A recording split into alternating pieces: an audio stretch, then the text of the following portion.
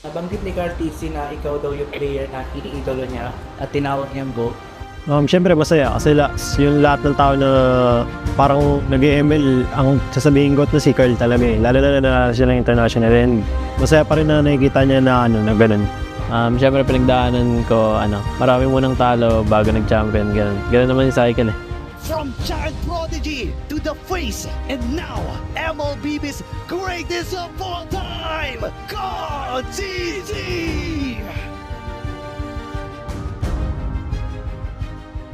Paano nito nabago yung buhay mo at yung pananaw mo sa buhay? Sobrang dami nagbago sa financially, tsaka yung routine ko sa buhay, yung ginagawa ko sa buhay, tsaka pag lumalabas ako ganun, may mga nakakilala na sa akin. Feeling ko, habang tumatagal, parang napapansin ko sa sarili ko na mas madisiplina ako and mas mature. Siguro yung biggest lesson ko lang yung balance lang sa lahat ng bagay. Tapos ngayon talaga, ito na talaga yung feeling ko buhay ko eh.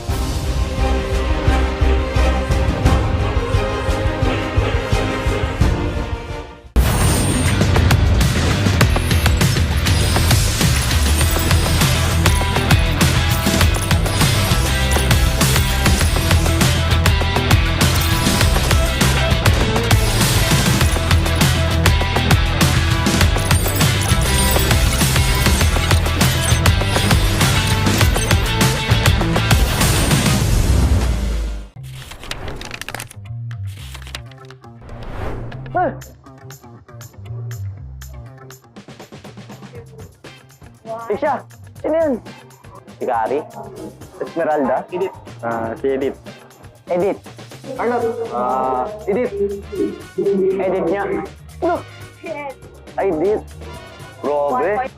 Edit. Yan si Grak. Grak! Grak! Grak! Grak! Grak! Grak! Grak! Grak! Uy, nauna ako kanina sa Edit. Sige, all one. Pinagbigyan kasi nila ako eh. Lancelot! Lancelot. Si Lance. Lance! Sabay tayo, pare.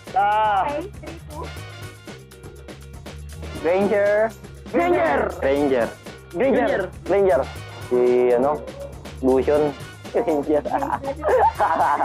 Ay, wala ako. Okay, sabay ulit. Competitive. Florin. Ay, Florin. Una.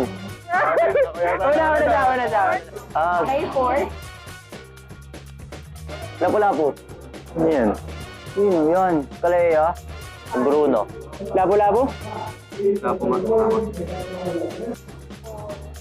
Ay, Palakol. Parang bagong hero yan ah. Hindi si Popol. Wala, hindi ko alam yan. Sino yan? Ay, Palakol! May Palakol pala yun! Ay! Sumati. Siya ako nagmamatilde. Matilda. Mati. Yay! Ano yun? Matilda may Palakol.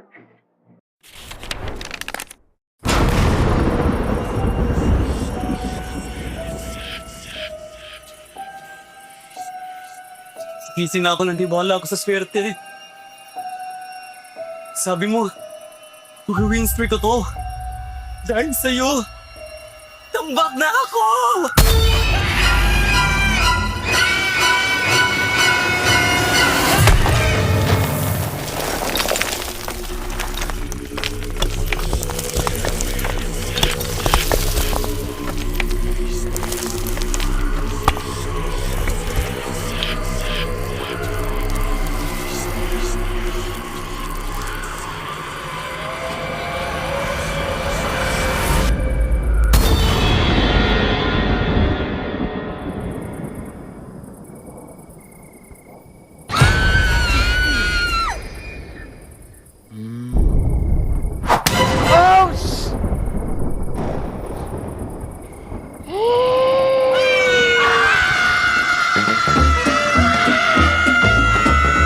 Kung gusto mo talagang swertehin, basahin mo na ang current patch notes. Andito na ang Ready for next, the biggest gameplay update of the year. Break through boundaries with the new Broken Walls map update. MLBB, we are ready for next.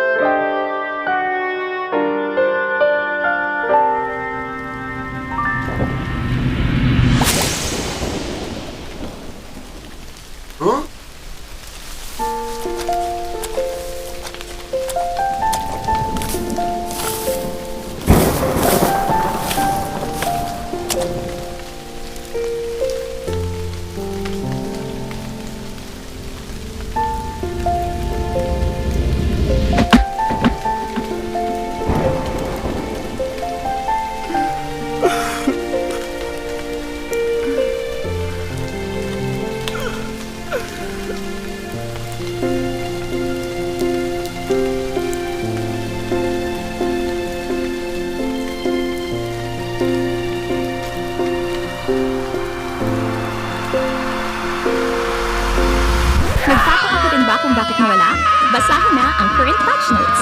Andito na ang Ready for Next, the biggest gameplay update of the year. The all-new Dangerous Grass Map update. Use it to your advantage. MLBB, we are ready for the next.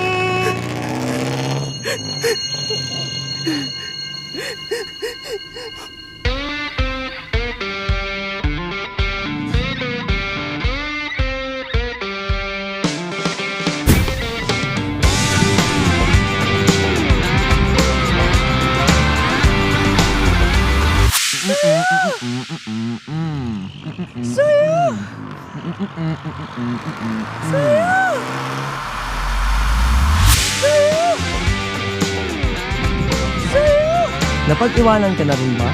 Andito na ang Ready for the Next, the biggest gameplay update of the year.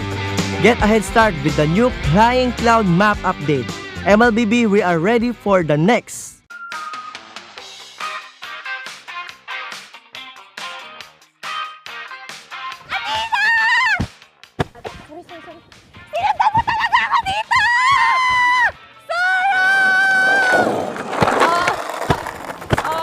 Hoy, ano ba, mga bulag ba kayo? Hindi parang mga bulag kasi wala ba kayo nakikita? Mga bulag!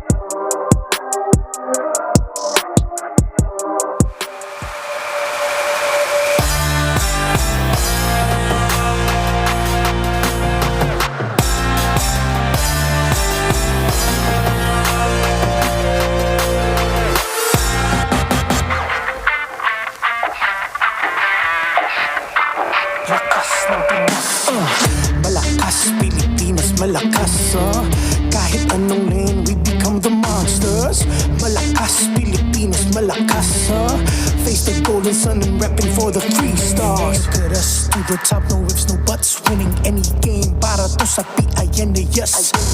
Di mo matitinag aming boses sa new level. Nasa kalye man o mobile, you know I become a legend. Listen, open fire, we unite, we winners. But with pressure, like diamonds are made of. Switching the lane na parang gera, HP Racing made a setup. Pagkakatang buhat ni Hilda, full dome SS parang Laila. Susundan ko ang iyong bakas, kasama pataas, tagumpay natin to dahil tayo'y malakas para sa Pinas. Nasa amin ang alas, hindi to atas, kinikilala sa taas kasi kami ang malakas para sa Pinas. Nasa amin ang alas, hindi to atas, kinikilala sa taas, ganito kami sa Pinas, yeah.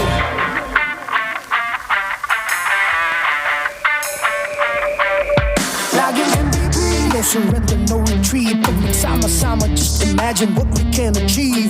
Laging MVP, no surrender, no retreat. Giving 100 all my all, cause we just cannot be defeated. We are unstoppable, immune and invulnerable. Ready ang equipment, lahat frozen, mala, crowd control. Pakita on the jab, east to the southeast. Taas ang watawat, proud and loud, cause every enemy we devour. Susundan ko ang iyong bakas, kasama pataas, tagumpay natin to dahil tayo'y malakas para sa Pinas. Nasa amin ang alas, hindi to atas, kinikilala sa taas kasi kami ang malakas para sa Pinas.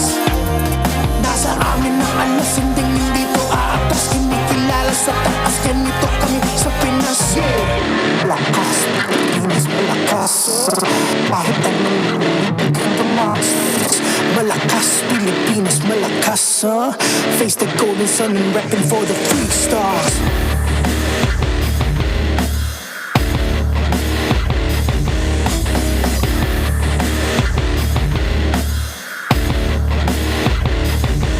Ang lakas ng Pinas, we unite, we the stars. Ang lakas ng Pinas, we unite, we the stars. Ang lakas ng Pinas, we unite, we the stars. Ang lakas ng Pinas, we the stars.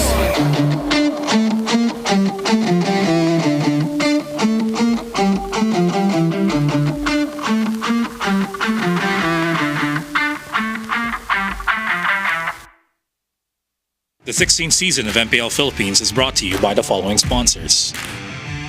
Infinix GT30, the power behind every madlang gamer. Victories you can count on. Smart, the simply reliable telco partner of the MPL. BPI, the official bank partner of MPL Philippines. Mas epic na bukas, buksan sa BPI. Our partner in esports, Clear Men. Power up your dandruff-free scalp. Supercharge with Clear. Nor. Sarap panalo with Nor. Don't miss any MPL action by following our official Facebook and subscribing to our YouTube channel. Follow MPLPH on TikTok for more content. Experience the lakas ng Pinas of MPLPH Season 16 action live at Green Sun Hotel. Grab your tickets now via the official MPLPH website. MPL Philippines is monitored and supervised by the Games and Amusements Board.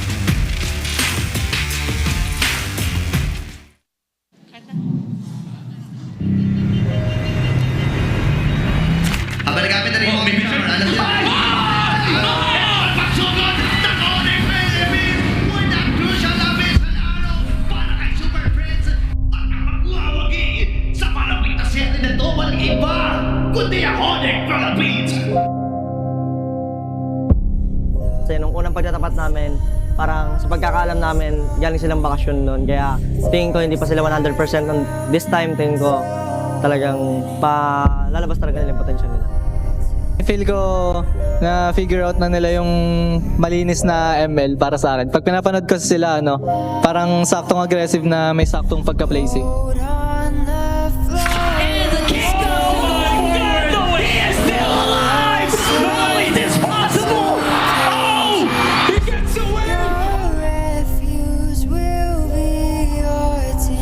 sobrang motivated kami, lalo na nung natalo kami ng AWC. Ayun talaga yung parang wake-up call sa amin. Special, we don't fit on your canvas, we burn it all to ashes now. 'Cause we are the outlaws.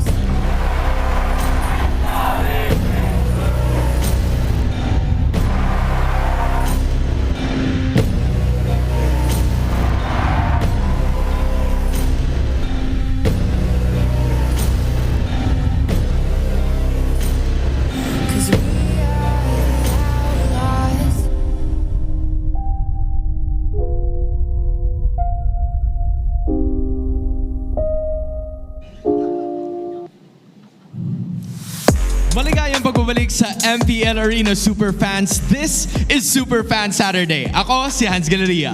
And this is your very own Odin. First triple header nga ng ating second half of the regular season. At nag-uumpisa pa lamang ang impact ng Project Next sa loob ng Land of Dawn. Alam mo kung tutusin, nakita na natin yung 4 na magkakaibang modes in terms of the maps that we are about to witness. Bagamat nag-a-adjust pa ang iilan sa ating mga teams, mas marami pa siguro tayong makikitang pagbabago para sa araw na to. Siguradong makikita natin yan ngayong araw dahil 3 matches ang nag-aabang, and it's time to see what's next for MPL Philippines. Pangungunahan yan ng match between Smart Omega versus APBR. It's gonna be the Barangay going up against the Hive para sa una nating serye. Kaya ano pang hinihintay natin, Odin? I think it is time to toss it to our casters at sama-sama nating saksihan ang Lakas ng Pinas! Welcome back to MPL Philippines Season 16. We are currently in Week 5, day number 2, and we're going to be your casters for this night. Uomi here with Brigida and Renmar to bring you the action. It's a Superfans Saturday, which means we're going to see 3 series, hopefully all 9 games. Yep, and that was an unbelievable teaser we had before heading into the day. But that's something we'll be saving for last because, again, we have 3 series and we have 2 series to go through before we head into that very much anticipated matchup. Yeah, and of course with everything that Project Next has brought to us, we saw a lot of flooded rivers yesterday, overflowing. But I'm pretty sure this time around, hopefully we get to see more of the new maps. Well, whatever dynamic map they choose from, or maybe the randomizer chooses for them, they're going to be equipped with all-day 120 FPS system, the next-gen Infinix GT30 Pro. It's the new official tournament phone, powering the next seasons of MPL Philippines. And we've seen that already in play. People in Fansiklaban also able to play that. Of course, you could also level up your game with Vibe by BPI. If you download and sign up for Vibe, you'll get 50 raffle entries. Yep, and did you guys know that last month we actually had 200 lucky winners who received 1,250 MLBB diamonds each. And this month we've actually raised that amount for you guys to potentially win 50,000 diamonds. So if you see that symbol on your screen right now that looks like kind of weird hieroglyphics, that's called the QR code. You can scan it using device and you can also download it and sign up for Vibe. Now, begin an epic tomorrow with Vibe by BPI. And this tournament is monitored and supervised by the Games and Amusements Board. We are entering Week 5, day number 2. Yesterday, we saw 6 games unfold. All 3 series were intense, though I might say that it was pretty sad for Team Falcons yesterday as they continue their streak of 7 losses after that, I would say, controversial draft on that Angela first pick all the way to that CC goal. Yeah, he just had to remind the Falcons man. Yeah, I'm sorry. Yeah, I didn't realize I was so sad about yesterday that I'm wearing green today. Oh, it was unintentional. Hopefully it was. It's a subconscious picking off the wardrobe. He entered his wardrobe today thinking, I feel sad about yesterday. Yeah, but what Falcons did yesterday, I feel was really intentional. Some teams were very intentional with the drafts that they went with, whereas some felt more like they were just trying to stick with what was more familiar to them. Because of everything that we saw yesterday, to be honest, the Infinix standings didn't really move that much. The numbers were just added in.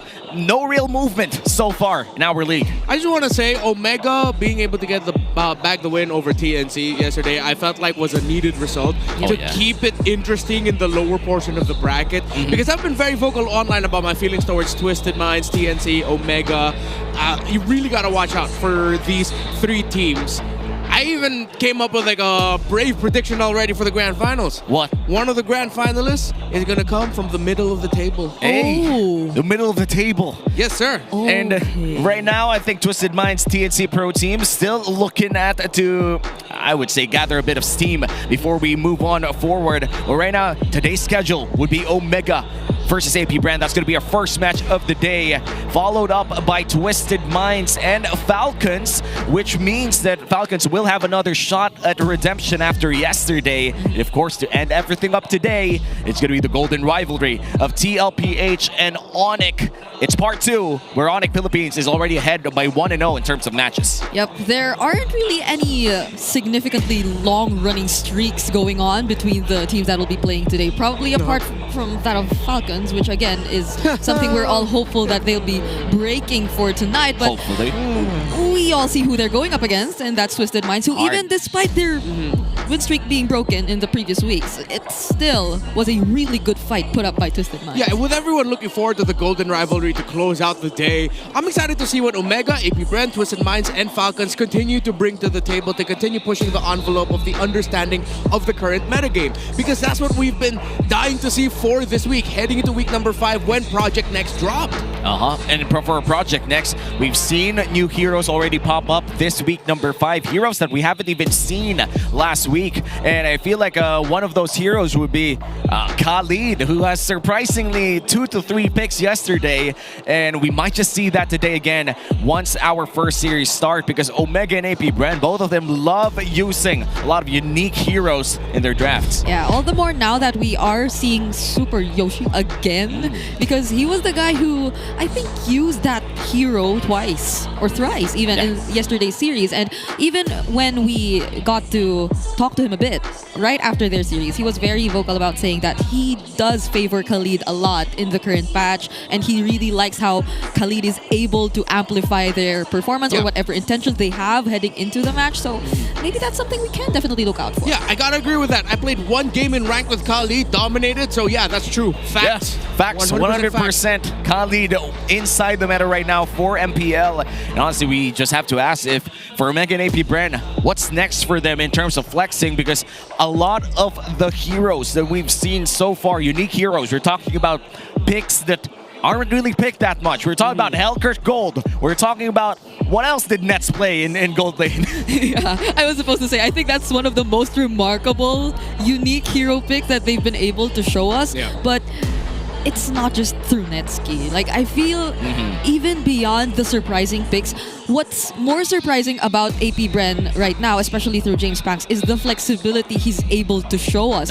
But this guy in front of your screens right now gets to show you just the same. I mean, multiple roles, multiple heroes, and James Panks with his million moves. What else could we ask for these two? Yeah, all right. So these two both have 9 heroes each used in MPL Philippines Season 16. And what I like about the comparison is that I feel like the mid laners now in this current meta are a little bit more required to show off their flexibility. Down the line, we might see teams deciding to show off some more unique picks in the mid lane, which will be great for players who have that history of playing multiple roles, a la Haji. While for James Panks, we're used to seeing him really thrive with assassins, so it's gonna be more onto his responsibility to start showing off that, hey, if needed, the tank fighter junglers, I can play that really well too, and not just really well, but really well consistently. Yeah, I pretty much miss the Suyu, the Lucas coming in from James Panks as well, but sadly that Lucas game for him didn't really work out well. It was up against a Fanny, as far as I remember. They tried to counter the Fanny's early game with it. Sadly, it didn't work out for AP Brand, and in terms of scoring, AP Brand still 7th in our league, still looking to get out of that tough spot in order to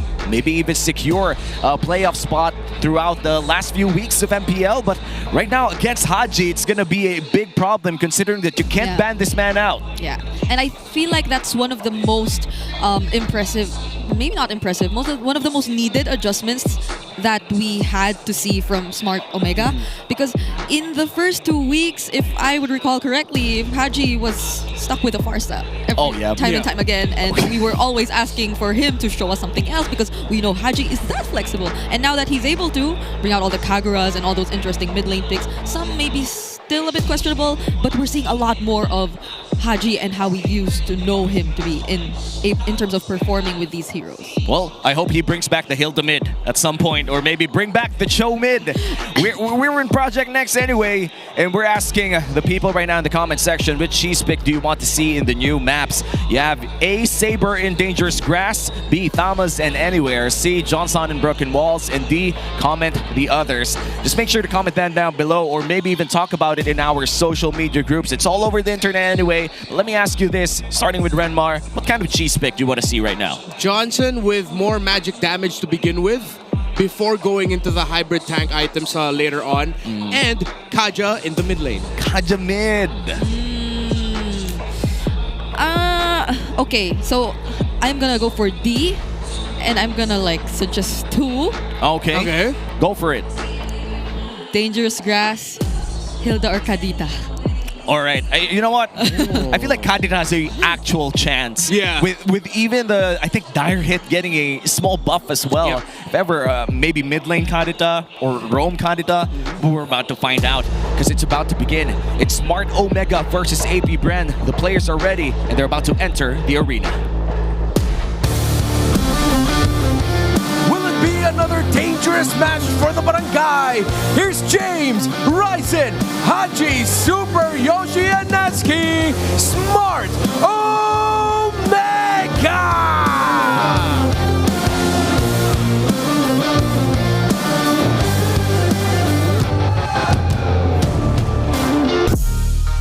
Can the Hive swarm the land of dawn? Here's Lord JM, James Banks, Aqua, X Nova, and Shizo, AP Brand!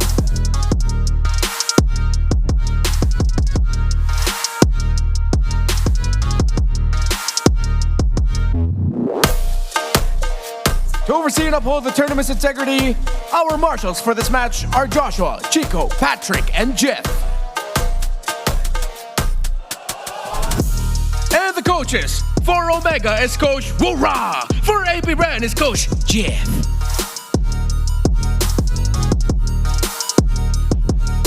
AP Brand and Smart Omega, MPL Arena, mag-ingay!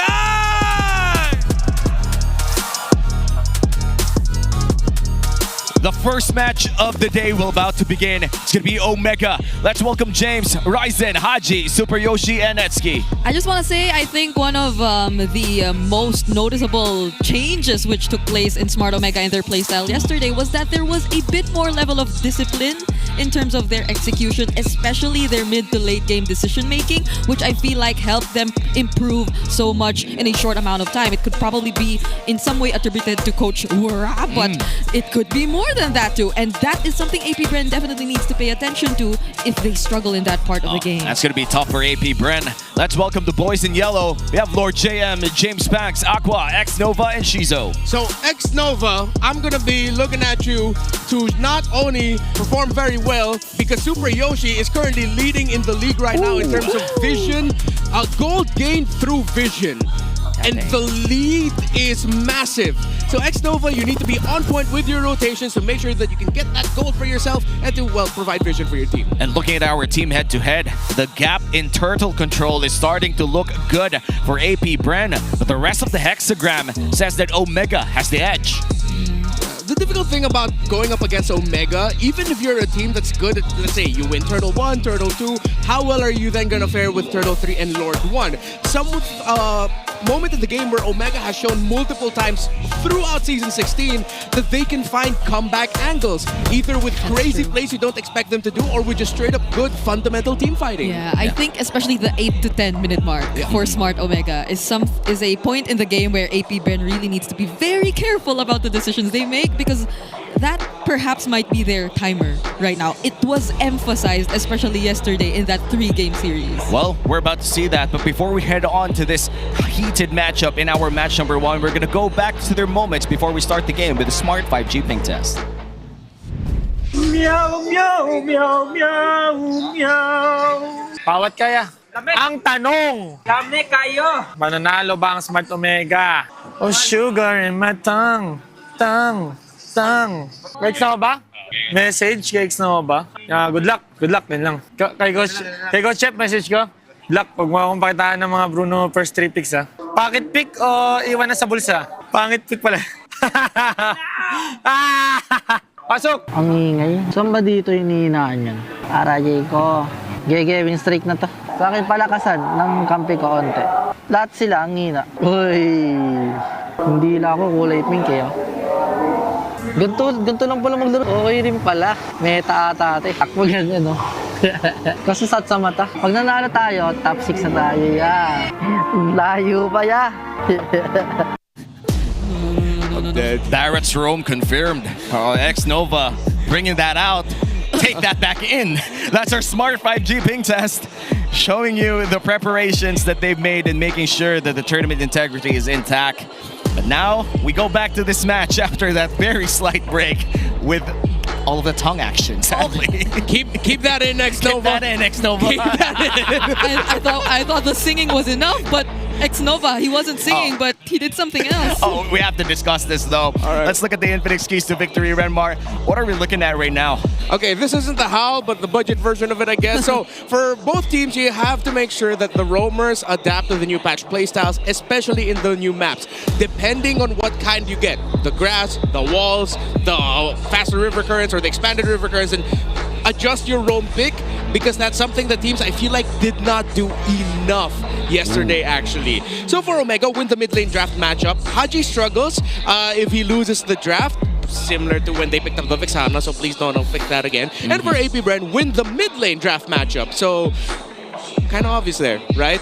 If you can make sure that Haji is struggling and that your key heroes can get to the key bushes before Haji does, throwing him off his game, bursting him before the sequences begin, Omega crumble through Haji falling. You know, I agree with that. I feel like if there's one type of mid laner of Haji is, he's like a microwave, where if he gets hot quick, it just burns out the entire enemy team. That's true. Especially on that Kagura pick. I feel like the moment that heats up, gets his first burst down, gets his first 2 pickoffs, you could call it game. Yeah, and I really like how they should be paying more attention to Haji, because I feel like how Smart Omega played yesterday was, in a way, always attempting to quietly activate Netski.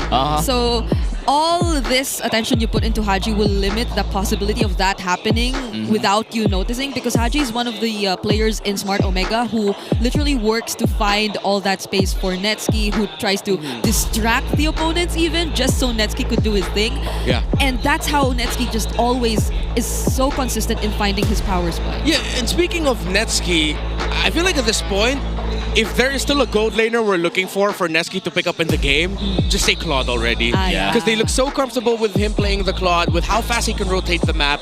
It looks like he's one of the most confident Claude players with how he duels in lane as well, that it's so easy for Omega to actually go for 4-man rotations by minute 8, minute 9, as we've discussed before. So APBR needs to watch out for those. Yeah, and with the nerfs on the minions itself, less gold for everyone. I think he's by far one of the quicker Trinity pickups. I think yesterday by 9:50 he was able to get those Trinity build up, and the usual right now would be 10 or 10:30. So that was pretty early for Nets yesterday. And by the way, Omega picks blue side once again, similar to what they did yesterday. And this is one of the favorite parts, my new favorite parts. We're about to know via random draft who's gonna, or what's gonna be our map for game number 1. Please? Oh! Okay! We're gonna have dangerous grass for game 1. Well, as long as it's not too much, but this is something that really changes the way Lord dances are played. Oh wait, not even Lord dances, Lord setups in general are played. It's true.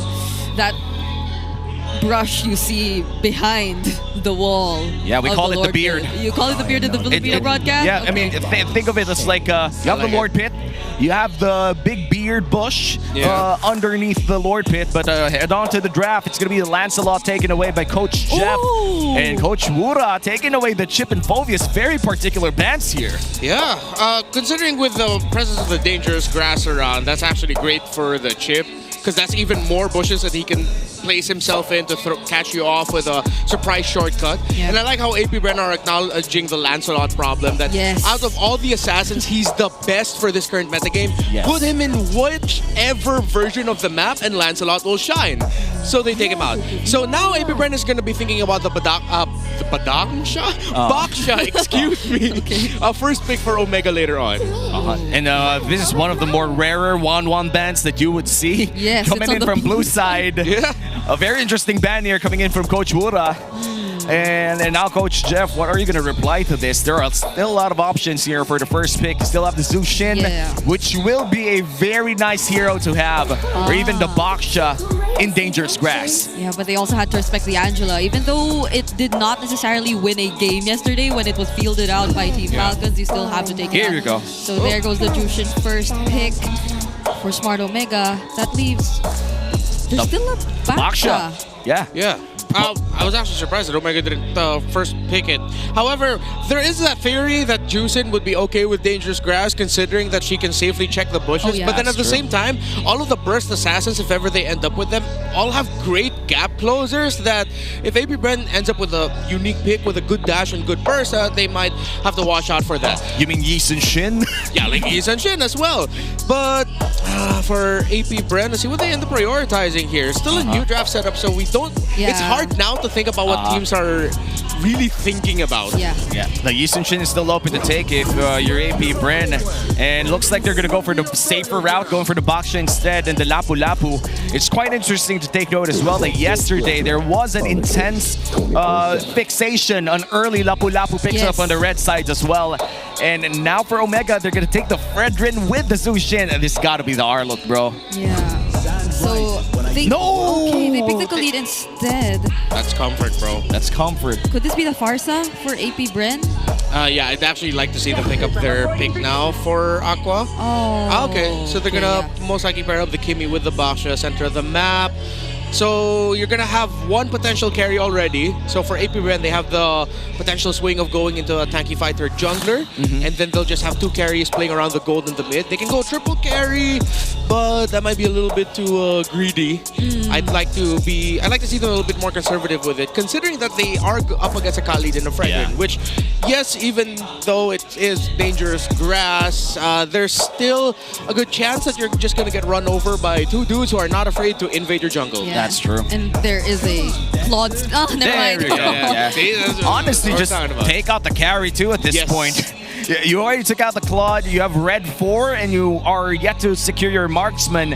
I feel like Omega, if you want to play it safe, you got to take out the carry too. Yeah, one of the signs here if Omega's going to pick up something different is if they ban out a Farsa, then AP Bren has to consider the fact that the Bruno might pop up later for Neski as well. And considering that there's not a lot of heroes that, other than the presence of the Baksha, then maybe Omega would also want to consider still picking up a Harith for Nets. Oh, it's banned though. Oh, yeah, it was banned. Sorry about that. But there are other options. I feel like at this point, if the Granger's taken away as well, the Moskov becomes a hot commodity for both teams here. Just making sure that you have that, I would say, late game global presence on your marksman. I feel like right now, Gold Lane is being severely limited here. It is. Somebody has to take the carry out. Like, just take it out, man. Like, any team would love to have that hero, and obviously AP Bren has red 4 advantage. Both of them still don't have their gold laners. I don't see any Ruby gold lanes happening here. Probably not. But the Fancy Arlot instead still would pair up really well on the EXP together with the Fredrin in this lineup. Yeah. So even the Khalid. If they don't take out the carry. There you go. I mean, with the playstyle of Omega right now, they're going to be a slow front to back. Moskov should be okay. Yeah, Moskov and carry. Be the carry. So either of those two, I feel like, would be great for them. And then I'm still thinking if this Baksha might just end up going roam or jungle. Oh, there is the Moskov. There you go. For Shizo. Yeah, I think they're holding on to the Baksha flex. There's a chance we might already be seeing the jungler for AP Bren, and this roamer is going to be something different. Yeah. Maybe Hellcurt Gold. I don't know. Bring it back, Nets. But other than Netsky, though, EXP lane options, there's still a CC? Yeah. The CC looks amazing against the Moskov and the area and the Kimi as well.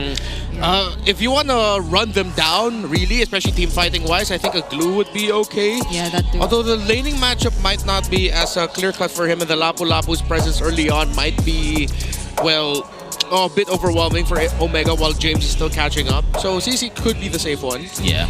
And now the question remains, what do you take in the gold lane? Are you going to go back to the good old carry? Whoa. No. Yeah, yep, it's going to be a carry plus Wait, a show. Is it? Which confirms that it's an XP lane Khalid. Yeah. Goddamn, we're back into Khalid flex meta. Or it could be an XP lane Cho. Oh. Because he can just fast clear with Concussive Blast on him. Yeah. And then just get out of lane. It's been a while, you know. I think the last time that I see Cho XP lane was the season before M7 or M6 rather. Yeah. M6. And yes. this is the season before M7. This is the season. So you're still before. correct with that. I'm still correct with that. Yeah. That's the secret. Doesn't this like I'm work? always correct. Oh my goodness. All right, go for Okay, it. bye. But doesn't that like work so well with Dangerous Grass? If like the Cho. Cho's just always Roaming hidden around. and Exactly. finding targets. So that's gonna be okay. All right, what do you get if you're AP Brent? It's going to be a Khalid XP lane, and you're going to go for the Grok in the Dangerous Grass in the hands of X-Nova. I would say Chaknu Jr. at this point. You know, he looks like the second coming of the Mamba. Yeah, it is gonna be an XP lane Khalid. XP lane Khalid versus Lapu Lapu. I haven't seen this matchup for a while, but I feel like Lapu Lapu still has the advantage in terms of a level 4 power spike. But levels 1 to 2, there's no way to cancel the quicksand guard. We're really just gonna have to see how AP Brand are gonna be rotating. Whether or not they're gonna try to see if they can play around the EXP lane instead of around playing the gold. So you can shut down the Lapu Lapu early and then you start invading and controlling that part of the map. The lineup rating for Omega leading, it looks good. Mainly because they can just run them down. But the fact that AP Brand has 2 carries, if Omega can't end this quick, this does not look good for them in the late game. Not at all. The global presence coming in from that Moscow would kick in by late. And we're going to see that if that's going to happen here in game number 1. Welcome to the first game of this best of 3 series between AP Bren and Omega. This is our first series of our Superfans Saturday. Welcome to Mobile Legends. And there you go, the classic Grok start delaying all 3 waves. I wonder how that would play out with the new vision mechanics. Yeah, you can't even go for those fast rotations as much. Yeah, I appreciate the map zoom in. So quick clears in the center of the map with James already cutting. Now he's gonna have the lead. All right, so immediate cut start for Omega, which I approve of. Yep, and this is something that we are seeing more common now in the XP lane. I think yesterday the Benedetta did that too in the hands of Three-Mar of TNC, and now we're gonna see that coming in from James here on this Khalid. Still a very early part of the game. We are yet to see a lot of aggressive maneuvers from both teams. Which I'm liking from AP Brent so far because it does feel like they're also acknowledging their power spikes and not trying to put themselves in a position where Omega could really snowball. Because Smart Omega, based on their rotations, it feels like they really want to look for those early kills, those early rotations you see from James. Yeah. But since AP Brent don't put themselves out there, you can't do anything. Okay, so the rotation was James fast clear EXP, go up to Litho to help, go back down to EXP, hold it, and then wait for Super Yoshi to get closer to the minion so that he gets just a little bit more from the minion. And now a big rotation here down XP lane. Both junglers will see each other eye to eye. It's going to be a little fight here for the scroll. And it seems that Ryzen will be able to secure it for himself. And both XP laners will be hitting for. No! Lord JM goes in first! Such tanky heroes, but Ryzen in a very dangerous spot. A flicker from Lord JM to finish off the kill. 3-man knockup, but Aqua, he somehow gets away from this. Purify already used by Haji, and Super Yoshi, he too will survive after that. Yeah, super unfortunate timing because Omega's rotations were already perfect. Super Yoshi was going to hit level 4, or already did hit level 4 before X-Nova. So that just shows the lead of Super Yoshi in terms of rotating in the map and getting EXP. But then Ryzen just a little bit too deep down in that lane. AP Bren, good acknowledgement of the situation and deciding to jump on him right away to make sure they can secure that kill. Good secure by Lord JM, committing the flicker as well. And at the moment Lord JM got that level 4, he just went in with the bravest fighter. Even if he did burn a flicker, that did reward Omega a bit of freedom around this turtle. But Omega already going in for the first turtle of the game. And as you could see, Lord JM struggling to find his way back around that turtle pit. And the Grok still has his access to his tectonic charge. Okay, Super Yoshi revealing so much, doesn't use the way of the dragon just yet, and instead it's gonna be the tech charge committed right here. Raven Spider doesn't land, and Ryzen, all the while that was happening, secures the objective, but Shizu joining the fight, finds the kill on Haji. X-Nova tries to survive, still gets some shield, and actually lives. 1-for-1 trade up there, but it seems the turtle will be going to the hands of Omega, and because of that extra movement speed, he's gonna be able to go back, and Lord JM gets bursted down. It's clear that Omega has some sort of lead right now. Yeah, and because of that pick, Omega 100% won that sequence. They get the turtle. Neski gets progress with his gold by getting a lot through the tower shielding and then going back down to Lord JM getting picked. He should not have gotten picked off there because now this pushes the lead and this pushes the envelope for Omega. They're now going to be committing topside to see if they can get Neski out of lane quick. Yeah, Shizuka has to be careful with this. He doesn't have the SOD, but fortunately Omega will not really dive him under the turret, but still that's a lead in their hands right now. They're still playing around that 1k gold lead and gonna rotate here in the mid lane. About to at least get some plating off, but I feel like Aqua will have enough wave clear to defend or fend off Omega as the turtle, no, the orange pit is being defended as well by the side of APBR. I feel like even if Omega has a lead here, you can't really feel it that much because they're defending their map so well. Yeah, and feels bad moment for everyone who wants to duel up against a Khalid. He still has Quicksand Guard.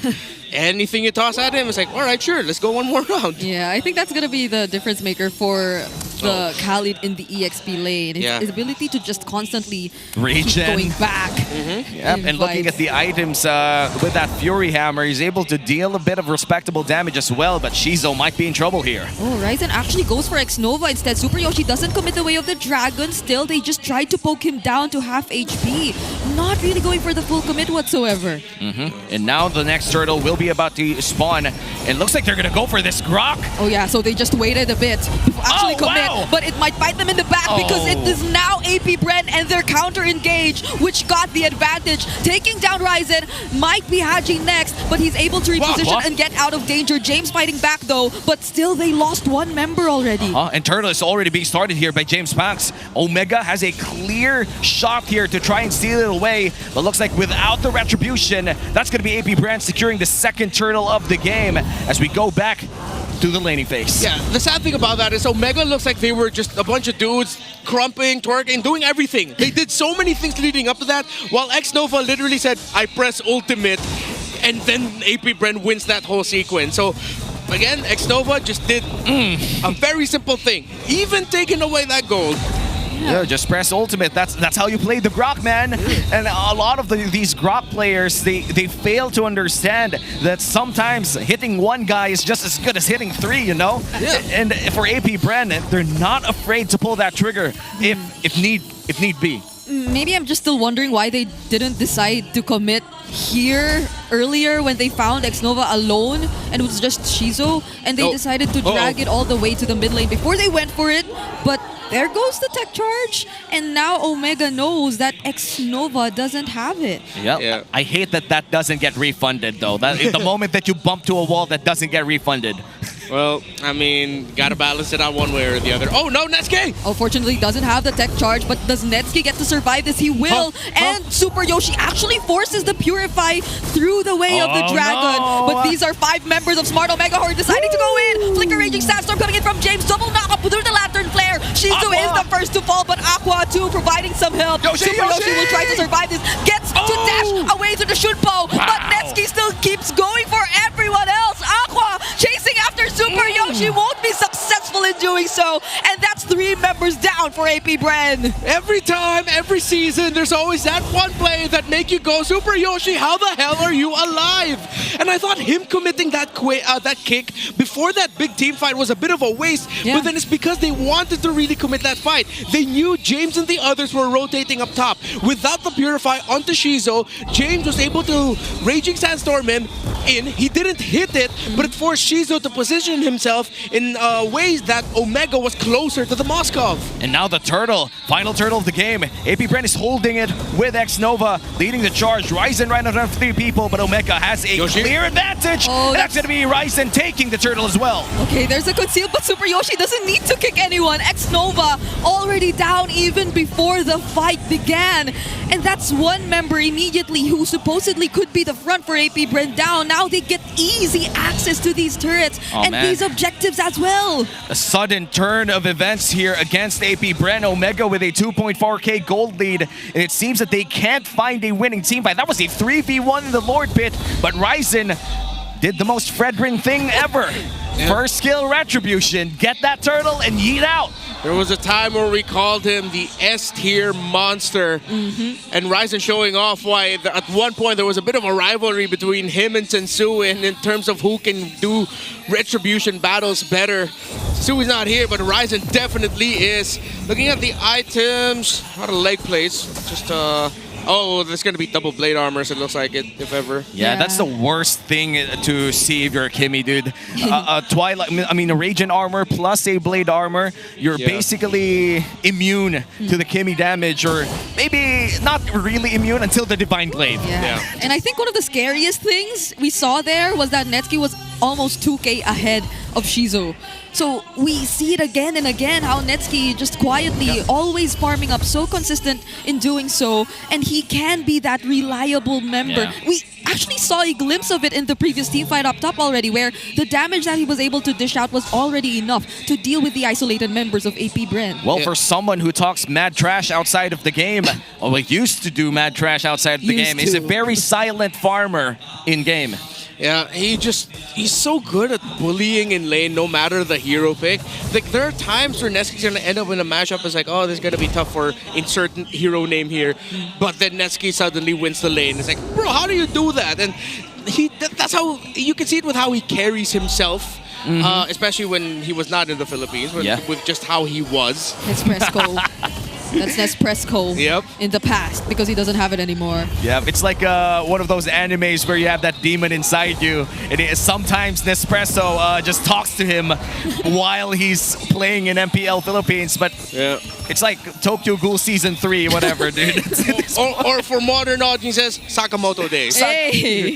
Sakamoto Days, and he retired? Oh! Traction Pulse already thrown out by Aqua, but the Way of the Dragon will land on X-Nova, still has the Flicker though, but Netsuki gets to finish off the kill! SOD will land too, but does Shizu decide to join this fight? He's still sort of behind. Flicker already committed by late. Lord JM, he has to escape this, but the energy eruption! He gets to dodge the Appraiser's wrath, but not the Lantern Flare, and Haji will pick up the kill! And that prolonged team fight is Omega's way of taking down this Lord too. There's no way that AP Brand contests this one. And while all of that happened, Shizo was still farming!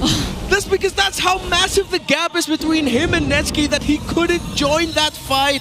Unfortunate right now for AP Brand, and yeah, they're really just gonna have to turtle it out, wait, see if they can get farm with Shizo and play via turnaround, because Omega, their rotations have been on point. That was the key to victory.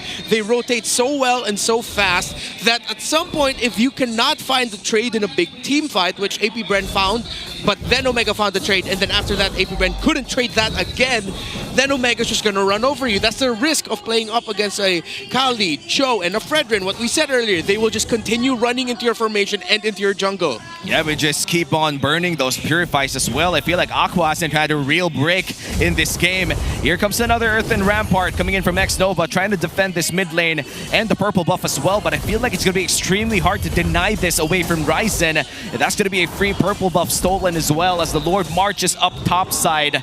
Omega looking to get at least one inhibitor turret out of this push. But I feel like AP Brand, they have enough wave clear to deny that from happening. Yeah, but the potential team fights and cleanups are something they should really avoid. Haji 2 on the Sky Piercer is going to be terrifying, especially considering that he has a really decent KDA on the Jushin so far, and the positionings that he's been showing us have been very precise.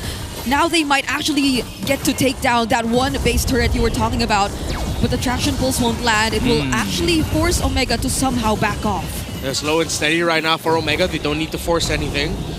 They are not going to force the situation as well in mid, and they're just going to straight up retreat. So you see across the board, Radiant Armors, Blade Armors everywhere, especially for the side of Omega. You see a Blade Armor on the Baksha as well. Just waiting up there. Okay, Aqua now has the Glaive, the Blood Wings, but he just needs one more item for his damage to really be a big threat to the side of Omega, which is tough considering that time is running out for them. If they can get that one more magic item, the final one to really make Omega feel the burst of the Kimmy, then it should, at that point, that means Shizo also has items as well, and then they should be good to fight and be a little bit more aggressive. Oh, speaking of fight, they find James. Never mind. And he gets bursted down. Yeah.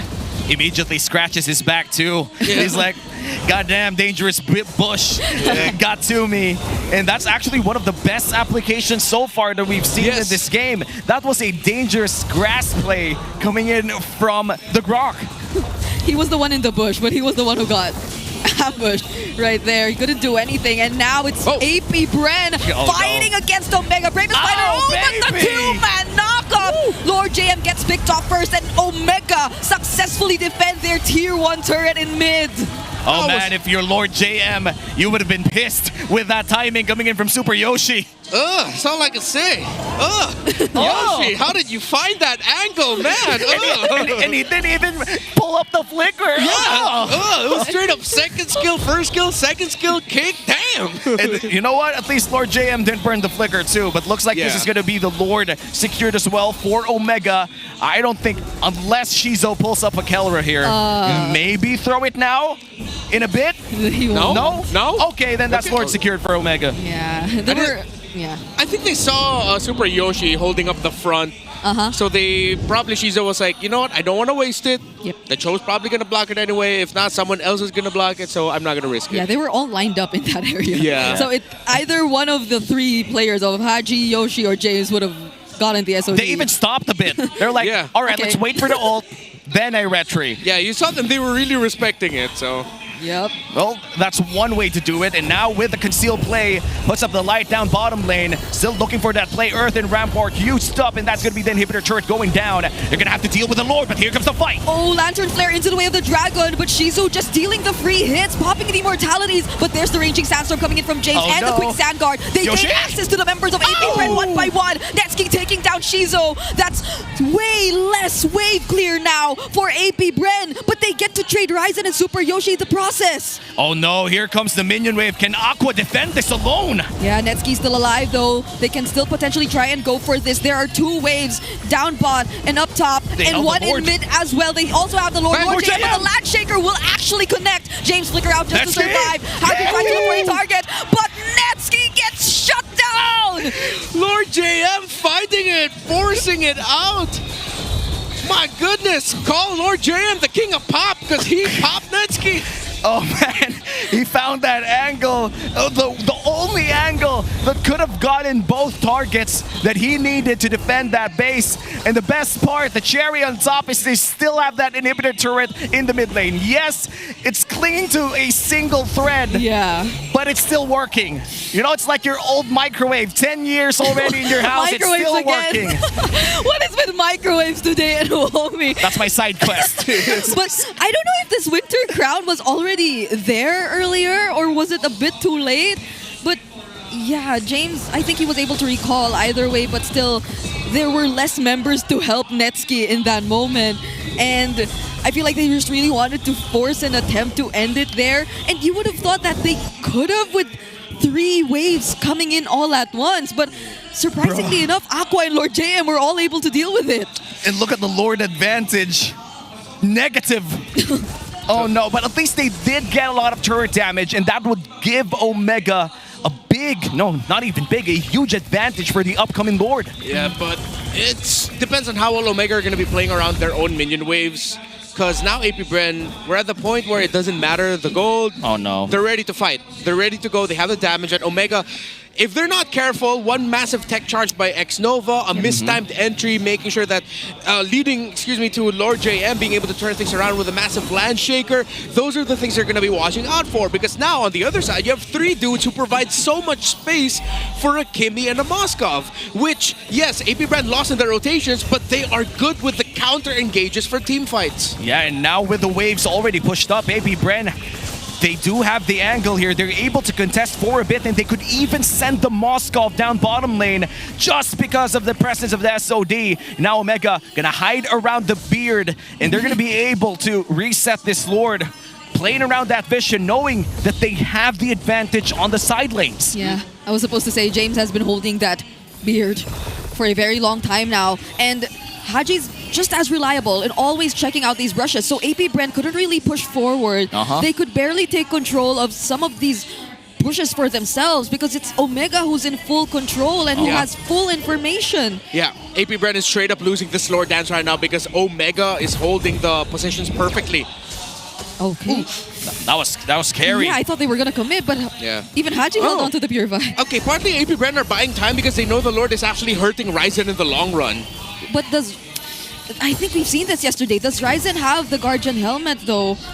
That is gonna be one of the biggest factors. Yes, he does. Okay, so he does. He's gonna be okay with this probably. Yeah, he's gonna be okay. They're gonna reset the Lord, and this is gonna be a long Lord dance for AP Bren.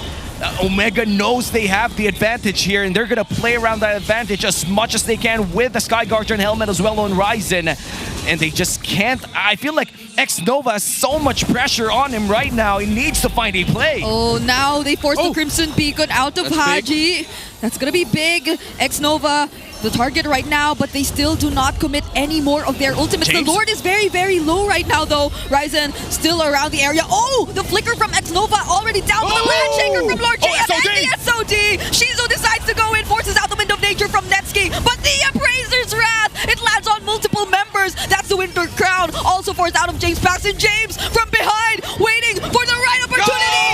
Lands the Raging Sandstorm onto 4, and now they disengage, but they won't without a kill, and that's James Box that they find. The ultimate fighter for a reason. We saw Super Yoshi showing off with the Khalid yesterday. What about James today?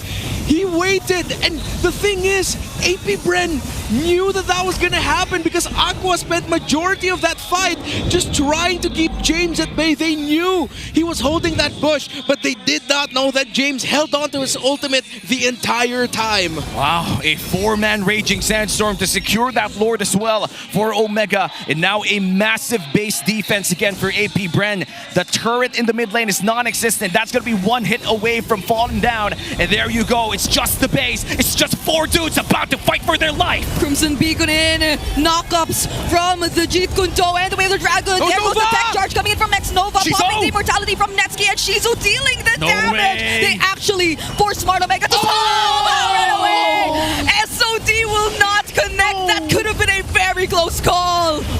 They still got to defend. Shizu will give you that. You still got to defend. Yeah. But if that hit, this game is over. Man, if that hit...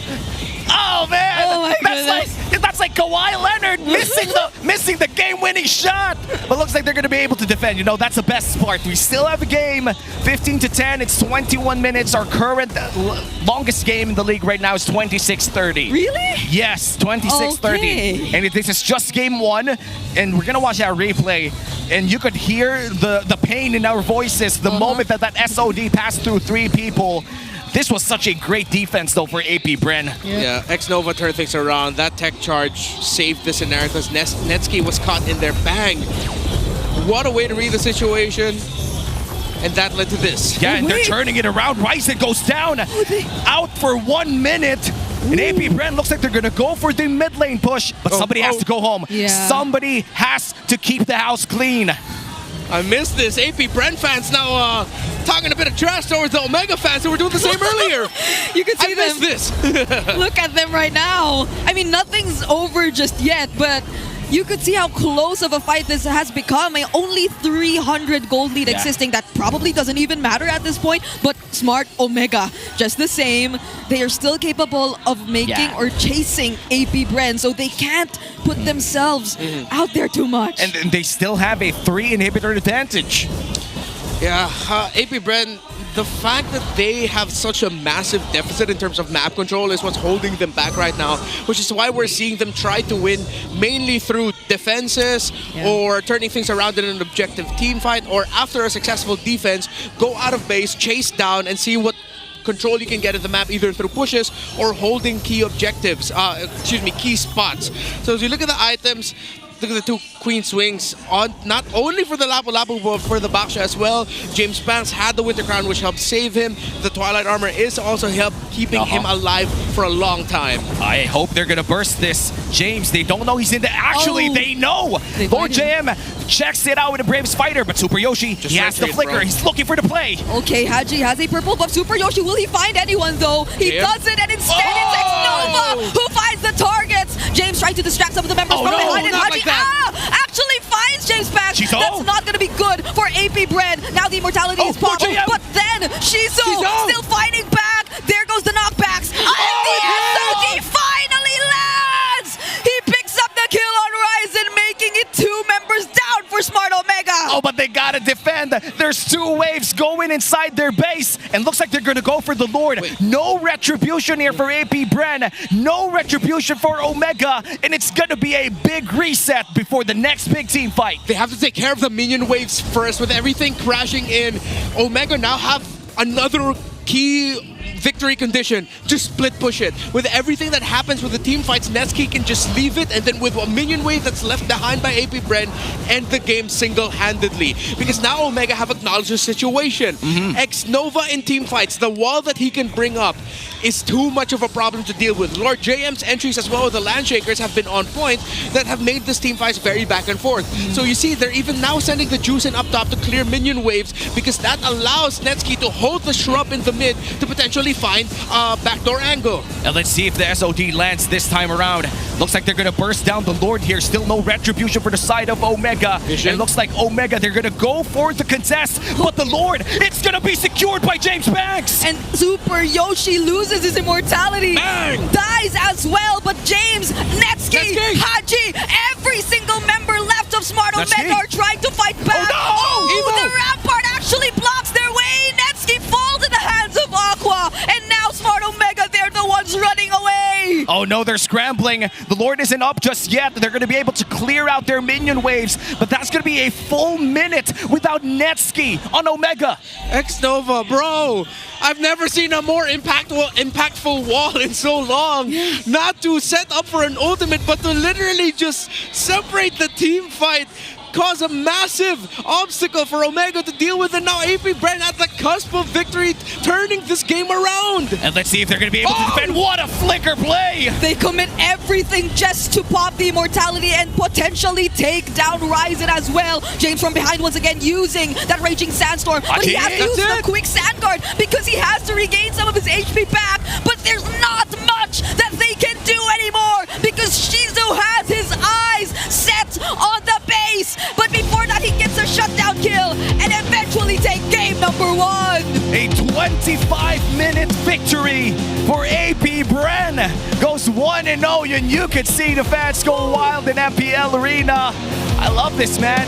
It's like they won the series already. 1-0, almost 25 minutes. Where else would you rather be than with Saturday Night Filipino MLBB, baby? Woo! Okay. You know, it's so fun.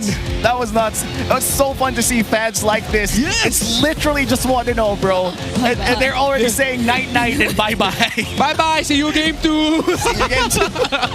Well, jokes aside, that was a spectacular watch for our first game of the day. By the way, that's just our first game of the day. A 25-minute victory from AP Bren. For the most part, it was Omega controlling this game, but AP Bren with a massive comeback. I'm not quite sure who deserves the MVP, but my vote is on X-Nova. How about you guys? I'm an X-Nova guy here. But Aqua's good too. Aqua's great too. You know, Aqua's great too in this one. The Kimmy was dealing a lot of damage, and I think there were crucial traction pulses as well around those Lord pits. I feel like mostly on the Zushin. Yeah, and they could barely get to Aqua. He's 9-2-6. That's only 2 deaths. We saw how many fights in this game, how many back and forth Lord dances, and Aqua only died twice. That is impressive. And because of everything that the front line of AP Bren were doing for this Kimmy, Aqua needed to show up. Aqua needed to tell AP Bren, guys, count on me. I'm one of the secondary carries. That's why you picked Kimmy early on, because you want him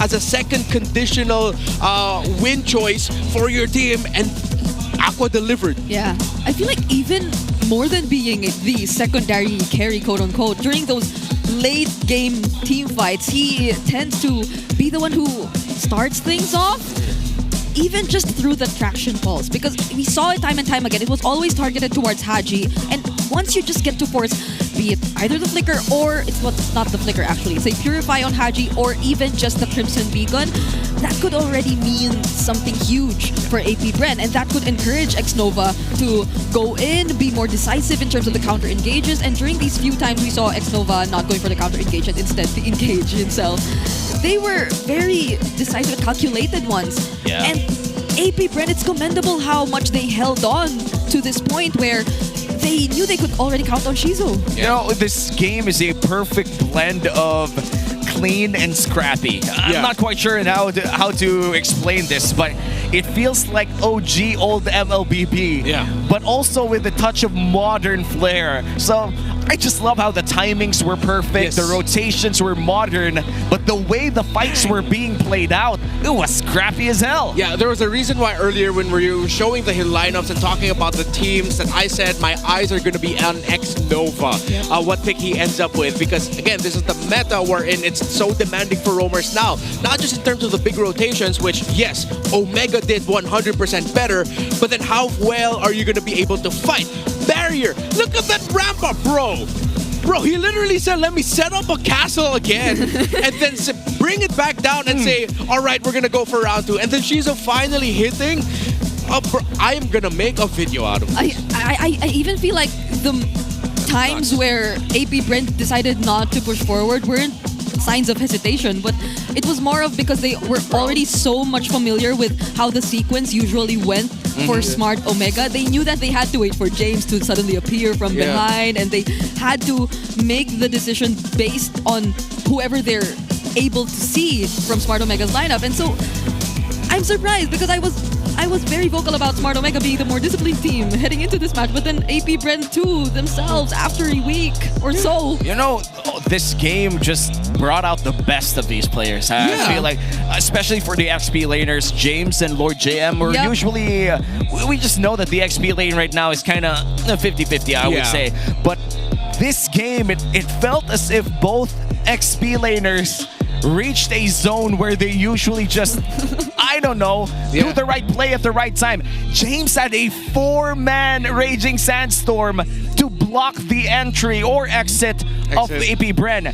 Then Lord JM found the primary targets more than 3 times in 4 big team fights. Yeah, you said XP laners in this meta today are 50-50. Lord JM is Mr. 50-50. It's the proper side of the coin today. The proper side of the coin. It's his meta now. No, but yeah, James was fantastic. And again, we talked about the Khalid and Cho together having being together in one team with a Fredrin in the jungle means that 100% they will most likely win rotations. Again, we talked earlier about how Super Yoshi's rotation was perfect, but then unfortunately Ryzen just got picked off and AP Bren would eventually be able to win that. But then once we saw Omega take control yet again, then AP Bren was struggling. So AP Bren acknowledged their win condition that, guys, we just have to play for the counter engage and then we'll be able to win. And they held on to that idea for what? 22 minutes plus. Oh wow, and this is honestly insane looking at our big 4 stats. The rich guy and the carry, Shizo. In this game, we rarely see gold laners right now reaching this GPM of 800 plus, especially with the changes that happened around our minions, and especially with a 25-minute game. Usually the GPM goes severely low by that point, but Shizo played an amazing Moskov game, and he's our BPI rich guy, and that's going to be game 1 going to AP Bren. We still have potentially 2 more games or just another game if AP Bren secures another one, but who would have thought that we would start our Saturday with the one big 25-minute game? I'm impressed. This was, again, we were so fixated on Netsky, the silent farmer, but we forgot about the silent kid. Like, Like he was That's true. His performing entire just the life same. is silent, you know? But if you want to take your playoffs loud, experience MPLPH Season 16 in the Cuneta Astrodome this October 21 to 27. You could buy your tickets for $250. Head on to the MPL website to know more about our tickets. And I think the Mythic tickets for the Grand Finals are already sold out, and the Legend tickets are already selling out fast. So be featured as the next MPLPH Superfan of the month. All you have to do is to join the MPL Philippines official group, engage with the community, and just keep those interactions positive. Scan the QR code right in front of your screen right now. Yep. There are so many inputs from our community nowadays, especially regarding the new patch. So this is the perfect time for you guys to share any MPL related news and updates in the group for your chance to be named as the next or the MPLPH Superfan of the month. Don't miss out on this amazing deal. Yeah, you get the, I would say you would get a lot, not just attention, but also possibly like a lot of giveaways coming in from everybody loves attention at this point. Yeah. But yes, jokes aside, you know, I feel like our superfans, our communities, has always been part of MPL Philippines ever since its conception here in Season 1. A lot of them had grew already. Like, it's so surprising to me that there are quite literally college freshmen who would say that, hey, we watched you guys when we were in high school. Oh. Brother! Or graduates who say that we're happy to be part of your high school experience, brothers. I feel old. Wow. Wow. That made you feel things. Wow. Wait, me too. But nah, dude, you're still young. Because he mentioned like college freshmen. Yeah, and college they used freshmen. to watch us when they were high school. No, yeah, exactly. And we were like graduates. Yeah, that's true. That's true. College graduates. Remember, M3 was around 4 years ago. Already? Already. Well, right now we're gonna go to actual college people here who are gonna go to our MPL Arena. Let's go to the main stage. Maraming salamat sa ating mga casters. Kasama natin ngayon wala iba kundi ang MPL Battle Trips. Guys, kamusta kayo? Okay lang. Ay, kulang-kulang sa energy. Alam ko na paano to. Hep, hep. Magaling! Sabi ko sa'yo eh. Alam, Jemima, ikaw talagang inintay namin. Jemima, kumusta naman ang iyong experience dito sa MPL Arena? So far, fourth time ko na po dito sa Battle Trips, and yes, fourth time ko na. And so far, sobrang saya talaga. Sobrang daming prizes, sobrang daming players na namimit ko, and yeah, sobrang saya po. Thank you so much. Ang sipag niya dito, ha? Ang sipag niya dito. Tapos nakikita ko yung mga nanta-trash talk sa likod eh. Kasama ba kayo doon? Nakakasama kayo saan? Yan ba yung mga ano? Wala pala. Ikaw, kamusta ka naman? I know that sa Battle Trips, ang dami yung naging, talks with all of the people who were here. Ano yung mga naging favorite nyo na natutunan nyo para sa araw na to? Ang pinaka naging favorite ko po nung dinala po kami sa likod, and sinabi po yung about po sa mga graphics, paano po nag-work yung MCL at the backstage po. Yun po talaga yung naging favorite part ko ng Battle Trip. Okay, so you're more into like the design part of things, yung production side of things, correct? Not really po, kasi part po ko ng parang team po sa school. So, pero I'm really curious po kasi kung how po ba nag-work talaga yung nasa likod na at the back po ng pro scene, ng nasa pinapalabas po sa live, paano po siya nag-work, ganon. I like it. You know, merong idea palalo ang ating mga students kung paano yun nagagawin. At alam mo, Hans, natutuwa ako na every Saturday, mas dumadami yung participants natin dito sa ating Battle Trips. Meron ka nga sa katabi mo dyan eh, oh. Parang very young na addition to the team. Hello, kamusta ka na? Hi! Anong pangalan mo? Ilang taon ka na? Sino favorite mong player? Anong favorite mong hero? Ilang beses ka kumakain sa isang araw? Tatlo. Oh, at least may sagot siya, no? Oh, hep hep. Yeah! At saya-saya. Pero, kamusta naman yung experience mo kanina? Nanood ka kanina nung game number 1, di ba? So, anong pinaka-natutuwa ka na pinanood mo ngayon? Ay, masaya siya. Masaya daw siya, sabi ni Ate sa Ano po yun? Spokesperson, ano pong, kamusta po ang experience? Okay lang po, masaya po. Ayan, masaya nga sila parehas. Maraming salamat sa MPL Smart Battle Trips. Hopefully, mag-enjoy pa kayo lalo. Gawin nyo to. Tapos dila tayo, sabay-sabay dahil ibabalik na natin sa ating mga casters in 1, 2, 3.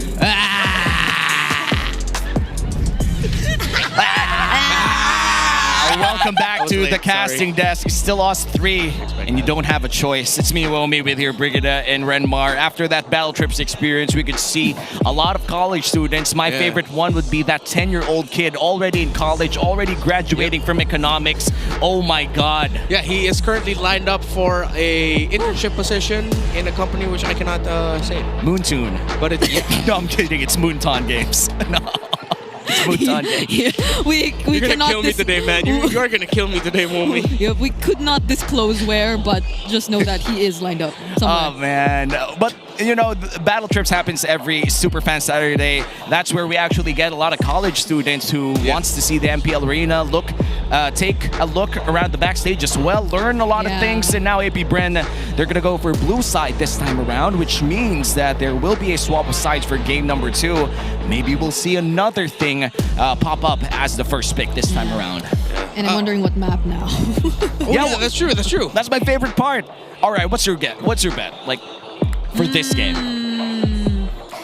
Expanding rivers. I think we're getting the clouds. Oh, really? Clouds. Okay. I'm feeling broken walls. I'm feeling Chris Jericho right now. Break the walls down. Brigida's too young to understand. I don't know what that is. Now you're part of the list. And for this time, though, I feel like Broken Walls would be amazing because yesterday, as much as I don't like to bring this up, Renmar, the only Broken Walls games yesterday was Game 3 of Falcons. And that wasn't really like a big preview of what the Broken Walls could do in Lord Fights. Because Lord Fights on Broken Walls just means that you could pull it from any direction like a squeeze toy, dude. Yeah, and now I think because of what we saw yesterday from Game 3 of Falcons, maybe picking up like a healer type, support type roamer during Broken Walls might not be the best bet. Because I feel like if that was any other map, because you could see it, okay, I know people are giving Falcons flack for, you know, picking up the Angela first pick. Yeah. But then we're seeing so many drafts, not only today, but yesterday, where you see Red Side prioritizing Angela bans. So there is a thinking as to why Angela is getting banned out or picked up as a priority if it's open. So what are we gonna get? Anything but back-to-back. Please not grass again. See, I told you! All right. My gut feeling. Looks like we're gonna have Expanding Rivers this time around. For the people who don't know what Expanding Rivers do, it's technically the same river, but bigger and longer. They got Lapu-Lapu surfing the waves. Why not Kalea? Oh! That's true. You know, that makes perfect sense. Yeah. But maybe they just wanted to target the Philippine demographic even better. But yes, we are gonna go to the blue side here, banning out the Lancelot. Oh wow, a blue side Lancelot ban. I haven't seen that in a while. It's kind of crazy, APBR. What are you going for here, sirs? Yeah, the Jushin's still there. You know, if I'm APBR, if Omega ban out the Baksha, APBR could just rush pick the Fredrin. I'm not even gonna be mad, dude. I don't miss those days, Renmar. That was like MSC 2023, where Fredrin was the god of the jungle. I see value in you. I see value. I see value. Come on, Ape. Oh, wait, no. They can just either go Baksha or Juicin. Yo, the Sushin got banned. Oh, right, sorry. Now the Fredrin has more value. Yeah. Fredrin, go. Fredrin first pick. Don't pick up the Baksha. And even though that makes the perfect sense, Liquid can do it, you can do it too. Just go Fredrin. Hey, Coach Jeff. We're slowly, you know the drill. We're slowly saying bye-bye to Lee and Shin. Okay, they go for the Angela. Oh my goodness! Okay, this is gonna be the second time that we've seen the Angela being a first pick blue side here. Omega needs to steal the Baksha now because you do not want to give Baksha Angela to APBR. That's true. That brings us back to the Baksha Angela CC day. Yeah, and the question is this gonna be mid lane Angela or is this gonna be roam Angela? Yesterday it was mid, so I hope it's mid. I hope it's mid. Yeah. No, I hope it performs well in mid. Wherever I it don't hope goes. that it's not mid in terms of performance.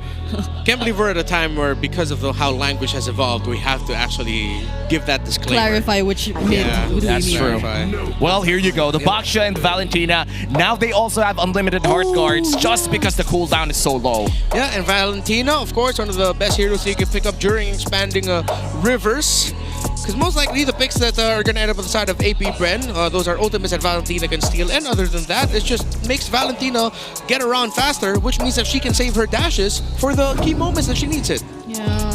Uranus Angela. So this feels like Smart Omega, similar to yesterday, drafting for expanding rivers, or at least based on the first two picks that they've revealed so far. But okay, Granger. I think Omega just go pick up the Claude later on for Netscape if it's going to be available for them. The Esmeralda is open, bro. Esmeralda, the EXP lane, could be really good too. Bit of a nightmare matchup. Actually, even Uranus has a hard time with dealing with the Phoveus, so maybe that's something Omega would want to consider. Because I always thought that, okay, Uranus against Phoveus, it might be bad for Phoveus in the long run. But Phoveus just does so much damage, surprisingly, that even the tankiness of the Uranus isn't actually enough to sustain it. Yeah, and I feel like the healing that the Phoveus gets as well, just insane. And there you go, the Fanny locked in for Ryzen, which confirms that this will be a roam Baksha. Yep. Wait, you know what? We've seen Fanny roam somewhere else. Hey. Forgot which MPL region. I don't want to call it yet. wait, I remember mid in SG. Or Fanny mid. At this point, I'm not going to call which jungle pick is this. Or it's 100% a Fanny jungle. I'm just going to say that now. It's Ryzen. It is Ryzen, yeah. And why they were so confident in this pickup? Like, hey man, it's not every day that you see people bonding like that. Yes, sir. And the classic wake me up. There you go. that was too bad. Okay, at least he gets to. Yeah, and now Wake they're up. now moving towards the banning phase. They're gonna take out the show. Oh, this guy's just acting. Nah, he's just acting. Okay, so The authenticity is gone. They definitely will be limiting all those roam options, which could make things much more difficult for the Manny. I just want to say, what college are these, are the battle trips people from? Because they're a fun crowd. Oh well, I'm gonna read it. I think it's Batangas State University. Where'd you see that? On the lanyard. Oh, wow. That was quick. Okay, yeah. Cool. You have such good eyesight. Thanks. I wasn't born with it. But yes, now they're gonna take away the Fredrin. Still no jungle option here for AP Bren, but a huge Claude ban for the side of the Bees. No more Claude for Netscape. Yeah. Sad. Well, still have carry. yeah, at least that's still there. So is, or so wait. are the other options. APBR need to ban all the. I don't know. Are they gonna be okay with going up against a Moskov and Fana in one team? Oh yeah. That's two heroes that can just split up your map. APBR need to ban out the Moskov. They don't. And they're gonna take away the Esmeralda instead. I feel like that's still a good ban, but the Moskov, as you mentioned, might just be a big problem, considering that Fanny and Moskov on late game with the Baksha as well is just insane global presence. Yeah, and you have an Angela, which most likely in the center of the map. Yes. That's gonna be tough unless you're gonna send your Uranus, who clears minion waves very slowly as the guy taking care of minion waves, so that you can send your Angela to the Uranus, but then you're wasting so much utility and strong frontline tankiness just for clearing up minion waves. I think heading into this Omega right now, or excuse me, AP Brand are running out of options in terms of what else they can draft. Carry, as expected. Moskov was one of the options, but now Carry adds an even stronger team fighting presence. Yeah. Even for split pushing, she's okay. I feel like the Grok could be a good option again here for the side of AP Brand. If they're still looking for a roamer, at least they could potentially pose a threat to that Fanny, but the Cho is equally great, especially in the expanding rivers. Yeah, and the jungler for AP Bren remains to be probably one of the biggest questions here. The Fredrin's also taken out by Smart Omega. They might be stuck with a Joy or a Lucas. as one of the go-to options. Again for James Banks, does he try it again? How do you even counter a Fanny straight up in the jungle? Because last time it was a Lucas Hayabusa? into the Fanny also, but Oh yeah, you're right. it didn't. Oh, it's a Uranus jungle. Okay. Okay, so that makes sense now. You give the CC to Lord JM up against whoever they pick here on the side of Omega. And then we get our final lineup coming in from Smart Omega. Because right now what it's looking at, it's going to be Bak Jerome. And of course, a Ryzen jungle Fanny. They're still looking for an XP lane. And honestly, against a CC, you don't have a lot of options. Oh, wait. It's a Uranus jungle. Oh, yeah. Yeah. So what, against the CC, there's Snow Lapu. The Phobius you mentioned is still there, although might be much more difficult. What about the Glue? Oh yeah, I feel like Glue could be a good option here. Oh, what I else like the is Glue. up? Yeah, you're right. Oh, they're gonna go for the Ruby, which means that it's the XP lane. Is it gonna be an XP lane Ruby? Ruby, yeah. Ah. You know, we're so used to Super Yoshi using this Ruby. I was supposed to say. XP Ruby? I'm trying to think why. Maybe it's out of comfort, and maybe because you could cancel the Yo-Yo Blitz from time to time, but that's not all the time. Yeah. Even if you get a big ultimate off, It's not a winning lane either. Are you really just playing it's just survival? Like it's like a hard utility Ruby. It's just maximizing all your interruptions, your micro stuns, just to mess up with the team fighting of Omega. That's how it feels like to me. Yeah, it feels like they really got forced in this Ruby pickup. But let's see, maybe it's still comfort for the side of Smart Omega as we enter game number 2. AP Brent secured a hard-fought win in game 1, securing a dub by 25 minutes. And let's see how this will run out here for game number 2. If AP Brent secures this, it's going to be the first sweep of week number 5. Oh, yeah. Yesterday were 6 games, and maybe we could see 9 Welcome today. to Let's Mobile enter the last Legends. dawn. It's such a nice welcome back to see maxed out series for the entire I love league. that for you. If that's gonna happen, but yeah, okay, so far it's great. They just kept themselves hidden, not necessarily showing themselves to Super Yoshi. Maybe that's gonna be a thing now. Like you gotta hide when you know that there's a roamer that's definitely just gonna keep going for the invades and trying to disrupt you. So far it's been pretty quiet. Yep, no big action happening just yet. Level 2 secured here for Ryzen, and they're gonna go for X-Nova. Now there is. X-Nova might be the first target. Vengeance already used here. Ouch! Oh, the enhanced basic attack hurts from X-Nova. That's a surprise. Ryzen actually falls in first blood, and Super Yoshi next. What better start for James Banks on a Uranus jungle? Yeah, they overestimated the aggression and the damage that they can dish out against a Gatot Kacha who has Vengeance. And a concussive blast. And a concussive blast. And a powerful passive ability that enhanced basic attack actually does hurt if it lands on the right target. Yeah, and now James Banks gonna snowball on this Uranus. Gonna be extremely hard to kill, and they're gonna go for X-Nova. Oh no, they're gonna go for Super Yoshi. And that's another kill for AP Bren. They're gonna start farming in the enemy jungle. Yeah, Omega overheated with the very first one, and now it's just gonna be up to them to find their typical turnaround at minute 8 to 9. While AP Brent, they can just continue this. Clear up minion waves. Shizo looks like he's having a comfortable time against the carry in lane. Let's see if Omega can find a swing maybe around Turtle 2, but it's looking like a bit of a 8 to 10 minute turnaround for Omega. It's going to be a long early game here for Omega because of that abysmal start on this Fanny. James Banks already starting this turtle, and I feel like the contest is non-existent here for Omega. They're not even going to try. Ryzen's going to go for the orange buff instead, but this is the Expanding Rivers. That's going to be the turtle secured, and they're going to run back to that orange, but it's all going to be taken here by Ryzen. Yeah, I think this was pointed out even yesterday. Despite what happened in the first few minutes of the game, you still have to watch out for Ryzen and his capability to find trades. He was actually first to get level 4 even before James Banks earlier, but things have changed quite a bit right now, especially since they had the turtle, and now Super Yoshi seems to be the next target. No Revitalize could save him from that situation. Yeah, everything's just going perfectly right now for AP Brand. It's one of those games where it's like, oh, cool, we got another kill. Wow, we got a perfect start. Yeah, let's just continue this. Yeah, and looks like the purple buff is stolen right away, right in front of the Fanny, and Ryzen is struggling. No energy left, has to go out, and here comes the Heart Guard. Heart Guard plus the AOG, multiple members was knocked up, but Netsky's here to join the fight. However, X-Nova finds the kill on James. They are already forced to run away. Ryzen decides to join in again, but he still cannot fight back. There's not enough damage, and AP Bren, they're just ready for it all the time. Yeah, the sustain of AP Bren is just way too strong. Even though we do see them falling down low, at that point the members of Omega cannot overly commit into that fight lest AP Bren turn things around. It's a Dreadnought armor rush here for James Panks, leading up to the War Axe for the CC and the Ruby. Meanwhile, it is a 1,000 gold lead for Shizo in the gold lane against a carry. Already has the Hunter Strike just built.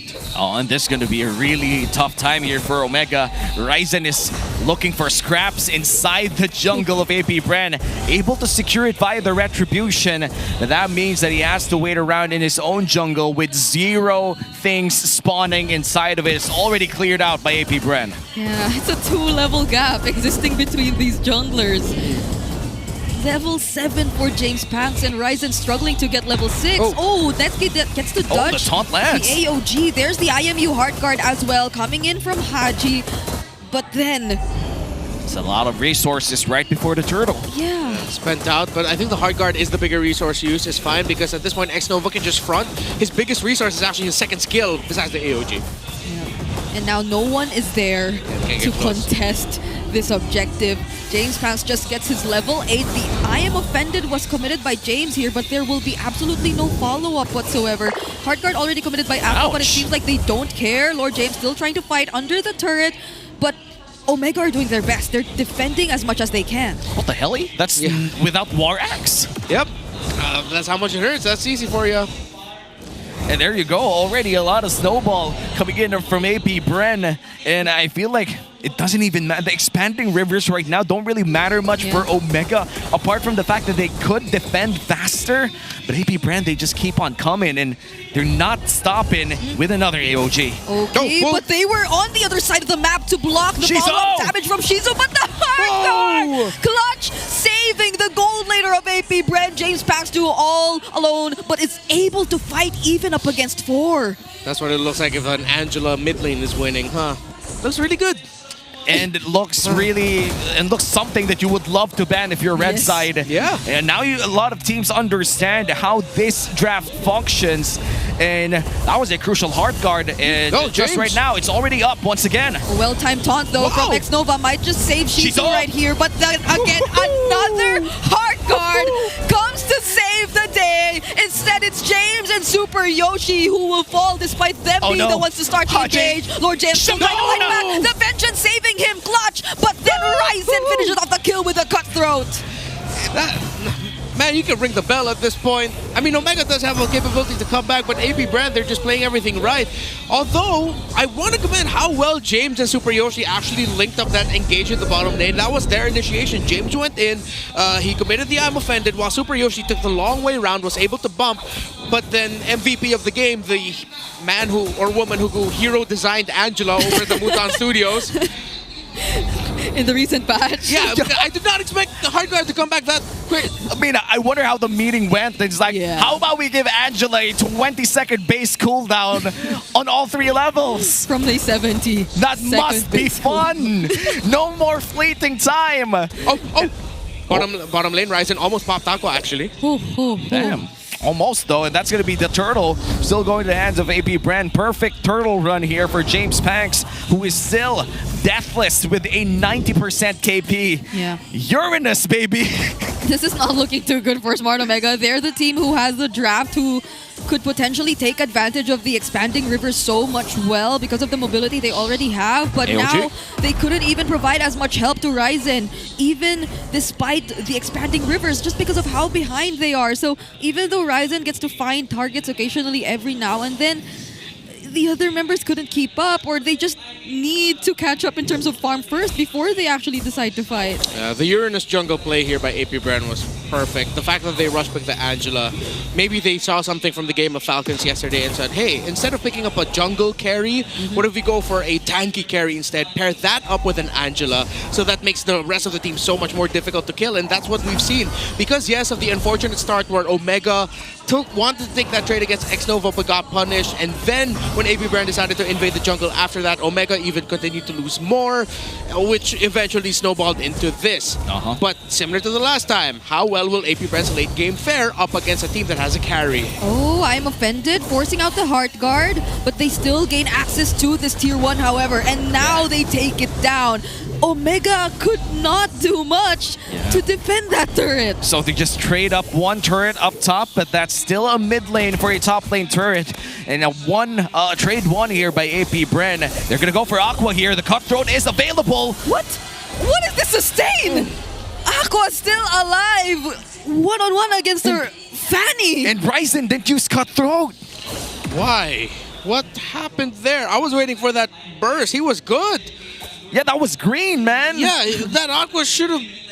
Whoa, what happened? Hey, man, maybe Aqua was just... I don't know, dude. At some point when you play Fanny, there's so many buttons to press. Okay. Run it back. Run it back. Oh, wait, Aqua gets to escape. Oh, no, he can't.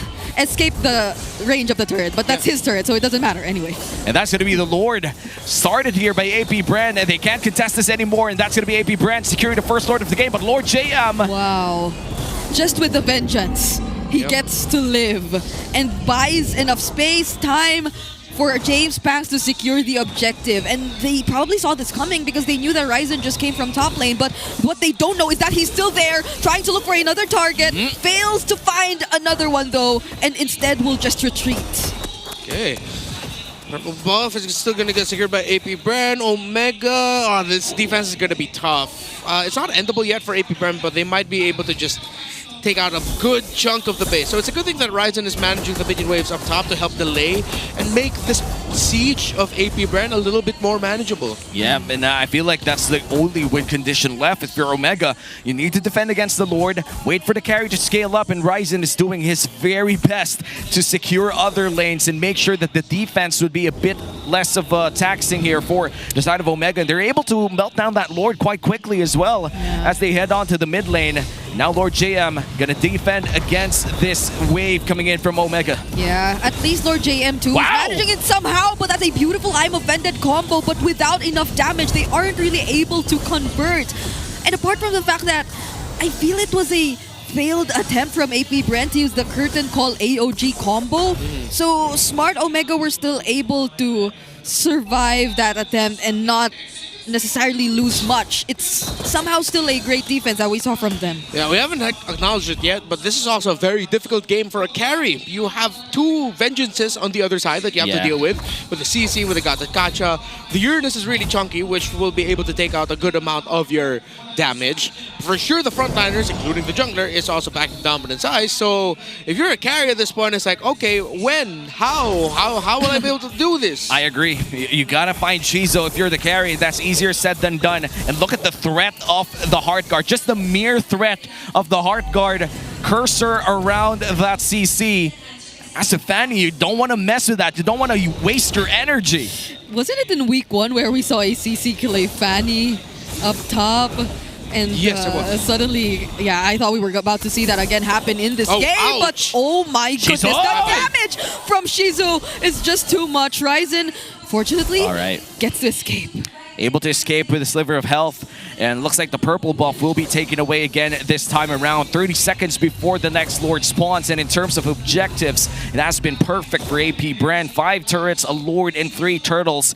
Omega, for the last few minutes, they weren't able to secure any footing in this game. They were able to secure waves, however, able to defend against that Lord. This might just be different if Ryzen is not able to at least give some sort of advantage around this Lord take. Yeah, use your Project Next redeem codes right now.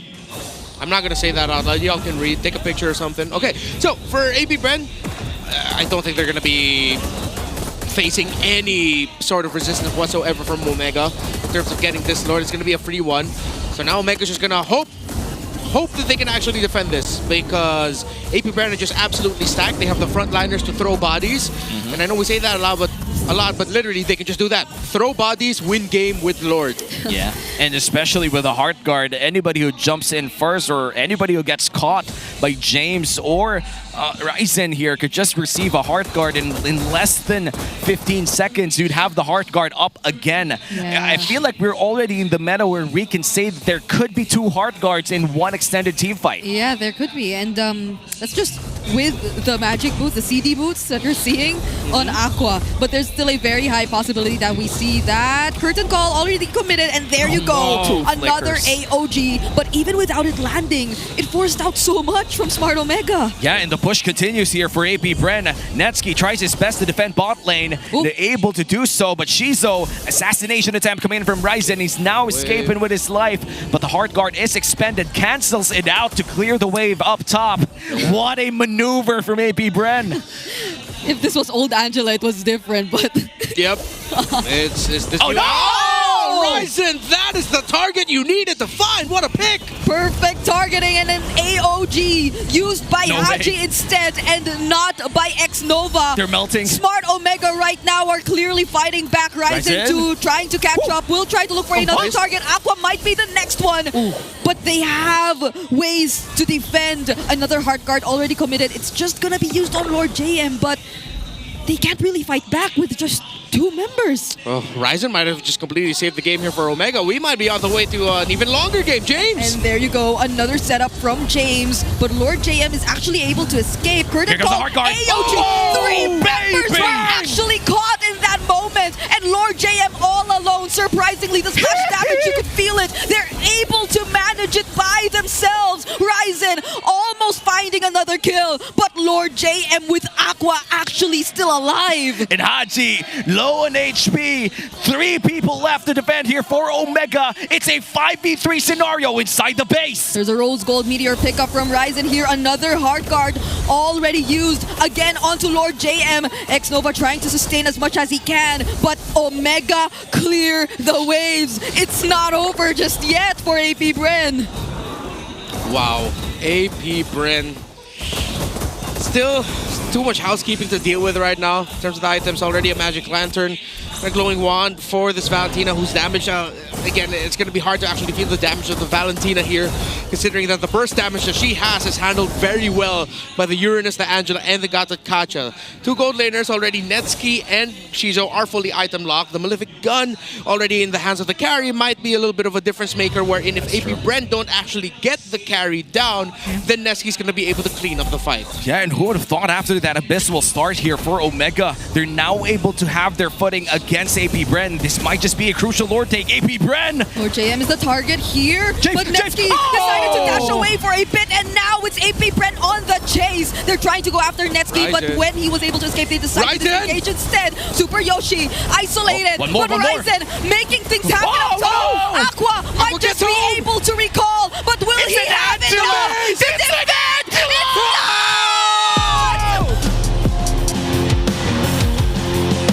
Saved by the Baksha! It was the Baksha that stopped the first recall of the Angela! We're going to game 3! Holy!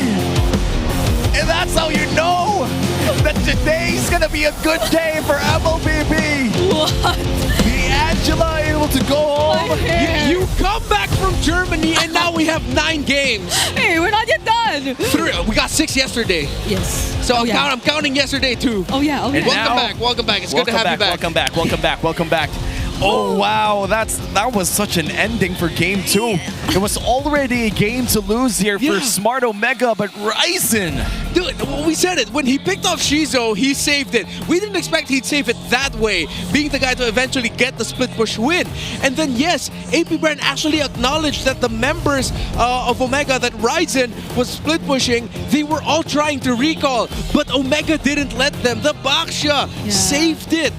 Oh man, the Angela felt so bad. I feel like the moment that you see your base halfway through with a siege minion as thick as it could be, Ryzen, our Game 2 MVP with that Fanny pulls you in with that win. Oh my goodness. I just want to say, aside from the 0% win rate so far of the buffed Angela, it was a very similar ending to how Falcons lost yesterday, with only few there to defend.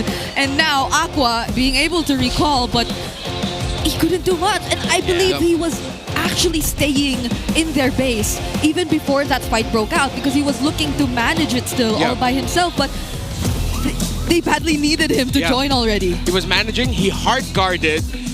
The team fight extended. Aqua still saw that Ryzen was split pushing. He recalled, was interrupted by Super Yoshi, was finally able to recall, but then it just wasn't enough because Omega were not letting the members of AP Brent go home. But yes, we have to acknowledge how AP Brent took the lead in this game first, and how eventually it all boiled down to Ryzen finding that key pick off onto Shizo. Because AP Brent again had that lineup that can, similar to game number one Omega lineup, just eventually start running into your jungle and just getting your farm. If they can pick certain conditions, AP Brent picked those specific conditions. But then Omega just had to hold on, similar to what AP Brent did, which was you just need to find that one key pick-off. And it was Ryzen for majority of the game we saw putting himself in harm's way time and time again to try and find that turnaround play. Man, Ryzen has had 8 seconds, dude. Had 8 seconds before the Hearth Guard would be up again. And within that 8 seconds, he found the right target and eventually found the right play. Set himself up for success. Look at the positioning inside the map while everything was happening. He had his own mission to end the game. Aqua joined. Aqua was recalling here already, but then interrupted by Super Yoshi. This is where rough. You say that KDA doesn't Yeah, KDA doesn't matter. Hell yeah. Super Yoshi was 0-6-1, but that was the play which potentially saved the game. He did. If that Angela was able to get back sooner, then it would be different. It would be different because we saw the minions. Yeah, we saw that Aqua was able to actually handle Ryzen. He had Holy Crystal too. Yeah, he had Holy Crystal too. He definitely would have given Ryzen a big scare, which meant that Ryzen's attention would have been split, giving one more chance for a member of AP Brent to go back to base and help out the Angela. But yeah, Super Yoshi saved it while Ryzen sealed the deal, bro. Hey man, MOBB team game 2025 looking great. This is looking to be a classic already in game number 2. And when we look at this game as a whole, it always felt as if AP Brent had proper control early, mid, and even late. They had the Angela, they had the Granger farmed up. This guy had one of the best laning phases in his career here for this game. He was able to outlane Netski, which is kind of hard to do in this meta, and was able to farm up that Counter-Strike fairly quickly too. Yeah, if I could sum up the series so far in, yes, I will say this, one word, feels bad. No space, it feels bad into one word. But it feels good for us because the games have been top quality. But it feels bad for how these teams have been losing with how well they've been winning before they lost. I would have even felt that there was, I don't know, like a bit of disconnect from Smart Omega even, because it felt like James was so consistent always in those flicker I'm offended combos, consistent in catching targets too, but there wasn't enough from Smart Omega all the time to provide follow-up damage and all that. And for much of the game, I guess like 7 or 8 minutes of the game, that was the constant theme that we saw for team fights. But then it didn't really matter. Looking at the Big Four stats, it's still AP Brent. I mean, we did say that in our breakdown that AP Brent held majority of this game. And of course, the carry being the CC as well as insane, with our BPI rich guy being Shizo, winning on that lane as the Granger. Sadly, that story didn't end too well for AP Brent. The Angela pick was amazing in its first few minutes, but let's just say a good Fanny defies all logic, and that's what happened in game number 2.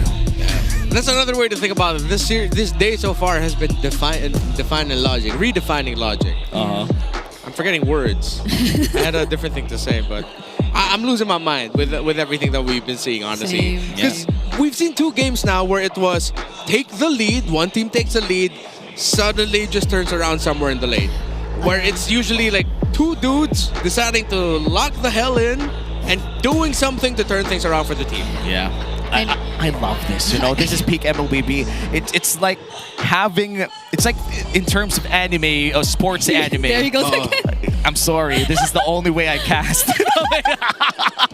What sports anime are you about to say? I don't know. Maybe Kuroko no Basket. Like it feels as if that they enter this certain realm where they start seeing plays that no other guys could see, and this is actually something that Coach Frendon Lim or Coach Fren said in one of his posts, saying that there could be more assassins in Rome. And sadly, we haven't seen that so far here in MPL Philippines. But in other regions, as far as I know, we've seen more assassins. Honestly speaking, if there were an assassin in Rome that I miss seeing, it would be the Natalia.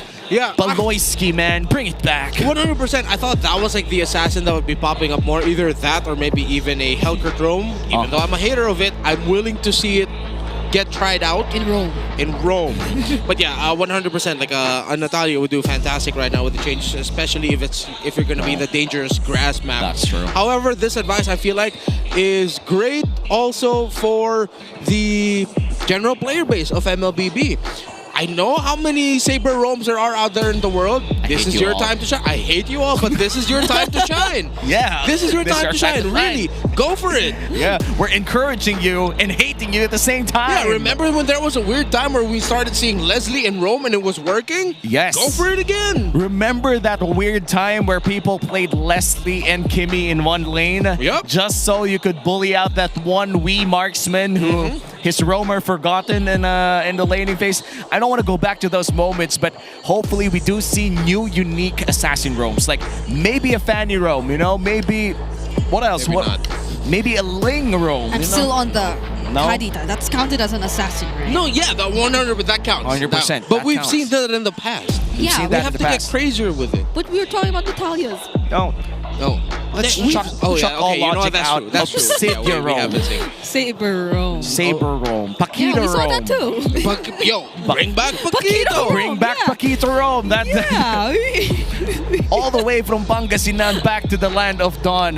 Here we go. Paquito Rome locked in MPL Philippines Season 16. Yeah. I don't think that's going to happen though. Last season, the Paquito was coming back in the XP, but like, I don't know if... Yeah, it was mostly an answer against the CC. Like that's what they call the Indonesian answer to the CC. Yeah. I felt that firsthand.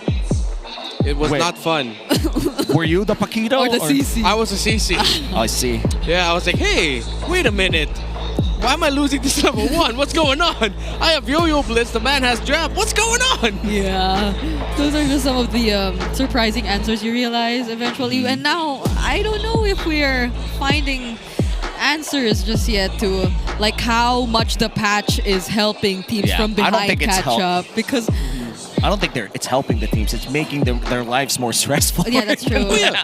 Especially, that's why I answered when we were asked which role is going to have the toughest time.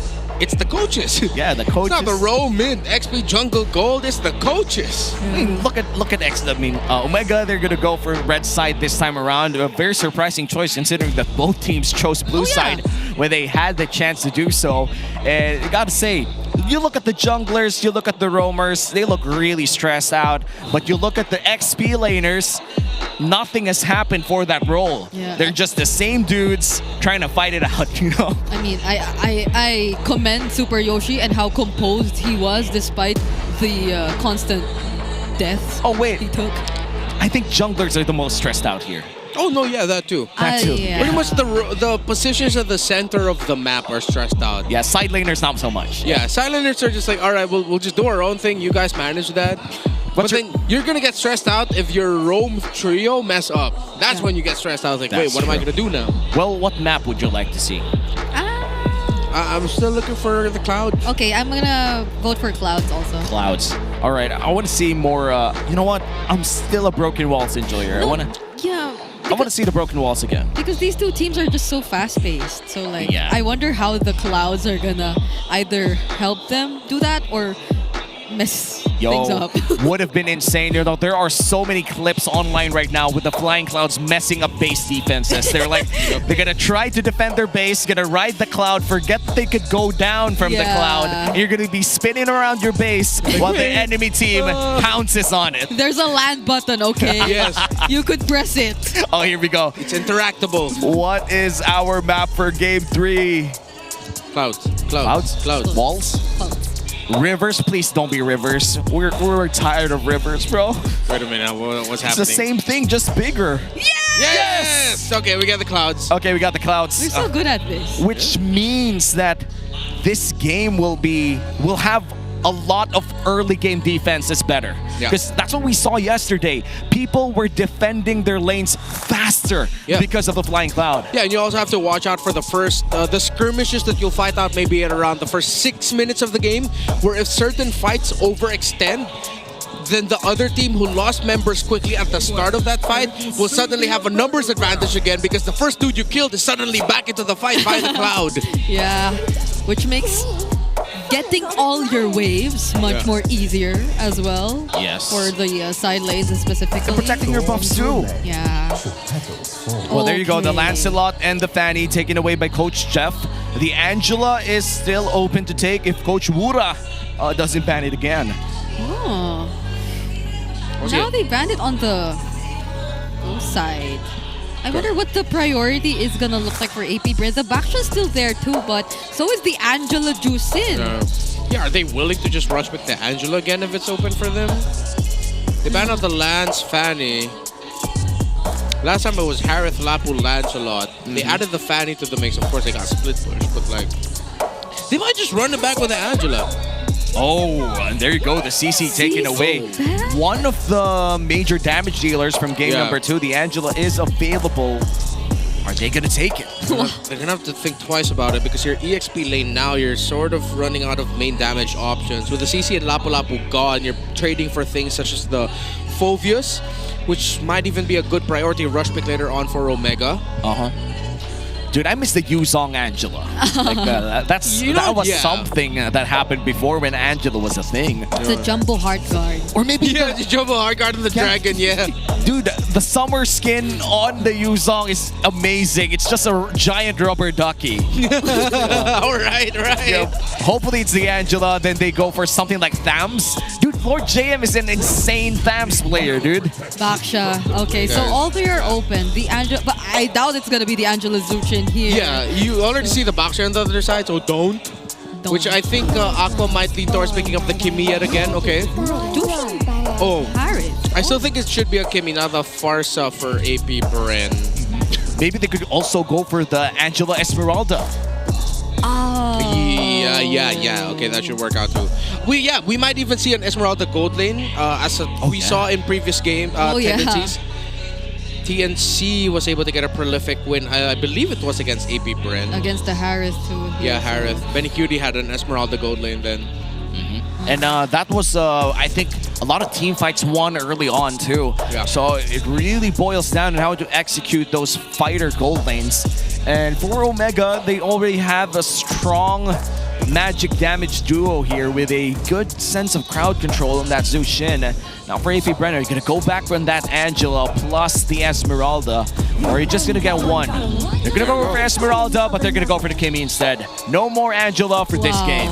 So, no more Angelas? Yep, no more Angela. Unless Omega completely forget about it in the second phase. And then we see an Angela somewhere, somehow. I don't know where, but some way, somehow. Oh, honestly, Omega still can get that But in the roam. Esmeralda though. No, APBR, okay.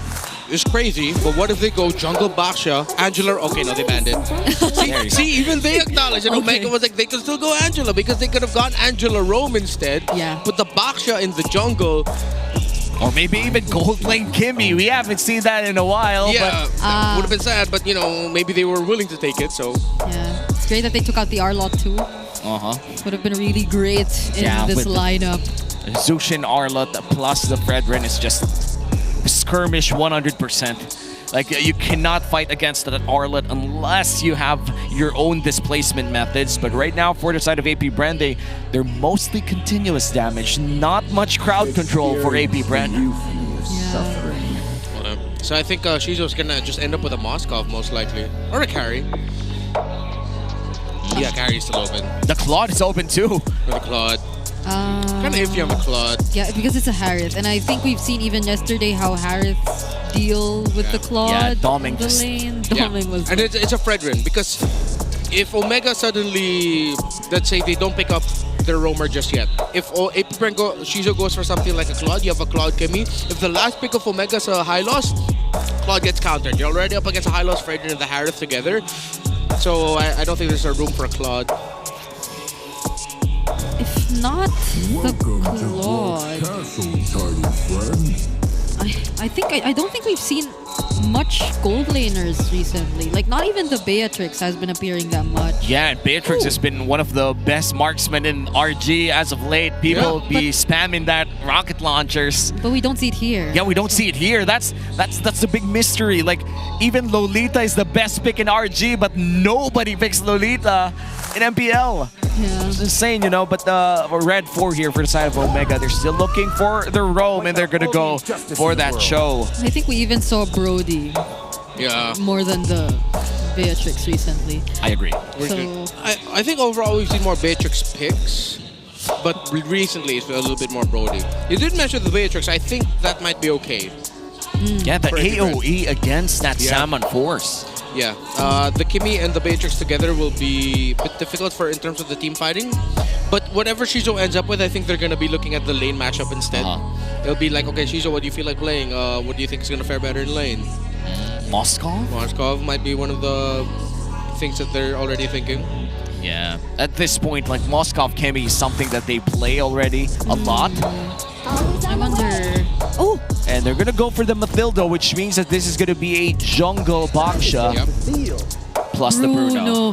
Mathilda Bruno. It's been a while. Yeah, I actually like this. They spread out the damage a little bit more, so there's a good mix of burst, a good mix of sustain, great damage profile for AP Bren. They can rotate around the map very quickly through the Mathilda and Baksha. Good sustain as well. Great shields, great picks by AP Bren. Yeah, like a lot of mobility, but not a lot of hold though. For the side of AP Bren, they could potentially go for a lot of long-standing team fights, but looks like James gonna go back to his first pick here in this series on that Khalid.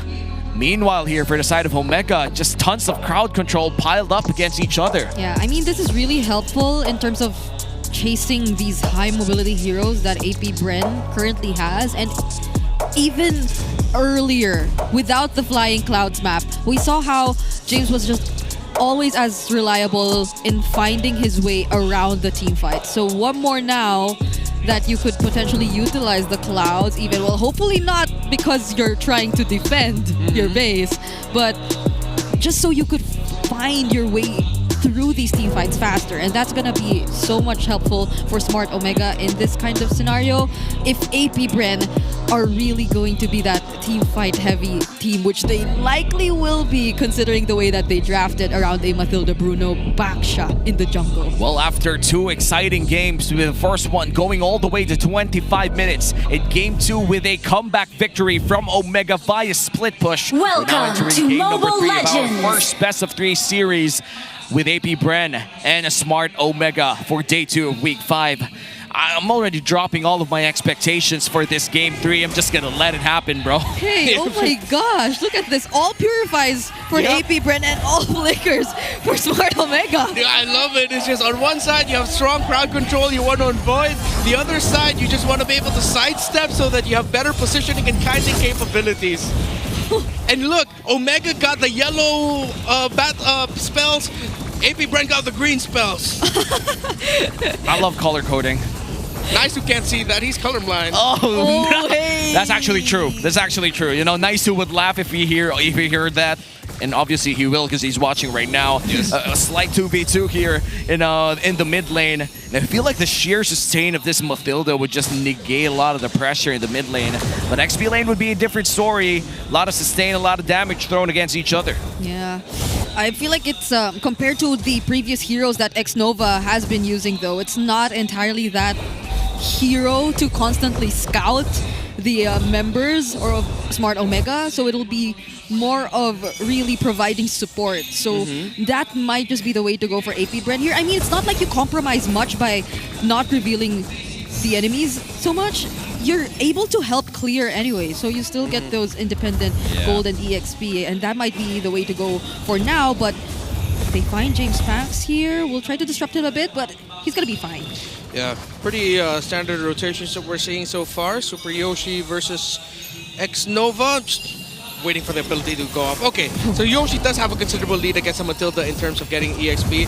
I think it's a huge comfort right now for Omega. Ouch! Big yikes. So fast. James was there too, so you could really expect the damage to be more than enough, but who would have thought that it could be an immediate pick-off onto Xnova, who, by the way, used the dash and the Purify, and now it's Ryzen who gets to secure the objective as well. But James Pax, they're all fighting back. Super Yoshi forced to use the Flicker. James, too, will have to use his just to survive the damage output that AP Brent surprisingly has. Ryzen didn't even use Retribution. Only James Pax did, and he was crowd-controlled. Ryzen won that without using Retri. It's Aura, dude. He just secured that turtle with Aura, and now they're going to ride the clouds into the sunset, back to their lanes, and Omega securing that first turtle means that they will have a better time early game, and this is something that they want to do against AP Bren in this Mathilda lineup. Yep. You don't want to extend this this game at all.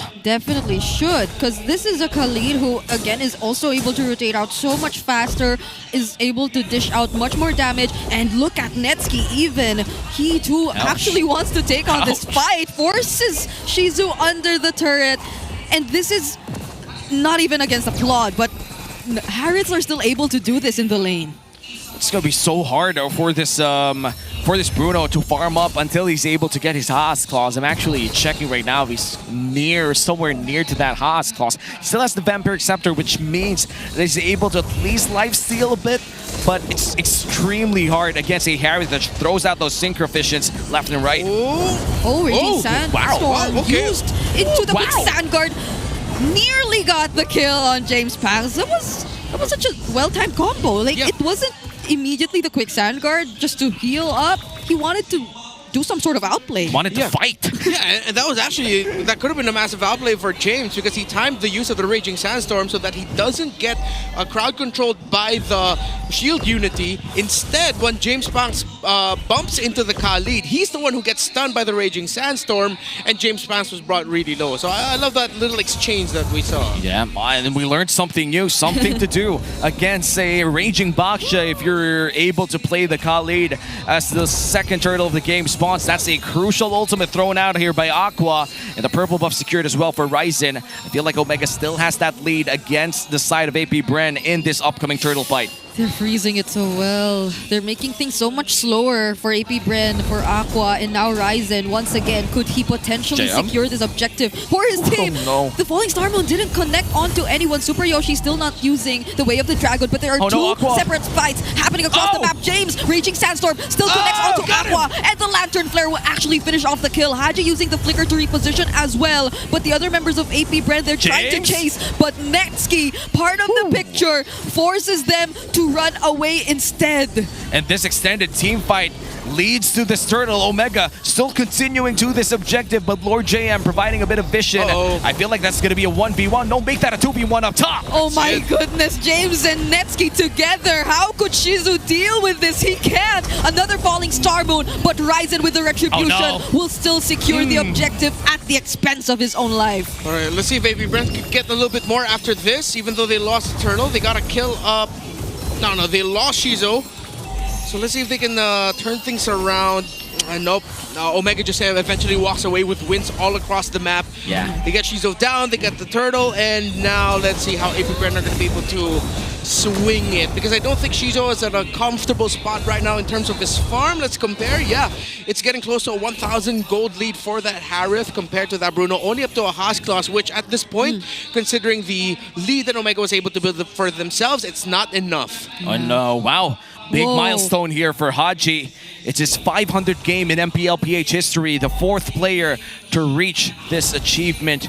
Truly has grown with us in this league through different roles, through different teams. And right now, as Smart Omega's trusted veteran, they're going to be able to defend this top lane. Netsuki already there. Here comes a concealed play. Super Yoshi doesn't find one. Yep, he won't be using the Way of the Dragon yet again. I was supposed to mention how it feels as if he's a bit more cautious about using the Way of the Dragon. He's not as aggressive, but there goes the Traction Pulse, catches Ryzen, and the stun from the Baxter Shield Unity 2. They take down the turret and are so much more confident to fight, but the Appraiser's Wrath catches onto them. James is there as well to provide some follow-up from behind. James Bounce might be the next target. Two-man knock-up, a double kill, make it a triple for James. He's still trying to go for the chase. Netsuki trying to take it out, but he gets to take down Lord JM instead.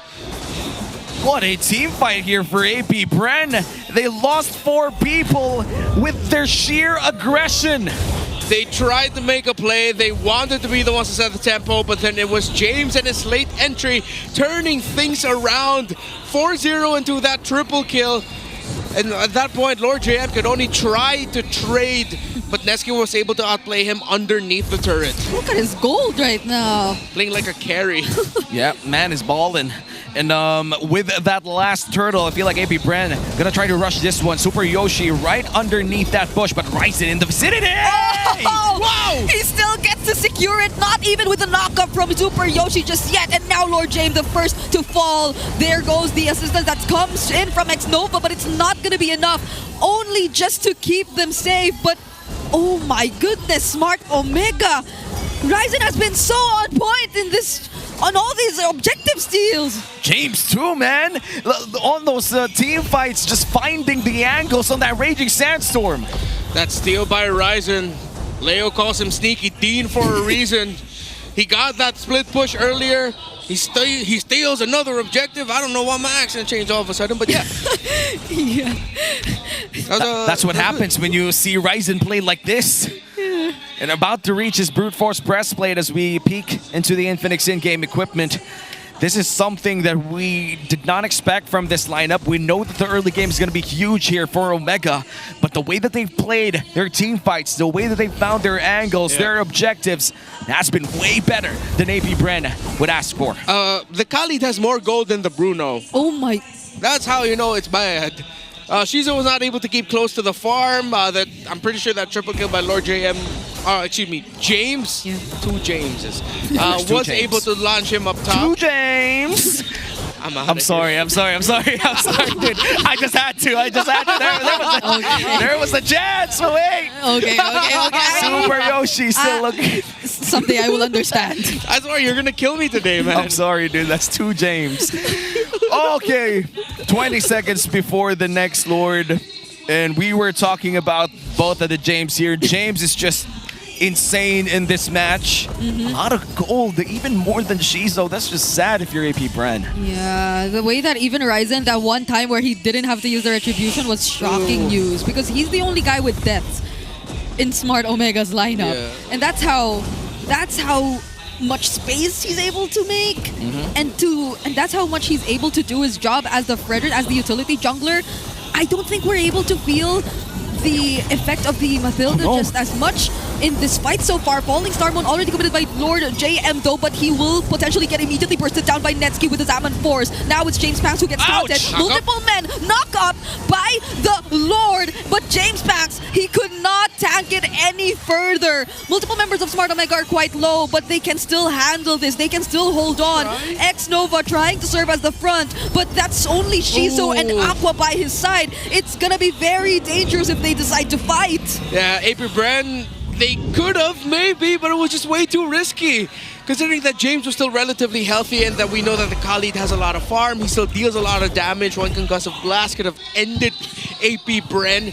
Even though Ryzen was really low, they made the right call there in the end to just hold on and just concede it. Now Netsuki has a Holy Crystal, while Shizo just built Berserker's Fury at 9 minutes and 40 seconds. Yeah. It's gonna be a long time until you start feeling the damage of AP Bren. Yeah. A good amount of the damage that Omega felt came from the Lord in that last one. The Malefic Gun's gonna take like 3 more minutes for the side of AP Bren. Now the Lord is marching down mid lane. Haji pops the Crimson Beacon, does fight. Oh! 4-man stun from the Raging Sandstorm of James. Super Yoshi doesn't find a target again, but the Appraiser's Wrath lands onto multiple members. James Max finds the kill on Lord JM2, and they take down the tier 2 turret in the mid lane and the bottom lane. Brother, the AoE on Raging Sandstorm, I swear it's a bit bigger for James.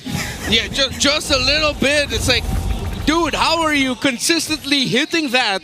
All the Raging Sandstorms he's committed so far in this game hit. If it's not going to be a big AoE set, it's onto one dude to try and outplay him.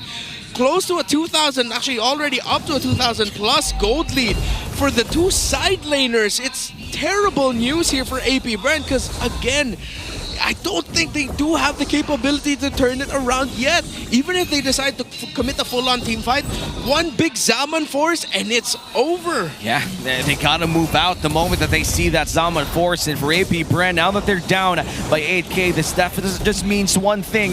It's gonna be a long farming period and they need to defend again and again. This next Lord, Renmar, just want a quick check. Can they actually contest? They can try, maybe poke down the frontliner who's trying to provide vision. If you could get one down and the Lord's still relatively healthy and you are too, then maybe you can continue the fight. But as long as you don't get vision on where the Khalid and the Cho is, it's way too risky. And I think that is probably one of the things that's caused by this Purify lineup. Like, I don't know if it's in a way forcing them to play a bit more defensively. I know you probably have to invest in some Purifies just because of the nature of the lineup that Omega has. But what's next after that? Because you barely see the counter-engage capability come out from AP Bren once they use the Purifies and dodge the, let's say, Raging Sandstorms, which time and time again land to 4 or 5 members of AP Bren. They could barely do anything to fight back anyway. So what more if they try to start things themselves? I fear that it's going to be a huge problem for AP Bren. The consistent crowd control that comes in from Omega too. The Zhu Shin is a big problem against this all Purify lineup. The moment that the Raging Sandstorm burns through that Purify, it's just going to be a field time here for Haji. Yeah, and that's why we've seen Haji go 109 so far. They will try to contest, just try to provide vision. Shizo already has Malefic Gun. Maybe it's enough. Maybe. Yeah. But who makes the call? Is it going to be James Pounce? Is it going to be X-Nova? Traction Pulse and Falling Star Moon do not land onto anyone. No, that's 2 resources already committed by AP Bren even before the fight breaks out. Yeah, they also force out the Crimson Beacon from Haji though, so let's see. I think if Traction Pulse can get back during this Lord Dance, they might be using that as an initiation tool to force out a reaction from Omega. Once someone has burned their Flicker or Dash, then they go. Okay, Super Yoshi trying to look for a target, or actually just trying to zone. Now uses the Way of the Dragon just to kick James Pax further from the Lord, but they're still gonna force their way through. Aqua also using the Traction Pulse are actually able to pour a decent amount of damage, and it's Lord JM who actually secures the objective for his team. Energy Eruption though will be landing onto James Pax. Now they're trying to find back, but Netsky doesn't have the Zaman Force anymore, and none of the members of Smart Omega could fight. How did he get that? Toss a coin for Lord JM, Mr. 50-50, for a reason. And he gets it. You know what? Let's go back to what we said last game. KDA doesn't matter. It doesn't. Lord JM currently 0-4-2. Might have saved the game here for AP Bren by securing that Lord. Both junglers had Retribution. But it had to be Lord JM securing that Lord. Even for AP Bren as they go for their first push. It's a 7k gold lead for Omega, but we don't feel that right now.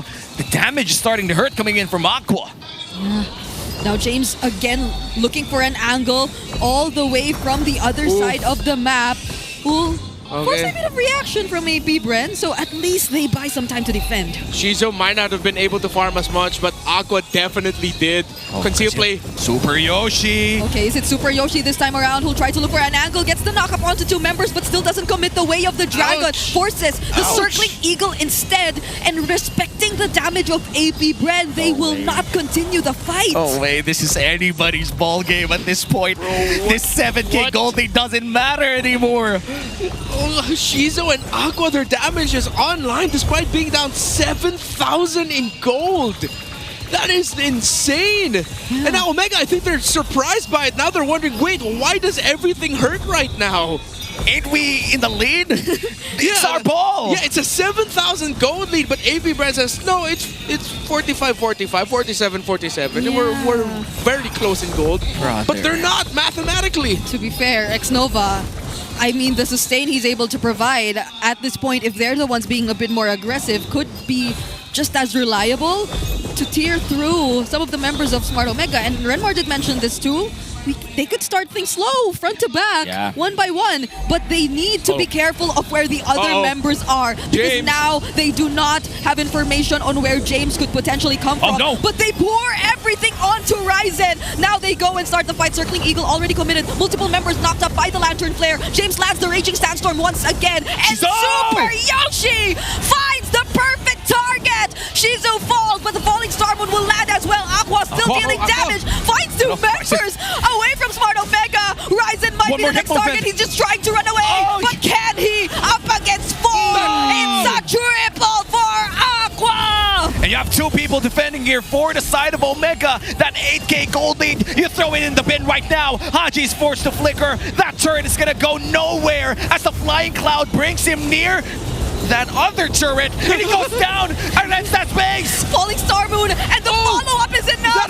It's only James trying to clear the minion wave, but he successfully finds a way! Yoshi in 3, Netsuki in 5! They will back off! Omega holds on! My goodness, what a trade! Aqua walking away with that triple kill. AP Brand will be able to get this Lord without a problem. Omega will just try to get close to it to try and delay, but I don't think they'll be able to beat AP Brand to this. The Bruno and the Kimmy eventually worked. Oh, wow. And you could see it in the faces of AP Brand during that fight. It took more than 5 seconds for them to pop one Purify, and they were already just lasting so long in front of the front lines of Omega. Oh, no. This was already Omega's game to win with a 9K gold lead, 8K gold lead, now down to 1, equalized. Looking at the Infinix in-game equipment, Aqua hits like a truck. Holy Crystal locked in with the Divine Glaive. Yeah, and I wonder how many stacks he has on that Sky Piercer. Captain Aqua has been performing out of his mind in this game, although that traction pulse will not necessarily land. Haji feeling the damage again, had to use the Crimson Beacon just to escape the Falling Star Moon as well. They also have to take care of the Lord up top, but Aqua, he's managing James all alone in this mid lane, and they're eventually able to take down all remaining base turrets away from Smart Omega. It looks like Omega going to be able to melt down that Lord, but there's still one big minion wave down mid lane. Will AP Brand pull the trigger here? Looks like they won't for now. They're going to go for the turret down bot instead. That's an easy push here for Aqua as the side of Omega still struggles to defend against these waves. Yeah, they already used the Worldy. I think there was a conceal that got revealed as well, but AP Brand, they're not going for the full commit just yet. Crimson Beacon in, coming in from Haji. It might be Smart Omega who wants to start a fight this time, but AP Brand, still trying. They just decide to regroup. They don't fight back, and respecting Smart Omega. This is the moment in my ranked games where I'm spamming initiate retreat, initiate retreat. There's not much to get anymore. Yeah, you guys are good. Like, unless, are they really gonna try to force something, hoping that they get someone picked off or pulled away? The chances of that happening are very low. At this point, AP Brand are just keeping Omega in their base right now. And they have the sustain to back it up. Yeah, that's what hurts the most. There are flying clouds, there are immortalities, everything. They need to take these things into account. But the Falling Star Moon is going to connect onto 3 members. Zaman Force also used by Netsuki. But Smart Omega, they just decide to dodge everything. They AP Bren, they're not really going for the full commit. They're just burning through the resources that the base pumps out. Omega can't even get out of their own base. Yeah, talk about lore defense. This is a lore dance. This is a base dance. But why? Are you just forcing reactions? Maybe they're just running this out with the Matilda. Here goes the Flying Cloud. It looks like Lord JM gonna be flying out of that base, but Super Yoshi! It's time! He finds a kick, but he gets denied! Netsky is the first to fall. Super Yoshi next. James Haji Ryzen doing their very best to defend, but can they do it? Upracer's Wrath lands. James finds a target, but his immortality gets popped as well, and he has the flicker to survive, but Shizu will not let him. Ring the bell. That's a shutdown for him. And after 3 hard-fought games, it does seem like AP Bren eventually takes the series. And after hard-fought games, the victor of the first series are the Bees. AP Bren taking game number 3. What a series! And yeah, AP Bren, they kept forcing that issue. Instead of going back and managing the map, they baited Omega into that. They baited Super Yoshi into that. It was like, come on, we're here. Which one of you guys is gonna pull the trigger first? Once they saw that cloud, they retreated, readjusted. Netsky brought down his Zaman Force and got blasted immediately because he dropped it onto 5. But then he dashed into 5 as well. Yeah, and that's just Omega losing out in this series. Still near the lower half of our Infinite standings, but not too dangerous as of now. And actually one of the best series to watch for week number 5. And These now fans. for the AP Bren fans, just having a lot of fun in the MPL Arena right now. And we will be able to talk to the victors of this match number 1 with our host. Let's all welcome AP Bren in the main stage. An incredible start to the triple header, getting the win. Here are your winners, AP Bren! Ibang klase yung pinakita nyo doon. You were able to hold off yung nagmistulang Aqua, kwentuhan mo naman kami dun sa nangyaring laban. I wanna talk to you about it. Kasi nung game number 1 and game number 3, parehas yun, comeback yun. Kasi you were kind of struggling in the early game, diba? So, what was the conversation? Ano yung naging pag-uusap nyo bago yung laban na hindi nyo talaga sinuko at nakuha nyo pa rin yung panalo? Siguro yun, naghihintay lang kami ng farm para ayun, tsaka tiwala kami sa isa't isa na kaya pa namin makabawi. Ayun. That's exactly what they did, Odin. We saw your discipline doon sa mga naipanalo yung games. And Aqua, nakausap namin yung different roles na XP, Roamer, dito sa Project Next. For you as a mid laner, ano ba yung pinaka-advantage para sa role mo? Pinaka-advantage na nakita mo ngayong Project Next for mid laners? Siguro yung sa room, kailangan parang pagalingan kung sino sa pagdating sa vision, pagalingan sila ng room tsaka sa mid. Parang nagtatago-taguan din kung sino unahan sa level 2 ganun. So talagang tandem lagi ang mid at roam pagdating sa ating mga rotations. Yeah, and that's one of the firsts na narinig natin kasi kadalasan, di ba, puro roam talaga. But now, the mid is added. Si James Punks naman, nasa niya sumisigaw para kay James. Ayun o! Ang daming fans! James Punks, man, napakarami mong tropa at supporters na nagpunta para sa araw na to. I wanna talk to you about, last week. Kasi last week, it wasn't the best result na nakita namin mula sa inyo. Pero ngayon, second round na. How did you reset? Ano yung mga ginawa nyo bago magsimula itong laban na to para makuha nyo yung panalo? Ang ginawa lang po namin, same pa rin kung ano ginagawa namin yung nakaraan. Tsaka kung paano kami nakareset, nag-usap-usap lang kami. Tapos yun, pinag-usapan namin yung next naming planong gagawin. Tapos yun, laban na ulit. At alam mo, Hans, nakita ko kasi si James Punks after that game number 2 na na-comeback sila ng Smart Omega. All smiles pa rin ang pinakita ni James Punks. So talagang evident na nagre-reset talaga sila every after the game. And bilang jungler game, James Punks, ano sa tingin mo yung pinakaganang mapa sa'yo considering na isa ka sa mga junglers na may wide hero pool? tingin ko naman kung isa lang yung grass. Pero kung sa akin sa jungle, tingin ko naman lahat kaya kong anuhin eh. I love Yun nga, that. ina-experience mo lahat yung pag-iiba ng mapa because there were different modes na nilaro nyo all throughout the series. Malaki ba yung epekto nun or somewhat ganun pa rin yung galaw nyo kumpara nung recent or nung last patch na meron tayo? Tingin ko po wala naman masyadong effect kasi clouds lang din yung nabago eh. Parang makakatulong lang siya pag sa laning din sa early. Kasi yun nga, lumilipad ka. Pag napokas sa lane, makakabalik agad. Kaya di naman malaking Just one last thing. Pasalamatan mo naman ang lahat na sumusuporta sa'yo at yung iba na nanonood sa kanilang mga tahanan. Thank you so much sa inyo guys sa mga sumusuporta dito sa venue tsaka sa mga bahay-bahay. Yun lang. Ingat kayo palagi tsaka suportahan nyo lang kami. There we finally have it. Once again, your winners, APBR! Just a solid all-out performance coming in from the Bees, showcasing what they can do. At ngayon, from a winless Week 4 to an outstanding Week 5. It has been a series of comebacks na nakita natin sa kanilang tapatan. But at the end of the day, ang pinakamahalaga ay kung sino makakuha ng huling panalo sa kanilang pagtatapat. And just like their meeting nung first round ay nakuha natin ang same result with APBR winning against Smart Omega. Ako, maraming pag-uusapan ang ating mga casters. Kaya naman casters, inyo na to. Thank you so much, Hans and Odin, of course, to AP Brand as well. Welcome back to the desk. Still Uomi and Brigida and Renmar to bring you the breakdown for game number 3.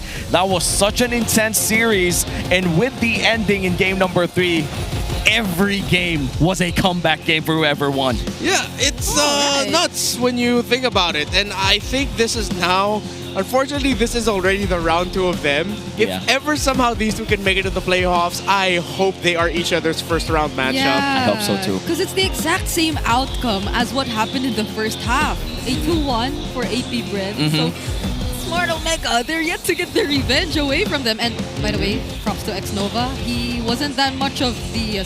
he didn't have that much of the spotlight in the first few minutes of the game, but when they were all grouped up, you were starting to feel it. He was providing a lot of shields and the vision, and I think some of the Circling Eagle knockups that he could get also just came in the clutch. But definitely when you see a Matilda in your lineup, even though we weren't able to see him set the tempo with his rotations, it was, again, it was in the counterplay, the shields provided, the sustain provided, that once Aqua already had the Divine Glaive Blood Wings, and Shizo already built up to the Maleficant third item, that's when we really started to see the value of this Matilda in team fights. Yeah, and so far for this game, it was left and right for these team fights. I feel like in the early parts of the game, it was given that Omega had a great lead, a tremendous lead even. Maybe Breno almost always bit more than they could chew in those early fights, but the moment that they got their items, the moment that the sustain came in or kicked in here for the side of APBR, it was severely hard for Omega to find the targets that they were easily accessing in the early game. Yeah, imagine there was a point where James had much more gold than Shizu, and that was, again, after the triple kill that he was able to secure up top. So clearly, your XP laner was already looking like the carry, and everyone else was around that same level of gold lead against their counterparts. So you could have really thought that this game was Omega's, but... Ooh, knock-up. The knock-up. Yeah, knock-up from the Lord. Literal divine intervention so that Ryzen couldn't retry, and in the end, it was Lord JM, Mr. 50-50. Yeah, just finding that play. I mean, Lord JM on this game, what if he wasn't able to secure that Lord? What if he chickened out and did ulti right inside the pit? This would have been a very different game, because that Lord steal coming in from APBR made sure that the next few minutes for APBR was them keeping up from that 8k gold lead. Yeah, I feel like Lord JM was such a reliable Esmeralda in this game. He's not the guy to always go in first with the Falling Star Moons, but when you see the traction pulses coming in, he will always make sure to provide that follow-up Falling Star Moons. And even when he starts going in by himself, even when it doesn't land, it doesn't connect, what matters is that he throws it out, and he's been doing that multiple times in this game. So I'm liking this performance that we're seeing from Lord JM. And here, this is where Omega, again, I feel like they were just like, come on, this has been going on too long. Let's do something. Let's press buttons and fight. When they shouldn't have. They were already managing everything so well, but they played the ultimate risky play and they got punished for it. AP Bren, it looks like they were just like, hey, Omega, come here, man, let's fight. And Omega fell into that. AP Bren played that beautifully. Yeah, and the moment Netsuki just went down, they already knew it was over. You even called it. That it was already finished the moment that Netsuki got bursted in front of all of the people of AP Bren. And now with this 21-minute game, this confirms that this entire series is an hour long. Oh, wow. The 3 games that we watched, the game 1 was 25. Game 2 was around 18 to 20 minutes, and this one's 21. So, oh my. 3 games, 1 hour of pure MLBB action, peak team fighting though. This is like the best scrappy team fighting that I've ever seen so far in Season 16. We were so close to beating records of like the longest game.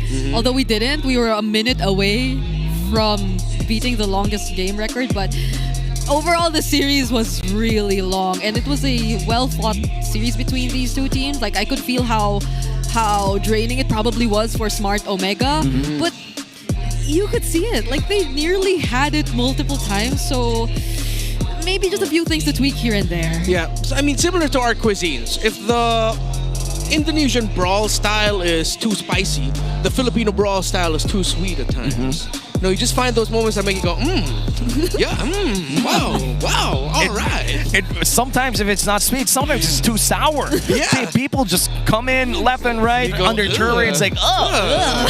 You did that earlier. And sometimes the timing is just so precise that you still go, like with Super Yoshi just going in for that Jeet Kune Do kick as well. Yeah. It's insane, man. Like, it's so hard to dissect this in a way that it's completely logical. Just because the team fighting that we've seen here, it's not completely devoid of logic, but it does not follow the norms of how team fighting is in the Philippines. Most of them just, it looks like it's episodic even. Like some of it would start, then stop, then start again, and then suddenly there's a plot twist at the end. Yeah, after multiple flashbacks. Yeah. I mean, I don't know if I felt like I just wanted to see a bit more of the Way of the Dragons from Super Yoshi. Or maybe it's a mix of him respecting that there's still a guiding wind, or that they have multiple purifies, that's why he can't just keep going for the Way of the Dragons. But this felt like a not so Super Yoshi show. Yeah. Well, there was that one fight where Aqua got the triple kill that he was able to find Shizo. Yeah, but then I think that's where eventually we got to see the value of multiple purifies. Wherein even though they got one down, and again, the value of having dual carries, because you also have the Kimmy, then next thing you know, wait, they actually still have an answer. With the Bruno gone, the Kimmy was still alive, and Aqua's the rich guy. Yep. Our BPR rich guy for game number 3, that would be Aqua on this Kimmy. And we did see him deal a lot of damage. And I do feel that he was online faster than Shizo in this game. At some point, they were building off of that very late Skypiercer pickup. But I feel like even if it's very late, it made sense. They needed the anti-heal. They needed the raw damage way before the execute that comes with the Skypiercer. Yeah. After he was able to rush I believe he rushed the Divine Clave at one point. Then he got the Skypiercer and then capped it off with the Holy Crystal? Yeah, there we go. And I don't know, he went Blood Wings, then Holy Crystal. Yeah, I like the itemization path here of Aqua, and then it just goes to show the real-time adjustment of AP Bren of acknowledging, wait, Shizo, sorry man, we gotta bench you first, Aqua, you first. Well, right now we're gonna go back to the winning calls of AP Bren. Hopefully it's hype, or maybe clean. Let's go to the Infinix mic check. Ako dito. Nag-question, patayan. Huwag sa micro to, pre. Andito si JM, ah. Tara, basag pa. Ako sasalo pag malalim ako. Tara, lamang na tayo dito. Kaya sama-sama lang, lamang na tayo dito, pre. Arit lang to. Ikaw, micro lang. Para pa nyo, walang nga rito. Walang lahat. Kalma na ba? Huwag na natin pahingayin to, pre. Huwag natin ito. Okay na item. Sa atin yung mat pa. Pwede tayo mag-pressure. Nice, boys! Nice M, nice dad! Nice everyone! Pre, makinig sa akin, pre. Naka-momentum na ako. Kalma.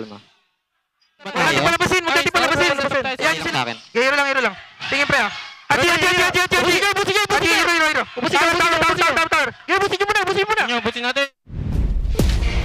Yo, that was in Tagalog and I couldn't understand anything. Tagalog, multiple languages. I think I heard some Spanish in there too.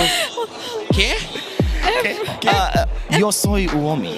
Whoa. ¿Qué pasa? What? Yo soy grande mucho. Wow, I don't know what that means. Deutschland. Deutschland. Whatever. Welcome back from Germany, by the way.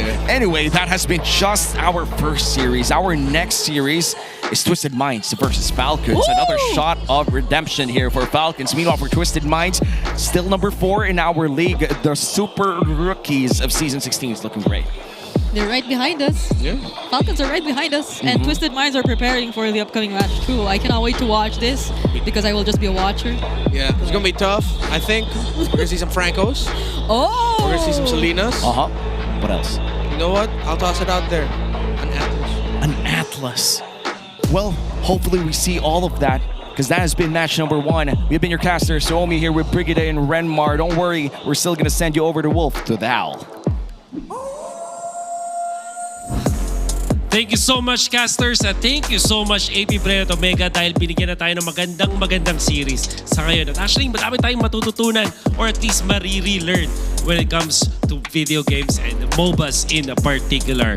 Dahil alam natin at its very core, ang Mobile Legends ay talagang game na pagalingang pumindot in the end. And so far, para dito sa series natin, kung sino yung team na nanalo sa early game ay natatalo sa laro. That's game 1, game 2, and game number 3. And I guess it's mainly because of the fact na kailangan talaga mas magaling ka lang mag-in-game decision making pagdating sa late game. Actually, kung titignan natin yung patch, marami nating beses sinasabi na dapat magaling ka sa early game, dapat ma-active yung roamers ka. But in this particular series, we are reminded na hindi lang yan ang dapat mong gawin. You still have to be very good with your decision making. At yan ang ginawa ng APBR in game 1 and game number 3. Now, it's always notable na ang APBR ngayon ay napaganda ng late game team fighting. Pati na rin yung shot calling nila. Narinig din naman natin dun sa mismong mic test na maganda yung pagkaka-identify nila ng tamang targets. Nobody panics, pero everybody's hyping each other up para talagang dumiin yung shot call at sundin ng kung sino man yung dapat susunod dun sa shot call na yon. Also, yung strength ng ating active roamers ay kitang-kita naman in the early game. We can see even si Super Yoshi, ang lakas na kanyang ipinapakita sa early game and even with Xnova. However, yung mga late game na box yung importante. To be fair, I really like kung paano nahuli ni Super Yoshi yung good targets niya. But the box overall, or ito yung sinasabi nating formation ng bawat pyesa ng side ng Omega, dun lang talaga sila nag-struggle. Even in their Lord Dances, dun lang din sila natalo. And unfortunately, for Omega, hindi nila matutuloy yung streak nila this week. For APBR, napakagandang momentum naman to heading into the regular season. That's it for this series. Mamaya naman, it's Twisted Minds going up against Falcons. Huwag mo kayong aalis, magbabalik ang MPLPH Season 16.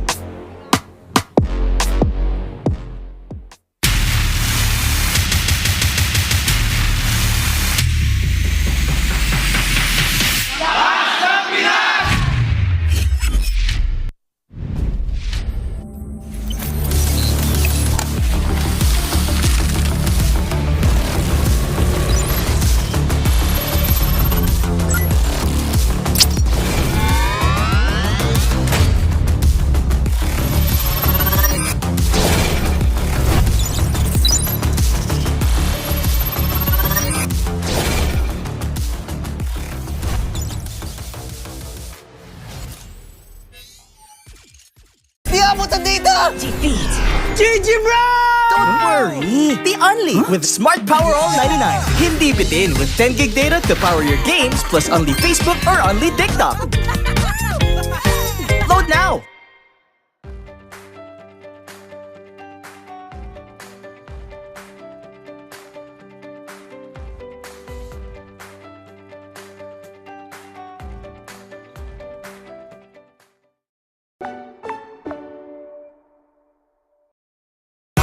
Enemy alert. Your scalp gets 1.5 times greasier, causing dandruff. Get triple anti-dandruff power. Supercharged with Clear. Pang-marinade! Panggisa! ang daming ititimpla! Luto mo yan with Knorr Liquid Seasoning. Mula luto tong plato, sarap panalo. Luto tong plato, sarap panalo. Luto tong plato, sarap panalo. Luto tong plato, panalo ang luto mo.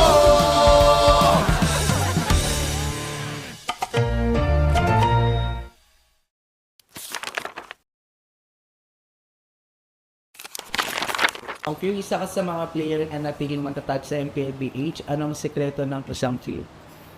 Para sa akin siguro yung passion ko sa gaming talaga. Kahit anong game kasi gusto ko maging magaling eh. Yung passion ko sa gaming is nakuha ko siya simula nung bata pa ako eh. Parang sobrang saya ko sa mga nilalaro ko and sobrang saya ko lalo kapag nananalo ako. So, piling ko din ko nakuha yung passion ko. Nabanggit mo din na si Pew yung vote mo. Kasi nung MPL Season 1, nakita ko siya mag-funny, sobrang nagalingan ako sa kanya. Tropa natin dito. At nakita mo naman si Pew. Tapos sinasayawan lang dito from wall to wall si Angela, pero he still got the kill para dito kay Karina. Tapos ngayon naman, kaya siya yung goat ko kasi sobrang tagal niya na, tapos nasa top pa rin siya. Nabanggit ni Cartesi na ikaw daw yung player na iniidolo niya at tinawag niyang GOAT. Siyempre masaya kasi yung lahat ng tao na parang nag-ML ang sasabihin ko na si Carl talaga eh. Lalo na siya ng international and masaya pa rin na nakikita niya na ganun. Siyempre pinagdaanan ko, marami munang talo bago nag-champion, ganun. Ganun naman yung cycle eh. From child prodigy to the face, and now MLBB's greatest of all time, God CZ!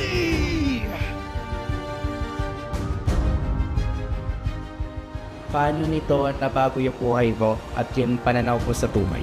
Sobrang dami nagbago sa financially, tsaka yung routine ko sa buhay, yung ginagawa ko sa buhay, tsaka pag lumalabas ako ganun, may mga nakakilala na sa akin. Feeling ko, abang tumatagal, parang napapansin ko sa sarili ko na mas madisiplina ako and mas mature. Siguro yung biggest lesson ko lang yung balance lang sa lahat ng bagay. Tapos ngayon talaga, ito na talaga yung feeling ko buhay ko eh.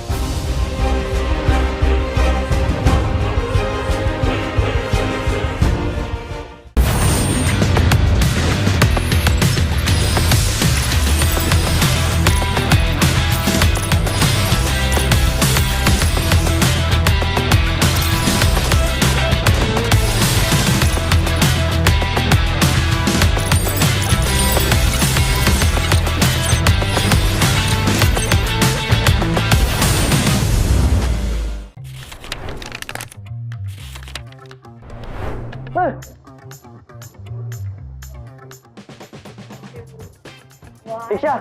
Sino yun? Si Gary? Esmeralda? Edith. Si Edith. Edith. Arnold. Edith. Edith niya. Ano? Edith. Grabe. Edith. Yan si Grak. Grak. Grak. Grak. Grak. Grak. Grak. Grak. Grak. Uy, nauna ako kanina sa Edith. Sige, all one. Pinagbigyan kasi nila ako eh. Lancelot! Lancelot! Lancelot. Si Lance. Lance! Sabay tayo, bar. Yan. Granger. Si, Lucian. Granger.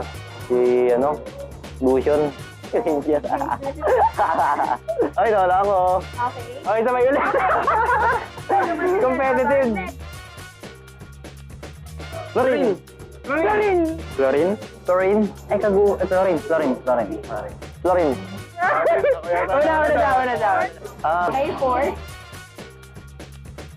Lapu-lapu. Ano yan? Sino yan? Kalea. Bruno. Lapu-lapu? Lapu nga. Ay, palakol. Parang bagong hero yan ah. Hindi si Popol. Wala, hindi ko alam yan. Sino yan? Ay, palakol! Ay, palakol pala yun! Ay! Sumatil. Siyang nagmamatilde. Matilda. Ate. Yay! Ano yun? Matilda may palakol?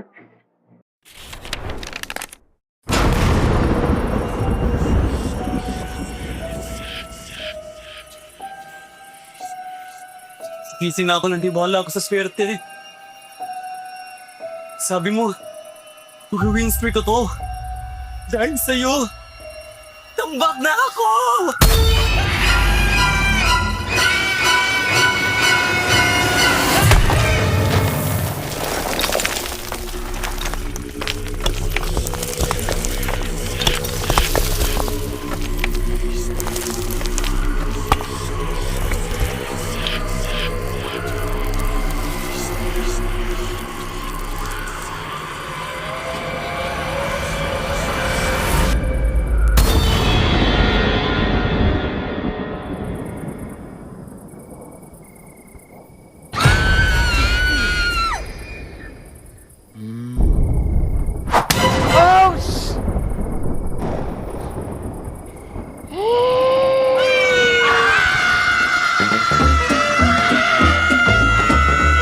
Gusto mo talagang swertehin, basahin mo na ang current patch notes. Andito na ang Ready for Next, the biggest gameplay update of the year. Break through boundaries with the new Broken Walls map update. MLBB, we are ready for next.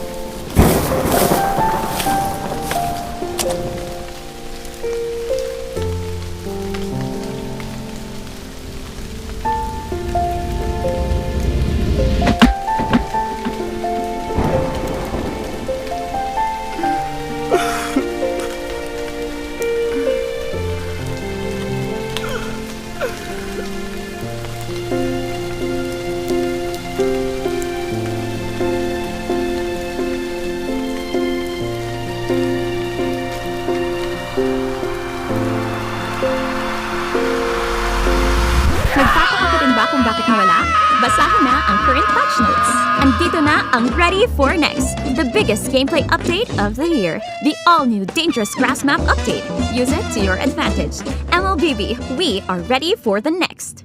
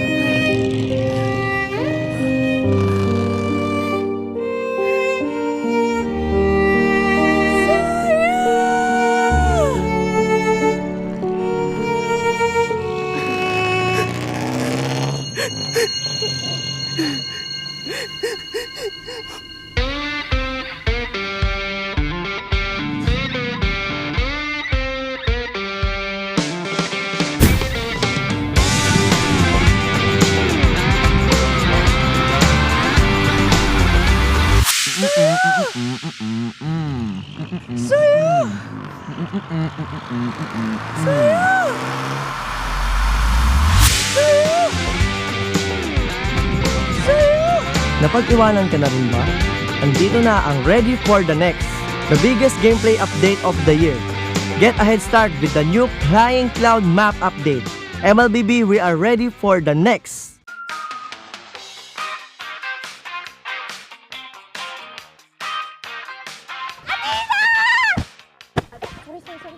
Sinundan mo talaga ako dito!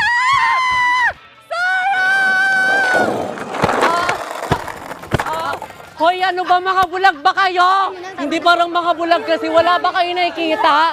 Mga bulag!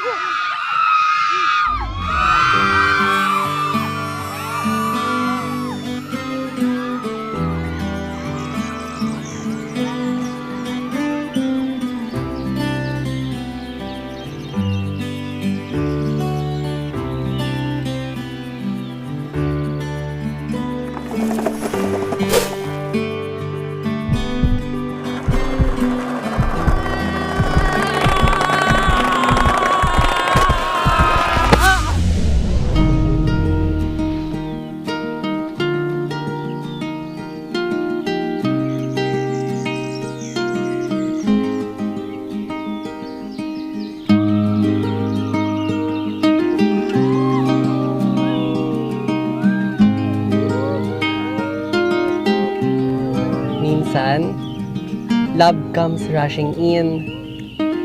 Parang bagong expanding river sa Mobile Legends. Andito na ang Ready for the Next, the biggest gameplay update of the year. Navigate the river with the new expanding rivers map update, MLBB. We are ready for the next. Guys, nandito na yung bagong update sa Mobile Legends. Yung dangerous... Hoy!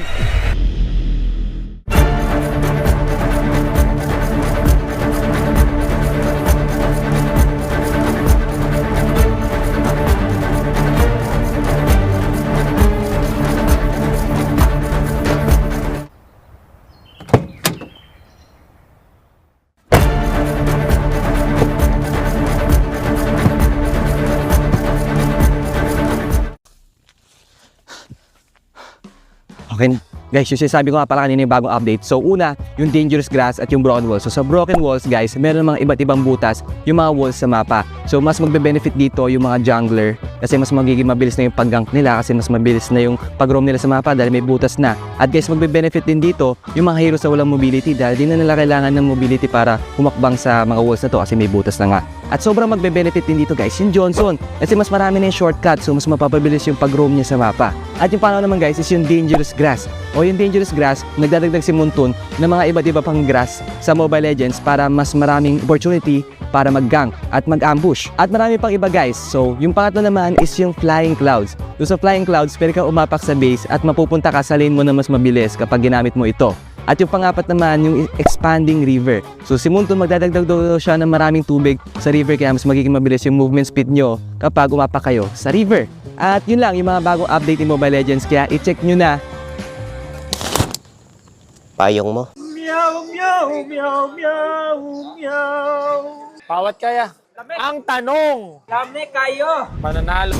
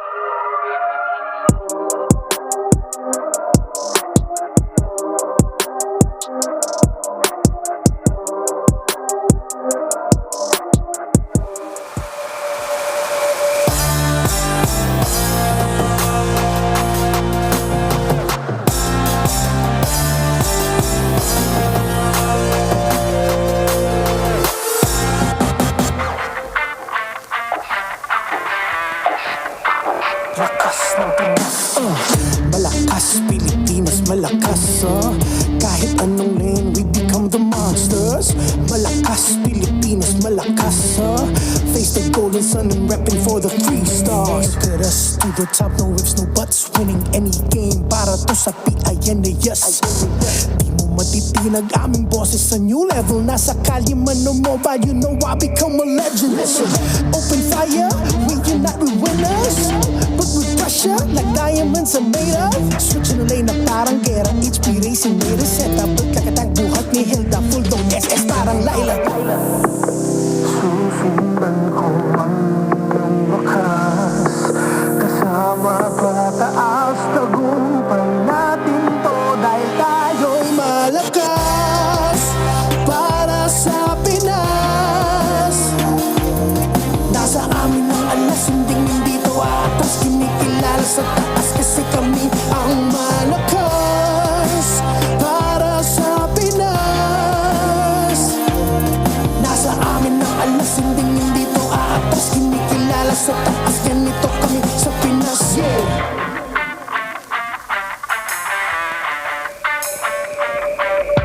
Laging MVP, no surrender, no retreat. Pag nagsama-sama, just imagine what we can achieve. Laging MVP, no surrender, no retreat. Giving 100 on my all, cause we just cannot be defeated. We are unstoppable, immune and invulnerable. Ready ang equipment, lahat frozen, mala crowd control. Pakita on the jab, east to the southeast. Taas ang matawag, proud and loud, cause every enemy we devour. Susundan ko man yung wakas. Kasama pataas, tagumpay natin to. Dahil tayo'y malakas para sa Pinas. Nasa amin ang alas, hindi to atas. Kinikilala sa taas kasi kami ang malakas para sa Pinas. Nasa amin ang alas, hindi to atas. Kinikilala sa taas, ganito kami sa Pinas. Malakas, Pilipinas, malakas kahit anong monsters.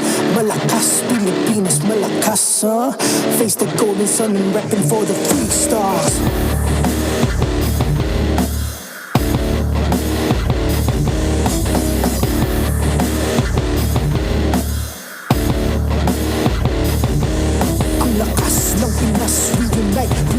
stars, ang lakas ng Pinas. Reunite with the stars, ang lakas ng Pinas. Reunite with the stars, ang lakas ng Pinas. With the stars.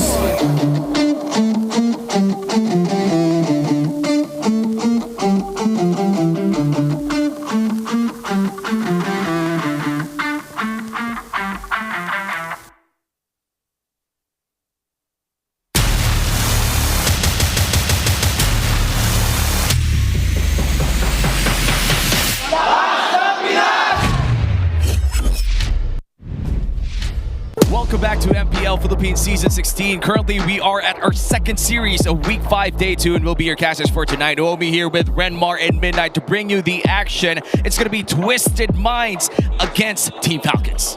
Yeah, I am looking forward to seeing this one, mainly because, well, look what I'm wearing. Yeah, I was going to ask, are you? No, I'm not, because I'm honestly going to this thing and Twisted Minds is absolutely going to whoop us Falcons, guys. Yeah, I mean, as much as we've seen a lot of like good moments from Team Falcons, let's face the reality, they still haven't been able to close out a series after their first win against Aurora, and even then, that was taken away yesterday. Yeah. After a reverse sweep. Yes. I thought after winning game 1, we're actually going to sweep Aurora. Nope, we did not.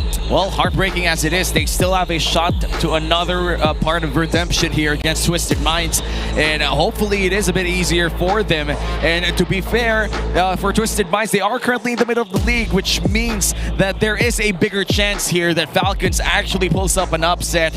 But before we head on to that, let's head on to more data and more GG. Experience the winning power of Smart's Only 5G and enjoy it with the Smart Digital Prepaid eSIM. What's the simply reliable telco partner of the MPL? Trick question, it's only Smart. Victories you can count on. You know, when we look at the victories that could possibly go here inside this match, let's go back to the victories that we watched earlier. It was such a delicious series to watch. A 3-game series of pure comebacks. Yeah, we got marinated, basically. Well, marinade, saute, or just for the flavor. You can use Nor liquid seasoning for everything. And when we look at the last series, 3 comebacks on a full hour of gameplay. By the way, a full hour of gameplay from that one series alone. 25, 20, 21. That is insane numbers for 3 games. By the way, this tournament is monitored and supervised by the Games and Amusement Board. But let's go back to that. Omega versus AP Bren, with AP Bren taking the crown at the end. Yeah, man, absolute banger, because it was a series wherein, yes, we saw dominating performances, but it was just like a back and forth all throughout, and it was just one team suddenly saying, nope, we'll take the win instead, in different ways. Yeah. It was a left and right affair. Like, somebody was just taking the win, and it was just taken away from them. Yeah. It was a constant bickering between 2 teams that are just trying to edge out each other. Unfortunately, it was AP Bren that made that final call. They were able to get the win against Smart Omega, even though it looked like Ryzen was going to be able to snatch it away from AP Bren, but it wasn't the case. It was still the same story, 2-1 for AP Bren, same as last time, I believe. AP Bren pulled off with a victory. Man, it was an 8K gold lead for the side of Omega in that game number 3. Ugly finish if you're an Omega fan, but an even more beautiful win if you're an AP Bren fan. And with that, again, the Infinite standings wouldn't really move an inch, even if, let's say, AP Bren won that does tie them up at 3 points here for the last 5, 6, 7 teams. Falcons really need a dub to here. Yeah. Are we getting closer and closer to the point where if Falcons lose a series and they're going to be eliminated? We're not there yet. We're not there yet, but we're close. We're close. Like, if I'm not mistaken, it could happen next week if they keep losing this week. Yeah, so usually the competition starts when they reach their 8th or 9th match, because it gets easier to compute like the permutations between the matches.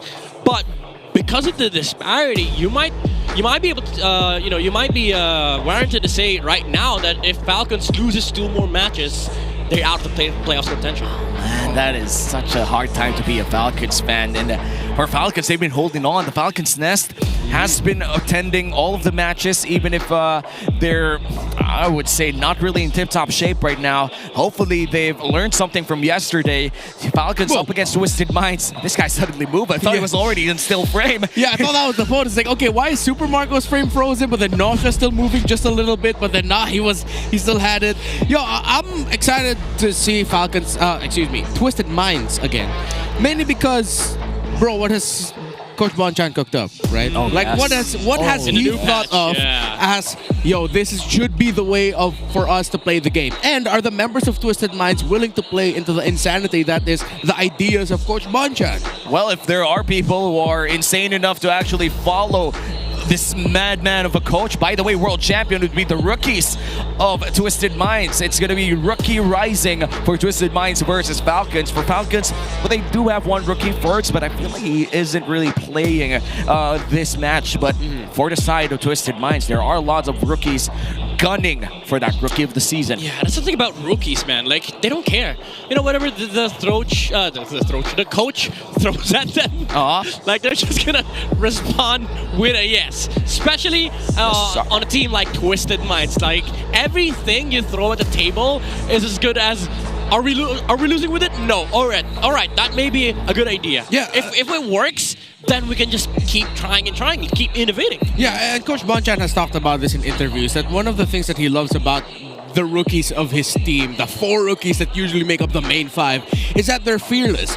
Is that if they have any sense of like, nah, yeah, we can get this, they will not hesitate to go for the throat. Yeah, you know what? This reminds me of a young Oklahoma City Thunder here. You have the big 3 right in front of you, and you have like a defensive maniac in the hands of Lansu. All right, I got Serge Ibaka. Okay. Oh, so he's Serge Ibaka. He's Serge Ibaka, dude. Got it. Why, were you looking for Ibaka elsewhere? I don't know, man. At first I was just, wait, so which one of them is James Harden? I don't know. Dude, at this point, all of them are just really doing well in their roles. And I'm so happy to see rookies like that.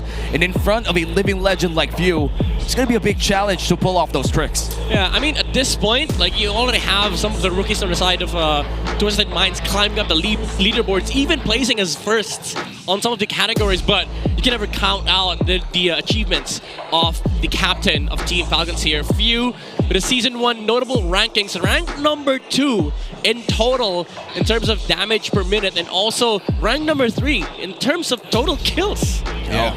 Season 1 was the time when Few was bring out the cushions and all that. Yeah, he was that guy. That was a different era, different beast during that time. And for Few, who has lived through every season of MPL, honestly, it's going to be so sad to find the first season without him. Yeah, bro has most games won, most match played, and he even has the most savages in MPLPH history. 4 times. And he made one on Eudora.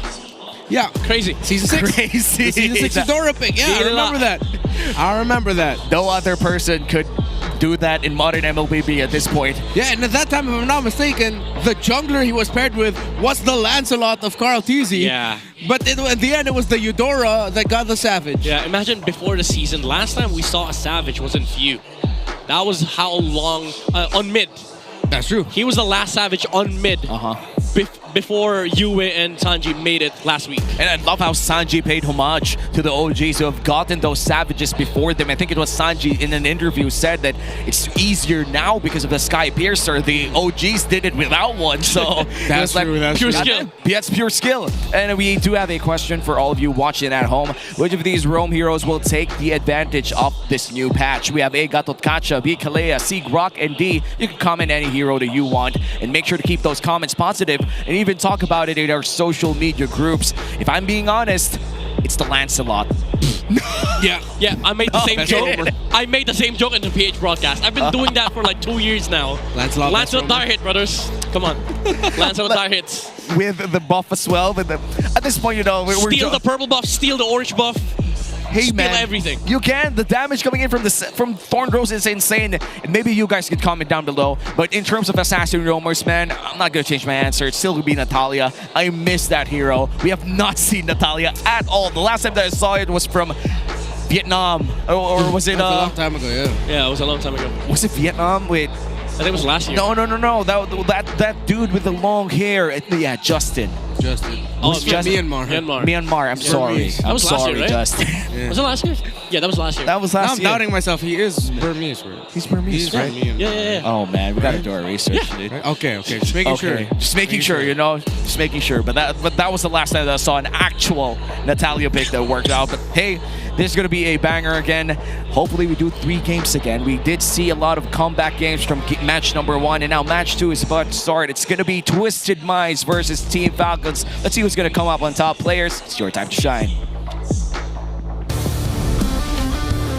The rookies rising from the mines, Nosha, Sean, Kaloy with Lansu, and MP the King. Here's Twisted Minds!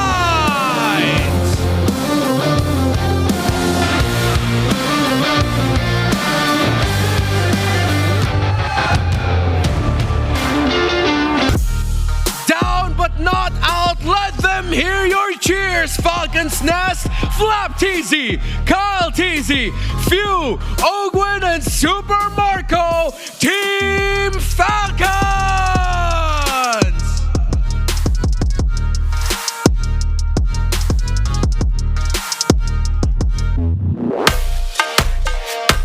Welcome our marshals to the stage for this matchup, Joshua, Chico, Patrick, and Jeff. And the coaches. For Twisted Minds, we got Coach Bonchan. For Team Falcons, it's Coach Trevor. Twisted Minds versus Team Falcons. MPL Arena, make some noise!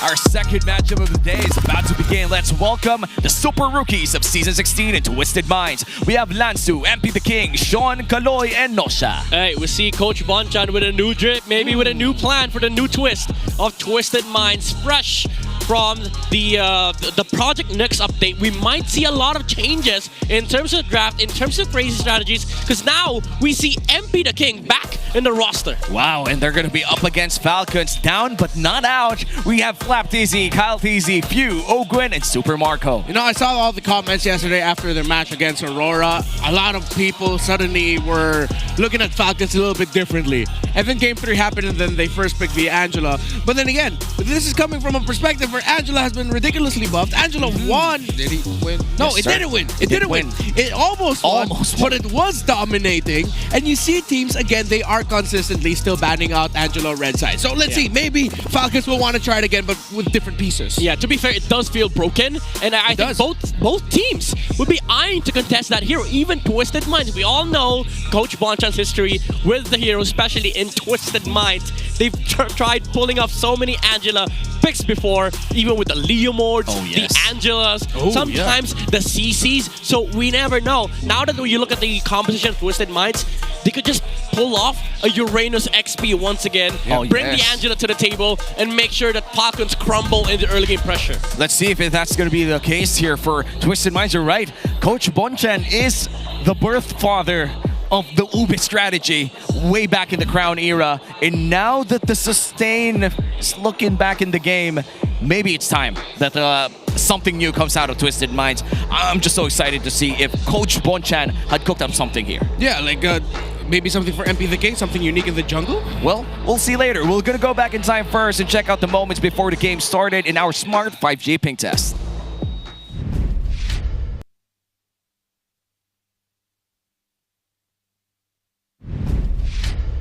Well, that was a nice Smart 5G ping test. You've seen it all. Right, we're going to go back there later on, by the way. But the tournament integrity of this game is still secured because the Smart 5G ping test did happen. Just weren't able to play video. Yeah.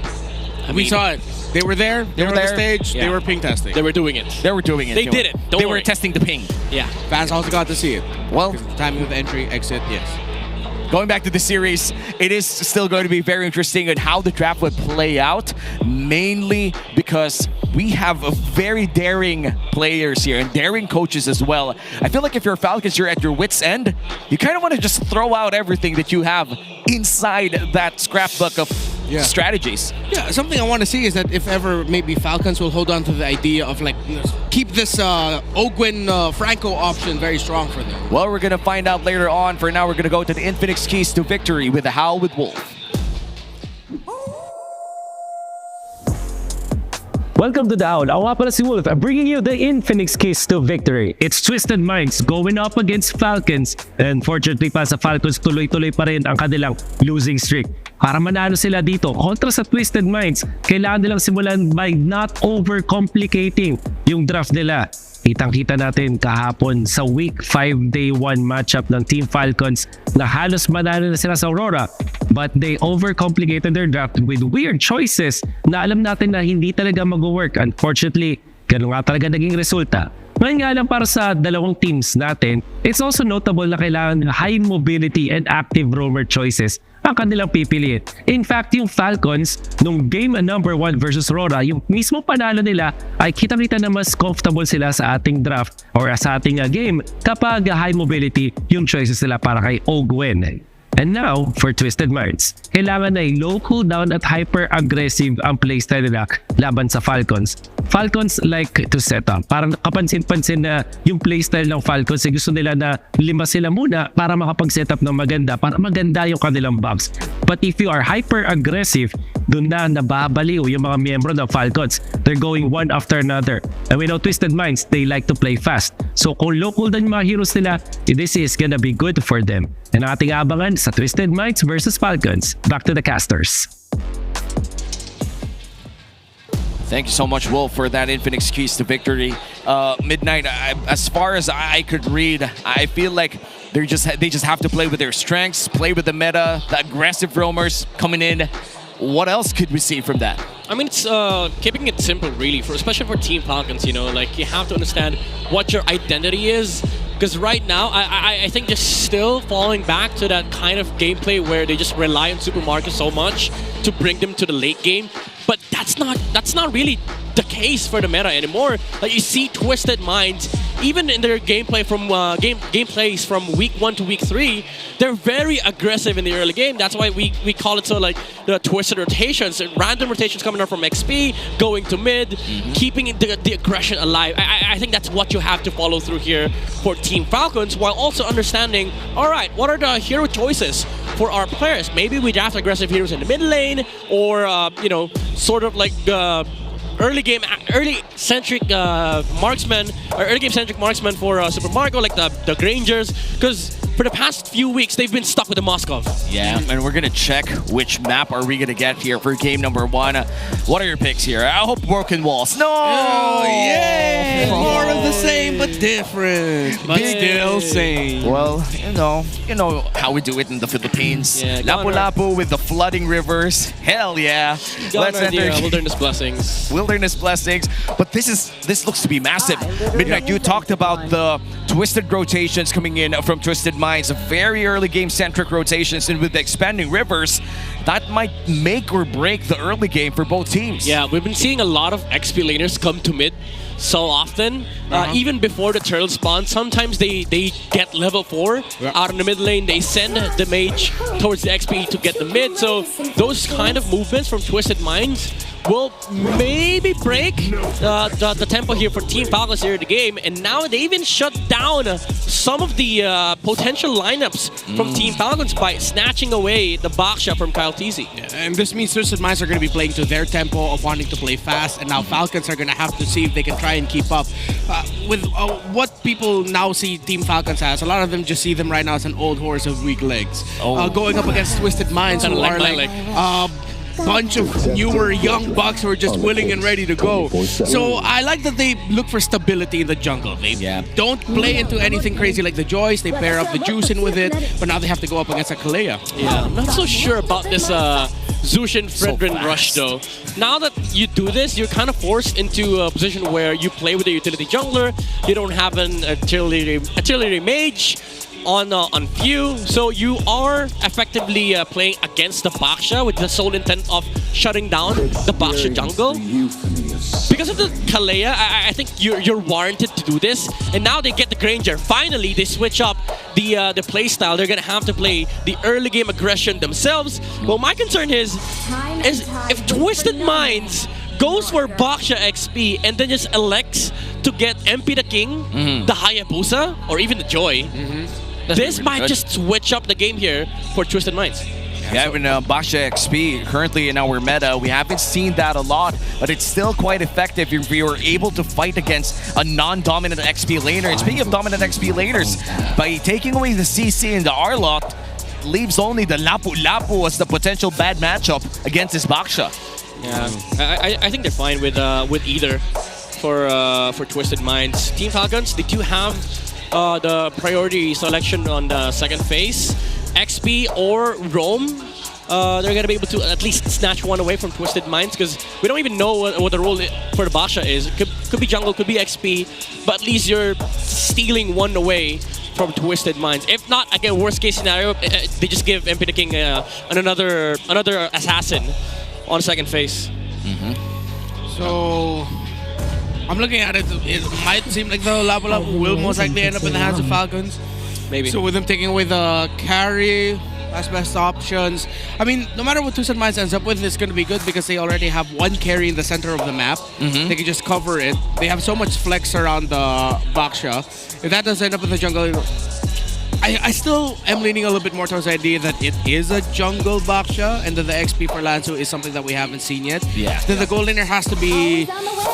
They can even afford to go a little bit more mid to the late game with their carry, considering they have two. Yeah, okay. Falcons, do they take the Lapu here? Because if they do, they're going to have to show the XP matchup, and that's going to allow Twisted Minds to either counter the Lapu or go for a damage XP to supplement this Baksha jungle pickup from MP the King. There goes the Lapu. For Twisted Minds, Esmeralda is an option, even though that's gonna make their composition a little bit awkward because they're gonna have to wait for like marksman timings. But if they just find a good marksman, then it won't be a problem altogether. So again, for Twisted Minds, either you go damage XP here or you go Lapu Lapu. Oh, sorry, Esmeralda against the Lapu, and then maybe pick up a Bruno or Moscow. Yeah, we can see the Bruno earlier. By the way, but looks like you're gonna go for the Phoebus instead. I think it's at least still some damage and a bit of crowd control too. In fact, looking at the hero stats here for Sean, currently 5 games on this Kimmy, a very healthy win rate of 60%. And what do you pair this up? Do we get the Bruno that you mentioned? Bruno or Harris? Any gold laner that can fight earlier on? Yeah, they can afford to, even though it's a lot of magic damage. Wow. They'll still go for the Moskov. I mean, we did pose a possibility they'll just go for something a little bit more mid to the late game. They spread out their damage profile a little bit better. And yeah, Twisted Minds going for a slightly more conservative route. Yeah, dude, I'm actually surprised they draft this way, week 5. They're drafting like Team Falcons. Wow. Coach Bonjan. I don't know why, but I'm offended. Entering for Twisted Minds. Entering the mind of Coach Trebor here. Last pickup here for the side of Team Falcons. They're still looking for their potential roamer, actually. Gatot, Hylos. Yeah. Oh, Grok. Okay. I like this Grok pickup. It's a good matchup against the Kalea. Even though the Kalea does bruise you, and she can just sustain off of the hits from the Surge of Life. The thing about Grok is that it limits these jumps from the Kalea, and right after you jump, you're basically under the mercy of the Earthen Rampart. Yep, and with that Fredrin, if the fight gets divided by the Earthen Rampart, it's going to be really hard to walk around with the Zushin as well. A lot of crowd control here for the side of Team Falcons. Meanwhile, for the side of Twisted Minds, you can see a lot of global map pressure come late game. You have the Baksha and the Moskov just lane control all the way down to that late game. What can we expect early on in this game? I'd say for Twisted Minds, they're the ones dodging in this game, maybe looking for trades, forcing like skirmishes away from the Moskov, while you have Team Falcons constantly controlling these objectives against Twisted Minds because of their early game advantage. They have the damage from the Lapu Lapu, the damage from the Granger, and also insane control from the Zushin and Fredrin. Yesterday was a sad chapter for Team Falcons, still currently on a cold 7-game losing streak, and up against Twisted Minds right now. We're about to enter our second best of 3 of the night. It's going to be the game 1 between Twisted Minds against Team Falcons. Wow, with a lot of late game lineups here for the side of Twisted Minds. Yeah, it's going to be a tough climb here for the Falcons up against the super rookies who, again, they are not going to be hesitant to go full on aggro if they can find the advantage. Similar to what they're doing here in the center of the map despite going up against a Juicin. Oh, Sean. Ouch. Oh, got to be careful there, sir. Ouch. Oh, no, not like that. That was a good wall from Ogwin. I was going to ask earlier if they didn't wall the wave because Twisted Minds was able to clear the wave much faster than them. But again, the punish from Ogwin was there, getting Sean twice. But again, the Surge of Life, the advantage of having so many heals in the laning stage does answer up the pressure coming off from the Grok. Yep, and so far it looks like no big trades so far inside the map. Just a bit of poking against each other inside the lane, but Kaloy has other ideas. Just gives a clear advantage to this Phobius. Kyle TZ. Was he able to win that, Richard? No, Lanzo got it. Okay, Lanzo still got the last hit of the XP, okay. And so in entering the 1 minute mark, still nothing much happening inside the map. It's just quick rotations from all. This is something that I've been waiting to see in MPL. The roamers just going from lane to lane and clearing waves. You see some bit of advantage on XP on the Kalea, but Sean oversteps. Big trade there in the mid. Few still. Okay, so now that they're playing a little bit more, I feel like they're using their veteran wilds against Twisted Minds. Yeah, well, going back to what you pointed out, Midnight, what do you mean, like, roamers clearing out lane after lane? Yeah, because now you see them almost getting level 4 just off of the 40% extra golden XP you gain from clearing the waves with your mid laners. Unfortunately, Sean, he thought maybe the Surge of Life was active already when Kaloy jumped in.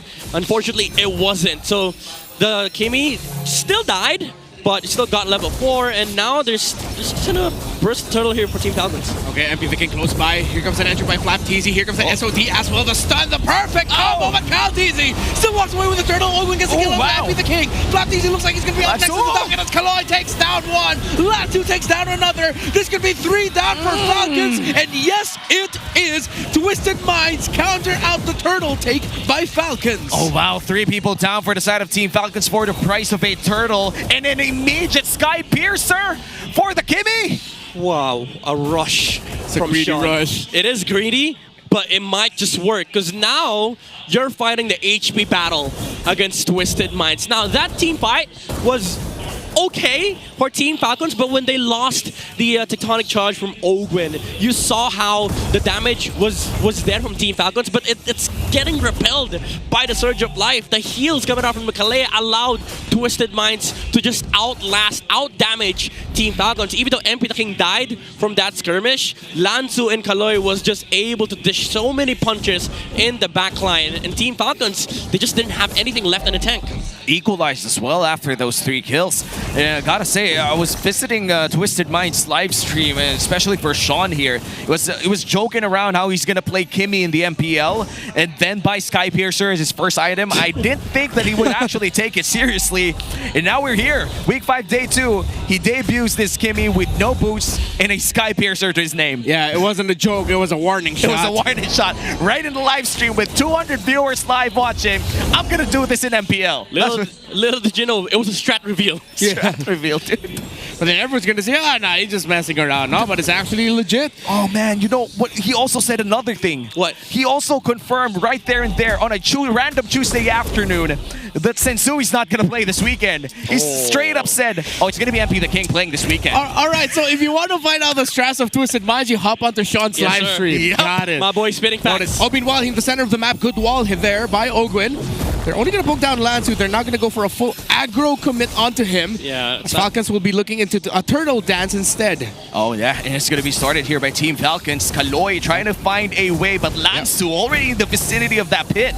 Okay, if you already used the Crimson Beacon, Flap TZ already entered as well. Line Shaker committed. They missed everything. Here comes the punish. Dark Wave and the jump as well. But Ogwin with a tech charge. Turning it around. SOD entry. Are they going to commit this? Oh my Kyle goodness, TZ falls. The turnaround by Twisted Minds is real. As few can only back with the rest of Falcons. Twisted win again. Dude, Lanzu has to chill because he's giving so many headaches to Team Falcons with all of the heads being smashed by the Phobius. The sustain is insane. Even though it started awkward for Twisted Minds, they lost the Kalea. They didn't have enough access to the they didn't have access to the Surge of Life. But because Team Falcons has used everything, they had nothing against the Phobius. And again, Nausea with a Spear of Destruction, putting so much pressure for Team Falcons to disengage. That's like back-to-back 3-man Dark Waves from Lanzu. Lansu, chill. Chill, my boy. He's just doing so much. It's not playoffs. It's not yet playoffs, and he's sure as hell playing like he's already part of it. And Lansu just showing off a lot of obvious mechanics here. Entering the 6-minute mark, we have a 2K gold lead coming in from Twisted Minds. But in terms of Turtles, it's still pretty much the same for both squads. It's just the fights have been working out here for the side of Twisted Minds. But it might change as a Sky Piercer pickup here is for Super Marco 6 minutes in. Yeah, let's see if they'll actually be able to punish and be the ones, not be the ones getting punished here. Because so far we've seen Falcons a little bit shaky on the team fights. Some things are landing, most things are not. Yeah. And that means Twisted Minds, they can just go in with a later entry and go for the counter. So far, Twisted Minds are fighting better than Falcons. Yeah, that's a Kalea though. Like, he doesn't mind losing some HP. Yeah, he can regen it.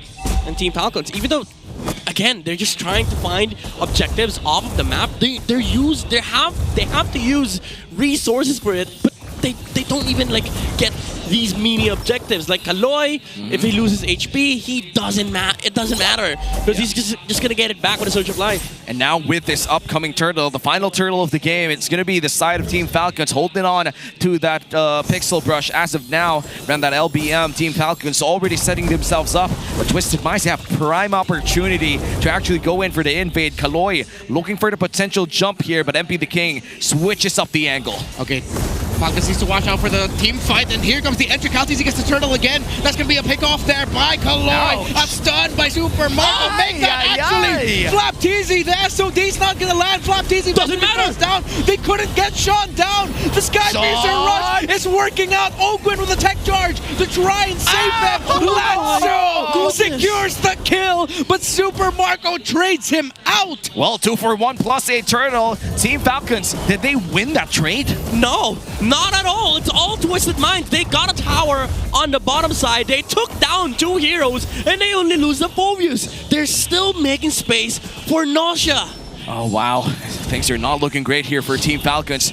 We're entering the 8-minute mark, and Lanzu is still playing out of his mind. I guess you could say silver lining for Super Marco is that at least he's getting some charges up on the Sky Piercer. But their main concern is Twisted Minds going to late game. There is a Moskov in this game. Okay. Flap TZ entry with a Raging Slash, everything thrown at him as well. Meanwhile, Falcons SOD left Nosha in the back. View is there, ready to answer. He gets to bring him up. A stun by the Lapu Lapu finally gets taken out. View takes down Nosha. 1-for-1 trade. Falcons are winning. That's 2 down on the side of Twisted Minds. Shut down onto Sean by Kyle TZ. Double kill for View. FP King is gone. Wipe out for Falcons. The turnaround. And finally, Team Falcons able to find their first winning team fight, equalizes this game 9 minutes in. Yeah, now that's very obvious. It was a greedy call from Twisted Minds to utilize the Moskov in that engagement. Yeah. Even dashing behind the Granger, the immediate response from Team Falcons was, hey, look at the Moskov, turn on the Moskov, and right they did. The stun from FlapTZ came through, even with the flicker out from Nausea. There were just so many control that came out from Team Falcons, and Nausea was held down. Man, that was so early coming in from Nausea as well. It was a great SOD, a fight that they could have won. But look at that, so many knockups just landing on the side of Team Falcons. And finally, with that clutch Sky Piercer as well coming in from Super Marco, they're able to finally get their first 4 stacks in. And this is probably Team Falcons' best chance to take this game. Well, let's see if Twisted Minds are going to be able to find an answer. MP the King shield unity's up, jumps in, last to take a lot of damage. Twisted Minds gets blasted. SOD in, but it might be too tough to take. Moskov pushes up top while Kaloy gets taken out. Double kill for Super Marco. Flap TZ with his zone out, and again another win for Falcons as Nausea plays the map. But the Lord, Team Falcons, they're still going to continue pushing this up. There's no SOD available here for this Moskov. SOD. So I feel like this is still going to be a Lord secured by Team Falcons. And a free Lord. Nausea able to escape for now, but Flap TZ looking for the stun. What? It connects! He'll be able to land it. Here comes Few as well. Ogwin is there. 3v1. Nausea gets knocked out. What was that? Oh my, rookie mistakes coming out from Twisted Minds. The Moskov stayed on the top lane instead of going back and defending middle lane so that MP the King can roam around the bushes. But because of that, Team Falcons understands, all right, we're back to our timing. We have a lot of gold on the Granger. We have so much damage. We have so much control. We can just, you know, brute force the front line, let Super Marco do his thing. And this is why a hero like Granger is something that can work for Team Falcons. You have a team that understands macro. You just need the firepower to you know, to actually win team fights. Well, the Holy Shields clear out the mid lane, and now in the bottom lane they continue the siege. 5 people sent out here by Team Falcons. It seems they're going to try to force out this Holy Shield as well with that wall. What a creative use from that earthen rampart. Yeah, Ogwen's been on fire with his Grok. Super Marco bulletproof as well. 602 conceal play. Flap TZ threatening with the ultimate. He baits himself out. Maybe sees him mute, but he's still gets pulled back. Ogwen with a tech charge. Kaloy takes a lot of damage, and that's godlike for Super Marco. Epi the King brought down really low. Is he going to be taken out? The turnaround, but a double kill still for Marco. Nosha goes in. Lanzu goes forward. Jumping on view. A shutdown by Sean. But Marco is still popping heads. He's popped 3. That's a triple for him. Nosha backs off with Sean. Those micro outplays though. Yeah, doesn't feel like they're playing against rookies. Team Falcons, they had to work for it. And Twisted Minds, they still defend the tower in the middle lane. Good jump coming out from Lantu once again, saving their tower in the middle lane. How do you even find those angles? Like, I don't know. I didn't even see that Dark Wave angle. I just suddenly saw 3 people jumping towards Twisted Minds. Yeah. And in my head, oh wow, Lantu did it again. And it was cool because that went almost the same time as Kyle TZ being able to bring out a taunt. Yeah, dude, I was gonna ask, why would you find that angle? Because it's not just about the timing, it's not just about the you know, the targets. It was the Fredrin and the Grok in front of him, but he decided to go for it anyway. He was just like, I just need to jump. And he did. And that's why Twisted Minds, they didn't lose a single inhibitor turret in that Lord push coming in from Team Falcons. But that doesn't remove the fact that Team Falcons did get a lot of gold out of that push. Yes. Now ahead by 5,000 gold. They still have a major advantage here in the upcoming Lord fight. Yeah, Wind of Nature already built now for Nosha. So this somehow changes up the dynamic of this team fight. Because now every jump from Nosha, it has to be dealt with a stun. It can't just be the damage coming off from the Lapu or the Granger. It has to be a crowd control. Because if not, if Nosha somehow finds the Granger on the back line, it might just spell the end of the team fight right then and there. Well, right now they're going to start the Lord here. Team Falcons, Twisted Minds, the SOD is available, but I feel like they're going to burst down the Lord quite quickly. Okay, wall up, MP the King on the right side of it. Falcons now slowing it down. They know the threat that Twisted Minds might be able to turn it around. MP the King just has to go in. Says he immune. MP the King gets punished. He gets taunted. Everything between tossed at him. MP the King still survives. Here comes Kaloy with an entry as well. A few flickers forward. Making a beacon. Instead, the turnaround by Twisted. They missed it. That's 2. Both TZ's down, but Marco still lives. Marco is still here, and that's a double for him. And it's a 2-for-1 trade-up, but the junglers are down. MP the King still alive, though. That means Twisted Minds, they could potentially go for this Lord. But Team Falcons, they're not leaving this Lord pit. They know for a fact that Twisted Minds, they want this Lord for themselves. And Nosha has to take out, has to dash out of that Lord pit. As finally, the Lord resets. Oh, that tectonic charge misses from Ogun, very crucial. They're not done, however. They want to fight for more. Oh, another tech charge knocking up MP the King, but they're not going to be able to bring him that low. He's still alive and he can still fight. What else can Falcons do here? Because Twisted Minds are giving them a run for their money. Yeah, now they will lose the setup for the Lord pit. They have to address the slow push building up on top lane. Flap TZ fixed the wave for a bit, but it's still slowly pushing for Twisted Minds. If they don't deal with that, Twisted could just wait in this Lord dance. Team Falcons, they are the ones who are required to sort of either address the top lane or force the issue by charging with a set from Ogwin. And there's just so much global presence here for Twisted Minds. You have the Moskov, you have the Baksha.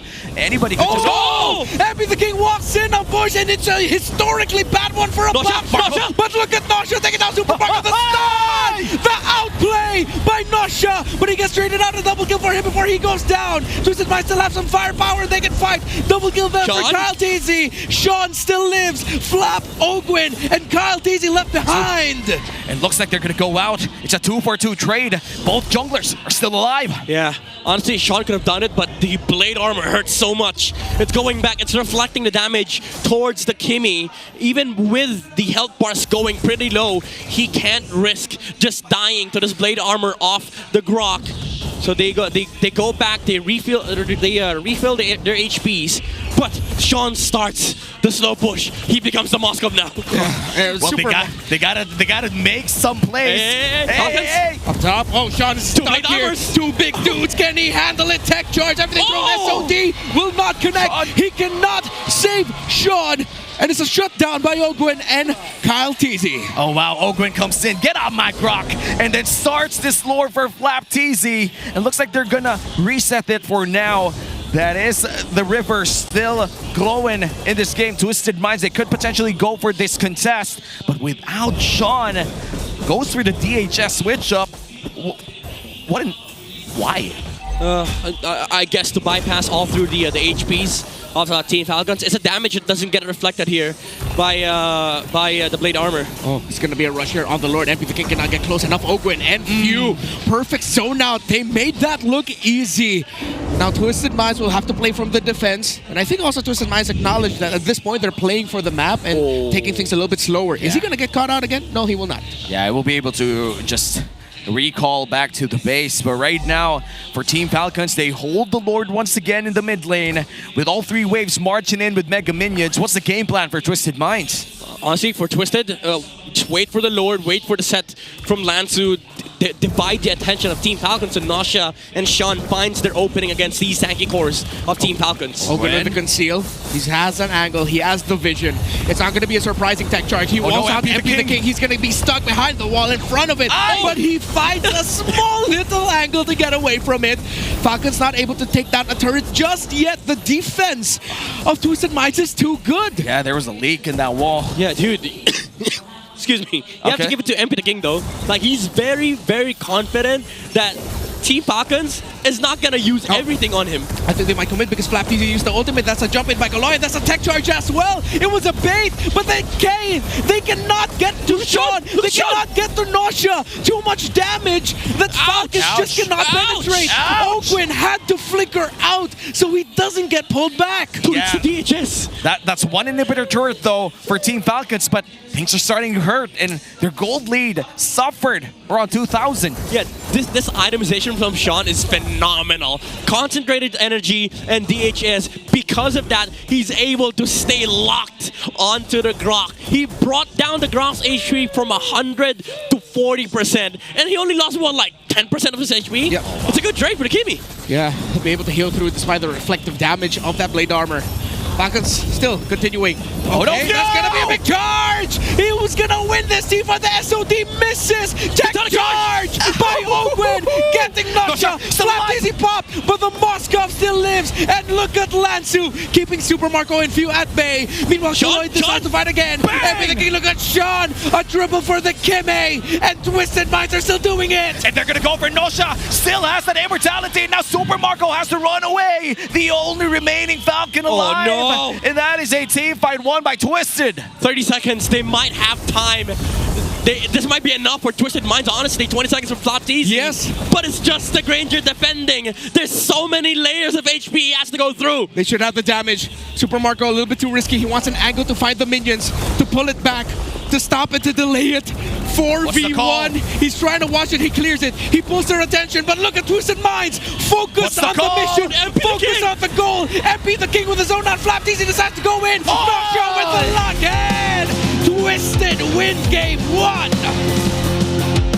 And with that turnaround, Twisted Minds able to secure game 1.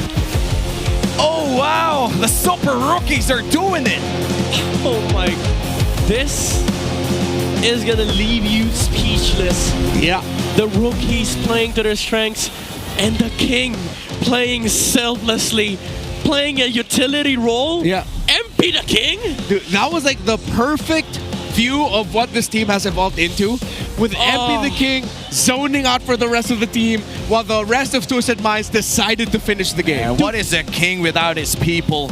Protects everyone from Super Marco. Even the minions, he blocked that for the minions. Screw 4 protect 1. Yeah. The king protects everyone. Oh, wow. Dude, that was so fast. You saw how quick the jump was? When he saw the bullets, immediately starts rolling towards the left side. It was like, nah, not today. Well, let's find out who's the MVP for game number 1. And it's still going to be Sean on that itemization on his Kimmy. Look, by the way, announced everything that he was going to do here in week 5, day 2 on his live stream. Yup, MP's going to play. Yup, I'm going to build Sky Piercer first item. And now with that DHS switch up, survives through that Radiant Blade Armor counter against Kimmy. Yeah, the man did a full strat reveal heading into the series. On a random Tuesday afternoon live stream, and they still win. Yeah. And also did a strat adjustment. Who does this on the Kimmy? Concentrated DHS? He was like, I don't follow normal meta builds. I don't screw the pro player builds. I got my own build. You play against Radiant Armor and Blade Armor, you don't need to deal damage. You need to deal sustained damage. And it was very genius. Like, getting that DHS allows you to shred through the HP. Yeah, there's a lot of armor on their side, but I don't care. I'm going for the HPs. You know what this reminds me of? This reminds me of the initial gold lane Kimmy builds that were used when Kimmy was viable again in the meta here at MPL Philippines, where we were still trying to find out, is it gold, is it mid, is it magic, is it physical, and you saw all these weird builds. Well, there was one consistent item way back then, DHS. He brought it back. Yeah, and it was completely full of logic on why he brought it back. But for Team Falcons, this must have left a bad taste, similar to what they experienced yesterday, because this was already a game that they were winning at some point in this game. They were already ahead. They were taking down people. I think Nausea was also being overly aggressive on this Moscow, but didn't work out. Honestly, I think Team Falcons, yes, they did play the blueprint game. Like, they played everything all according to the macro perspective, but it's just twisted. The constant attempt to try and do something on the map, yes, sometimes it'll fail, but most of the time, especially if your enemies are not looking for it, it's just gonna work. Even this jump from Lance, who jumps on a Grok and a Fredrin as a Phobius? Hey, the Admiral Lanzu, that's the answer, and that allowed the rest of his team to just pummel through the resources of Team Falcons. And I just gotta say that this was so close for comfort for both teams. Yeah, again, you look at the game from Falcons' perspective. Every single clash started this way. MP the King sitting in the front line, acting as bait, and that enforces that, okay, the Grok can just find any good set, like either on the Baksha or the backliners. Let Zushin worry about, the remaining members of Twisted Minds. If they come in, there's Zushin, and then Fredrina can deal with Nausea. Flapteasy can just also punish if the set hits from Ogwin. But most of the time, what happens is, if they jump the Baksha, Kaloy just counter jumps the Lapu Lapu, and then Nausea finds an SOD, an absolute wonderful SOD, mind you, on the backside. But even that wasn't the case for this last team fight. It was actually Team Falcons. It looked like they were gonna win this team fight because the SOD didn't hit. But the adjustments from this Kimmy allowed her to constantly fight throughout the HPs of the Grok, the Fredrins, and the Lapu. And he ended this team fight with still half HP. Insane. And honestly, the Surge of Life as well, protecting Nausea in that last team fight. Nausea landed, I think, actually took out the Tectonic Charge and the Heavy Swing, all of the crowd control right on his face, and was still able to survive just because of the Surge of Life and the lifesteal. But yeah, that was so much damage coming in from the Kimmy. Yeah, it was just like a lot of slow front-to-back team fights, and let's see who'll be able to sustain the fight a little bit longer. But then the difference was one side had healing.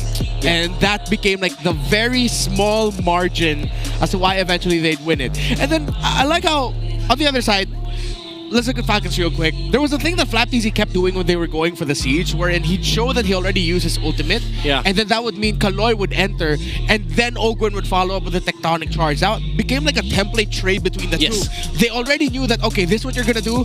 Once the tech charge goes in, all hell breaks loose. Because it's up to Lansu to find the perfect Dark Wave. It's up to Sean and Nosha to not be part of the initial tech charge. It's a nice trade to revisit because it happened like 3 or 4 times in one game. Yeah, and it also it allows FlapTZ to, if ever he gets jumped, he can just immune the jump from the Kalea. Problem is, 2 out of the 4 times he tried dodging the jump from Kaloy before he realized that this was becoming a problem was if Kaloy jumps right on top of him.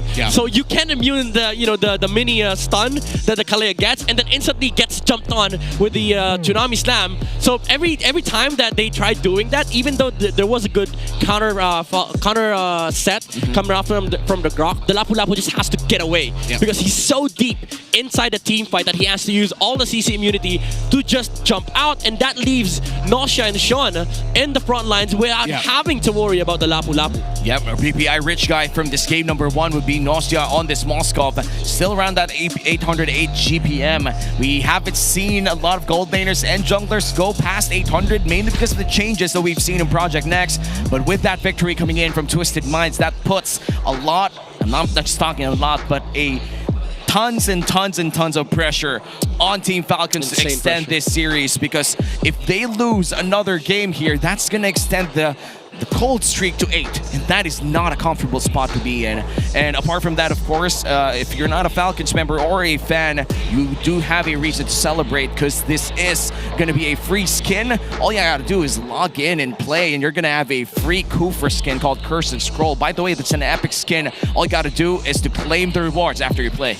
And just in case you didn't know a lot about MLBB history, the Philippines has always dominated in the M series, and when MCGG, that's Magic Chess, Go Rising Stars arrived last September 12th, this could be the next stage of domination. And remember, everyone can join, no restrictions. Yep, and for a lot of people here, you may be a kid, if there's no age restriction, maybe a 13-year-old could possibly win this. But as always, before all of the heat started here inside this battle, game number 1 was definitely an intense one. Let's go back once again to see the moments before this best of 3 with a smart 5G ping test in the tournament for tournament integrity.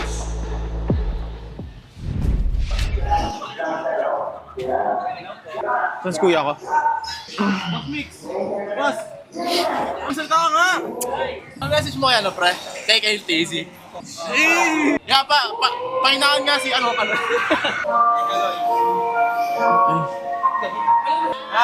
Tahimik. Low. 1, 2, 3, mic check. Meron akong nais malaman. Low. Bawi tayo, guys. Momentum. Isang panalo, momentum na to. Sunod na. Kalbo ka daw. Rap kalbo ka daw. Ikaw, Dad, salta, Dad. Nanap ko yung kanta ni Rob Daniel na nandito ako. Ay, wala pala. Sana maging kaboses ko din siya. Ang puso kong ito'y para lang sa'yo. Everybody sing, andito ako.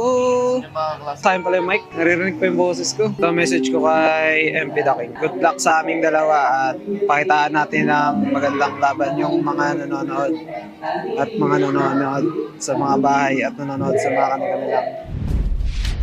That was our smart 5G ping test, just making sure that this tournament, the tournament integrity of MPL is intact. A lot of these players, this is their time to relax, time to get in the mindset where they're ready to play. And right now, it really does feel like they're all ready to just bring it all out.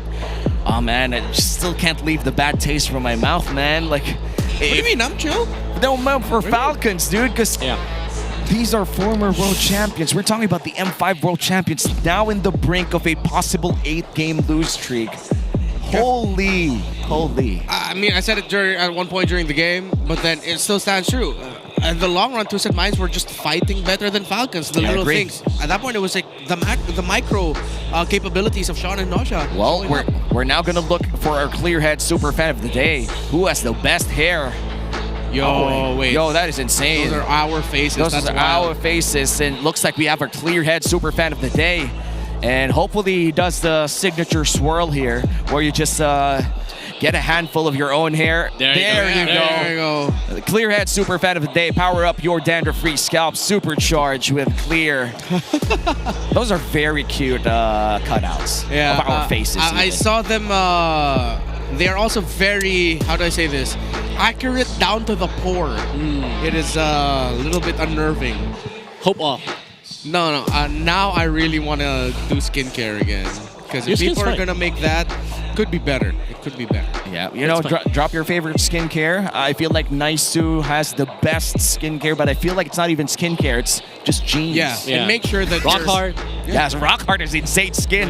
That guy is a vampire. Yeah. Dude, he's a living example of what a perfect man could be. Yeah. Yo, dude looks like he's 21. Yeah. And what all of them have in common is perfect hair care with clear. Oh yeah. Oh yeah, that's true. I've been to Rockart's room. He has a lot of clear. I've been actually showering with clear for the past few days. I'm glad that is the sentence that you ended up saying. My regular, Are we thinking about the same thing? Yeah, my brain was like, wait a minute. Okay. Sir? My regular routine. Were you that is- close? No. The showering with maybe with Naisu, I would say With clear. With clear. Stop clear. Stop paraphrasing, dude. Okay. Let's stop the conversation. It's Twisted Minds going for red right now, but Falcons did choose blue. All right. I'm just gonna tell everybody what happens in this desk. Braemar just died. Yeah. Yo, you know what? Don't worry, he has immortality though. Just saving water, dude. Saving water. No, you're not. You're gonna make him spend water. Speaking of water, Rivers again. Rivers? We get Rivers again. I thought you were gonna say reverse sweep. No. All right, my pick is I'm a broken walls enjoyer. I like it when my walls are broken. Yeah, this might be a broken walls game though. I hope so. This might be a broken walls game. If it's a back-to-back river game, I will get out of the desk. It's grass. It's grass. It's grass. God. Dude, haven't we had enough of the grass? Grass and rivers. I'm done with the grasses in my RGs. Just like the Philippines.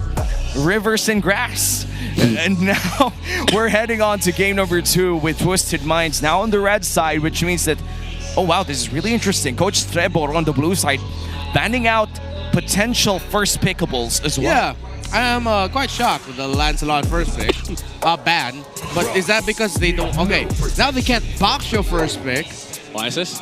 So yeah, I'm not a big fan of the YSS anymore. I feel like. Really?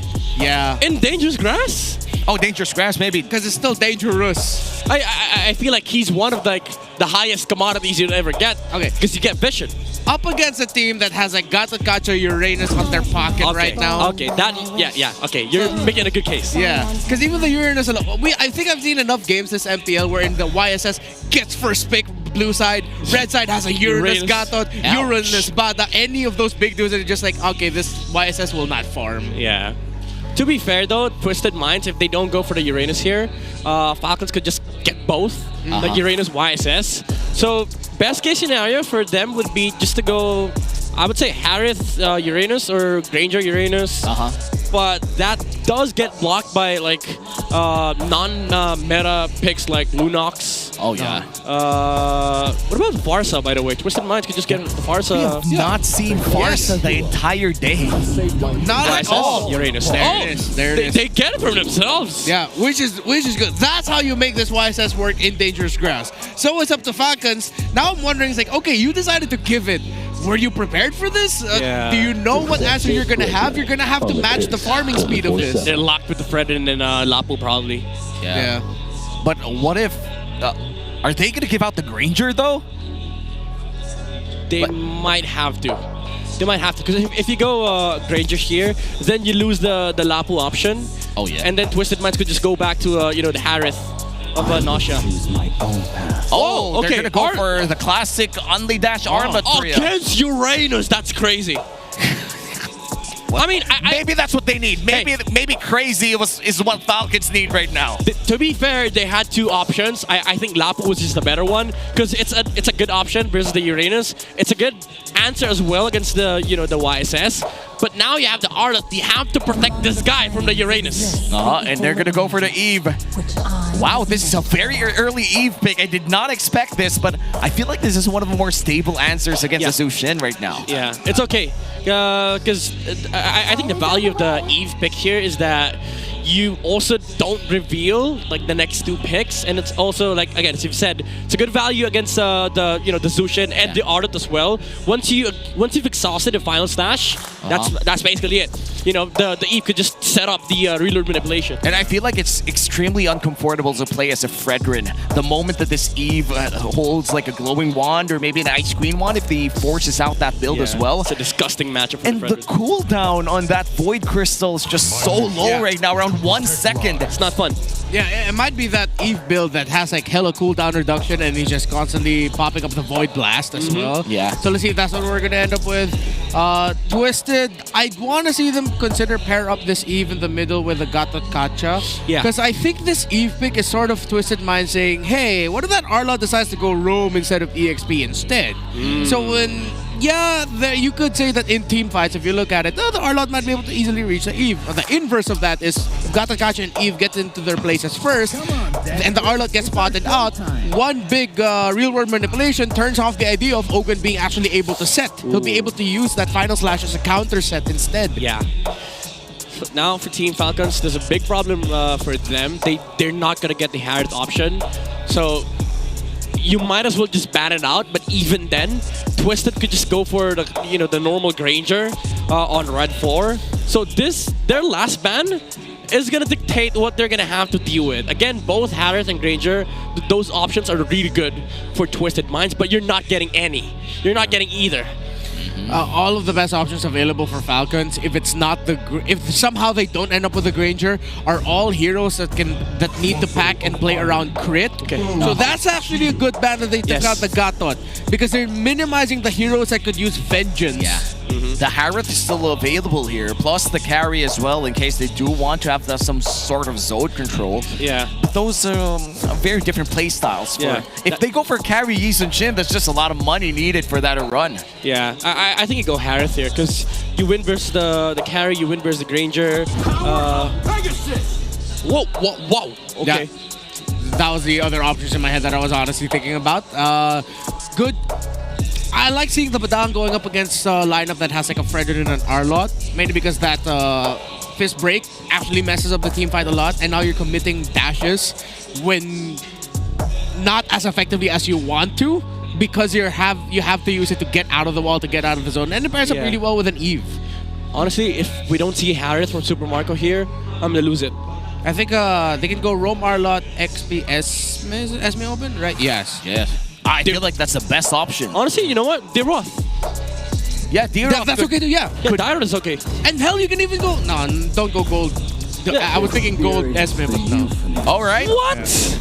I mean, I respect it. Maybe it's still hot, but they're going to go for the XP lane Arlot in a Franco on the hands of Ogwin here. That's kind of weird. If you're going to go with... It's just anti-Yi Sun Shin, I think. Yeah, but if you're going to go with Franco, might as well have gone with like...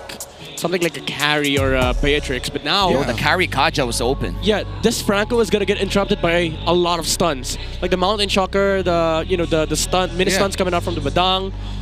Honestly, for Twisted, again, just get the Harith. I don't even know why they had to lead the Harith till the last pick. Yeah. What? But they want something else. They're gonna go for the Beatrix instead against this Granger. I think this is just comfort flexing for Twisted Minds. They'd rather go for the Beatrix versus the Harith. Yeah, I think it was also Twisted Minds that picked up the Beatrix Joy at the same time on first face blue side.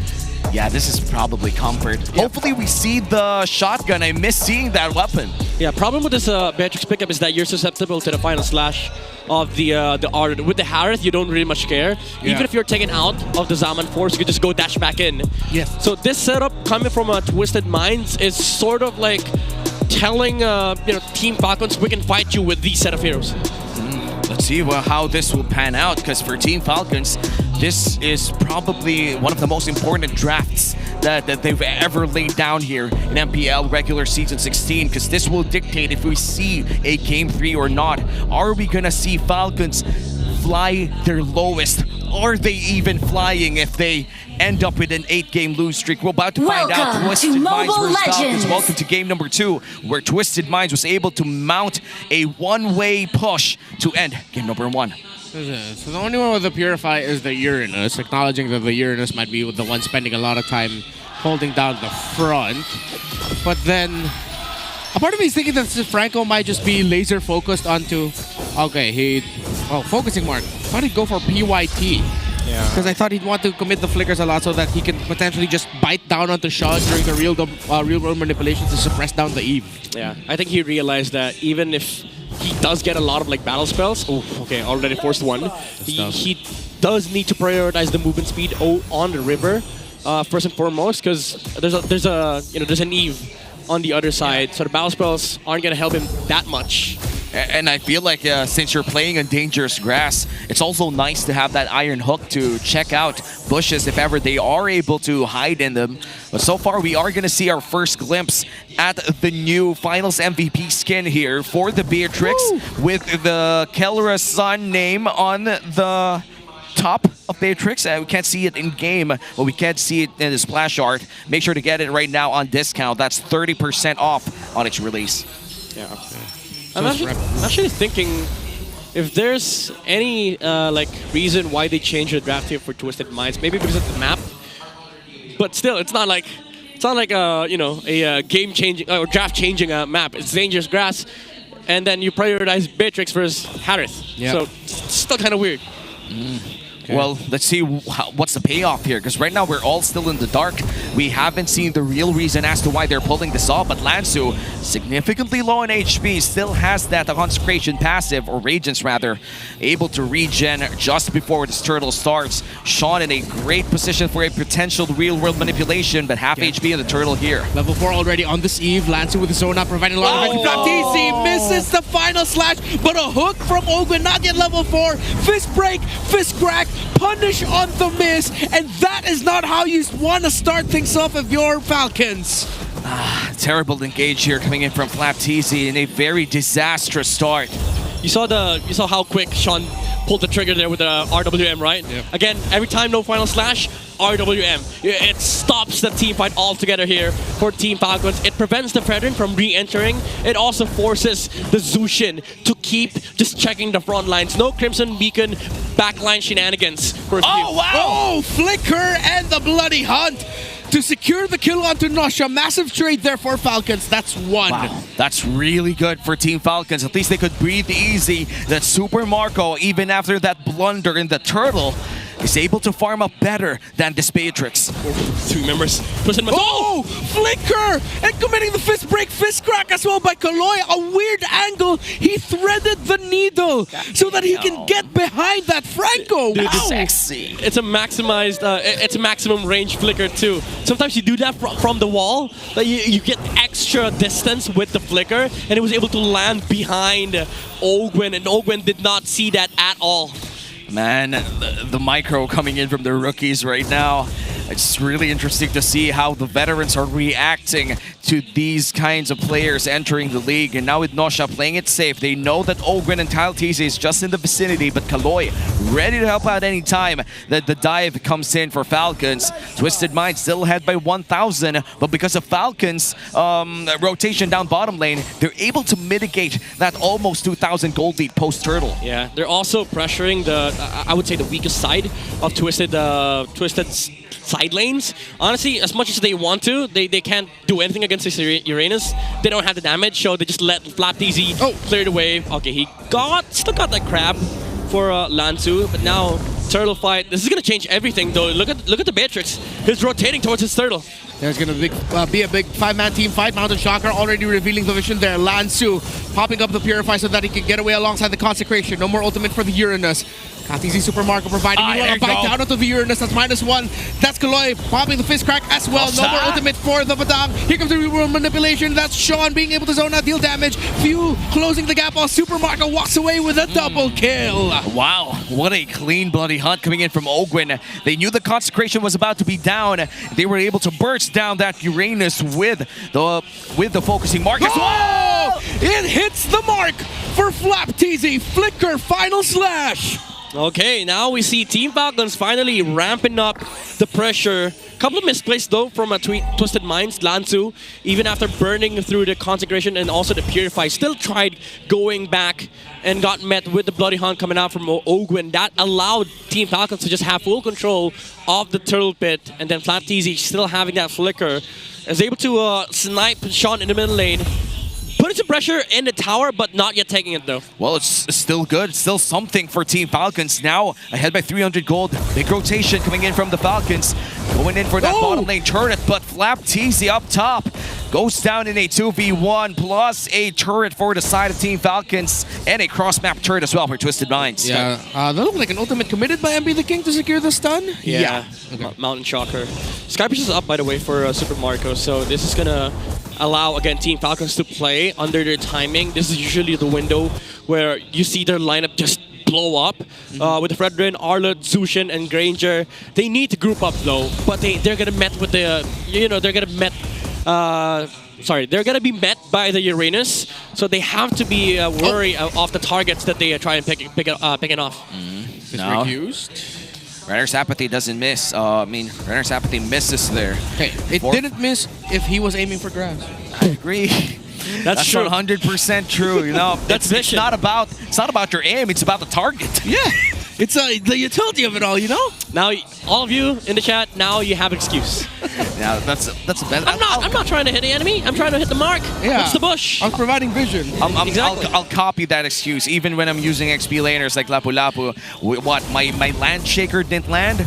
Well, I was aiming for the place that I think they will flicker in, and it seems like it's going to be a free turtle for Team Falcons. It's kind of like you telling me Flap TZ didn't miss the final slash flicker earlier. He did? Earlier. No, he missed that. That was 100%. No, he 100% just forced the real world manipulation, and exactly. he did. Unfortunately, no, I'm not making excuses for that. It just didn't work out for them. Nope. Now I'm making excuses for that. Kaloy! Oh, Kaloy already committed that dash in. It's just a dash, though. Yeah, just a fist break dash. Yeah, plus a Crimson Beacon. In terms of cooldowns, though, that's a massive cooldown for few. But it seems that Lansu pops the Consecration. The Iron Hub doesn't land. And in terms of waves, Twisted Minds has to fix up their top lane wave. And the next big objective is going to take a while to spawn. Looking at their Infinix in-game equipment, Midnight, there's anything interesting to point out right now? Well, I would say MP the King's itemization is doing okay, considering the fact that there's a lot of pressure from Team Falcons with the Fredrin. He's still getting a lot of farm on the YSS. And this YSS is currently level 12 against a Kyle TZ level 10 Fredrin, which we really expect in terms of matchups. And Team Falcons, it's almost like 5 pixels. That was really close, too close for comfort. But now 5 people on the side of Twisted Minds rotating around that purple buff and the top lane turret as well. What are we waiting for? If you're Twisted Minds, what are we waiting for? They haven't pulled the trigger even if they have the tools to do so. To be fair though, for Twisted Minds, to answer your question, they're just waiting for items, honestly. They're playing the scale in this game. They don't care if this game goes late. They have a Beatrix. They have a lot of ways to actually deal damage. Hooking a bite onto Kaloy, and that's going to be the roamer of Twisted Minds gone. A sudden surprise. Kaloy was just providing vision. Ogwin committed the hook and the bite. And man, that feels bad for Twisted Minds because one of their main tanks just gets bursted down to 100 to none. And now that's going to be another turret down bottom lane as well. Nausea does have available ultimates, but he's not going to burst that down yet. It's a good thing there's a bush here, but few checks it. Yeah, good check. Oh, using the Retribution as well. Overly greedy. A little bit of a disconnect there. Real world manipulation gets brought down. Kaloy back onto the map to zone and front, but he gets taunted, blasted, Flap TZ with a final slash. Flicker as well. Nausea still miraculously able to dash away despite being displaced by Flap TZ. That is insane. All the while, MP takes a tower top side. Now they send Zushin towards that area. This just means, MPL King could just use the Mountain Chakra right now, get vision, and know for the fact that there's limited numbers of Falcons here. Oh, the stun by MPL King! Flap teasing with the final slash! He's still alive and he can still fight, but he decides to back off, slowing things down. Renner's apathy to check. Just to check, just hitting the mark. Didn't miss. And this time, this Lord will be started here with Team Falcons, but Lansu available to give that vision as well. Kaloy bursts down the ultimate too. Flapteasy getting bursted down. Kaloy gets taken, now the hook and the final slash. Flap! Freaking TZ! Despite all the errors, despite all the mishaps, he finds the one to turn things around. Marco gets the flicker away from Lansu. The Uranus is the last one standing. Falcons will finally be able to go for the Lord. Huge final slash for Flap TZ, and the jungler is alive for Falcons. This might be a free Lord. Yeah, it is a free Lord. MP King out for 8 more seconds. Appraises Wrath by Karl TZ just to be able to get the Lord much quicker. But top lane, though, Lansu is doing some work on the minion waves. So that Team Falcons has to address that. This just means that, this take is going to be a lot slower, but they still get a free Lord for Team Falcons. And so far, for Team Falcons, this is their biggest lead yet in this game. 11 minutes in, they're able to mount a 3k gold lead with a Lord push down bottom lane as well. Looking at the items, we are actually seeing a Bloodwings built here for the side of this Zhu Xin. A bit of protection as we go on to this potential inhibitor run here for Team Falcons. I feel like for Twisted Minds, they still have enough wave clear here to potentially defend against this one. Yeah, I don't know how they're going to defend this stuff. Oh, he gets blasted, taunted. CC Mean pop to Purify, suppress, and a bite down onto Kaloy. Starfield is brought down by the Eve. Final slash is... Actually, was a toss up. Now it finally connects. What a surprise play by Falcons, and a surprise twist for them as it looks like they're on the way to securing the 4th kill. A triple for Marco. Make that a maniac. Make that a game number 3 for the series.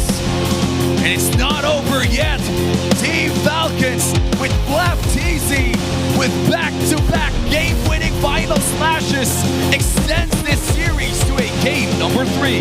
That vengeance into the minion wave, followed up by a final slash into the flicker, onto the stun. 2 people were locked down by Flap TZ, and there was no hope left for Twisted Minds. Unfortunately, again, Flap TZ, he landed the final slash on the Beatrix. Yeah. 2 times in a row. 2 times. So yeah, and after... imagine how good it must feel. You could even see it in the celebration. Few was like tapping Flap TZ in the back, and I think he was like giving him words of encouragement because it was the captain acknowledging, bro. Good job, good job. Good job, you actually did that. And that started because Flap TZ went flicker final. Wait, no one's here. Oh, look.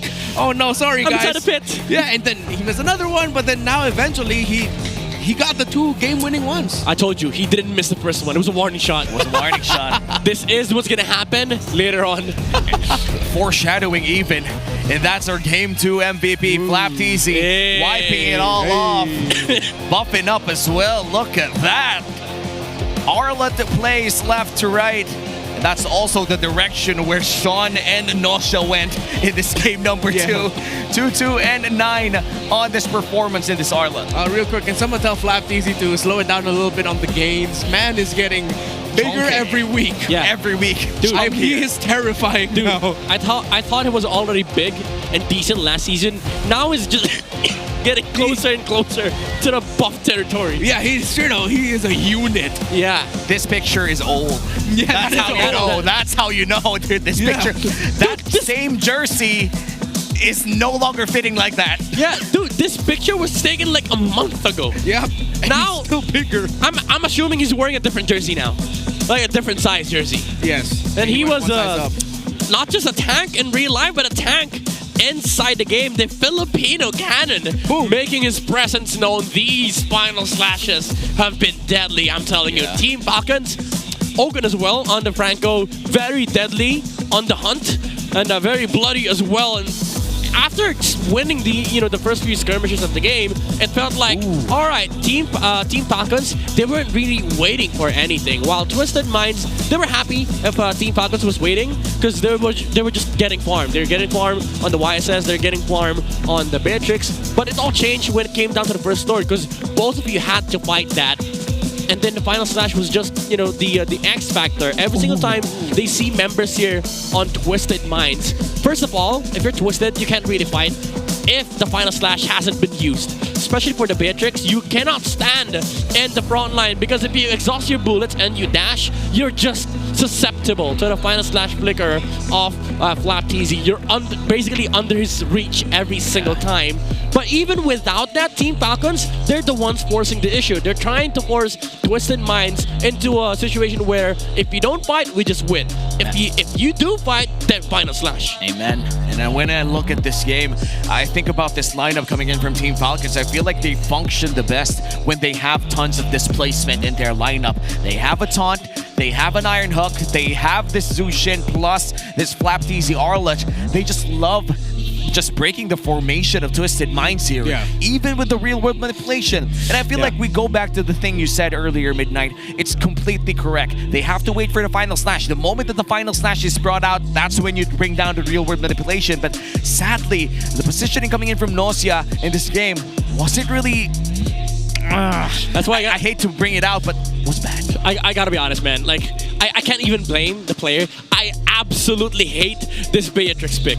It's countered by Arlet. We've seen this matchup so many times. Even when the first time Arlet came to the picture, he was being picked into a Beatrix. Because what do? Like, if you show up, waste your bullets, you dash in, you're dead. Because every single time, Arlet players would just jump on you. Yeah. And even without jumping, just the vengeance alone is enough to disrupt you from team fighting. Because what do you do as a Beatrix if the Arlet vengeance is on you? You dash away.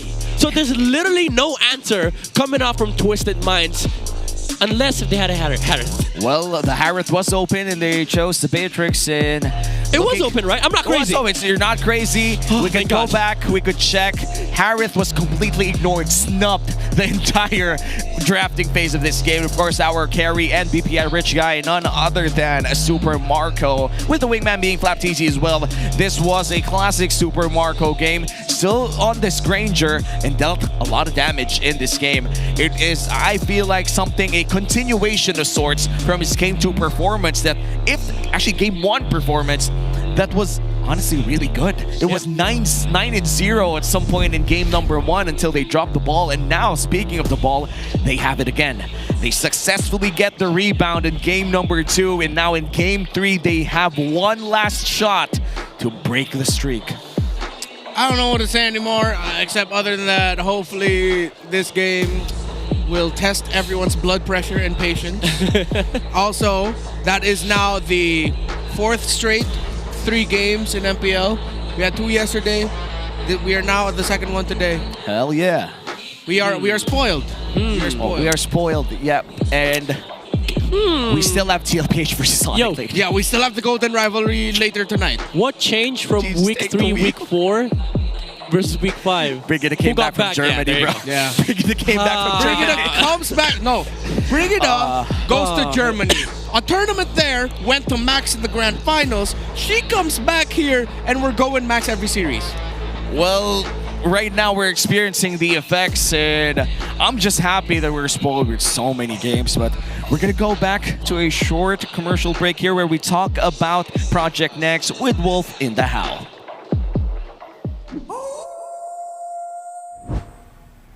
Welcome to the Howl. Ako nga pala si Wolf. I'm bringing you the Infinix keys to victory.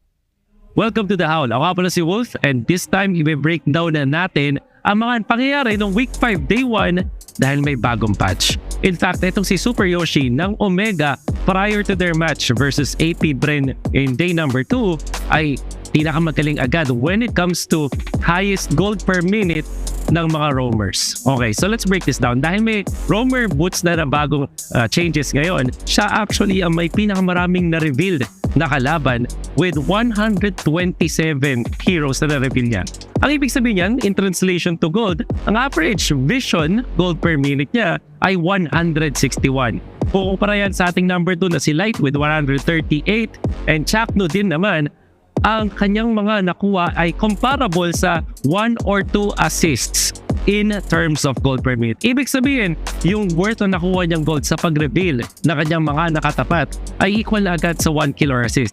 Ganon kaganda ang ginagawa ni Super Yoshi at ganon din naman ka-effective kapag active ka as a roamer. And hopefully this is some trend na makikita natin in the future. And speaking of the new patch, let's talk about yung mga maps natin. Ang mga favorite na heroes na masasuggest ko para sa inyo when it comes to the new patch ay ito. Sa Dangerous Grass, aking mga paborito is Arlott and Khalid and Cho, Lapu, Lunox, Lancelot at Hilda. Most of the heroes na makikita niya sa Dangerous Grass ay yung may mga one-hit knockouts na klase ng mga heroes. Katulad ng Lancelot, di ba? O kaya naman yung Khalid na kahit roamer or XP lane ay kayang mga one-shot. Ganon din naman yung Lapu at syempre Arlott, napaka-effective lang talaga sa mga situation. Next naman sa Broken Walls, Hilda pa rin dahil wala siyang action na dash, napaka-effective na isang Hilda roam sa panggugulo dahil dun sa mga Broken Walls. Diyan din naman ang Khalid at yung mga utility junglers dahil mas madali silang makapunta dun sa mga jungle camps at the same time hindi sila ganun kadaling guluhin. Andyan din yung chip na napaka-importante sa ating patch ngayon. Now, Flying Clouds, one of the most weird, kumbaga, at nakakatawa kung titingnan natin pero hindi nakakatawa yung pwede maging effect kay Arlott dahil pwede siyang pumunta from one lane to another at pang-surprise dahil dun sa Flying Clouds. Also, yan din yung mga Lunox at Farsa, pati na rin yung chip. Bukod sa may teleport yung chip, meron pa siyang Flying Clouds, ang dami niyang tools na pwedeng panghawakan. Andiyan din naman ang Grok at pati na rin ang Cho. Ang Expanding Rivers naman ay nagbe-benefit ang mga nag-double lane katulad ng Claude at Granger, pati na rin yung Chip at Hilda na sobrang lakas manggang with that movement speed bonus at syempre, nandun pa rin ang Khalid. Ang daming times na nakita natin Khalid at Hilda Chip at expected na yan dahil sa ating bagong patch. Bating a breakdown, let's get back to the casters. Thank you so much, Wolf, for that small breakdown on the best heroes that we could see for each map. I'm seeing a lot of Arlotts, a lot of Khalids, maybe a lot of Hildas too. Yeah. I don't want to see that in my RG. Shut up, Wolf. Shut up. Yeah, stop giving ideas to people, you know? Yeah, shut up. Why are you doing this? Keep it to yourself. Don't tell everyone. Give it to us! No, I'm just kidding. But yeah, but we have been seeing a lot of Khalids. Since yesterday, we've seen non-stop Khalids all the way from our first series. And I'm honestly surprised that we have not seen a single Khalid in this game number 2. Yeah, considering it's the... Yeah, this is game number 6 now. We've seen Khalids in games 1, 2, 3. That's our first series. And now everybody's dying from a cough. No. Shout out to Midnight. I broke midnight. My bad. That was my fault. You okay? It's okay. I needed that right after seeing Beatrix game 2. Yeah, you were very unhappy about that Beatrix popping up. Yeah, dude, I get it. It was very evident, like, that was gonna happen in game number 2. Maybe sometimes teams, they do learn some of these weird matchups along the way. And I think for Twisted Minds, they were eager to pick up the Beatrix for Nausea, considering that it's one of his signature heroes. But it's just bad. It's just bad against Arlott. It's real talk? Yeah. I mean... Yeah, it's a real talk, bro. Real talk. All right. Even without the neck pillow. Now, what kind of map are we going to see? Hopefully it's Broken Walls. Please. No, we're finally gonna get walls. Broken Walls. I said it. We're finally getting walls. Please. Broken walls. Hey, they got the message wrong. I said walls, guys. I said walls. Flying Clouds. Hey, Nets has a core memory with this one. Netsky probably has something to say about the Flying Clouds. But Yeah, we got Wise from the Cyclone Eye. Now we got Nets with the Flying Clouds. Yeah. Yo, the first victim of men and then many more in the future. Yeah, there should, like, people don't realize there is there's an interesting timing of when you get down from the cloud. You can press it ahead of time to go down earlier, and there's also a very tiny delay before you actually get down from the cloud. Okay, this is interesting. We go back to the Selfless King. The box shot on MPL, or we don't know, but it might just be the jungler pick here for MPL King, and then we go to the Fredrin Zushin again for Team Falcons. Now the question is, do they steal the Granger here? That's a big question, guys. I feel like Team Falcons right now, I feel like after that Arlott game for Flap TZ, kind of want to just go back, run it back, go for that Zushin, Fredrin, and Arlott. And for Twisted Minds, they could potentially steal that away. Kaloy had played the Arlet role from time to time. I would say best pick here is Granger Arlet or Granger Lapu. That's their best choice. Kalea is open too. Kalea, it's kind of weird because again, you have to play against the Zushin, but they still go back to the Kalea, which is fine. It's it's a Kaloi signature. Yeah. You'd be surprised how many people actually think of Kaloi as one of the stellar Kalea players. Yeah, and 100%, yes. This is gonna be. You sound like Cody Rhodes right now. No, I'm kidding. There's only one. I mean, there's more than one. More than one. No. Okay, so for Super Marco, just someone with a Purify. Yeah. It has to be someone with a Purify that you can put on the gold laner. Just not the Moscow, please. Yeah, go for the Harris. Something faster. That's where my brain was going at too. I like the Harris, and I'd want to see Falcons consider actually picking up the Badang this time for Ogwin. Oh. So this time it's going to be there on their Not the hands to Arlot? pick up the Badang. The Arlot for Flap, Badang for Ogwin. They're still going to go back. They're going to run it back. It worked out. Good. And then red for Badang. Yeah, red for Badang, then save your gold lane take for last. If not Badang, then maybe you can settle for... if you see the mid laner already, oh wait, no, you're not going to see the mid laner. Should they risk it to pick up Gatot? But you know what? Yeah, no, I'll stick to it. Pick up the Badang Red 4. Yeah, honestly, I can get behind the Gatot pick, considering that it's one of the most popular answers against the Kalea, because it does provide some counter engage and some counter jumps onto the back line if if Kalei finds a target in front of Team Falcons. And other than that, I think aside from the Harith, you go for the carry for Super Marco. So Twisted Minds, if they are thinking ahead, banning out the carry here might just make sense. You let Team Falcons pick up the Harith, so that if you win the early game tempo for Twisted Minds, you just basically snowball off of that, and then there's no late game answer. Yeah, it comes down to team fights basically. And in terms of team fighting, right now I would say that Twisted Minds, they do have a slight range advantage with this Kalea and the Granger, but in terms of prolonged team fights, this trio coming in from Team Falcons is just one of the most devastating prolonged team fights trio in this meta. The Hylos is also available to take for Falcons if ever they keep it open. They ban out the lap. Magic is my life. So okay, they ban Harith. Oh wait, no, yeah. Oh, the Phobius. Okay, there was something I'm missing in this. What's up with the sequences? Then I saw the Phobius was actually banned out. I saw that late. So I'm still gonna stick to my guns to say maybe consider the Badang or the Gatot. One of those two. Yeah, take Gatot. And then your gold lane. It's tough because if Twisted Minds ends up with another EXP laner that can just pack another Vengeance, you're gonna think twice about the carry. Anyone with a strong basic attack. But that's why with the Harith also gone, yeah, no matter what happens, I feel like Super Marco's pick is gonna struggle a bit. Yeah. They might just settle for lane matchup in like what? Maybe a Irithel? No. I would have preferred a Bruno, honestly. Yeah. Oh yeah, the strong burst, chunky burst right away. I hate this so much for Team Falcons. Yeah, you now have to deal with Vengeance on the CC. There's so many overloads that could happen in front of the Fredrin, and it sort of creates a divide for what Team Falcons want. Yeah. Now the Arlet has to just constantly find the CC. Now you add more layers to the problem. You have a Kami on Sean once again. Yeah, and Sean is looking to be one of the more, I would say, top-tier Kimi users in our league right now. Okay, one way you can fix this is you give Ogwin either Hilda or Hylos. I think one of those two. If you go Grok here, you're just gonna suffer against the CC. Okay, they go for the Badang. That's a good call. Yeah, still a lot of crowd control here. If you look at the composition here for Team Falcons, it is very, very obvious that they're going in for prolonged team fights, crowd control, and eventually global pressure via this Moskov. But for Twisted Minds, just a lot of artillery damage able to sustain in the front line on this Kalea and this Baksha. A lot of survivability and range for Twisted Minds. Yeah, my concern here for Team Falcons is that this draft suddenly became this lineup should work in early game, because if we don't, then we're just losing mid game because we have to wait for the Moskov to farm.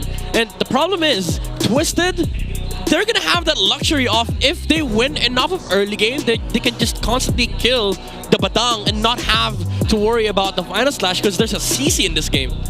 Well, we're about to find out. This is game number 3. This is where the story ends between Twisted Minds and Team Falcons. The last time that these two teams met in week 1, we saw Twisted Minds sweep Falcons. And now Team Falcons, after that game 2 victory, able to have another shot at breaking the streak.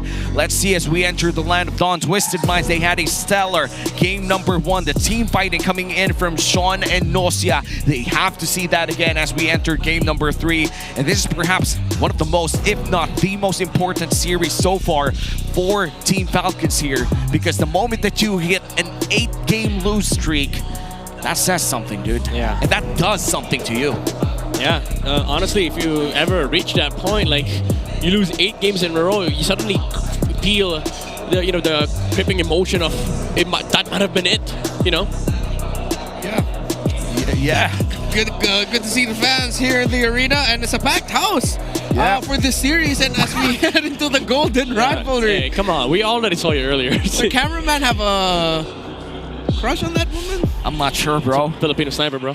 He's the real Filipino sniper. And meanwhile, we look at the Falcons nest right now. That's our Clearhead Superfan of the day. Hey, it's Brigida. It's Brigida. It's Brigida. Clear picture, Brigida. And oh yeah, we got the bros right in the corner too.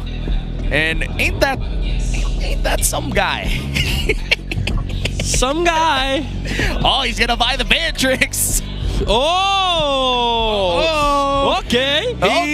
He has money. He has money. Sir, give me some skin. Give me more bullets. There you go. That's the Matrix. Yeah. The Skyforce Maverick. Yeah. Locked in for this dude. What a good commercial break we had. Let's go back here. All for the Matrix skin. All for the Matrix skin in the Land of Dawn, and perhaps one of the most important games in Season 16 Falcons history. Okay. Slow, steady start for the beginning, and of course, as expected, aggressive chase, but Oakland deep dive cut to check out MP the King's rotation. He showed himself up. Now he's gonna get caught out. Honestly, I don't agree with that move. Be careful, Oakland. Now the CC's gonna come down. Okay. Cyclone, Lansu jumps in, and he'll be able to get away. But that was a deep cut, bro. Yeah. Deep cut plus a flicker bird as well on the side of Team Falcons. And that just means that for first turtle, it's gonna be a flickerless Batang on the end of Team Falcons. The reason why I don't agree with that move is that it did not accomplish anything for Ogwin. He basically just had to walk over the jungle of Twisted Minds. Didn't even pressure the Baksha at all. It did force out some movements, but that's just gonna naturally come out from a Kami and a Kalea. Also have to acknowledge, this is only the second time MP the King played this Baksha this season. First time was that victory earlier in this series. Maybe just had a lot of reps in the scrims before this week, and honestly speaking, MP the King on utility jungle, it's not looking so bad. We are very used to him using a lot of assassins, but right now, the utility jungle that we've seen from Twisted Minds, and it seems that Nosia will still be able to get that. But top lane fight here. Outside Kaltizi getting blasted, and that's actually first blood for Sean. Meanwhile, Flapteezy and Oakland seeking to get traded out, but they get bursted down by Sean. Flapteezy will be up next. Oh, Vengeance, everything. He's trying to make magic, but no, it's just too overwhelming from Twisted. Brother, if that final slash landed, this timeline would have been different. Yeah, unfortunately, didn't have the level 4 yet. He got level 4 right after he died. But Team Falcons, questionable decision there. Why would you fight into a winning XP, a Surge of Life? Oh, wait. They have a slight advantage here. Kaloy stops Kaltizi, but Kaltizi takes out too much damage. Final slash! Yet again by Flap! Well, Lansu, Sean, and MP trying to provide, but the SOD barely misses. Kaltizi trying to hold on to get the retry, and he does! While the rest of Twisted Minds continue to fight into it. Sean on this Kimmy is still a massive problem. Ogwen pops the fist crack, trying to get away from Lansu, and things finally simmer down. And now Twisted Minds holds a 1.4k gold lead against Team Falcons. You were talking about why Falcons fought that fight, and now on that turtle, they were able to secure it, but it seems that they lost so much. Yeah, MP died because of the the slashes coming out from Flapteezy, constant vengeances, and he didn't get the retribution in. It was kind of easy that took down the turtle, but as Renmar mentioned, this Kimmy is becoming a big problem. Not rushing the Sky Piercer this time. I think he's going for the what is this, concentrated first. So more sustain for the Kimmy, because there's a lot of like spill damage coming out from Team Falcons. He's 3-0 and 2. We're getting a little bit closer and closer to the time where mids are the carries. Yeah, and we are already seeing a lot of savages from the mid lane itself. And in terms of damage dealt overall, it's not so far from happening, honestly. The Eve deals a lot of damage right now. The Zushin deals a lot of damage plus crowd control. So right now for Twisted Minds, they're still ahead by 1.5k, and Kaloy waiting for his flicker 20 seconds before that's up, and right before that turtle, they'll be able to have complete battle spells. Same could be said here for Team Falcons. Okay, he's gonna try something. Final slash. Okay, Sean able to sidestep. Ouch. And the punish. Sean on this Kimmy continues to be a problem, and he continues to survive. Remember the name and remember the game. Sean has put himself on the map. Dude, the way he played it too, like he saw the mark came out, so he tried dodging right before Flap actually used the vengeance, and then used the first skill the moment Flap dashed in, and then did the sort of like ankle breaker move against the Arlot. Final slash misses from Tlaptizi, and he was stuck under the tower. Insane play coming in from Sean, and now Twisted Minds trying to take this turtle for themselves. Okay, zone in. Here comes the Tsunami Slam entry there by Kaloy. He fights Tlaptizi. Meanwhile, the fist break, fist crack by Ogwin. Stopping the tempo of the defense for Twisted Minds, but Twisted Minds is still fighting. Look at Nosha, look at Sean. Tlaptizi trying to provide damage with the ultimate, but he gets taken down. Still too much damage. Still too strong. It's the front line of Twisted. But it seems that the game here for Falcons is starting to be the split push coming in from Super Marco as he brings out SOD defense with the outplay. Wait. Double stun, not enough damage just yet. Dude, I was gonna say no way, but Super Marco finds a way.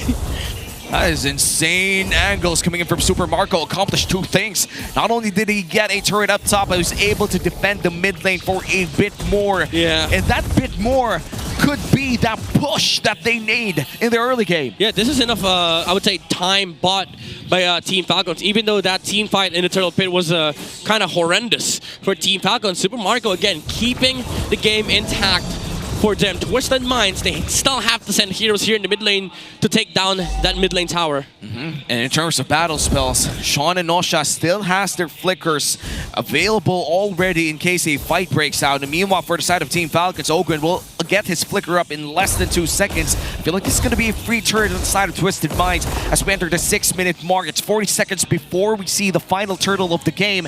And it seems that looking at the map right now, Twisted Minds is still able to hold control over this game. Yep. Roll in from the Baksha, trying to find something here in the middle lane. But they're just going to try and scare off Team Falcons. But they find Ogwen. Finds an angle that's going to be a Tsunami Slam locked down onto him. He gets a flicker out of there. Meanwhile, Tlaptizi! Final slash! But the damage is still not enough from Falcons. Super Marco needs to back off. Fuel gets caught out. This Kimmy continues to be a massive headache for Falcons alongside the Granger of Nosha. 100% KP on this Kimmy. Perhaps one of the best Kimmys in Season 16. Yeah, dude, this is what I've been saying earlier from the draft. Now they get enough momentum. They have a luxury of just picking targets for Twisted Minds. Anybody that shows up near the Kalea would just be taken out. It can be Flap, it can be Tlaptizi, it can be Owen, it can be anybody. Meanwhile, you have Team Falcons. You have to wait for the Moskov to output the damage, but also you need to find that final slash setup. Everything has to be perfect for Team Falcons. That's the problem that they're facing right now. Yeah. Just goes to show here in the history of MLBB, Kimmy Granger is undefeated. Not statistically, but like the concept together as a whole. This is an old combo from way back. And of course, with Kimmy's readjustment coming back here. Huge fan of Kimmy Granger. And look at this, very different itemization or item path here on the side of this Kimmy in game number 2. A rush in the Divine Glaive, plus that concentrated energy. Kaloy trying to find an angle. Kyle TZ significantly low. Tsunami Slam already locked down. CC immune, but they're all linked up together by the curtain call. Final slash again by Flap TZ. Super Marco in the thick of it all, and he's gonna get blasted by Sean. Kyle TZ is gone. Make that 3 down for Falcons, and the wings have been clipped. These Falcons are no longer flying. They're crawling down to earth as Twisted Minds, Sean and Nosha are bulletproof. Ogwen looking for 10 seconds to save it. And it seems that the shields will buy him that time. It's 8:30. It's still too early. It's still too early. It feels like Twisted Minds is just rolling over the dead bodies here of Team Falcons. But we did mention this during the draft, so this is a problem for Team Falcons. They will have to wait for the Moscow timing. Problem is, even if you do reach that point, your team fight has to be perfect. Your final slashes has to be perfect. Fredrin has to tank so many damage against a CC, a Kalea, a Baksha, Kimi, and Granger. And guess what? You might not even have enough damage because there's 2 damage dealers on the side of Twisted Minds. And that's scary if you're Team Falcons. And looking back at week 1, the first victory that Team Falcons got in Season 16 was against Aurora. In Game 1, they were down by 10,000 gold. At one point, people thought Falcons were out during that time. But Super Marco on this Moscow pick, able to defend it twice, make that thrice against Aurora Gaming in that Game 1 victory. They were able to come back and get that series for themselves. And right now down by 7,000 gold in a scenario that they cannot lose. Super Marco throws out that SOD, misses the mark. And now Lord is secured for Twisted Minds and another defense yet to happen for Team Falcons. That was nothing but a Hail Mary toss there by Super Marco. Twisted Minds were slowly dragging that Lord take. And once that SOD was seen, that's when they decided to go all out. All right, what are the chances looking here for Falcons Midnight? Because right now it looks very bleak. I would say if there's any measurements to this game, probably 90 to 10. Like Twisted Minds, 90% of the times you play this game, they're just naturally gonna win. 10% is those situations where Flap lands a beautiful final slash. Super Marco, pushes 2 heroes with a Spirit of Misery, and then Kyle TZ gets an amazing Appraiser's Wrath. But that's a big ask of this lineup, especially being under 8,000 gold. Well, with all the momentum in the world, here comes Twisted Minds with a Lord push in the mid lane. Kaloy finds one! Flicker, Tsunami Slam as well. Flap Daisy brought down really low as the Arlot gone. One of the major win conditions that they could use to win it. And time runs out. Space. Ogwen with a flicker. Combo entry. Super Marco in the back with angle. It's awkward. No damage. Not enough. Falcons can only watch as Twisted has one more minion wave coming in. MP the King taken down. Minions are in. Is it enough? It is not. Falcons survive. And just in the nick of time, Flap TZ's alive. They're able to breathe. 1 inhibitor turret down. Team Falcons still down by 7k, but they are still not out.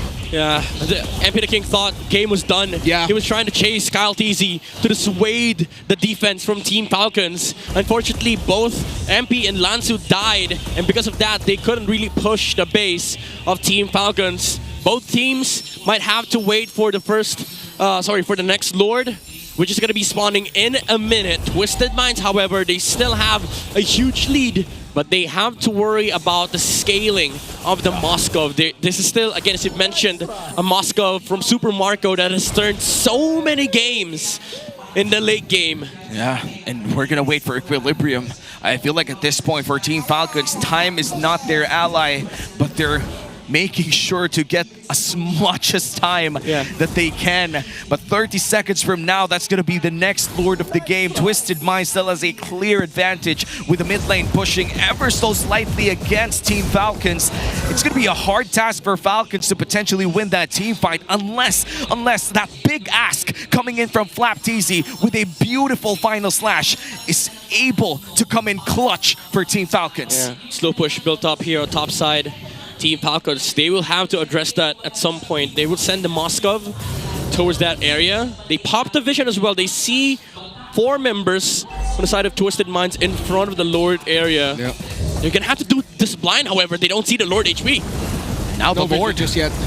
Kaloy already jumped up in the air, but they're not going to be able to get close enough to the Lord. Lansu with the zone out curtain call, and here comes the damage, but Ogwin in the back. Here comes the SOD. It's going to land. Is it finally going to be a turnaround for Marco? Super Marco! Nasha down. Flap TZ down. Super Marco still alive. And Team Falcons are fighting into it.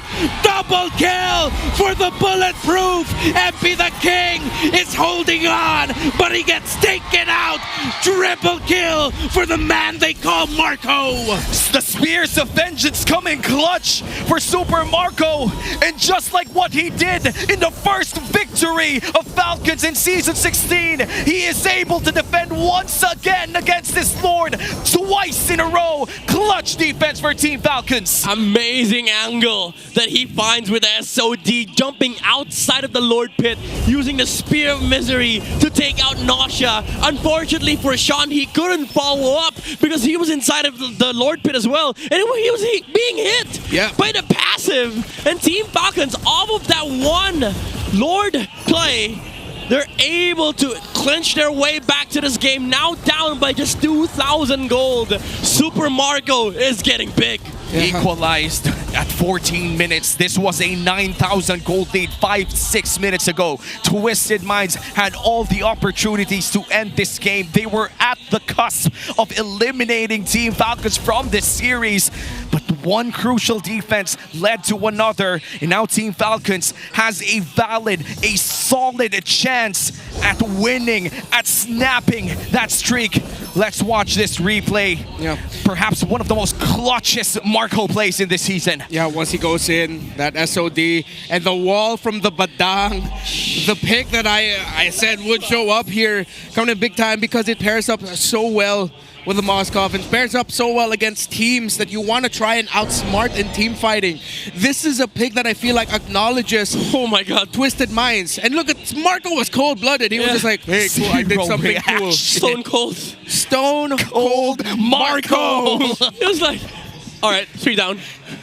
Next. Job's not finished. Okay, Basha. Oh, I couldn't get it. This is Skype. Wait, is this Sky Piercer on the side of Falcons? No. Okay, there's not. There's not. So it was just Few taking down the Basha earlier. Yeah. Yeah, no room for error though for both teams. Yeah. For Twisted Minds, they're currently number 4 in this league, and securing a win against Team Falcons might just be able to secure a better position entering the next few weeks of MPL. Yeah, we have to acknowledge though, Twisted Minds has been in this situation many times this season. There's a reason why at some point they were ending the week's top 1, why they were eventually able to defeat ONIC in a series that Sensui was playing the jungle at. This team is so good from the clapback, and if you discount Twisted Minds, if Falcons overstep and they cannot get Sean and Nausea, this story is going to end with them losing this. They need to respect Twisted Minds' ability to make a comeback. Yeah. This is going to be the 3rd Lord of the game. Team Falcons already setting up around their purple buff, but a big group up here coming in for Twisted Minds. Still no immortality here for MP the King, and this might just be the most important Lord for Kyle TZ to be able to secure here. They're going to hold it down for them this time around. Few sent out to clear out the mid lane. This is going to be really hard to keep them in balance, but they do find Lansu, but that's not going to land so far. Guys, another reset on the Lord. There's a Wind of Nature in Akemi, by the way. Oh, okay. Adjustments, bro. Oh, it's a quick adjustment there by Sean. Let's see if the Wind of Nature, the wind chance, going to come in big time. Ogren with the conceal already, spotted out by Lansu.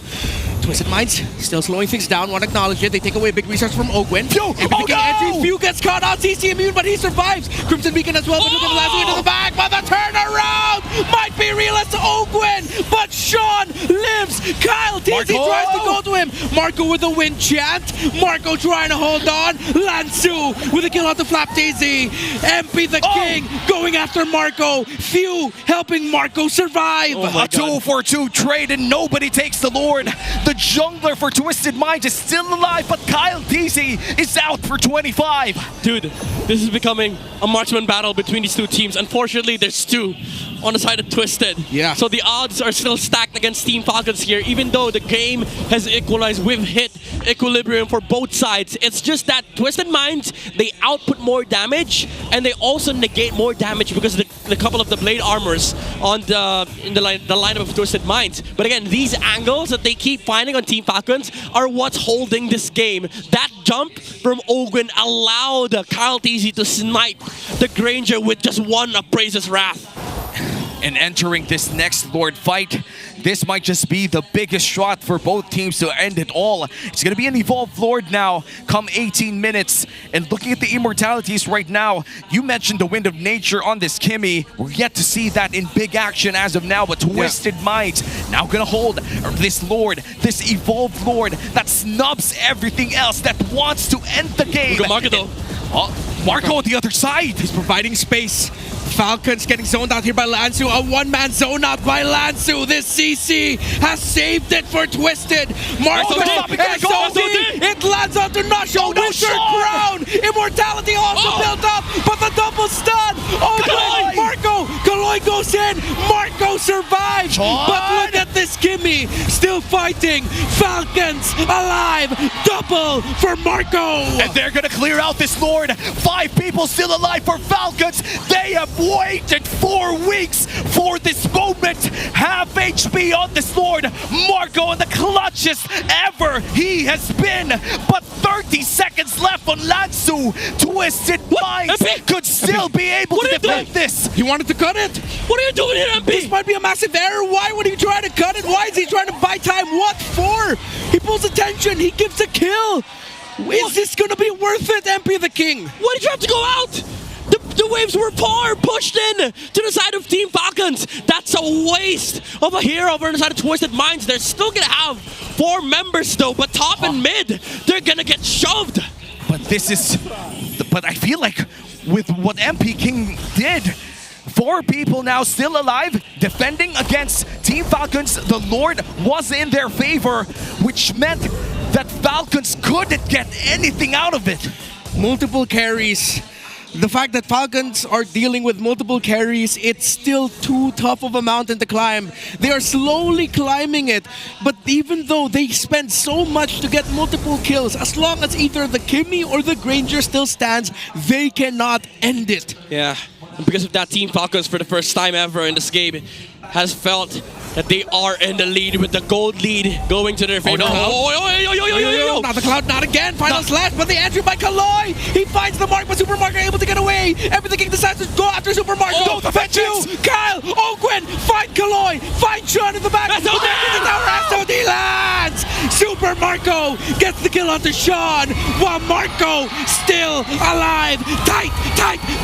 Flaps easy with a final slash. And they're going to continue the onslaught, and they finally take them down. It is a wipeout for Team Falcons, and the drought is finished. It has ended for the Falcons' nest. Moskov is a hero, often connected with comebacks and redemption. When you thought their flight has ended, they continue to fly on the wings of Super Marco!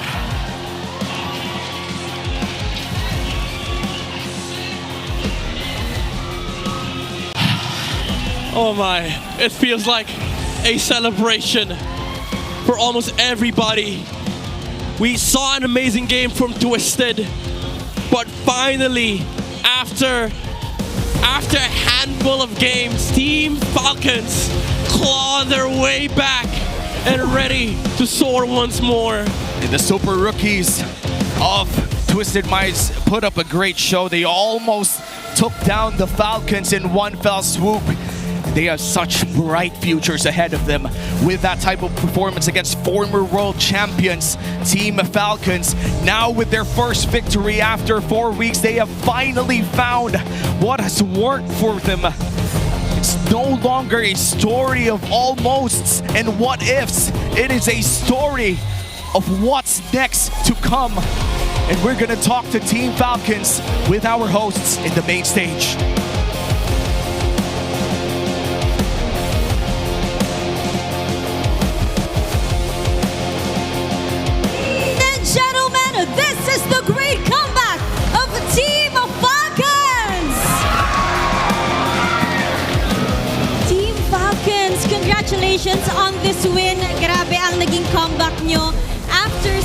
many weeks na kinailangan yung bumawi. I wanna talk to you, Flap TZ.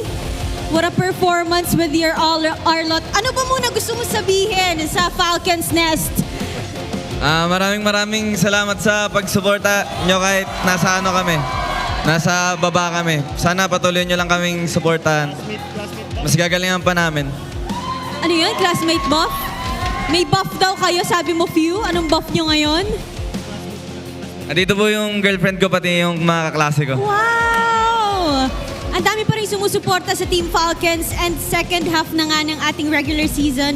Mukhang ito na nga ang inyong pagbawi, Flap TZ. Ano ba yung mga ginawa nyo the past few weeks to encourage each other na makabangon moving forward? Iniisip namin na hindi pa huli yung lahat na kayang-kaya namin bumawi. Tsaka nagpo-focus kami sa sarili namin.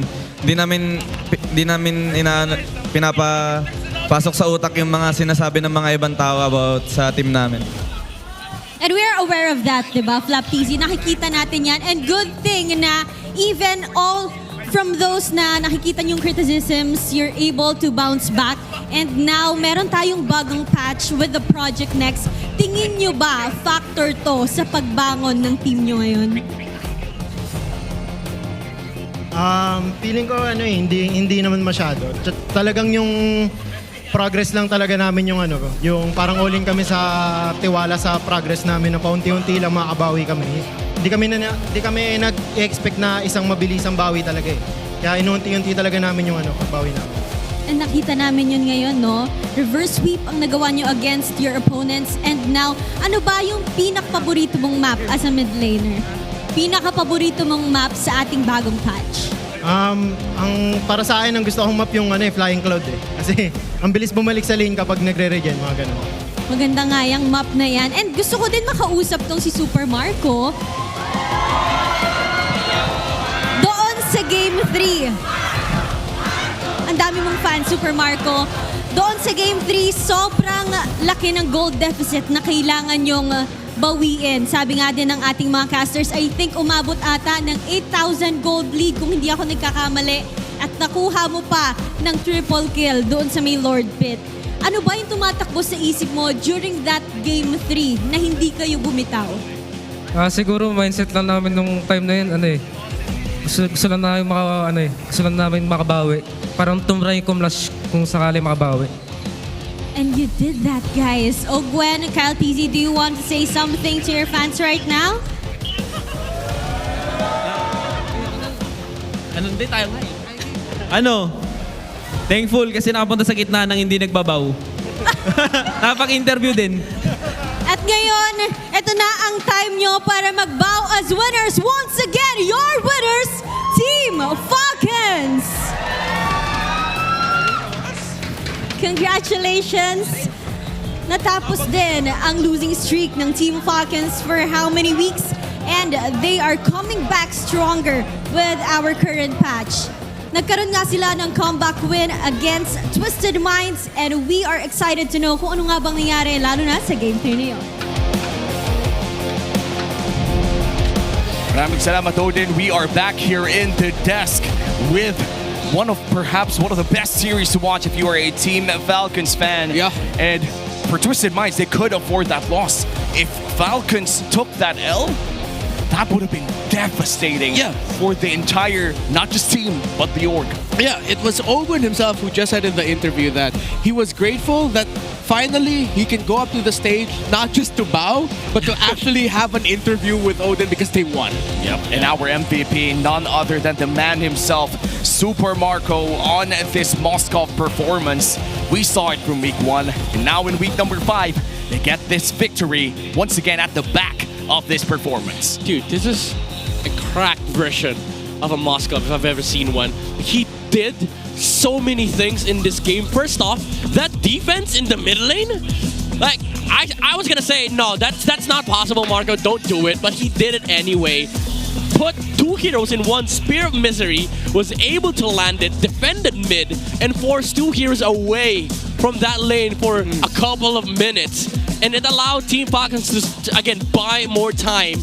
And then, all right, Twisted Minds came to play in the next few objectives. We thought they were going to end the game by 8:30 because of the team fight. But Super Marco sorry, not Super Marco, but I'd say MP the King and Lanzu made a mistake of jumping in, even without minions, by the way. Yeah. And after that, we got this beautiful Lord fight where Super Marco found 2 good targets behind the enemy lines. And those 2 targets were the important ones. The Granger, first off, he landed an amazing Spear of Misery onto Nausea. And then he snipes the Kimi with the passive. Didn't die to him, however, but he got so many kills in this team fight that he equalized the economy between them and the 2 marksmen on the side of Twisted Minds. And after that, every single team fight that we saw was just perfect execution from Team Falcons. Layers upon layers of crowd control from Ogwin, from Kyle TZ, from the final slashes of Flap. Granted that, you know, the layer is what matters for Team Falcons. They were finding creative jumps. Like Ogwen had 2 amazing jumps in the late game. One was on the Granger when he sniped the Granger behind the enemy lines, and as the SOD connected from the Moskov, they were able to snipe Nausea off of the team fight before Twisted Minds could react.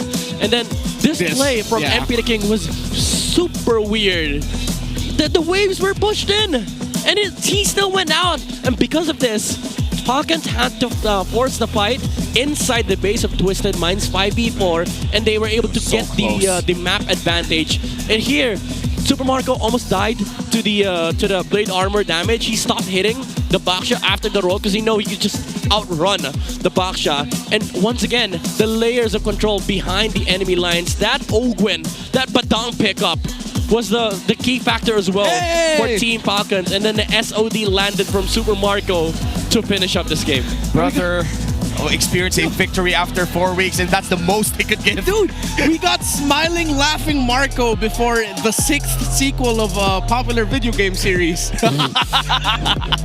Well, it is a 21-minute game. It was I honestly felt that was around a 28 or 29-minute game with how many things were happening all around the map. It was a spectacular start from Twisted Minds. At some point in the game, they held the lead all the way to a 9K gold lead. It was looking hopeless. It was looking bleak for the side of Team Falcons, but 3 times they defended back to back to back, and they're able to close it out the same way that they got their victory against Aurora in game 1. Week 1. Dude, if somebody asks me if I regret saying the 1910, no. This was Twisted game to win. Again, they were almost able to close out the game by 8:30, and Super Marco held on.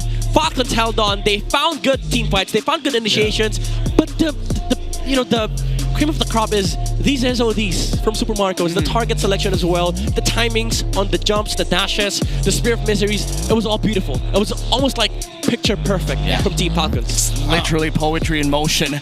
Whenever he went in and out on those fights, when he stopped attacking at the perfect time, this dude was in the face of a Baksha in a CC in the first 3 seconds of that crucial team fight. It was perfect coming in from Twisted Minds. Dude, Sean and Kaloy played their absolute darn minds out. And then after that, there was a scene where Lanzu was doing a one-man zone out onto 4 members of Falcons. Insane. Sean and Nausea were just taking trades of like, all right, which one of us is gonna die? But Nausea was like, nah, I'll be it. Don't worry, Sean.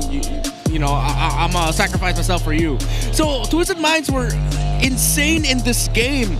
But besides Marco, oh my goodness, my secret hidden MVP that will fly under the radar is Captain Few, man. That juice in. There were times where you would see the readjustment of Few in team fights where they'll be like, I will give up trying to control the main damage dealer because I need to protect mine. Every single follow-up from Twisted Minds that tried catching up to the Moskov was being met by the lanterns of the Zushin. He was just protecting the BPI rich guy of this game, which was Super Marco, which effectively was the super, I would say the super guy in that game. Super guy, if that's ever a thing. Well, right now for the side of Team Falcons in their roughest flight yet, and after a long drought of victories, they finally find their first one in week number 5 in leg 2 of this regular season. I wonder how their communications went. Were they out of their minds? Were they relaxed? Were they hype? Well, we're about to find out. We're about to look at the winning calls from Team Falcons with our Infinix mic check.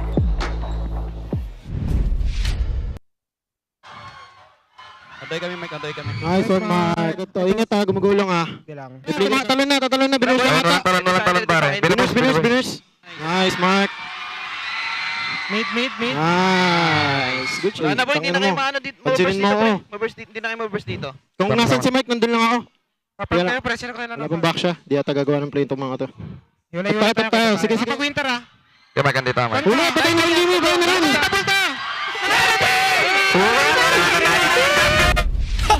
Oh, yes. Valid. Yeah. What's an opposite of a crash out? It wasn't a crash out, dude. Yeah, no. What's the opposite of a crash? What's an opposite of Crash in? No, I'm crash just kidding. in? I'm just kidding. Crash in. I don't know, man. But that was a valid response. Yeah. Well, day's not over yet because after a spectacular start of 3 games in our first series, we have this very emotional second series for Team Falcons. We are yet to see the golden rivalry of TLPH versus ONIC Philippines. Any final thoughts before we move on? I love this new patch. I like how it's bringing out some things that we haven't seen before, and Filipino teams are on a whole nother level, man. Hell yeah, we're on a whole nother level. I mean, honestly, going to week 5, week 6, screw the standings. Yeah, screw the standings, man. Anybody could take it all. Anybody could beat anybody. Wow, so far one of the most, if not the most competitive seasons of MPL so far. Former world champions are downstairs. Current world champions are in the middle of the pack, and rookies are currently top 4. This is looking to be the most insane regular season of MPL Philippines just yet. We have been your casters, and it's been an honor to be one. It's Umi, Renmar, Midnight. We're gonna send you over to the Howl with Wolf.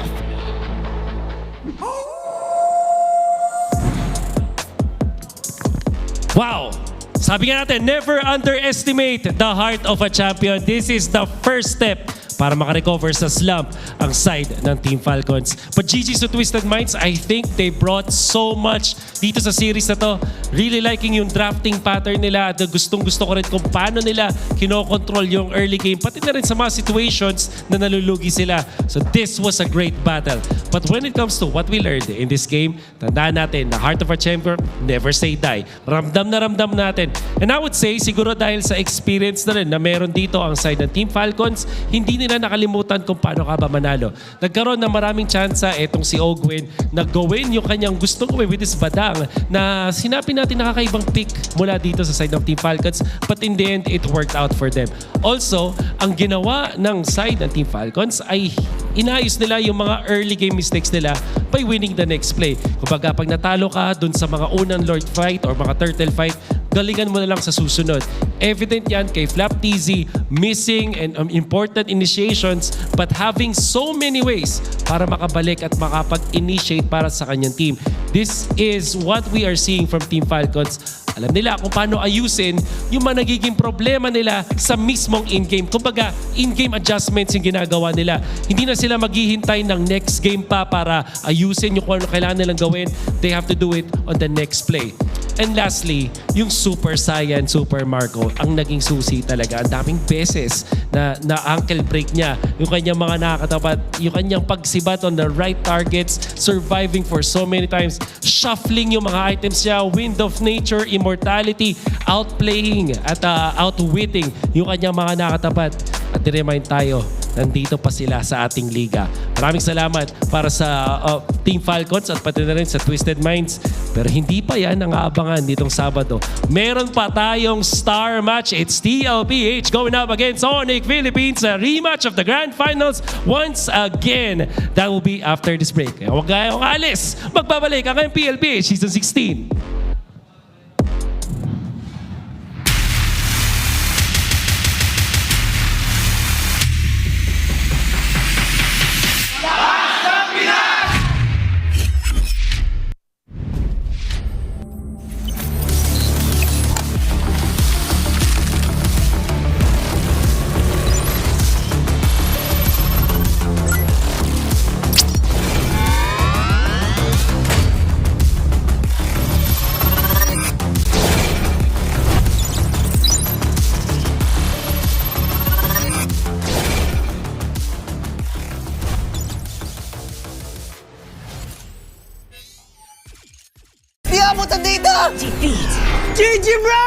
Don't worry! Be only with Smart Power All 99. Hindi bitin with 10 gig data to power your games plus only Facebook or only TikTok.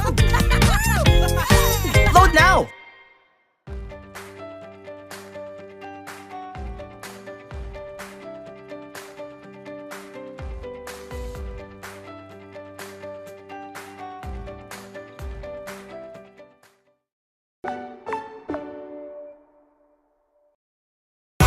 Enemy alert. Your scalp gets 1.5 times greasier, causing dandruff.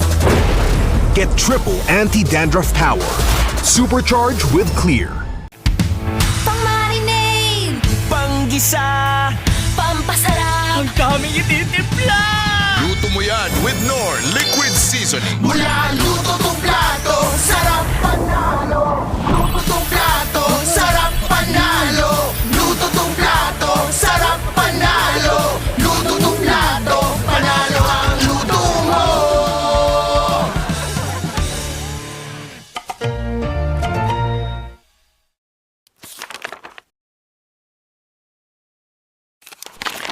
Ang few isa ka sa mga player na natigil matatag sa MPLPH, anong sekreto ng isang field? Para sa akin siguro yung passion ko sa gaming talaga. Kahit anong game kasi gusto ko maging magaling eh. Yung passion ko sa gaming is nakuha ko siya simula nung bata pa ako eh. Parang sobrang saya ko sa mga nilalaro ko and sobrang saya ko lalo kapag nananalo ako. So, piling ko din ko nakuha yung passion ko. Nabanggit mo din na CPU yung vote mo. Kasi nung MPL Season 1 nakita ko siya mag-funny, sobrang nagalingan ako sa kanya. Tropa natin dito. At kita mo naman si Pew! Sinasayawan lang dito from wall to wall. Sinabihan ni Angela pero he still got the kill para dito kay Karina. Tatlo! Pew! Tapos ngayon naman, kaya siya yung GOAT ko kasi sobrang tagal niya na tapos nasa top pa rin siya. Nabanggit ni Cartesi na ikaw daw yung player na iniidolo niya at tinawag niyang GOAT. Siyempre masaya kasi yung lahat ng tao na parang nag-ML ang sasabihin GOAT na si Carl talaga eh. Lalo na siya ng international and masaya pa rin na nakikita niya na ganun. Siyempre pinagdaanan ko, marami munang talo bago nag-champion, ganun naman yung cycle eh. From child prodigy to the face, and now MLBB's greatest of all time, Cartesi!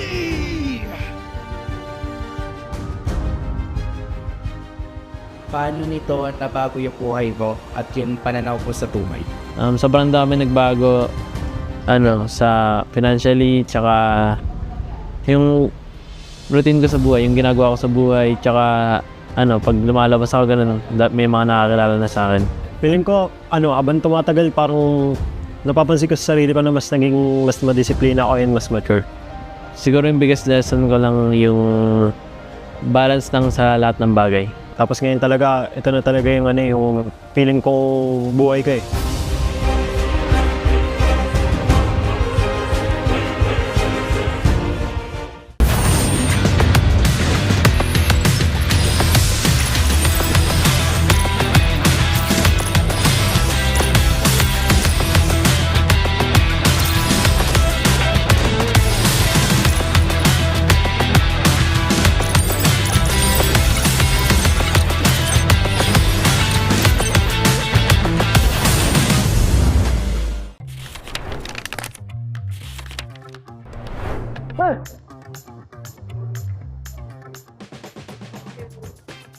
Isha, sino yun?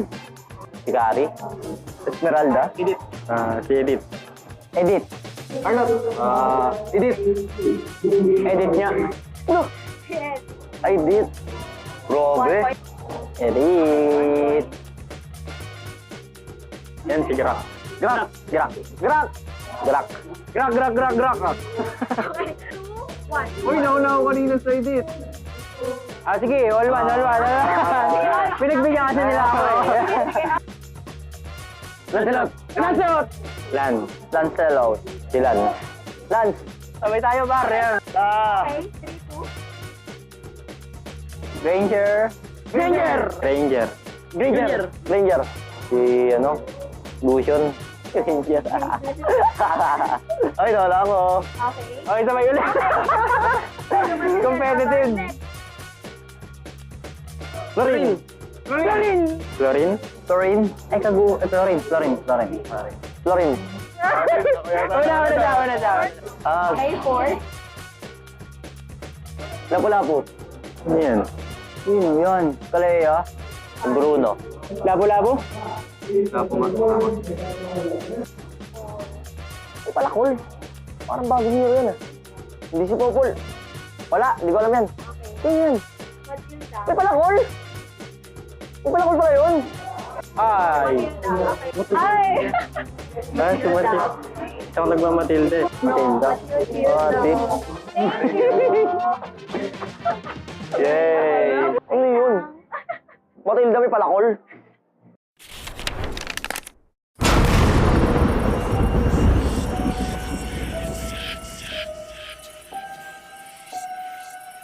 Gising na ako nang di bahala ako sa swerte. Sabi mo, mag-win streak ko to. Dahil sa'yo, tambak na ako!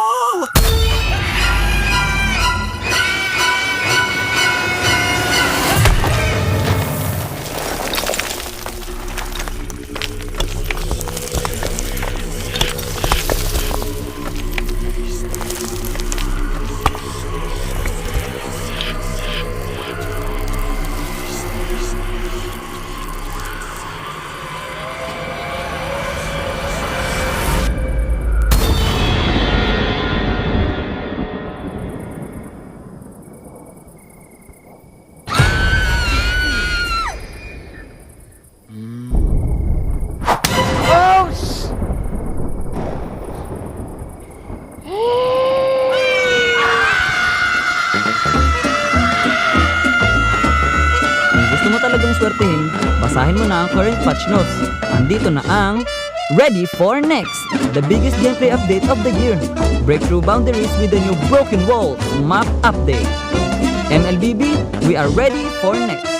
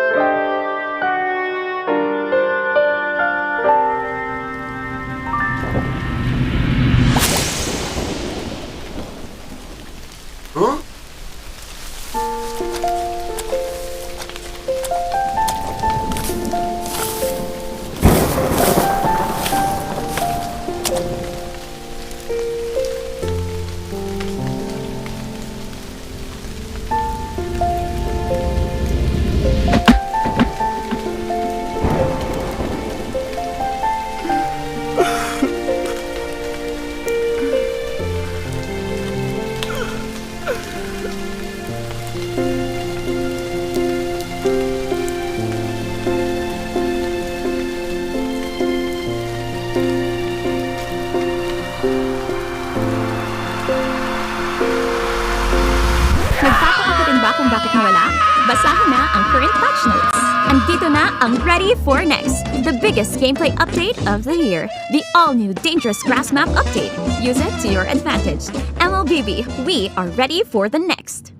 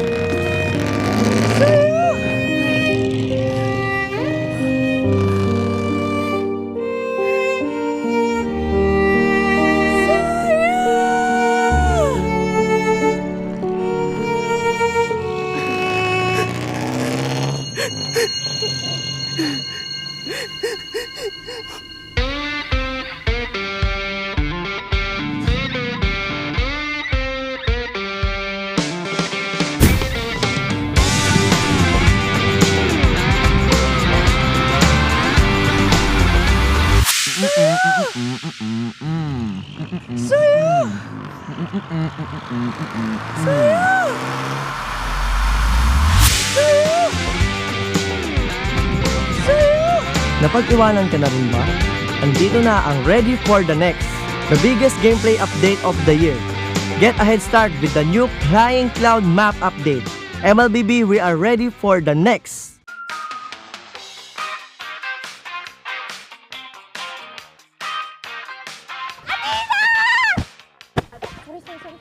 Sinundan mo talaga ako dito!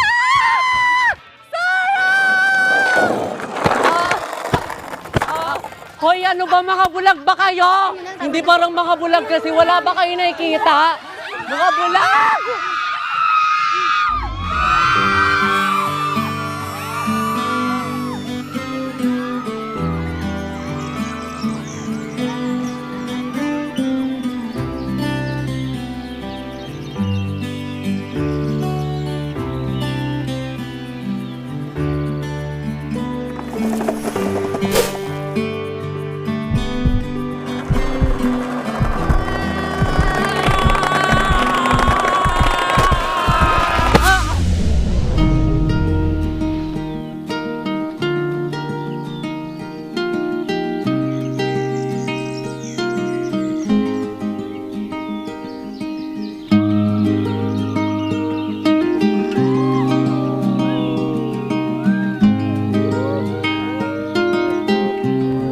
Minsan, love comes rushing in.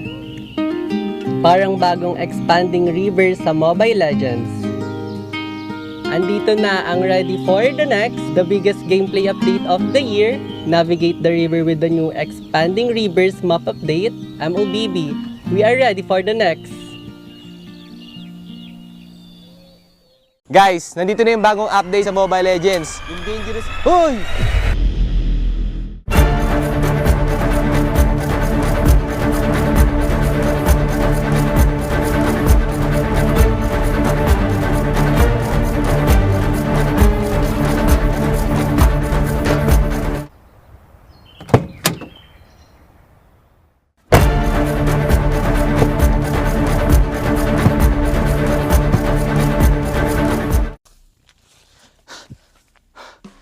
Okay, guys, yung sinasabi ko nga pala kanina yung bagong update. So una, yung dangerous grass at yung broken walls. So sa broken walls, guys, meron mga iba't ibang butas yung mga walls sa mapa. So mas magbe-benefit dito yung mga jungler kasi mas magiging mabilis na yung pag-gank nila kasi mas mabilis na yung pag-roam nila sa mapa dahil may butas na. At guys, magbe-benefit din dito yung mga heroes na walang mobility dahil di na nila kailangan ng mobility para humakbang sa mga walls na to kasi may butas na nga. At sobrang magbe-benefit din dito, guys, yung Johnson kasi mas marami na yung shortcut so mas mapapabilis yung pag-roam niya sa mapa. At yung panaw naman, guys, is yung dangerous grass. O yung dangerous grass, nagdadagdag si Muntun ng mga iba't iba pang grass sa Mobile Legends para mas maraming opportunity para mag-gank at mag-ambush. At marami pang iba, guys. So, yung pangatlo naman is yung Flying Clouds. Doon sa Flying Clouds, pwede kang umapak sa base at mapupunta ka sa lane mo na mas mabilis kapag ginamit mo ito. At yung pangapat naman, yung expanding river. So si Muntun magdadagdag daw siya ng maraming tubig sa river kaya mas magiging mabilis yung movement speed nyo kapag umapak kayo sa river. At yun lang, yung mga bagong update in Mobile Legends kaya i-check nyo na. Payong mo. Meow, meow, meow, meow, meow. Pawat kaya. Ang tanong.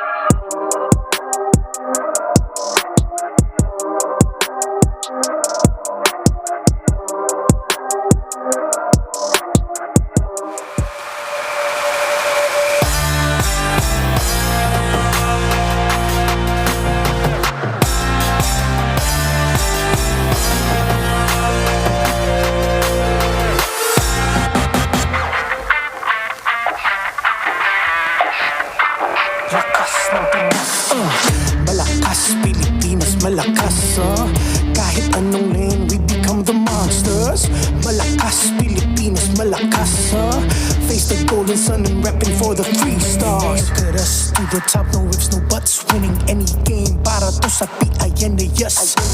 Di mo matitinag aming boses sa new level. Nasa kalye man o mobile, you know I become a legend. Listen, open fire, we unite, we winners. But with pressure, like diamonds are made of. Switching the lane na parang gera. HP Racing may reset up. Kakatang buhat ni Hilda, full dome SS parang Laila. Susundan ko ang iyong bakas.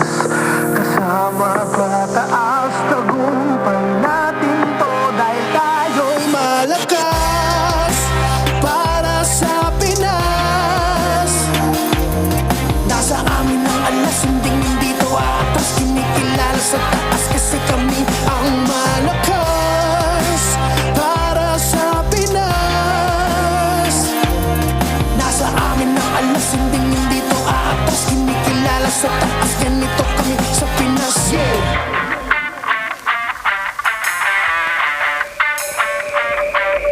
Laging MVP, no surrender, no retreat. Pag nagsama-sama, just imagine what we can achieve. Laging MVP, no surrender, no retreat. Giving 100 on my all, cause we just cannot be defeated. We are unstoppable, immune and invulnerable. Ready ang equipment, lahat frozen, mala, crowd control. Pakita on the jab, east to the southeast. Taas ang matawad, proud and loud, cause every enemy we devour. Susundan ko ang iyong bakas. Kasama pataas, tagumpay natin to. Dahil tayo'y malakas para sa Pinas. Nasa amin ang alas, hindi to atas. Kinikilala sa taas kasi kami ang malakas para sa Pinas.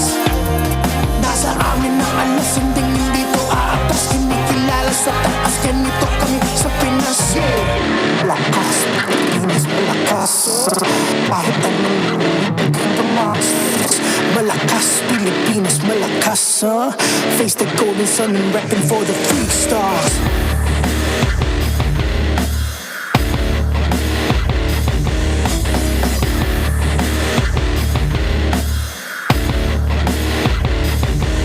Ang lakas ng Pinas, reunite, we the stars. Ang lakas ng Pinas, reunite, we the stars. Ang lakas ng Pinas, reunite, we the stars. Ang lakas ng Pinas, we the stars.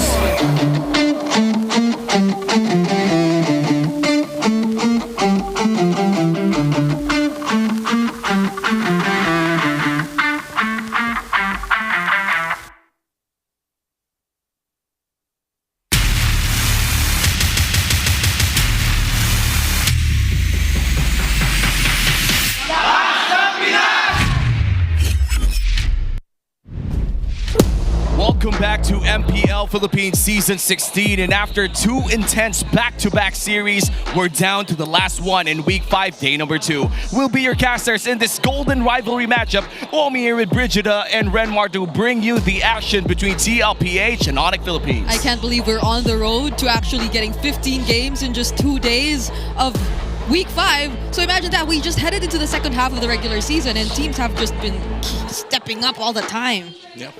By the way, guys, you should not miss this out.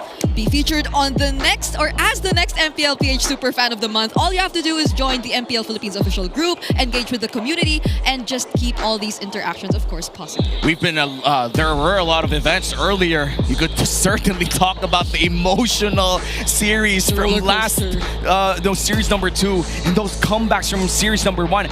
Brother and sister, we have seen so many things happen today. We've seen Ryzen single-handedly extending the series with a fanny backdoor in game number 2. We've seen Super Marco do unspeakable things in game number 3.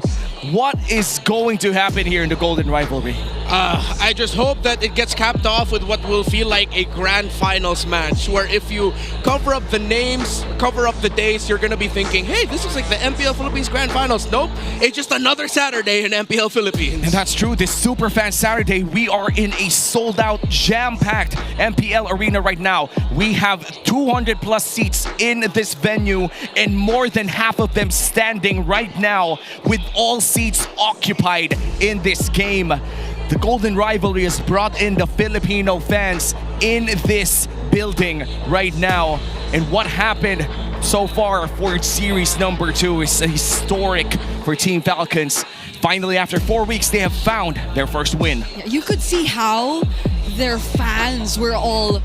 I feel like the same level of hype was carried over from the first series all the way to the second series, especially as we all know how high the stakes were for Team Falcons. They definitely need to get as much wins as they can if they still want to get a chance at making it to the playoffs. Yeah, look at where Falcons is right now at the bottom of the standings. They beat the team that beat ONIC earlier this season, that are currently 4th in the standings, that at one point ended the every week as top 1 in Twisted Minds. That's the 8th seeded team. That is the team that has world champions on them. Well, in their case, they have two-time world champions. And that just goes to show how crazy the level of competition is right now in MPLPH, and they are still behind. So the climb for Falcons begins. But now we turn our attention to the upper portion of the standings, where ONIC and Team Liquid Philippines will fight a revenge match if you're looking at it from the perspective of Team Liquid, because they started off the season getting swept and dominated by ONIC. Yeah. And ONIC Philippines, hot after many victories for the past few days. It's going to be a matchup between the defending MSC champions and the defending M-Series world champions. The Golden Rivalry continues tonight here in MPL Philippines, and surely the world is watching and waiting for top-tier MLBB content. And I'm pretty sure the respect is really up there for both of these teams. Admittedly, ONIC, when they first went up against Team Liquid in the season, they knew that they were coming off a break and that there probably were a bit of adjustments still going on. But today, they think it's different. They know that Team Liquid are heading into this match not from a break, but from that streak themselves that they've been able to show us, where they've been performing really well too. Yep, both teams are hot, and in this golden rivalry between Team Liquid Philippines and ONIC Philippines, we have seen the best out of them whenever they come across each other. And for the boys in yellow and the boys in blue, for the last few weeks of MPL, they've found a lot of great wins to push them further towards the top, where Aurora stands right now. Yeah, and the weight of these two teams, no one in the history of MLBB esports has ever completed the mythical Golden Road. ONIC as an organization in 2023 were close with their Indonesian squad. SRG last year were close. Now this time, Team Liquid are at the precipice of potentially reaching that, while ONIC are looking to be another team looking to secure a chance to defend their M-Series title. And that defense for that M-Series title is something that they are working hard for. They have to be at least in the grand finals for that to happen. But right now, looking at the teams around them, Aurora Gaming currently #1, and now TLPH right next to them in the Infinite standings.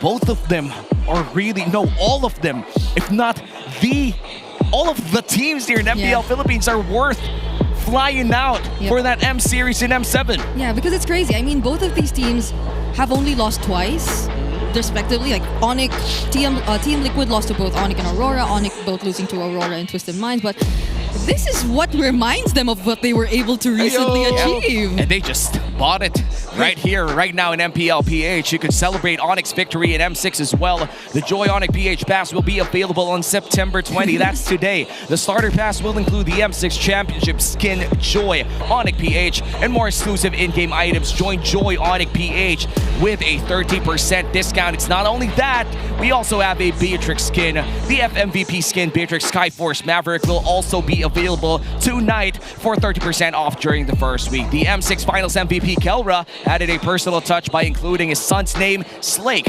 printed on the outfit. So get ready to fight alongside Beatrix Skyforce Maverick and claim your own MVP. Both skins mythical in this lineup. Yep, and if you have coupons in your game, you could get it for 579 if you have the 50 diamond coupon, and depends on you, like what are you able to stock there in your inventory. And you can get it now because it just recently got released, and the pass you can get so much more from it. Not just the Joy ONIC PH skin. There are so much other rewards that you could also claim. I think if you get the upgraded pass, you also get either a recall or a spawn alongside it as well. I just recently got it, by the way. So you guys definitely have to get it now. Yeah, and for the GOAT himself, Carl Teasy, sitting across his competition with baby cakes right in the background. He just had to be there. He just had to be there. Oh! And he's showing off. And he has one too. The first Filipino to ever be made a skin for. It's that man right there, his M2 Lancelot skin. The journey that he went on, standing across him, is of course someone who may be overlooked by our community, but at one point was one of the most feared junglers and mid laners in the history of our league. And look at that. The highest GPM in the game in MPLPH history. I do feel like this is something that's going to be extremely hard to beat, especially with the changes that has happened in modern MLBB.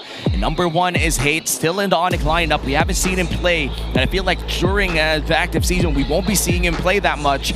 And second would be the GOAT himself, just inches away from that 1,219 with that lane. But these are such high numbers, and both were achieved in 2020. Yeah, Season 5. Yeah, it feels like the strategies were a bit different back then, which makes it a lot more easier for these kinds of numbers to be achieved. Because if I'm not mistaken, you did mention something along the lines of it being a funnel strategy back then. So these numbers are something that might have been a bit more common during the day. Well, before we head on to this very heated matchup, let's ask our communities, which is your favorite M-Series skin in the matchup TLPH versus ONIC? The choices are there. You have M2 Lancelot, M4 Cho, M6 Joy, and M6 Beatrix. Wait, there are two Bs in this one. It's all right. I'm gonna say this now. For a personal story, my heart lies in the M6 Joy skin, mainly because it's the first time in-game that something I came up with is reflected in-game. It's because at one point in the animations, Joy will actually call out the monikers of each player, and the fact that I now hear Monster Mage and the Bruiser being said in-game brought a small tear to my eye. Man, I wish I saw that tier, but you could talk about it in our community groups on Facebook or wherever social media you're watching. Of course, comment them down below as well, and make sure to keep those comments positive. We are about to begin in this golden rivalry, the last match of our Superfans Saturday. This is perhaps the most anticipated series globally right now. This is the second time that both world champions will meet. Once again, last time it was ONIC Philippines taking the dub against TLPH, and Carl Teasy ever since then has sworn to take down every other opponent that they will face in leg 2. Yeah, I mean, you could see it in the way he just sat down there. I did not even expect him to pull up his M2 Lancelot skin, but he did, and it does feel like this match, alongside this jam-packed arena we have right here, if only we could show you guys and we could pan the camera a bit to our right. We will later. Actually, you will. And you will see that maybe we had to add a few more seats. We used to not have the audience right beside us here in the caster's desk. Yeah, no, they expanded seating to accommodate, of course, within safety regulations, to accommodate even more people into the arena. So we are maxed out. Yeah, we are maxed out quite literally, and this is like playoffs level in terms of seating capacity. And by the way, playoffs tickets are still out, starting at $250. You could still buy your playoffs tickets. It's live in Cuneta Astrodome, which means that we're gonna have thousands upon thousands of fans watching our playoffs. But right now, we're gonna talk about something special, something that the finals MVP will talk about. Let's watch this video. Actually, yung parang naging usapan lang dun sa skin na FMVP. Basta lagyan ni Monton yung Bea ng pangalan ng baby ko na si Slake.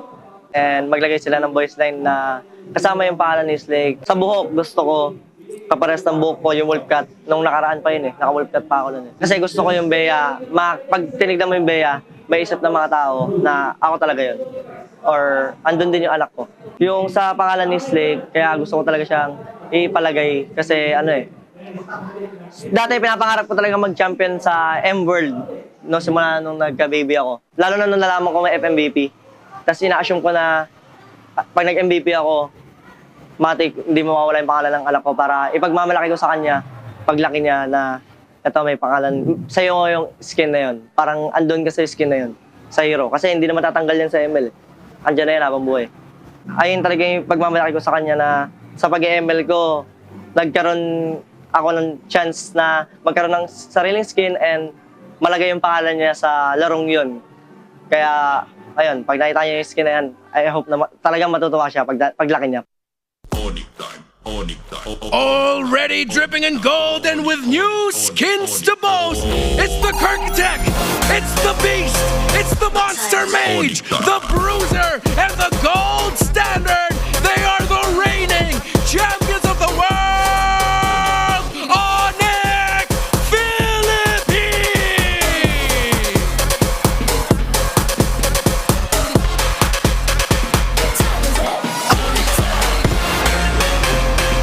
What time is it? ONIC.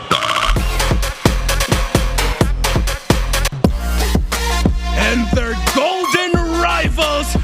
This is the Cavalry, the Apex Predator, the GOAT, Daddy JP, the Rich Guy OHEB, and the Lone Stallion Sanji.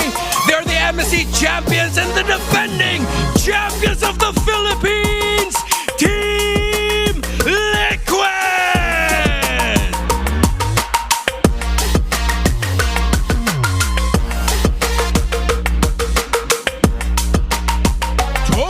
Uphold the tournament's integrity, it's Joshua, JJ, Patrick, and Jeb. And the coaches, for Team Liquid Philippines, Coach RC. For ONIC Philippines, Coach Hayes. MPL Arena, this feels like a grand finals. Make some noise!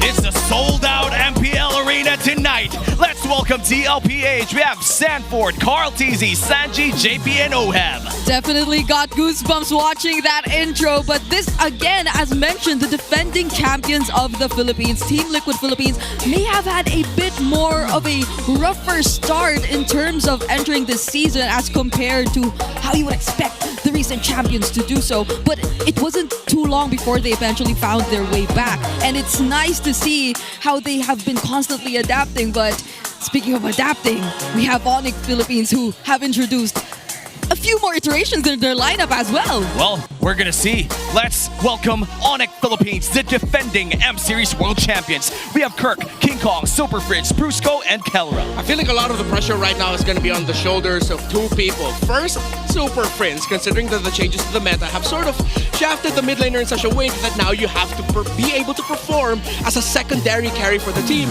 while watching out for all the threats of the map that could mess you up. While Kirk is returning after multiple weeks and games of Ryota being at the helm in the EXP lane for ONIC. How will Kirk fare in his return match? Massive gap here for the first blood ratio. A lot of aggression coming in from Team Liquid Philippines, but the rest of the hexagram, you could see that ONIC Philippines is actually either controlling the Lord more or just having a better control over the objectives so far, except for that tower take. TLPH and ONIC, it seems that we might see a lot of overlap in terms of our upcoming drafting phase. Yeah, it's mostly in the early game that we see the most difference, I'd say, between these two teams, especially in terms of the hexagraph, but it's not something that you cannot entirely recover from, especially if you're basing it from the recent games which took place after the patch. Well, before we head on to this golden matchup between two world champions, let's go back in time and check out the moments before the game in the Smart 5G ping test. Sayong paa, sayong na. Wait lang, message pa JP. Ano maganda? It's me you're looking for. Ang message ko kay JP, galingan mo lagi. Kasi gagalingan ko rin. Eh, yung mga takot, matakot matalo. Or... Di na ako sanay ng wala. Message ko kay Brusco. Ito sabi ni Alston, Pabico. Good luck sa atin at sana ay kami ay manalo na sa inyo. Di ba? Lakas mo, G! Bruce Goat. Idol kita, Bruce Goat. Sana manalo kami sa inyo. Alston. Angas din, no? Pang Alston, Pabico, pang mayaman, G. Super Prince, ito na yung masabi sa'yo ni Alston. Wala akong sinasabi. Anong wala kang sinasabi? Bubulong ka kanina eh. Ano gusto mo mapa, G? Mamaya. I-request natin yan. Flying clouds. Okay. Mga boss, gusto namin ng flying clouds. Gusto daw nila. They want the flying clouds. Sorry. That was out of habit. No, you were quoting him. You were quoting him. I was quoting JP. He wants to see the flying clouds. Yeah. But other than that, that was the calm before the storm. These players are now locked in when we saw them in the entrance. Yeah. They may have been making fun of Sanji's real name and doing all that, but I just know they're locked in. Well, we're about to find out the Infinix keys to victory. Let's find it out with How. Welcome to the Howl. Ako nga pala si Wolf, bringing you the Infinix keys to victory. It's TLPH going up against ONIC Philippines. At alam naman nating Grand Finals rematch to, Part 2, dahil leg 2 na nga ng ating regular season. Now for both teams, wala nilang gawin. Yung XP-Lane Hero matchup, hindi dapat matatalo sa 1v1. Marami ng mga ganyang klaseng matchup. Kunwari yung mga Uranus at Esmeralda, well, it's a bad example. Pero I do hope that in this scenario, Kirk between Sanford, sana makakita tayo talaga na even sila up until the mid-game and the late game. Now, for ONIC Philippines specifically, kailangan hindi sila maging greedy sa mga course nila dito sa patch ito. Kadalasan sa mga pagkakatalo ng ONIC Philippines ay kapag nag-draft sila ng mga heroes na kailangan ng sobrang daming farm. They just have to avoid that. And now for TLPH. Yung hero pool ni JP ang feeling ko magiging keys to victory nila mismo. Dahil yung different playstyles niya, pwede siyang mag-catch, pwede siyang mag-sustain, pwede siyang mag-utility, at magiging malaking factor to dun sa drafting. Mas magiging madali ang drafting ng TLPH dahil dito sa scenario na to. And I have a feeling that this series will be JP's fault once again. Yan po ang abangan natin sa napakagandang bakbakan na to. It's TLPH versus ONIC. Back to the casters. Oh, there was huge emphasis on the XP laners out there. Cannot lose that 1v1 lineup. And I feel like when we talk about the game in total, it always goes up to show that the roamers are the ones to make sure that the pacing is okay. But looking at the golden prediction, it seems that Mirko thinks that it's going to be ONIC, then thinks it's going to be TL, or Rose thinks it's going to be TL, but Myrtle thinks it's gonna be ONIC PH. Close friends, by the way, with King Kong. Yeah, and Rose too. Like, she's known as the quote-unquote mom of ONIC PH. When they're in Malaysia. When they're in Malaysia. Or when she's here in the Philippines. Either, vice versa. Checks out. Yeah. But surprisingly, she does think that it's TLPH. At least it's a 2-1. Yeah, she still says there at the end, I still love all of you, please don't be mad. Yes, just to put it out there. Yeah. Shout out to our friends over in Malaysia, ongoing right now alongside MPLPH, as MPL MY and MPL ID as well. Yeah. So everyone's busy working, so the people working right now are missing out on this. Well, hopefully they have their mobile phones up and they have the data or they have the Wi-Fi. Watch this matchup between TLPH and ONIC. While they're casting. While they're casting. Yep, that's true. They are casting, but maybe the production people coming in from MPL MY or ID could watch this matchup as well. True. But we are going to enter the first drafting phase. But before we head on to the heroes, we're going to head on first to our map They want randomizer. flying clouds. They want flying clouds. I want broken walls. Broken walls. What do you give? It's finally going to be broken walls. Finally! There we go! Finally, it's broken walls. And this is going to be game 1 for this best of 3 series. We have not seen a drawn-out broken walls game so far. This might just be the first one. Yeah. I want Johnson. Hey, it was mentioned in the Howl that JP's hero pool and different styles of play should be a factor in drafting. Yes. But so will the... Said there are no It's funny how they made broken walls with Johnson really in mind. Yeah. Because in the art, it's him in his car form. Yep. It's like the entire point of broken walls for them is for Johnson to be part of the meta again, but sadly that didn't work out. Mainly because the thing for broken walls right now, it's insane how far you could pull the Lord away from different parts of the map. Yeah, Lord dancing is going to be important, so we might see teams really want to bring out a tanky fighter jungler here, which now puts the pressure on to King Kong. Because we know historically, not his best performances when you see him pack heroes such as the Fredrin.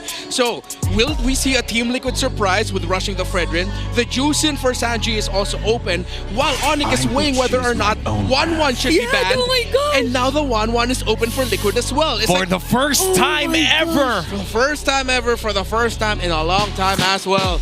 Will Liquid bite the bait and pick up a 1-1? There you go.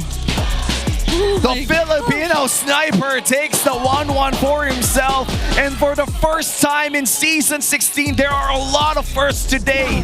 Not only did Falcons win after 4 weeks, now after 5 weeks of MPL, we see the 1-1. Oh my goodness, and King Kong, on the other hand, secures the Lancelot for himself, and even the Jushin. So these are strong first picks. I hope he uses the M2 skin. Hey. That'll be tight. That'll be tight. That'll be tight if we actually see the M2 skin on the hands of King Kong instead of Carl TZ. I'm pretty sure people here have a wish list of being able to see all the champion skins shared between these two, M2 and M4 for Liquid. Well, of course, the M2 skin for Carl TZ specifically. But going back to the draft, let's see if Sanji's gonna show already a Farsa, or if they're gonna utilize some surprise angles that they can play around the broken walls by picking up a low Yi later on in the draft if they're not gonna pick it up in the mid lane just yet. They go for their EXP pick, they get it into the hands of Sanford. So even if Kirk wants to be active into the EXP lane matchup, really wants a duel, not a lot can duel hard into the Uranus, except for a pick that's still open, which is the Esmeralda. Yeah, the Phoebus is still there too for ONIC Philippines, if they do want to consider that, since it has been a while since we've seen the 1-1 come back into play, but It does trigger his passive a lot, and Uranus at some point, actually, it's a tough matchup for him to go up against a Phoebus in lane because the Phoebus damage actually outscales the sustainability that the Uranus can bring to the table. Yeah, and that Phoebus is going to be a big menace as well against this 1-1 and the Yisun Shin. A lot of dashes already locked in, but they're going to go for the Khalid instead. And then when we go back to Brusco's performance in the M series, this was also one of the heroes right in the pocket of Brusco, now back in the rotation of the meta. So now we have to watch out for the picks of ONIC, especially in the EXP lane, because then they could back it with heroes that can quickly rotate out of that lane to apply pressure into the jungle of Carl TZ. Team Liquid's EXP laner does not have a lot of crowd control. So if ONIC picks up someone who can quickly clear up lane, has strong crowd control so that they can pressure Carl TZ's YSS in the jungle, then that should be the best pick. I think they should also look into banning the Gatot Kaja as an option for JP if ONIC are not going to pick it up themselves as a surprise EXP lane pick. Yeah, I think that's another thing we have to look at, because I feel like for recent adjustments that Team Liquid Philippines did in terms of their drafting patterns, it's by making sure that they get the JP pick and that he doesn't run out of options. But right now, they're leaving him for second phase, and ONIC seems to really be targeting JP down. And this Khalid isn't even sure that if it's going to be a roamer, because we did see an XP lane Khalid in the hands of James in our first series today, the Superfans Saturday. So there's really no assurance that this is going to be a roam Khalid. They can further limit it down if they deny any other picks that still can be available. Now even taking out the Hilda. Yeah, could have been a roam choice there for JP. That's just straight up massive respect for JP. But there is still one pick in the roam that, if ONIC aren't careful, will actually mess them up. If JP shows up with a Kufra suddenly, it's going to be a different story here a little bit for ONIC. Yeah, now what do you use against this 1-1? The reason as to why this 1-1 is so strong in lane is it's just so independent. It's so safe, and it dominates lane the moment that you give it edge. Yeah, I would have thought of an Earthel, but will it be that reliable in this lineup? I was thinking that too, but I don't think the Earthel will be as reliable as we want it to be, considering that if they show an Earthel here, then they can pack a Gatot Kacha Roam, a Uranus EXP. Both will have vengeance, and both will make the Earthel cry. And I guess the choice here for now would be the Lunox to reset that crossbow of Tang with the bright brilliance. The brilliance, sorry. It is bright. It is bright. It is bright. You know?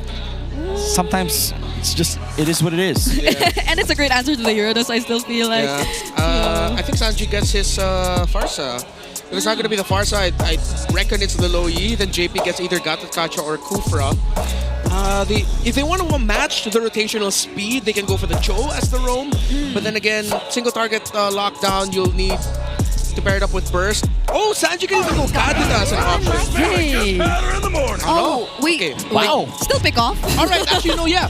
Oh, very greedy is the lineup of Liquid. I agree. Very, very greedy. This is a triple marksman setup for Team Liquid Philippines, something that we have not seen since week 1 of MPL, or if I'm being honest, the last time that I saw this was in MSC 2025. And with a Franco and a Uranus, they do buy themselves a bit of space and a bit of protection if ever this Lancelot does have a field time puncturing in and out.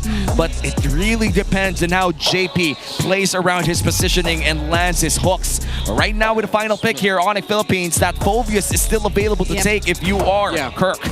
Yeah, I just want to see something either that can pack Flicker really well or Vengeance really well. Swerve it around, Gatot, Madam. Oh, Glue. Alright, okay, yeah. This I really, really like. The team fighting for Team Liquid Philippines isn't going to be as straightforward. However, since they have a triple core set up, ONIC really need to be on top of being able to help Kirk out when he decides to initiate alongside Brusco. If their timings are off, it'll be easy for Oheb and Sanji and even Kaltizi to get away from harm's way. And now ONIC are fighting a scrambled team lineup, which they do not want. And so far here in game number 1, we're already seeing a lot of peculiar lineups set up for each other here. For Team Liquid Philippines, we are seeing a triple marksman setup with Yeeson Shin, Kimmy, and a 1-1 for the first time ever in Season 16. Meanwhile, for the side of ONIC Philippines, no marksman at all. And you're going to give Kelra a Lunox to fight against off that 1-1. Welcome to the Golden Rivalry. It's a battle between two world champions, the defending MSC champion TLPH goes up against ONIC Philippines, the defending MS Series World Champions. Let's enter game 1. What can we expect if you're in the game? We're going to be looking first at how well the matchup is dealt between the Lunox and the 1-1, because there is a small margin of error where if Kelra messes up his first trade in the minion waves, then Oheb's going to be able to push him back. He'll force the Inspire on himself to bring Kelra low, force out the regen, and then bring it for round 2 where the 1-1 will have an advantage. That's why you actually see the Lunox holding close, while JP, great disruption onto King Kong, being able to hook him back. Both roamers have successfully caused some sort of disruption towards the enemy jungler. An Iron Hook from JP and Brusco actually forced Carl TZ out of his purple buff, but they were able to secure it still nonetheless. And I'm liking how careful these teams are so far, because you cannot be putting yourself in a dangerous position knowing that there is a Khalid roam on the opposite side. Both of these teams are rabid dogs. The moment that you slip up in the early game, they're not going to let up. They're going to bite you down, and then they're going to force the narrative against you. ONIC Philippines and TLPH just playing it carefully right now in the first few minutes of the game. You do not want to slip up at this part. Yeah, you see, quite conservative, but now with Kelra finding a little bit of an inch of advantage, now we'll push in the pressure there. This is actually a debut pick. 3 of them for Team Liquid. A debut pick on the Franco for JP, the 1-1, and the Uranus. Yeah. Surprisingly, JP's being a really annoying Franco here though. Like, those Iron Hooks which he gets to land on the creeps already allows them to reset. And I don't know if the broken walls have something to do with it, but he gets to always bring them out of range. So somehow it does affect King Kong and how fast he's able to farm up, but at least for now, they're still pretty much equal. And this is going to be the first turtle of the game.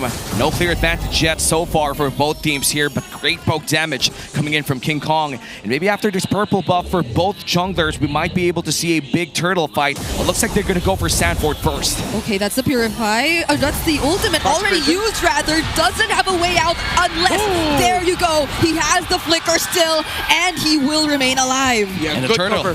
And the turtle is continued here for ONIC Philippines, despite just being an extended team fight. Carl TZ with a mounted shocker as well. Look at these broken walls, greatly affecting the flow of the fight. King Kong gets the turtle and Carl TZ will fall. The grab is also committed on to multiple members here of Team Liquid Philippines.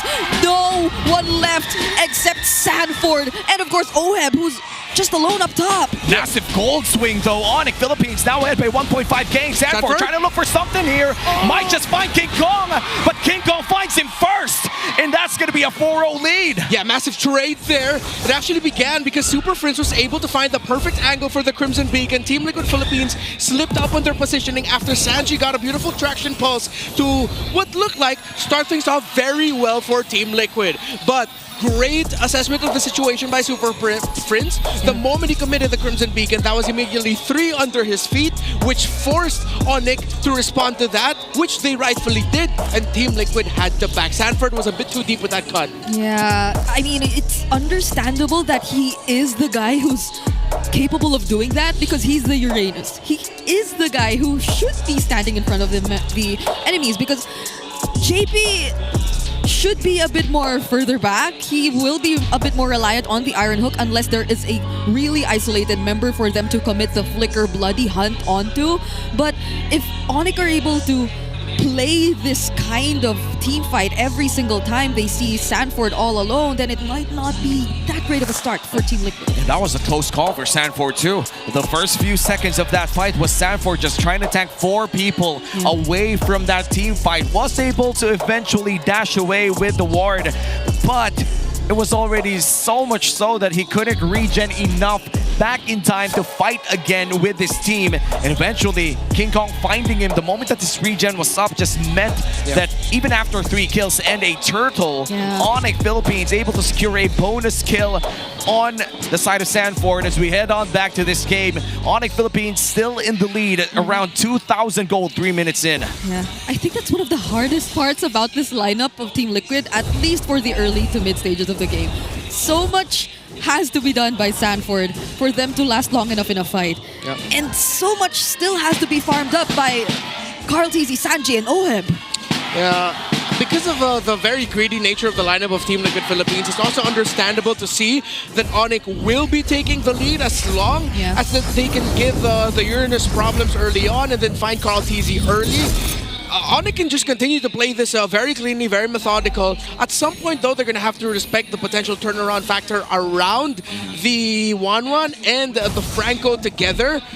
And if ever Sanji does become a more difficult target for ONIC Philippines to catch, but it's going to be a while until we get there. ONIC can just keep this up. So maybe for now, it's really just limiting what ONIC could potentially get in the early stages. It's limiting the snowball if you're Team Liquid Philippines because there's not much you can do. Oheb finds the stacks on Keller though, but doesn't use the crossbow of time, or he actually doesn't have it. Now Brusco, will he get to finish the kill? Maybe not for now. Yeah, there was already a trade-off between these 2 marksmen up top in the gold lane. I feel like the crossbow of time was used, but that did force out the brilliance coming in from Keller as well. And with this, the second turtle is already spawned. Slight advantage here for TLPH, but Sanford might just be caught.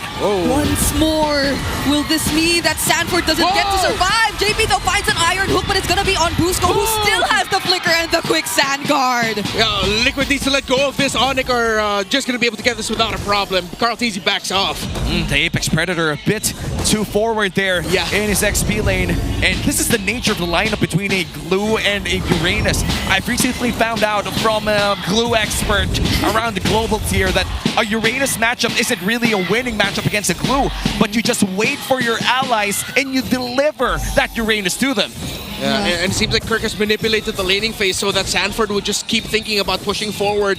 And with those 2 early deaths, Liquid and Sanford need to readjust how they play this game if they want to make sure that ONIC doesn't run away with this with like a 7,000-8,000 gold lead in the next 4 minutes. Yeah, this is such a great start for Kirk and his return on the Glue, limiting so much of what Sanford is able to do. But Brusco goes in though, gets to dodge the Starlium Beam, but not the Bloody Hunt from JP. That is going to be a pickoff for Team Liquid Philippines, but Superfans and Kirk are still trying to fight this. There goes the traction pulse once more, and the damage gradually being enough. The grab is committed onto Oheb, but he's just going to bring him further behind. Brilliance also forced out by Sanford on Kelra. There goes the Chaos Assault, but will they still go for the chase? He's under the turret already, but JP, he finishes off the kill with an Iron Hook! And JP from downtown, but King Kong going in for the flank. That's 3 punctures in, make that 4, make that 5. He's gonna find JP with the Winter's Crown. Saves him for a while. It seems like he's gonna be able to stay alive. He still gets to walk away safe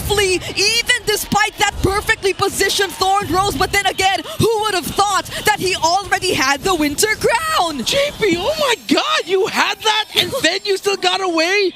Bro, that was 3 key hooks in that long sequence. And this is exactly what I was talking about. ONIC Philippines just slipped up at one moment.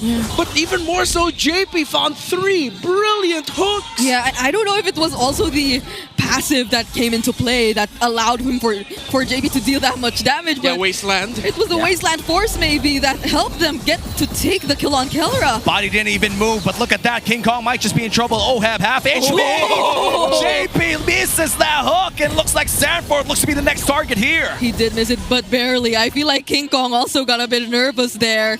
But Oheb will still have to regain some of his HP back if they do want to fight this 5-on-5, because these are 5 members of ONIC Philippines, and Carl TZ is not anywhere near. So they might have to let go of this objective, and we'll just try to fight a bit more instead. Sanford might be the target here, but will just be able to return under the turret. Oh, wait, they actually want to go for more! Hold on, Sanji doesn't survive! King Kong used the retribution just to take the kill, and even the tier 1 in mid will not last long. And just when you thought that the fight was over, ONIC Philippines, they find another angle, and they go in with a Raging Sandstorm. Perfect entry there by Kirk. I thought he wouldn't commit it, but he even uses Flicker as well. If you're going to commit a play like that, you have to get a trade, and they did. Sanji even forced his Flicker out to survive, but he didn't. He caused it his death. Big win in the middle for ONIC as they were able to push the tower there as well. And so far for TLPH, the gold lead against ONIC Philippines, they're still down by 2,000. This was up by 3,000. Minor slip up there meant ONIC Philippines went back to 2,000. But throughout this entire time, this man, Superfans, has been able to calm everything down for the side of ONIC Philippines, and that's the Infinix GT30. Experience victory for every Madlang gamer. By the way, quick item update. Keller already has the Divine Glaive. He decided to rush into it. So now Team Liquid Philippines will, hopefully one of them sees that. Because Kelra, with that item, means that he'll just be able to completely shred through Sanford very quickly. And even the squishier members of Team Liquid Philippines will feel the pain. That's the power spike that you're looking for if you're the Lunox. So, Team Liquid, they now have to start really talking amongst themselves, JP and Sanford mainly, about when to engage. Because if you decide to engage in one, you have the Khalid and the Lancelot to watch out for. Oh no! Speaking of engage, the Bloody Hunt is committed onto Kirk, but the Raging Sandstorm will be there too. However, the damage from TLPH is seemingly overwhelming for ONIC. That's a double kill for Sanji right there. And yet another clutch Winter's Crown comes in from Daddy JP. Cancels out the glue ultimate, but King Kong is looking for more. The Iron Hook doesn't land, and finally the First Lord spawns. ONIC is still up by 1.7. Renmar, what's the game plan here for both teams? Oh, JP is cracked. So for Team Liquid Philippines, you have to move forward. Someone has to hold the shrubs up top near that BPI logo, while Sanji is holding perfectly. Just keep that there. You're fine. Hold on to that bush. So now later on, ONIC, let's see if they're going to open the map or decide to full commit. It's a full commit. They can't just all be here. They need to try and send someone through mid so that they can pincer together. Yeah. Wait a minute, Kirk! What a well-timed hook! But the answer from Brusco, we have the crossbow of tag from Oheb is gonna land. Sanford will have to flicker out just to survive, but Carl TZ and Sanji are dealing enough damage. Traction Pulse will not connect. The Flicker Iron Hook 2 will not connect, but ONIC are able to run away. Yet TLPH are in full control of the Lord. And that was a 1K gold lead ahead for ONIC Philippines, but a clutch hook secures the Lord for TLPH. First Lord of the game goes to the head of the GOAT, Carl TZ. Oh man, JP, he just continues to shut the hitters up. Hook after hook. And then that even forced the Thorn Rose out of King Kong so that he gets an iframe. Oh my goodness, JP, what is going on? Man, a lot of players have stepped up today, and it seems in game 1, JP is the man to look at for TLPH, and this is going to be the first Lord push of the game. For majority of the early to the mid game, ONIC Philippines has held the lead. It was a 2,000, 3,000 gold lead, and with this Lord push, they have not only equalized the game, but they've went in and dealt damage on ONIC Philippines. Oh, are they actually going to fight this? Look at how Carl TZ, without hesitation, just threw out the Mountain Shocker. JP will not get to find a target there, but it was enough to push ONIC back, and potentially Team Liquid Philippines to really take control of the map right now. Yeah, Team Liquid Philippines did a terrific job of just being able to farm up. Sanji's 5-2-1. So now ONIC Philippines, as we were discussing earlier, a lot of options to go for. That was an iron hook which landed, if not for the spread, I feel. Yeah. So, fortunately for Kirk, he survives that. Okay, so ONIC might be able to breathe a bit more for now. And finally, both junglers reach level 15 here by 11:40. And after 10 minutes of suffering for TLPH, they finally get the gold lead to 1.5k in their favor. But looking at the Infinix in-game equipment right now, Renmar, looking at the two top-tier junglers that we have, it's still King Kong up top by 200 gold. Yeah, Glue doesn't have the Radiant Armor yet for Kirk, as he decided to go for a bit of a chop suey build. Dominance Ice was his rush, and then he went Dreadnought, and then he built the Robe as well. So there's no real full component to deal with the damage of the Kimmy. Later on, we're going to start seeing our Radiant Armors and Blade Armors on the side of ONIC, which actually shuts down those 3 carries for Liquid. However, it just sort of mitigates what the 1-1 can do. One of the problems is ONIC doesn't have that surefire burst that can easily get the 1-1. Kelra has to put himself in harm's way. King Kong has to put himself in harm's way just to make sure that they can get damage off on Ohem. But Team Liquid are holding the formation so well every team fight, and Sanji is so hard to reach that it's so tough to do. Good seal play here for ONIC.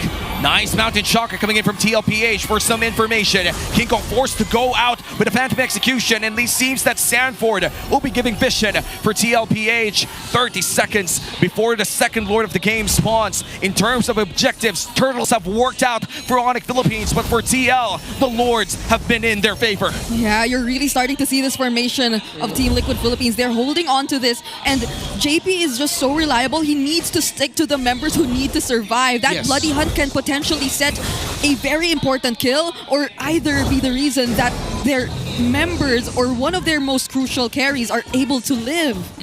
What I like about the item build here of Sanford is that he decided to rush the Oracle. Wait! Oh, hold on, JP though. Really low now. The grab will land. The Phantom Execution too. Will Ohem find his stacks? Will he still find his stacks? JP will fall, but Sanji! He finds the kill on King Kong! Sanford decides to go in, and my oh my, ONIC, they lost their jungler! And that's the worst part. They have a Lord fight upcoming, and they don't have the Retribution, which means that the GOAT once again secures the Lord for TLPH. What's up with the Kimmies in the Philippines lately? Sanji on the way to a potential MVP performance for himself as well. 6-2-1. Again, we in the previous patch and heading into this one, we talked that having multiple cores might be a bit too greedy. But with how well Team Liquid Philippines have played around their condition of if the iron hook lands through, make sure you commit, then these cores actually got to get their farm so much faster, which meant that now ONIC are overloaded with choices. Because if you are the members of ONIC, who the hell are you going to target? You take out one carry, there's 2 more to deal with. Well, the answer begins to be all of them all at once, and it's the hardest thing to do because TLPH has one of the best formations in terms of team fightings, and now the Lord crashes up top. That's going to be one inhibitor turned down. That's not gonna land. The Iron Hook as well. It looks like they're gonna use the Thorn DeRose to go in for the pokes. They find JP. Oh, now the Bloody Hunt was forced. Immortality already popped. Sanji gets taken down by King Kong, but King Kong might have to sacrifice himself as well. Brusco will be the next target. OM still dancing around the members. Quick Sandguard just trying to force some sort of sustain, but it's just a double kill for Carl TZ. Sanford still tagging the damage, and somehow, someway, 2-for-2 trades take place across the map. 3 people left in vent here for ONIC Philippines, but you still have Kelra and Superfans. You still have the wave clear, but all of the resources inside the jungle of ONIC Philippines will be surrendered to TLPH. Yeah, you gotta appreciate the killer mentality there of Superfans. The moment he saw that the hook was used by JP, he decided to commit his Crimson Beacon in damage to the center. Wait. Oh, Flicker. Flicker from Kirk. He got him. Yeah, he got away. But he couldn't do anything. There's the stun from the Mountain Shocker and the damage from Ohem and Carl. Now they're trying to fight back once more, but they have to respect Kelra too. He has damage. Crimson Beacon in from Superfans, but Carl still finds the kill before eventually getting shut down by King Kong. It looks like Sanford and OM, they want blood. They want blood. Kelra is the first victim, but the light is there to guide him back home. And the hook lands on one. He eats the 2, and the 1 remains. Brusco, the only one left. Quick Sandguard, but he cannot last long. A Winter Crown from Sanji to survive, and with every single member alive except Carl, TL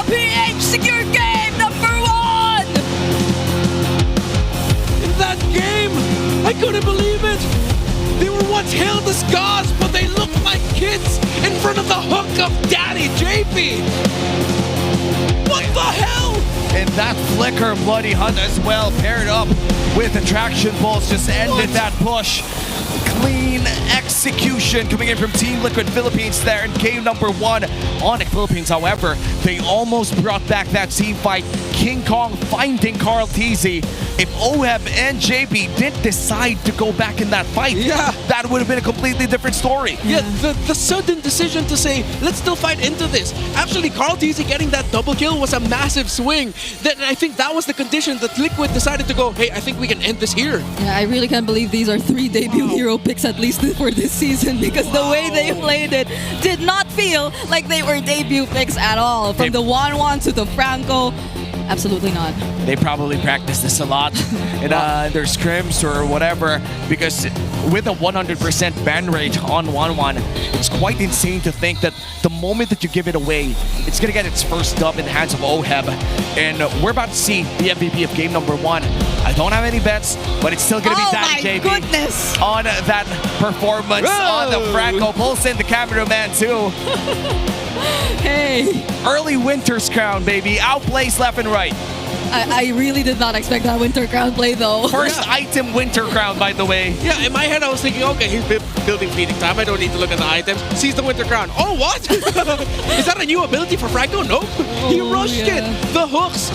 Again, Liquid acknowledge, as long as JP gets a hook and a bite, you play around that right away. Because in the Philippines, advantage -1 against the opponents, most Filipino teams will say, nah, we gotta back off this one. And that's what ONIC did a lot. Yeah, and we're looking at the highlights from this game number 1. This was a very condensed game. Even if it weren't like a long run-out game at around 20 minutes, this felt like every second of it was just filled with fighting again and again. And this was honestly the nature of their heroes, and I feel like that began to be bad for Kelra running that Lunox, because the Lunox is not built for this kind of pacing. You do not want fights every 10 seconds if you're a Lunox. And honestly, whoever decides to go near Team Liquid Philippines when they felt that they were slowly getting activated would not last at least 2 or 3 seconds in front of these 3 damage dealers of Team Liquid. So they either have to get away, and that happened even to King Kong, even to Brusco. The quick sand guards had to come in even when he wasn't positioned at the best spot. So I can't believe you kept saying that this was such a greedy lineup, but look at how things turned out. Yeah, it's just so many outplays as well from JP. Come to think of it, like I feel like the first 2 or 3 winning plays for TLPH was built around hooks and Winter Crowns.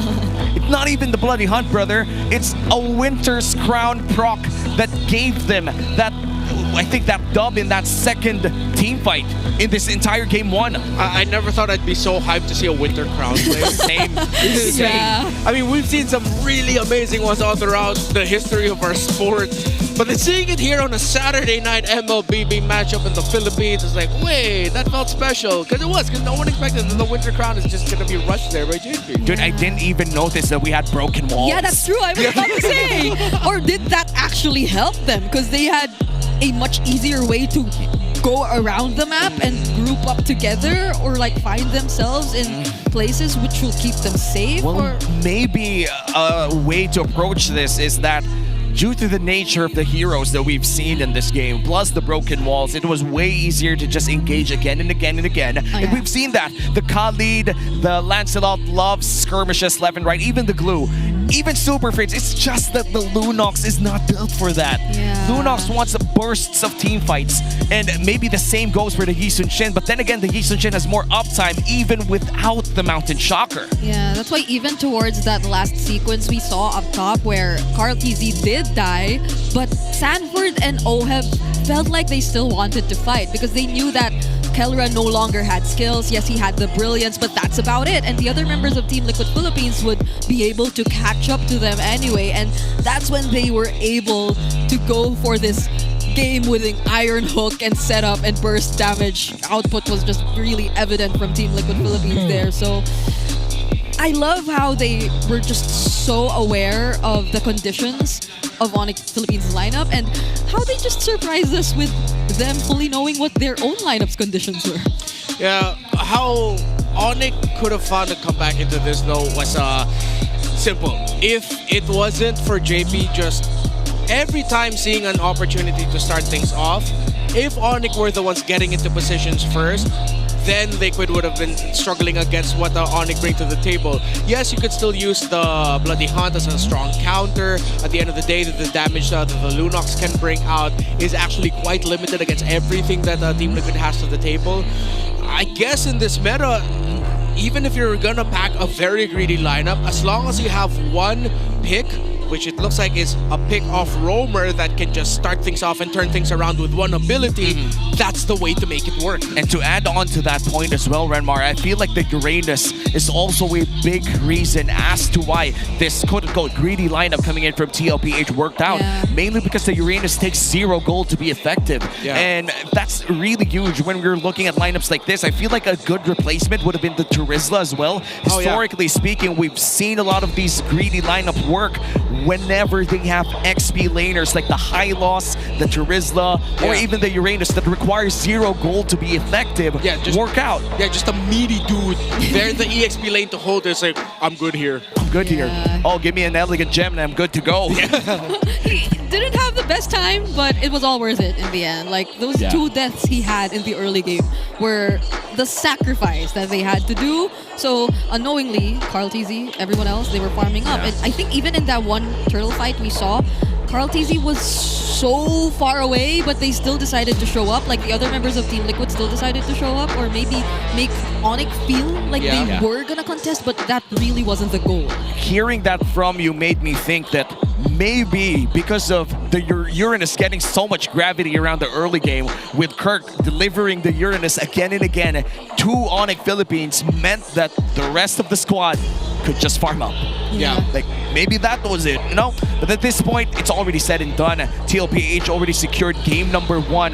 The revenge arc for the Team Liquid fans is going online. But before we go that, Moonton and Mobile Legends Bang Bang has been nominated for several categories at the Gaming On Phone Awards 2025. They have Mobile Games Developer of the Year, Best PR, Marketing Team of the Year, Ongoing Mobile Game of the Year, Mobile Game Community of the Year, and Mobile Esports Game of the Year. Also nominated for Esports Player of the Year, Team Liquid Philippines, Carl TZ, the face of MLBB. Magic Chess GoGo has also been nominated for Mobile Game of the Year, despite it being a very young game. A little less than a year since the game came out. And scan the QR code to vote now. The last day of voting is on September 21. That's tomorrow, so hopefully you've already secured your votes. You're right. And this is going to be one of the best series that you could watch tonight. We've already seen 2 good ones earlier in this very fast game number 1. Hopefully we see more action upcoming in game 2 and game number 3. Possibly, if we do see 9 games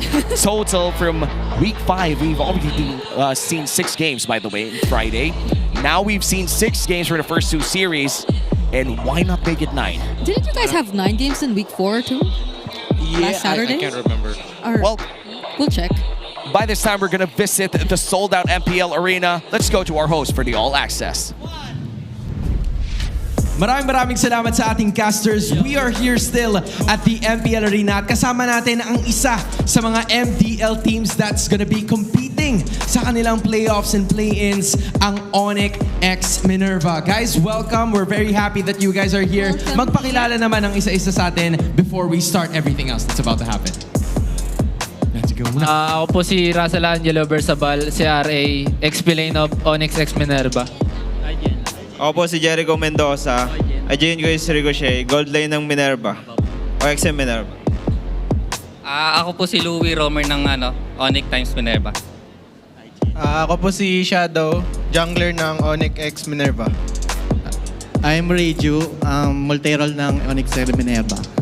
Ako po si Jello, mid lane ng ONIC x Minerva. Ako po si Arbay, mid lane ng ONIC x Minerva. So happy to see you here, mga familiar faces natin from MDL Philippines. Welcome to MPL Arena. And Jello, bilang isang OG sa inyong lineup, magsisimula na yung laro nyo for the next round this weekdays. Ano ba yung mga preparations na ginawa nyo? Sa ngayon po, okay naman po yung preparation namin. Ginagawa lang po namin palagi yung best namin. Gusto ko malaman more about the roamers. Louie, sa'yo ko ibibigay ito. Okay, kasi karamihan ng mga roamers, tinanong namin kung ano ba yung effect sa kanila nung bagong update ng Project Next. Para ba sa'yo, habang pinapanood yung iba sa ating mga MPL teams, ano ba yung mga napupulot mo? Are there some significant ideas na pwede nyo magamit sa mga future nyong laro? Meron ba? Para sa akin kasi po yung... Hello. Meron. Naririnig ka namin, Lou. Parang yung sa practice kasi namin, parang yung idadrop mo sa sa draft nyo, yung depende sa mapa, parang may tinatype po siya na hero. Okay, so binabagayan. May hero na binabagayan. Depende dun sa map na pick up nila. At meron nga adjustments dito sa ating Project Next. Matanong ko lang, since ONIC, Minerva kayo, meron ba kayong favorite player dito sa MPL? Ikaw, may favorite player ka ba dito? Opo. Sino? Si Nosha po. Bakit si Nosha? Nasa ibang team. Nandito naman sa MPL. Pagbigyan mo na. Pero bakit si Nosha? Si Nosha? Bilang inspirasyon mo siya from MDL, ano bang meron kay Nosha? Wala po, makulit po siya eh. Tapos nililibre ako sa sulit. Yan ang gusto natin, yung may mga libre. Kahit naman ako magiging favorite ko yan, yung mga ganyang kaibigan, no? Oo, may gusto ko yan. Kaya pala na-shoutout. Pero Kap, imbitahan mo naman lahat na panoorin at suportahan kayo sa darating yung MDL tournament. Okay, sino gagawa? Okay. Panoorin nyo kami sa this week sa laban namin sa Wednesday. Supportahan nyo kami. Gagalingan namin. There we finally have it. ONIC X Minerva, maraming salamat for being here. And I hope you continue to enjoy and watch the show because we're gonna keep going with all of the action together with our casters. Thank you so much, Hans and Odin. Of course, to ONIC X Minerva as well, one of the top MDL teams in the country. We're back here in the desk, still Womi here with Brigida and Renmar. After that game one, it has been a spectacular experience to watch both teams hook it out. But of course, it's going to be the Franco from Daddy JP securing that win for TLPH. Yeah, all the Franco games we've had so far have been really fun to watch. Have been very unexpected too in terms of the Winter Crown plays. So I'm looking forward to see more, especially as I think JP and his hero pool was really highlighted in the Howl. But now Team Liquid Philippines are showing that they might have really come prepared in this matchup. And now with a swap of sides here, ONIC Philippines will be playing in the blue side compared to red side in game number one. Do you think TLPH would be brave enough to keep that 1-1 open for game two? Nope. No. Take it away. Ban it out. Or if you're gonna keep the 1-1 on there, maybe at least now you have an idea that Liquid are willing to play a multiple core setup. Then you change up your order so that you can get a strong prio pick for Kelra, who would be great at dealing with. Wow. What a visual with a lineup that has multi-core. So strong, rapid, basic attacks is what you want from your gold laner. Again. Back to back, broken walls. And this is something that I did not ask for. I just wanted one Broken Walls game. But now we might see the Lord Dance that we've been hyping up for the entire time. Maybe for the third time in the day. Because in this game, we had 0 Lord Dances. Yeah. Most of our fights were dominant wins before the Lord started, which meant that it had no business in dancing around in this entire game one. We didn't really get to see the new Lord Dance, the Broken Walls version of the Lord Dance. And there you go. No 1-1 for this game. Oh, man. That was enough. Yep. So, good choice there by Liquid, respecting that ONIC Philippines could also have a crazy one-run player on their side. Of course, that is Kelra with them. So, they also respect the chip here of JP. But again, I feel like when it comes to Broken Walls, Chip might actually be one of the go-to bans you're going to have to commit. Also acknowledging that the R-Lot, Baksha are worthy of banning. So, what's actually open for Liquid is a rush pick on the Lapu-Lapu, and then maybe even paired up with a Juicin right away if it's going to be available for them in the first 2 picks on red side. I feel like that's going to be a very solid first 2 picks that you can just build around on and you can't go wrong with. Yeah, but does the Angela get through? Oh, yes. this game. It's either the Lancelot or the Angela. You gotta pick your poison at this point. But are you actually gonna give the Angela to Super Prince? The answer is no. Yeah, and it's always been mid so far. Yeah. Like mid lane. Okay. And now the Lancelot able to be locked in here for ONIC Philippines. But are they gonna do that? The box shade itself was banned by ONIC. Yeah, there you see Kirk's lips and glance. Okay. Yep. we read his lips. They get a Lapu Jushin. Maybe even a Fredrin Zushin. And no need to rush it. There's a They can Fredrin third. And the Yi Sun-shin still, if they want to consider a similar setup. Are they gonna go carry again? So ISS Lapu is an option, and then they'll pick their gold laner. I know they can pick their gold laner red 4, considering they're gonna be prio there. Yeah. And there are so many gold laners open as of now. 0 bans in the gold lane. It's mostly jungle and mid lane. It's only 1-1, and that's mostly housekeeping, if I'm being honest. You kind of assume that the 1-1 is always closed, but looks like they're going to go for the Zushin and the Uranus this time. Back-to-back Uranus game here for Sanford. Yeah. Okay. I'm surprised there aren't any Lapu pickups so far. Yeah. At least when we're talking about Kirk and Sanford. Yeah, I think they kind of want to force Kirk into just picking up the glue again. And knowing that it is a Uranus on that side, actually, you know what? No, it's okay. Again, I still think that Esmeralda could be an option, but the problem with that is if Liquid decide to serve and then go again for a multiple core setup, the Esmeralda will not be happy with that. Yes. One of the problems of an Esmeralda is that you want a lot of melee matchups. Yeah. You want to be able to stick around 2 dudes or 3 dudes at once, just so that shield will be extra thick. But looks like they're gonna go for the Harith this time around. Let's not forget, Kelra is the current #1 Harith all time of MPLPH. Wow. Already revealing their mid jungler and gold lane. So, okay, that's gonna Very be honest. That's a very honest draft so far we're seeing from ONIC. Kind of like what we saw from Team Liquid Philippines earlier too, because again, the multiple core setups were early and revealed immediately in the draft. But now we go back to what will Daddy JP get his hands on, and what will the gold lane be for Team Liquid, because that might be the target for ONIC PH now. Yeah, they could take away the Granger if they want to.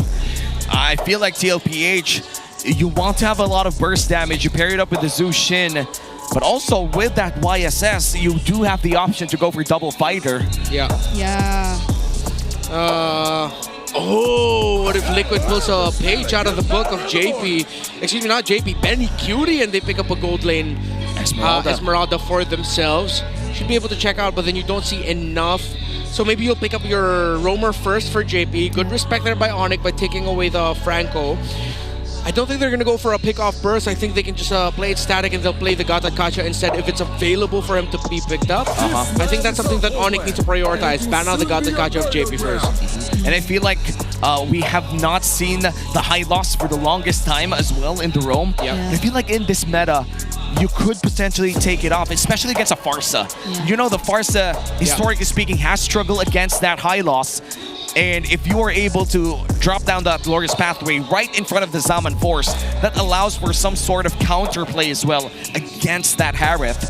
So that could be an option if you're TLPH. Especially if it's JP. And there have been some roamers who are slowly getting back. I mean, just now, we saw in the hands of Open, the Badang too.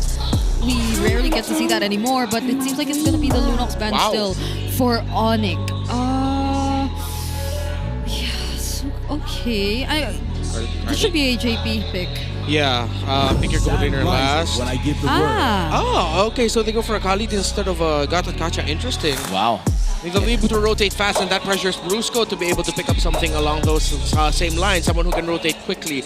You might see them consider picking up the Cho, but if ever Brusco can be the one to just pick up the You know what? I think I'll be okay with him picking up like a high loss. It's going to be slower, but it pairs up very well. A very good synergy with Harith and Farsa. And we have seen that in history, in MPL history, having that Zaman Force and the Glorious Pathway. But Tagatotkacha should be a very safe option here if you are the side of ONIC Philippines, mainly because that would also allow you to pressure that Quicksand Guard and the possible Traceless. But looks like they're going to go for the Hilda instead to match the presence of this Khalid. And what are you going to give to Kirk, though? CC. Comfort pick. I like that. Yeah, so they're sticking with comforts for now. It doesn't even feel like it's really drafted based on the kind of map that we're heading into. Although I do miss seeing the Hilda on Kirk as well from time to time, but this is definitely going to be on Brusco's hands. So, Hard matchup here. You can't play the carry against a Farsa and a Hilda. I mean, a Hilda you could tolerate, but the Farsa, not so much. Might just be stuck with a Granger in the long run. He also can't go for something static. Like, let's say if they surprise and pick up an Iksha. Granger, as expected. So they just are going to be playing for range.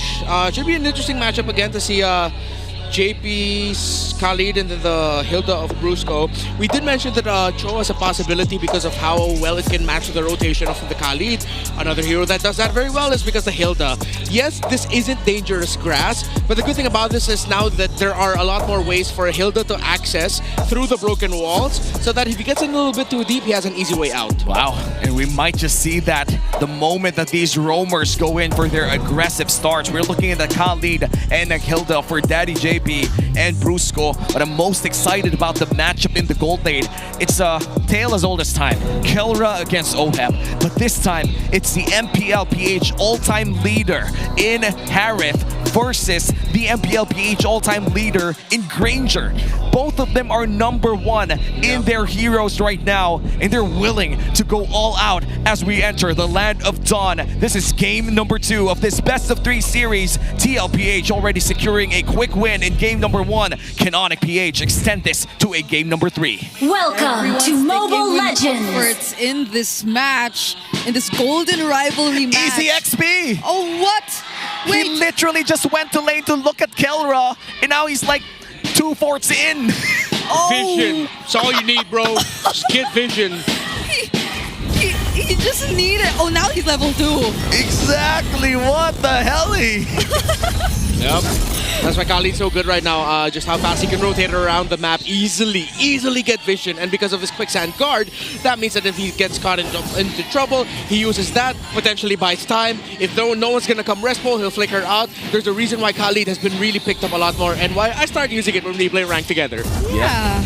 I mean, also just with the mobility he has through the emblem combination, Superfans already really low. Oh, that's gonna be first blood for TLPH. Burns the flicker too, a little bit too late for the Monster Mage. That is bad for ONIC. Very bad. Debut pick for JP on this Khalid. So that's back-to-back debut picks now.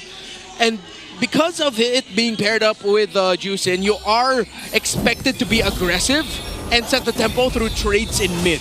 Yeah, King Kong will try to go for Sanji. Oh, gets to at least land the full combo, but it won't be enough just yet to get a pick off. So they still aren't able to trade what happened just now in the mid lane. It's a really good start so far we're seeing for Team Liquid Philippines. That's just a 300 gold lead as the first turtle spawns. And it seems that ONIC is able to control that pixel brush. But because of the broken walls, JP has free reign over the bottom lane as well. And both XP laners just hurting each other, looking for that level 4.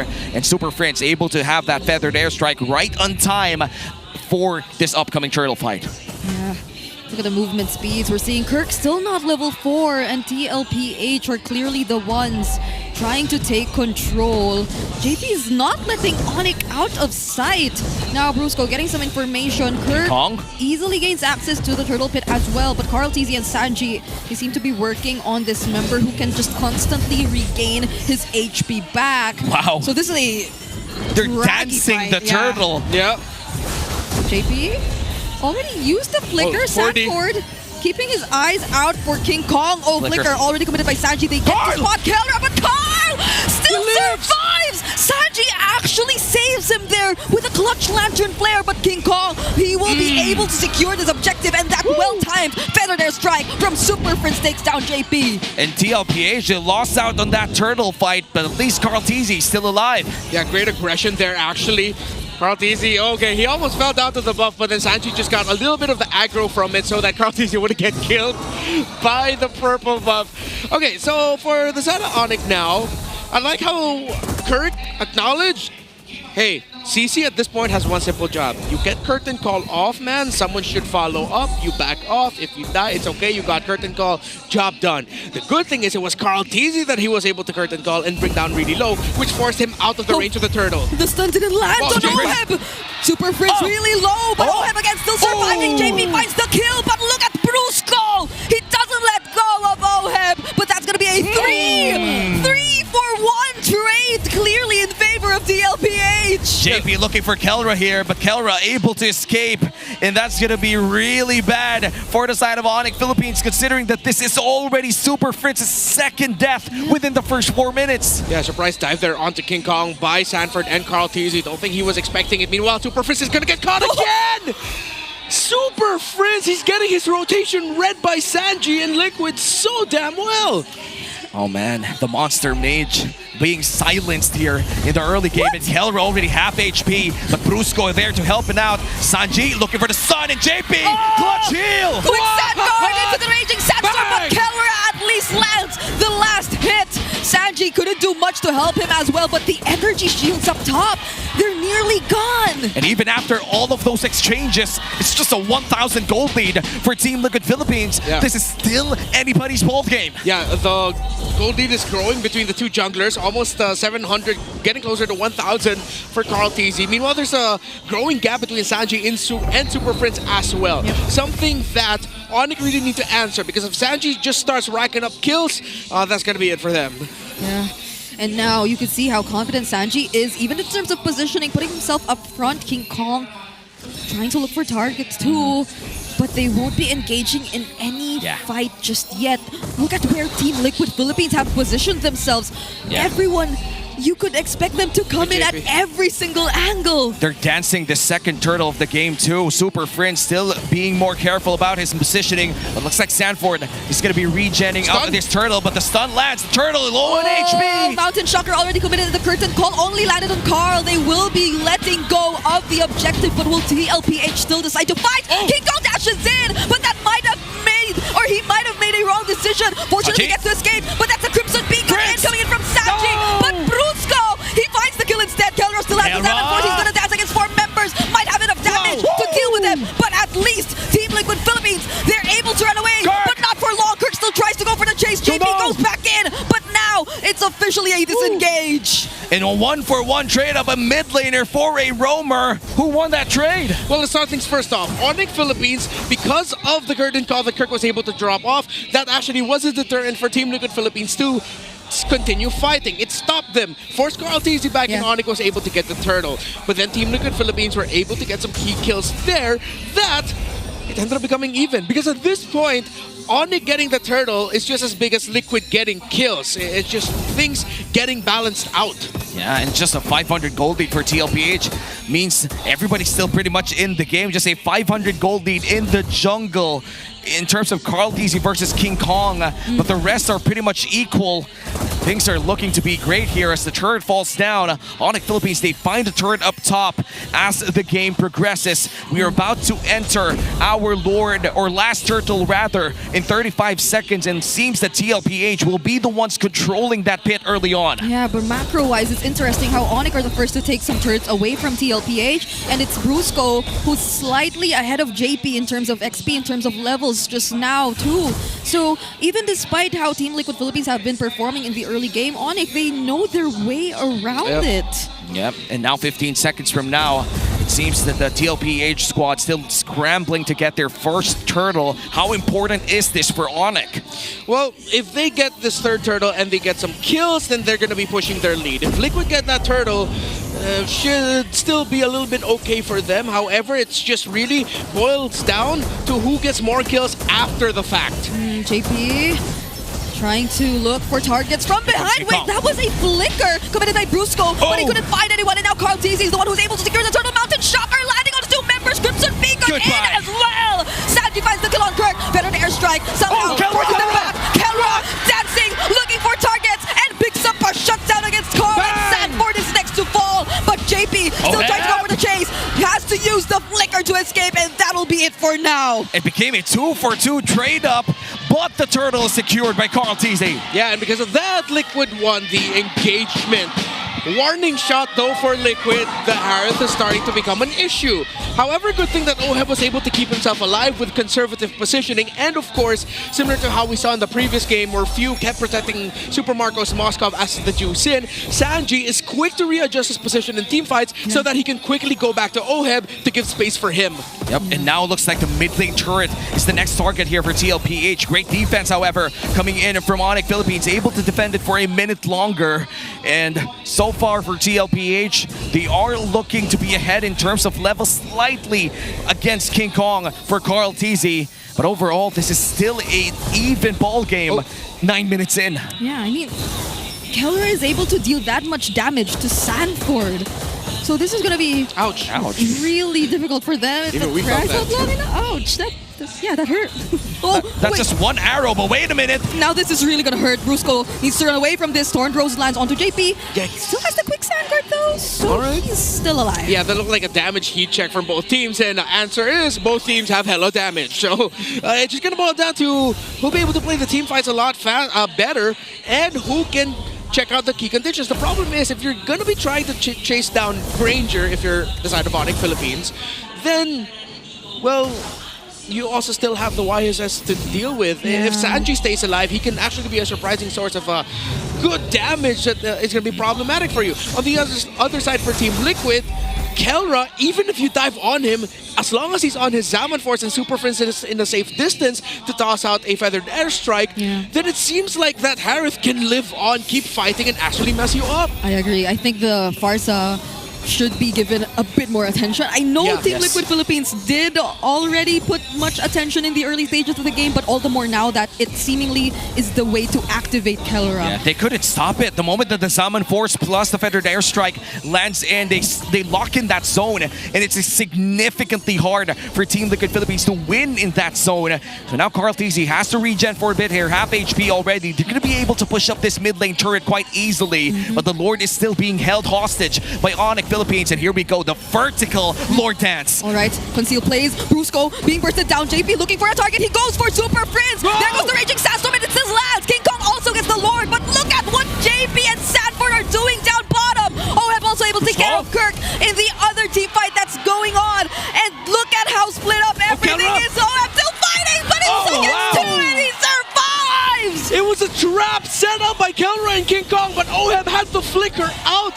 Fast hands by the Filipino sniper. And now they're going to defend. A Lord is marching down bottom lane, and King Kong is stealing away objectives away from Team Liquid Philippines. Yes, TLPH still holds the gold lead, but right now, ONIC Philippines has the chance to turn it around. They have the Lord down bottom lane, and they could go for an aggressive maneuver in the next 2 minutes.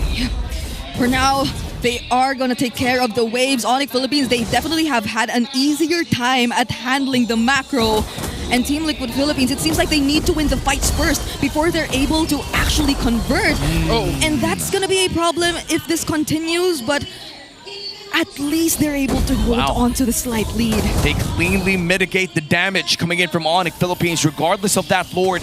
There's only 2 turrets that fell down in the hands of ONIC Philippines. And now TLPH still miraculously even losing out that fight, and the Lord still holds the gold lead. Yeah, they are. Oh, ouch. Keller half HP. They did a pretty great job at poking him down, but they for sure are not gonna fully commit right here. They have limited information, and there is an upcoming objective too. Okay, so what I like that ONIC has been doing is they've continuously split the fight, keeping the Juice in and the Granger back, pushing them back. So now Team Liquid Philippines, I think they have to be a little bit more conservative with their approaches. Yes, JP and Sanford are applying so much pressure into the backline of ONIC, but you need your Granger and Juice in with you. So wait for ONIC to engage. That doesn't mean be passive, but just be proactive with your reactivity, if that makes sense. I feel like they are being a lot they're showing a lot of proactivity right now. Sanji even suffers a lot of damage coming in from that feathered airstrike. And that will signal TLPH to go down for a bit, but King Kong almost finding an angle out of nowhere there. But so far, things are going to calm down once again. 40 seconds before the next big objective spawns. And TLPH still ahead by 700 gold, but that doesn't really matter considering that everybody has the damage that they need and everybody has the battle spells to keep each other in check the moment that those fights start. Yeah, the feathered airstrike will be back, or there, it's already back. Sanji didn't use a flicker or a crimson beacon to escape what happened just now too. It's only the mountain shocker that has been used so far. It's Sanford against King Kong and even Carl, but that's a feathered airstrike. Oh no! He finds Carl TZ, damages him enough, but he will not fall. Right.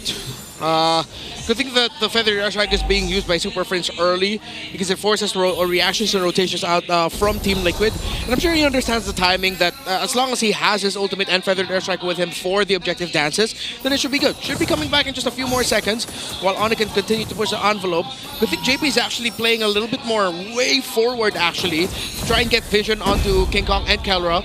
And at the same time, that allows Team Liquid Philippines to play this Lord take to their tempo because they can consistently have a man marking the jungler and carries of ONIC. And look at Sanford just tanking the damage coming in from this Lord. This is the second Lord of the game, which means it hurts just a bit more. And King Kong will be able to deal a bit of damage here, but here comes the concealed play. JP on the back as well. Yeah, Kelra definitely hurt. There's the knock-up. JP doesn't find the target. Consecration already used, but Carl TZ! He gets damaged by Kelra. Sanji too has to run away. Brusco did a spectacular job at zoning everyone else. JP using the quick stand guard, but he will not survive long. Sanford has to flicker out and he cannot! Kelra now on a mega kill! And now look at King Kong! Oh no, greedy! A bit too much, but it forces them back. King Kong will be back in 35, but ONIC have the Lord and can continue to apply pressure. Again, we spoke about the Harith, and Kelra has a perfect game so far. 4, 0, and 2 assists. And now the push continues for ONIC Philippines. You have 2 seconds on Carl TZ, 5 on JP. Here comes a feathered airstrike, zoning out Ohem and Sanji, and that looks like going to be the turret going down on the hands of ONIC Philippines. Mid lane is down, bottom lane looks to be the next target, but all of the members of TLPH now alive. They're all working together to make sure this turret doesn't go down. They're able to zone out the members of ONIC PH, and somehow they're still able to defend it. But Sanji, why was he there? Now he uses the Crimson Beacon just to escape. That was a close call, and now they have to work on their waves first. Oh, feathered airstrike called out here. Keller with Summon Force. Carl TZ! He goes down, and he fights 1-2. Sanford looks to be next. Oh no, only 3 members of Team Liquid Philippines trying to defend this. Look at Kirk! Already under the base, but he might get taken down. Somehow gets to jump away from danger, but King Kong too, he's already back. He's trying to look for another kill. Keller waiting for the Salmon Force once again, but there are still incoming waves that Liquid has to take care of. But ONIC has their eyes set on the base. We are going 9 games today. We're heading into another game, number 3. We started week 5, day 1 with 6 games, and we're ending week 5, day 2 with 9. Saturday night, Filipino MLBB, baby. How many times have I said it this season? And I am happy to say it yet again. 9 games in a day, and what a comeback. You saw Kelra, again, we acknowledged it. Once that Salmon Force is up, he does not care how many members of Liquid are on him. He can carry, and the members of ONIC will back him up. That's exactly what they did.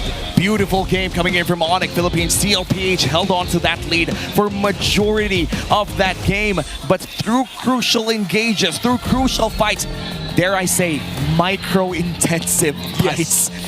They won that game. Sure, some of the parts were a bit too greedy, but they did force out crucial engages as well, or defensive abilities from TLPH. Yeah. I feel like there were some times where Liquid weren't fully respecting what a curtain call does to you in a team fight in a lineup that has a Harith on the other side. So again, Kirk didn't have the most statistically impressive performance here, but if you just count how many times did the curtain call stop Liquid from doing Liquid things, that number is a lot in this game, and which is why slowly, little by little, it felt like Liquid couldn't do anything once it came to the big team fights. And now we're gonna look at our MVP. It's gonna be Kelra doing the chrono dashes and the synchro fission as well. The Harith of game number 2, our game 2 MVP. Kelra, spectacular performance in the team fights, in the laning phase as well. You're looking at the number 1 MPLPH all-time Harith user. I guess you could say it was indeed a perfect Harith game for Kelra, despite everything that happened towards his teammates in the early portions of the game. Superfans, namely, didn't have that great of a start. He was 0-3, I believe, at some point, and it was really surprising to see that stat line for the Monster Mage, but that did not matter at all when they were already able to execute the team fights, which again, they weren't able to answer. And this is what you said, Renmar.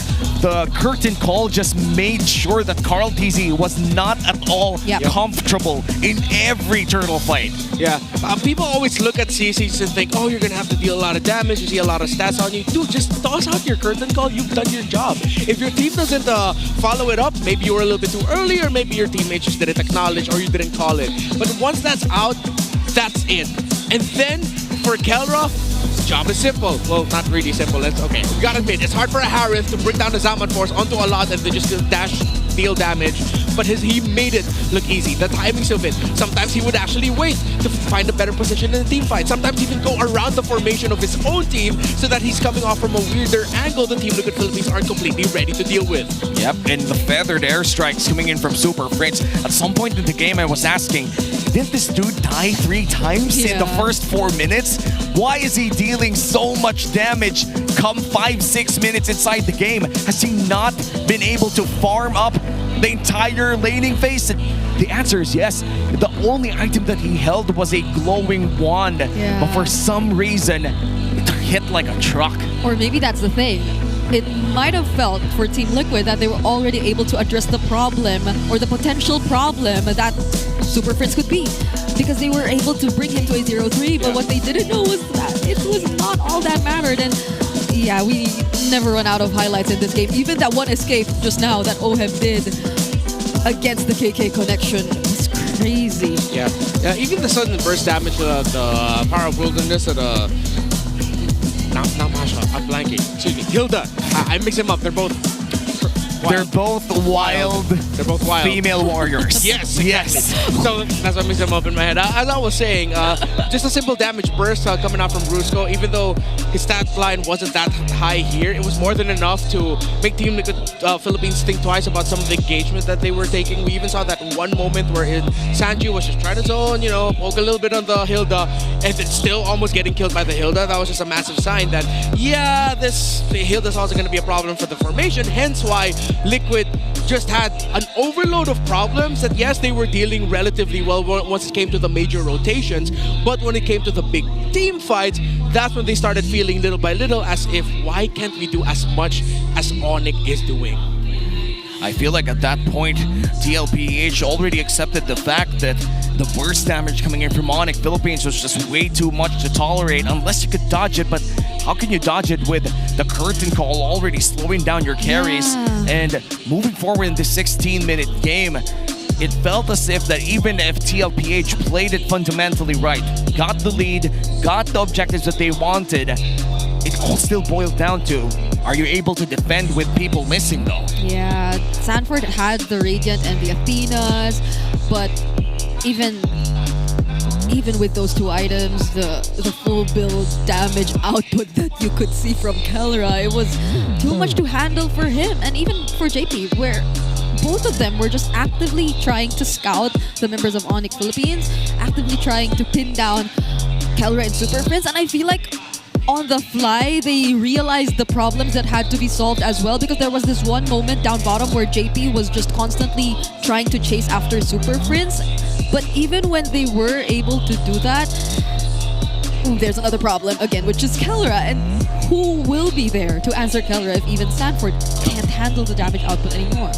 Yeah, it was a great pick-up there by ONIC Philippines to pick up the Harith onto the 3rd pick. It really just solved a lot of the problems that ONIC was having in the previous game. And it seems like for ONIC, they also have to hold on to that idea that they need multiple carries or one very hard carry that if you put the game on his shoulders, he'll be able to do just that. Oheb eventually became the rich guy in the game, but despite the farm that he was getting, because the front line was crumbling down way too quickly, we really didn't get to see a massive string of highlights from Oheb. Yep, and that is going to be TLPH falling to the hands of ONIC Philippines in game number 2. And things are looking great here inside the MPL Arena. And you too could showcase your esports skills and passion for gaming by organizing your own local tournaments through eProject Esports for Everyone. Participants in this program will be provided with special access to tournament modes, in-game items, diamonds, and more. Visit the MPL Philippines website for more information on how to apply. And I'll take this moment to plug in a little thing that the casters have been working on. Watch out for some of our pages, because from time to time you'll actually get to see broadcasted games with us and potentially members of the community from MPL Philippines and the respective teams and fan bases of each team. So watch out for that. More information will be coming out soon. And hopefully we don't get crushed beneath our own gameplay, but hopefully we do get matched up with community members that are just as good. Yeah. And now looking at the stats from people who actually love watching MPL, I feel like for this one it's Jesus Evan Bonjibod.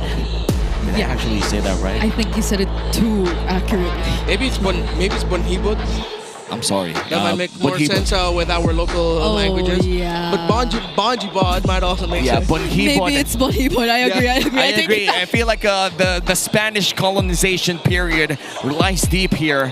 It's Jesus. No, it's Jesus Evan. Jesus Evan Bonjibod. There we go. Okay, there we will get to confirm whether or not we're right. Yeah, but thank you. He's one of the most active stats posters that once I started seeing him post a lot, I started thinking, you know what, I don't need to start posting stats again. We got one guy doing it. It's good.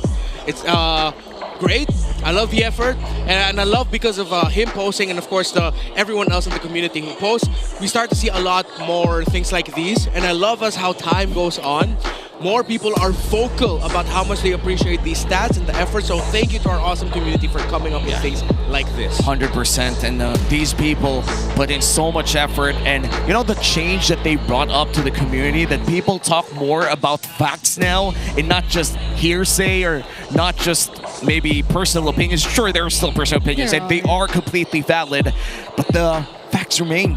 When you put down the stats and you have actual numbers right in front of you, sometimes it does tell half of the story. And right now for the community, the story so far is that it's already 1-1. It's the 9th game of today. 15th this week. The 15th this week. And we still have 2 series this Sunday. Right. And wow, I can't believe that we've been part of this day. Yeah. And Go back to yesterday. Germany. No. He's telling me to go away. No. We're happy that you're back, but if tomorrow, and you're not working, right? You're I'm not working tomorrow, Yeah, it's too. me, Leo, and Naisu here, and if none of the games tomorrow go to game 3, I just don't know anymore. Hey man, I'm just happy that we're being spoiled, you know. Yeah. We are. You asked for a Grand Finals 5 last series. Here we are. I did. Yeah. I did. And by the way, week 4, Gold Laner of the Week, Kelra, secures the top 1 GPM of last week and the number 1 turret damage as well, and number 2 in KDA. Those are, and honestly, number 2 in DPM, these are the best stats that you can have as a gold laner in this current meta.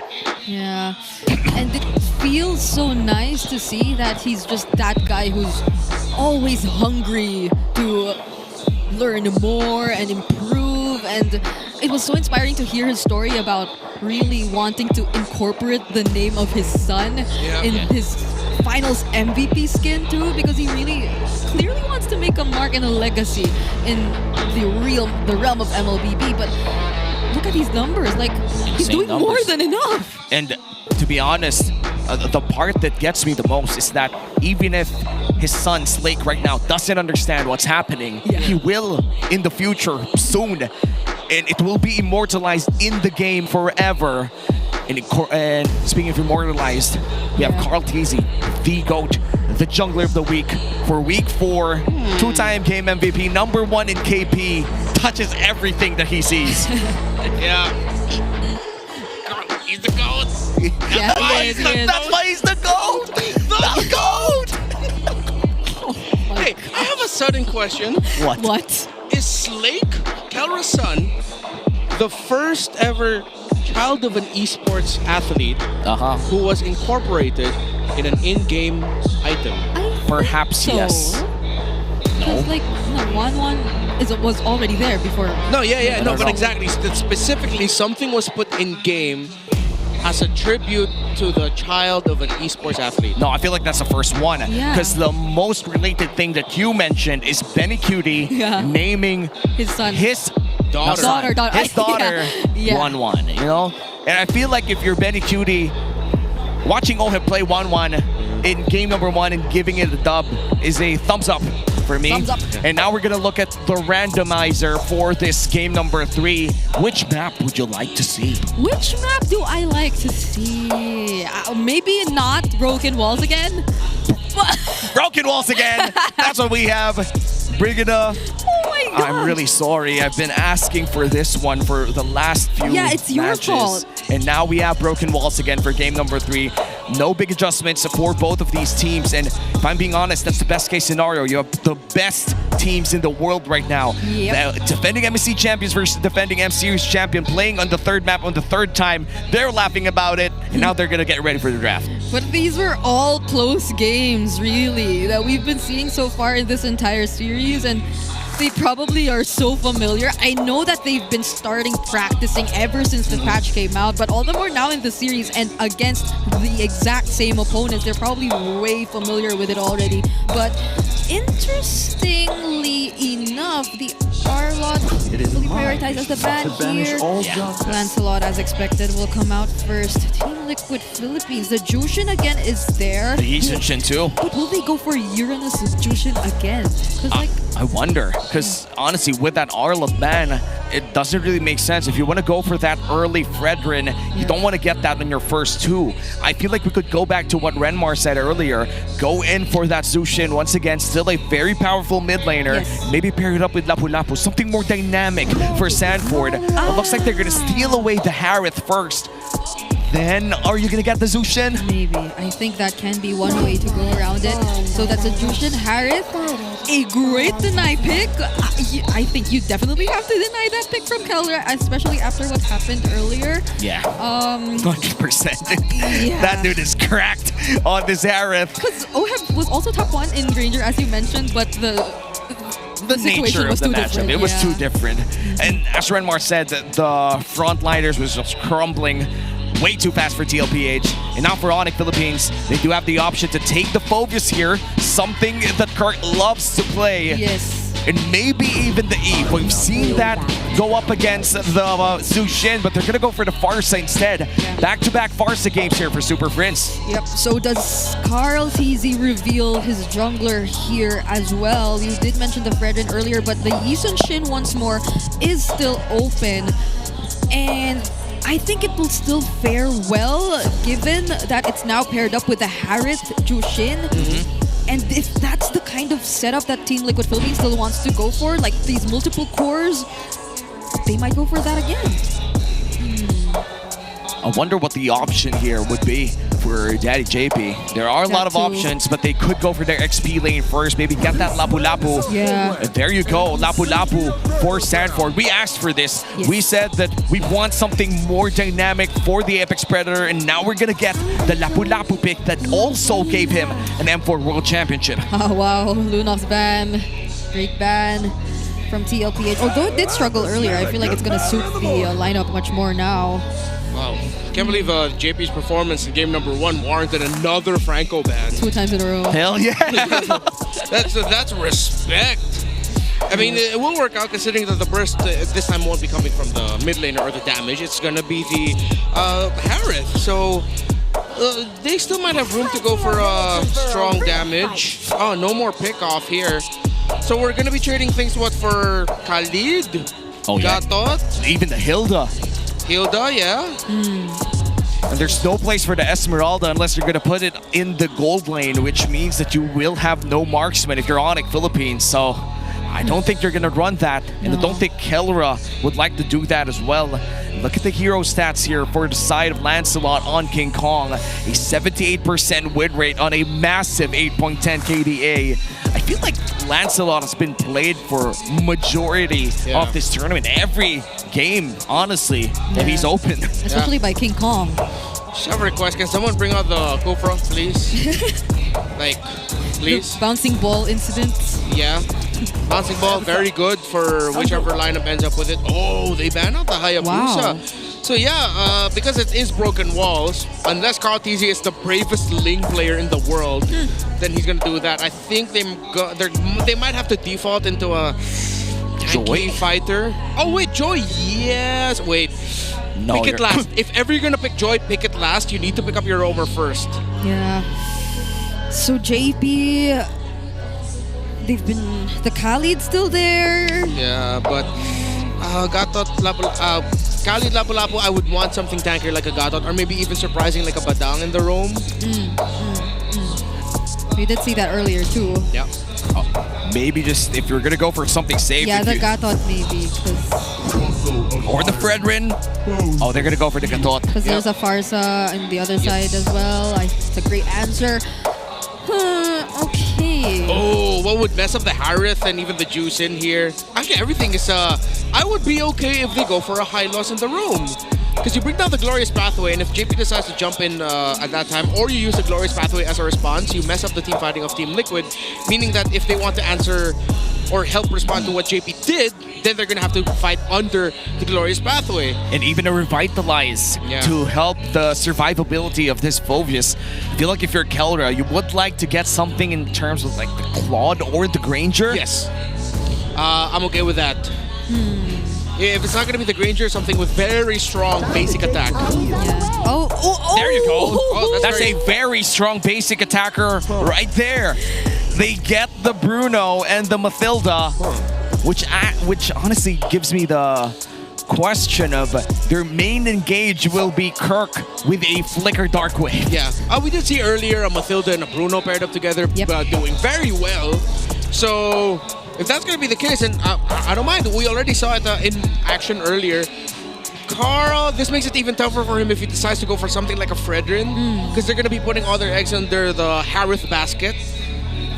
Oh, this is such a tough choice. Yeah. If they go for tanky fighter, it's going to be tough for the Fredrin to fight. Eason Shin still. Yeah. Yeah, I was wondering maybe something unique could come out, but mechanics, man. This is going to be a mechanics game. It's still going to be mechanics. Yeah. If you're Carl TZ, you wouldn't want to lose a mechanics game against King Kong. He takes the Lancelot, I take the Yisun Shin. But what I'm excited about right now would be the gold lane matchup once again. It's going to be Harith in the hands this time for Oheb. And then a Bruno, very popular during the M-Series run of Kelra in M6. And it's a Bruno plus a Mathilda too. So a lot of shields. It's not just counted as one, I feel, because this is like the combo we are all so familiar with. We also saw it previously. All flickers as well for ONIC. I can only imagine how the team fights are gonna go. It's gonna be shocking. It's gonna be electrifying. And we're about to see the Game 3 of the night. It's TLPH versus ONIC Philippines in this golden rivalry. Welcome the last to time Mobile these teams Legends. saw each other in Week 1, ONIC Philippines swept Team Liquid Philippines. But after that Game 2 win from ONIC, we might just see something different here in Game 3. Look at the Mathilda, look at the Farsa, how they rotate. It's going to be up to Team Liquid Philippines to match that. If they're not going to match it, they're going to have to go for counter juggling and disruption elsewhere. Oh, okay. King Kong with the retribution. He actually went in for the retribution there. Yeah, he had to use it. There was a risk that maybe JP could have stolen it away. Yep. So Carl TZ definitely will be taking this. He just used his retribution now. Surprisingly, Superfans and Brusco are able to really deal with this. I mean, this is what you wouldn't expect from a Mathilda Farsa, not no less from my Mathilda Farsa in the mid. Ouch. But have taken a lot in lane. Kelra is just dictating the tempo here in the gold lane trading. Regen already popped off there by Oheb. And this is something they did expect. I would expect that the Harith would win a lot of the early game, especially if he lands those synchro visions. But it seems that Kelra's mastery on this Bruno and the choice of emblem as well allows him to sustain and outposition Oheb in the lane right now. But let's wait for those team fights later on. It seems that we are setting up for the next big objective in this Broken Walls. Once again, we have seen back-to-back Broken Walls games here for TLPH and ONIC. And it seems that Sanji still looking for that level 4, same as Superfans. Yeah. Again, no level 4s coming in just yet. It's even for the EXP, or especially for the EXP laners, so I feel like there could have been a fight earlier on. Now we most likely will be seeing one take place, especially as the turtle is already up. Look at the level gap between JP and Brusco. JP is lagging behind in terms of the EXP. Yeah, he's not at level 4 just yet. Brusco, goes in, but gets down to half HP. Venom Airstrike already committed, but King Kong still gets the objective, but at the expense of Kirk. And that kill will go into the hands of Carl. Kelra too, somehow joining the fight here in the mid lane. Wow. But they'll stop here. First blood for TLPH and the turtle for ONIC. Who wins that trade? Yeah, pretty even there, honestly, with how Team Liquid Philippines were still able to walk away with the kill, punishing the deep dive that Kirk needed to do there to make sure that they had the space. It depends if we can see a bigger win elsewhere for Team Liquid Philippines, considering they get the kill to get more kills, but at this point that time has passed, the window has closed, and now let's look at the items. Good disruption by Sanford! Oh wait, he's denying that easy take on the orange buff from King Kong. Also forced out the retribution, but yeah, King Kong's able to get away safe. Yeah, and the regen as well. Yeah, really good steal there. Now you're slowing down the farm of the YSS. Of course, since the YSS was the one who was able to get the first kill, that was a good counter jungle rotation by King Kong. At that point, you're looking to see what resources you can take from the opposing jungler. They understood that the timing was off for Carl TZ to get his orange buff. King Kong decided to steal it instead. And now we are entering the 3-minute mark, where Oheb seems to be the next target here for ONIC Philippines. Big upcoming rotation, but it seems that TLPH are well aware that they are about to go in that vicinity. Nice block from Sanji and the gang, and it seems that the gold lane duel will continue as a 1v1 unless Carl TZ has different ideas. And look at Oheb. Yeah, there's the 1v1. Worldy already used as well. And there's a separate skirmish happening in the mid lane too, right before the next objective spawns. But Oheb's pretty low. Yeah. We'll have to be careful with this. He took in like 3 extra hits from that Worldy after Kelra threw it next to the minions. And now with that river speed up, everybody's been converging on that next turtle. The first turtle was handed over to the ONIC Philippines squad, but TLPH were able to get that first blood. Wonder how this turtle fight would come in next. Yeah, it's going to be a full 5v5. It looks like both teams are going to be sending their gold laners unless Kelra decides to go back down. He does. It's going to be Oheb who joins the rest of Team Liquid 5v4, but that forces Kelra to go back to the turtle. But there's still King Kong. There's still a potential steal from King Kong. And there you have it, a phantom execution into the steal. Sanford gets to immune the AOG, and they're still trying to fight back. JP in the middle of everything. Sanji flickering in just to look for a target, but Kelra, he picks up a kill on JP. Kirk might still go for this. Carl TZ has to be careful. Gets stunned! And there goes Kirk for the chase. Carl TZ, he doesn't get away! And the fight continues here. Sanford takes a bit of damage coming in from Kirk. Brave Spider used, but he's not going to flicker in. But looks like another orange buff will be stolen away here by King Kong. Thorn rolls out, baby. And he's able to take that buff. Yeah, the final hit of the Raging Slash actually just brought the orange buff really low. Quick enough for King Kong to use the Thorn Rose. Kelra is taking control of this fight, but you have to shout out Super Friends, the Monster Mage. Sanford's... The Beast for a reason! He just tried to avoid the Thorn Rose, but not even even standing right in front of King Kong will do you any good because his basic attacks deal so much damage already. And this is going to be a turret that will go into the hands of Kelra. The King Kong on fire here. The Beast finds one once again. And now a 2.3k gold lead starting to build up for ONIC Philippines as they go for the invade. And it seems that Superfans will be the one taking the purple buff as Carl Teasy tries to steal away the ONIC side purple buff. Is able to take it and stay alive in doing so. Yeah. So far they have to be a bit more patient, I'd say, for Team Liquid Philippines, but it's not like they're the ones starting things off too. Yeah. It's just that ONIC Philippines, they're not letting them rest at all, fully knowing that right now is the time that they should really be playing this aggressively. And just as I mentioned it, Carl Teasy nearly fell to the feathered airstrike. They're just not letting up. Yup, and they're looking for Kirk here. It's a 3v3 down the river, but Kirk is low on HP, able to go out with a guiding wind, and it seems that Sanji will just be giving out that vision as the last turtle of the game spawns, but I feel like they're not going to fight for it anymore. If none of them touches, and that's the worldie, burnt as well, but the Crimson Beacon will be used for the side of TLPH as the turtle is started here by ONIC. Yeah, luckily Sanji got to reposition there. Another feathered airstrike from Superfans. It's just causing so much problems for Team Liquid. Yeah, every time Liquid rotates to the center, Prince is just there to shut it down on Carl Teasy. 3v1! How can you do this? And the Circuit Eagle Mountain Shocker only landing on Superfans, and he won't even get to take a single kill out of that. Caught between 3 Sonics, and the gold couldn't do anything. And the gold lead balloons up to 3.6k, and the buffs, I feel like, will be stolen, considering that 10 seconds is a long time for Carl. All right, the lead between the Bruno and the Harith, 1,500 and plus. Jeez. That isn't just because ONIC have been dominating the map. Oh wait, oh that's, no, not like that. What a play! No, the Dark Wave, the Flicker. It did happen right under the turret, all onto OHEB. No one from Team Liquid Philippines was able to react. That was just so off-tempo coming in from Kirk. You wouldn't really expect him to expend his flicker just for 1 kill. But then again, you pin it as just 1 kill. No, it's a kill on OHEB, who's already down by 1.5k. Yeah, this is looking like a very tough situation. Another feathered airstrike into the Infernal Pursuits from Kirk, but he might get punished here. But there you have it. TLPH finally get to pick up a trade. Yeah, that looked like a miscom there.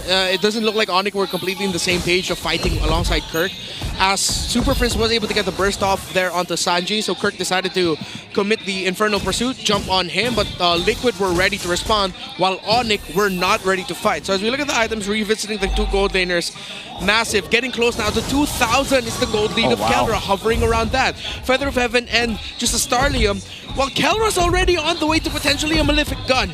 Yeah, that's the complete power spike for the Bruno right now. And as you remember, the moment that Bruno gets that Malefic Gun, it's going to be a lot of pain here for the side of TLPH, but nice dodge coming in from Sanji. Okay. My goodness. Didn't even burn the flicker. Yeah. By the way, he had the flicker. He just trusted in his ability to sidestep his way through, even with the Wings by Wings already committed by Superfans in an attempt to actually take him down. That looked really dangerous there for Sanji, but he's still in this game. But currently, ONIC are in control of the Lord Pit. Good control over the Lord Pit. Half HP on this Lord. It seems that TLPH will be conceding this Lord out, and that's going to be a Lord secured by Kelra. And as they go in for the fight, they fight one, they fight Carl! They change targets, they're looking for Carl. Feathered Airstrike land 2, and the Dark Wave makes it right in time to allow for the Feathered Airstrikes to connect, and King Carl picks up the kill on OHEB. They take 4 members down, he finds a triple, it's only 40 left alone! And it's the Apex Predator turned into prey, and that's going to be a wipeout for ONIC Philippines. They have minions. A 4-man Dark Wave from Kirk. Bruce go with the knockup as well, and this could be it! They won't even wait for the Lord to join anymore. OHEB and Carl Teasy get to respond. The Mountain Shocker makes it just in time, and they buy enough time for now. The death timers were a bit too short there. That would have been a win for ONIC Philippines, but TLPH, saved by the bell, allowed to defend once again. But JP might just be in trouble. Half HP here. King Kong finds him, but King Kong looks for Carl. Feathered airstrike lands on one, and they're going to be able to escape that entire fight as they try to melt down the Lord down bottom lane.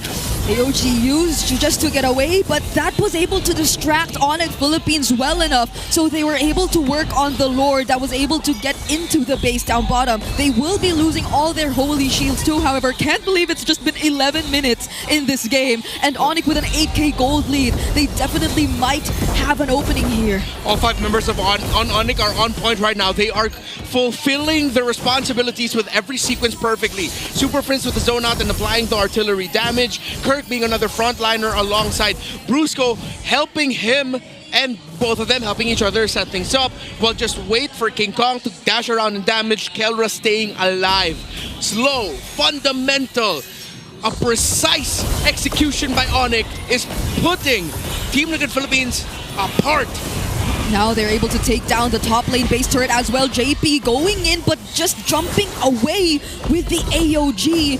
ONIC knows that he no longer has his ultimate, but TLPH are still holding on to this mid lane base turret. They're not letting go of it. They're trying to defend it as much as they can. And ONIC Philippines will now retreat. They respected it.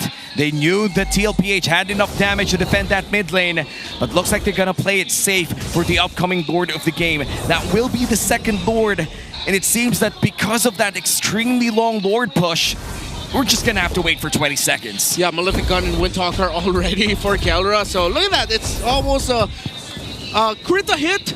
So Sanford decides to build up the blade armor. And I think that should be another one as well. So 2 blade armors in succession, if I'm not mistaken. We're gonna have to double check the items. No, it's just the one on Sanford. Yeah. So no way in hell Team Liquid Philippines would want to contest this Lord, because if they mess up the contention, they lose the game. Yeah. So you see them just playing back, and they will wait for the defense. This is going to be an incredibly tough defense though, as ONIC are stacked up. They have the items, they have everything they need to win in the next Lord Siege. Lightning Truncheon as well, picked up here by Superfans, which means that you can't be the first target of that feathered airstrike, or else you might just drop half on your HP. So a lot of positioning advantage here for the side of ONIC Philippines, and meanwhile for TLPH, as you said, Brenmar, it's going to be a really hard defense here for the Cavalry. The last time that these boys met, it was a massive win for ONIC Philippines, and even if it was a sweep back then, and this is a Game 3, ONIC Philippines is looking for the same result. They want to maintain that #2 spot in our Infinite standings. Yep. All members complete, but the first target will be this base turret. They go and back off for now because there are bigger problems to deal with, and that will first mainly be the Lord, but ONIC will not wait! They immediately take out OM first, and it's a double kill for Kelra. Sanji trying to deal with King Kong, but there's not much he can do. Kelra picking up a Maniac before eventually closing out this game, and ONIC Philippines in their second meeting once again win against Team Liquid. And just in time for the release of their M-Series skins, they show off with a win against the MSC 2025 World Champions. This rivalry is golden for a reason. It goes to 3. Liquid has yet to defeat ONIC Philippines in the series this season, but the reigning and defending champions of the world take down the Titans and the reigning and defending champions of the Philippines. This was such a globally... I'm speechless too. I'm speechless too. I'm speechless too. Globally golden. I don't know, dude. It's just the whole world watched this matchup. And for TLPH to lose this one, the MSC champions still showed up a great game. But that was still the better game here for ONIC PH, the victors of this golden matchup between 2 world champions. Now we're about to find out the thoughts of ONIC Philippines retaining their #2 spot in the Infinite standings. We're gonna go to the main stage and talk with ONIC Philippines together with our hosts, Hans and Odin. Sonics, I want to hear you. What time is it? Here are your winners, ONIC Philippines! My goodness, it went all 3 games. I just want to know, first off, Kelra. Kelra, hello? Man, congratulations not only with this victory, pero dahil nalabas na yung ONIC skin and of course the finals MVP skin.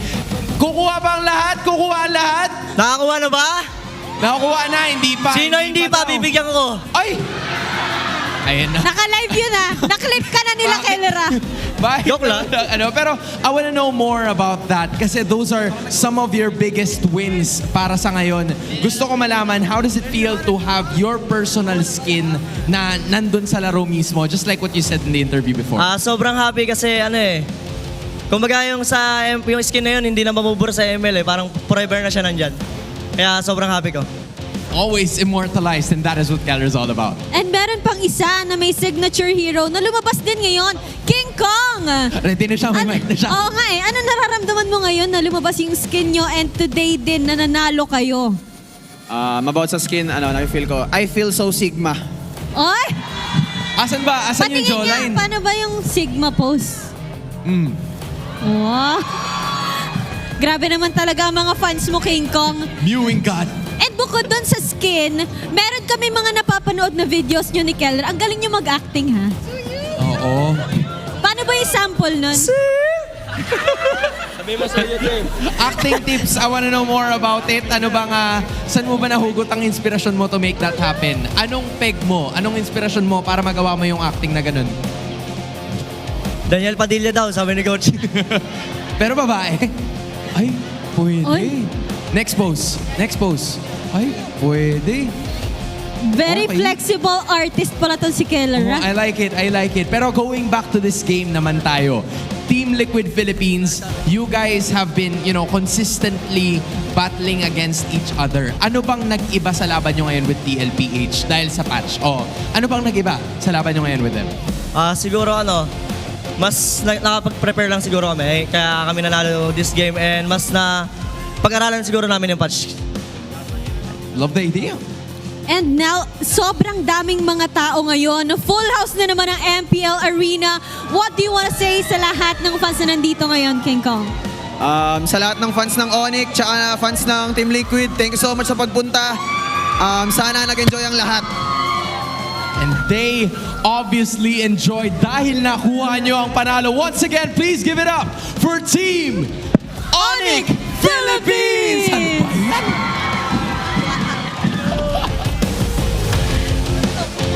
I managed to almost get it quite right again. What a performance coming in from ONIC Philippines. This team really showcased what it is all about kontra sa Golden Rivalry. And this time, they did it again. Laban sa Team Liquid Philippines. Noong unang round, second round, nagkaharap sila. Successful ang run ng ONIC Philippines. I mean, I have to say that there's gonna be a lot of stories na mapapag-usapan ng ating mga casters. So we're throwing it back to you. Thank you so much to our host and to ONIC Philippines as well. Congratulations on that victory against Team Liquid Philippines. We're back here in the desk. Still Uomi, Brigida, and Renmar here to break down game number 3, our 9th game in this Superfans Saturday with ONIC Philippines securing that dub against TLPH. Yeah, it was a really good start of a series for Team Liquid, but then eventually ONIC were able to find their way back. Still a much closer fight than the last time they met though, but I can't believe ONIC Philippines are this quick to improve and adjust. Well, it's gotta be Kirk. That's the only engaged tool that they had, apart from the Mathilda, was the Dark Wave. And when it mattered the most, he found 3, he found 4, and he found all of the members of Team Liquid Philippines that he had to hit it with. Yeah, even when we mentioned that their sole source of engage aside from the circling eagle would probably be the flicker dark wave, he was still as reliable as ever on the Phobius. Yeah, made the most out of it. And the funny thing is, one, Kirk, I know he gets a lot of flack for his performances here and there, and especially this Phobius. But it's good to see that when he decides to show up, and when he does show up, he gets an MVP performance. Number 2, did you know, usually, when Ryota comes in as the sub-EXP laner for a team, and then eventually he gets subbed out, the guy he subbed in for comes back stronger. So that trend continues. I wonder how Ryota feels about that. Feel about this? But goes aside, then. We call him the new general, right? Yeah. Generals lead. Generals what? Lead. No, that's true. Generals they lead and inspire. So I'm sure Kirk saw Ryota's like, oh, if Ryota's doing good, I gotta do good too. And look at that. That's more than good. I think that's great. He dared to be great. in that entire Flicker Dark Wave play. This was such a series to watch, especially if you're a global MPL fan or a global MLBB esports fan. Mainly because these are very familiar faces that you see in the main stage, in the international stages every once or twice a year. And to see them in such excellent form for both teams here, for both Team Liquid and ONIC Philippines, to be able to execute this type of MLBB and even earn a Maniac on Kelra, you just gotta love Filipino MLBB. Yeah, there seem to be so many obstacles for TLPH in their attempt to maybe get that golden roll. Because ONIC Philippines, some switch has seemingly turned on for them. Whenever it's M series, they're just suddenly in this kind of form. And I appreciate the adjustments that ONIC Philippines did in the series. Game number 1, they saw that JP's Franco is a problem. They proceed to ban it out for 2 games in a row. Then, they start packing up lineups that have a little bit more power to carry through one. Still, it doesn't completely shake off what people say about ONIC, that it's I wouldn't say Kelra team, but a little bit too Kelra focused. However, you have to look at this game as if the rest of ONIC Philippines didn't get to do their jobs, then even Kelra dominating in lane against OHEB would have been an afterthought. So yes, Kelra did his job in lane. OHEB struggled. 0-3-1, almost a non-factor here. But the fact that Brusco went 0-0-14, he was there for save 1 kill this entire game. He was all over the map. And Superfans doing what he did at the center of the map to stop Carl TZ and his rotations alongside Sanji as well.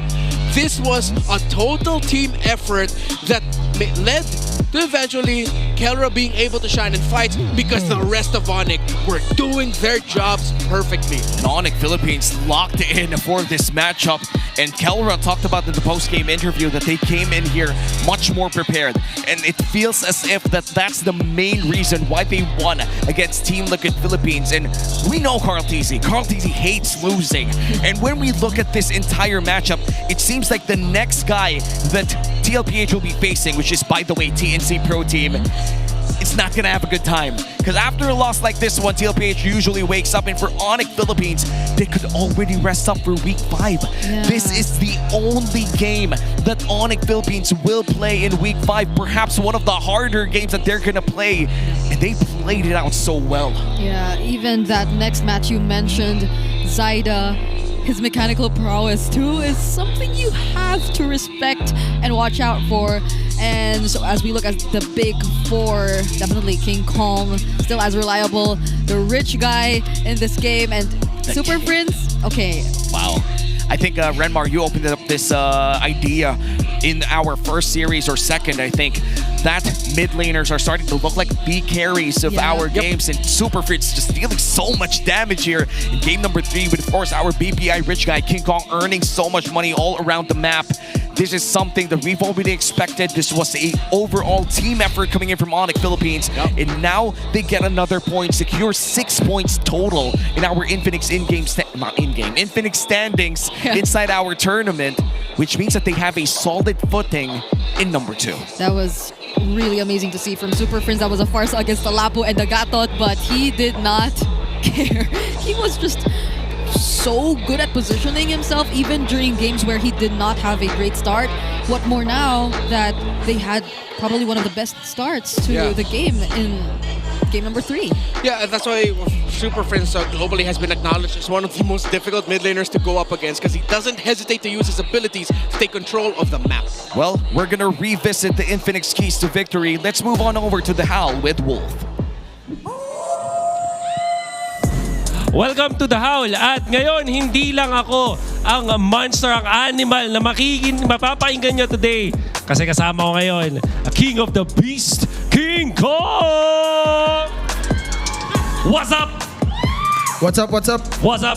Okay, dito sa The Howl, kailangan seryoso eh. Tsaka medyo nang real talk tayo dito eh. Okay lang ba yun? Okay Let's go. Okay, so, ang mga natutunan natin sa laban nila going up against TLPH, especially sa pagkapanalo nila, number 1, importante ang trio mid na dapat nananalo sila sa mid lane. Sa mga hindi nakakaalam, ang trio mid, jungler, roamer, tsaka yung mid lane, bukod sa dapat lamang sa draft, lamang dapat sa early game. Sa tingin mo ba yun na naging reason bakit kayo nanalo sa series na to?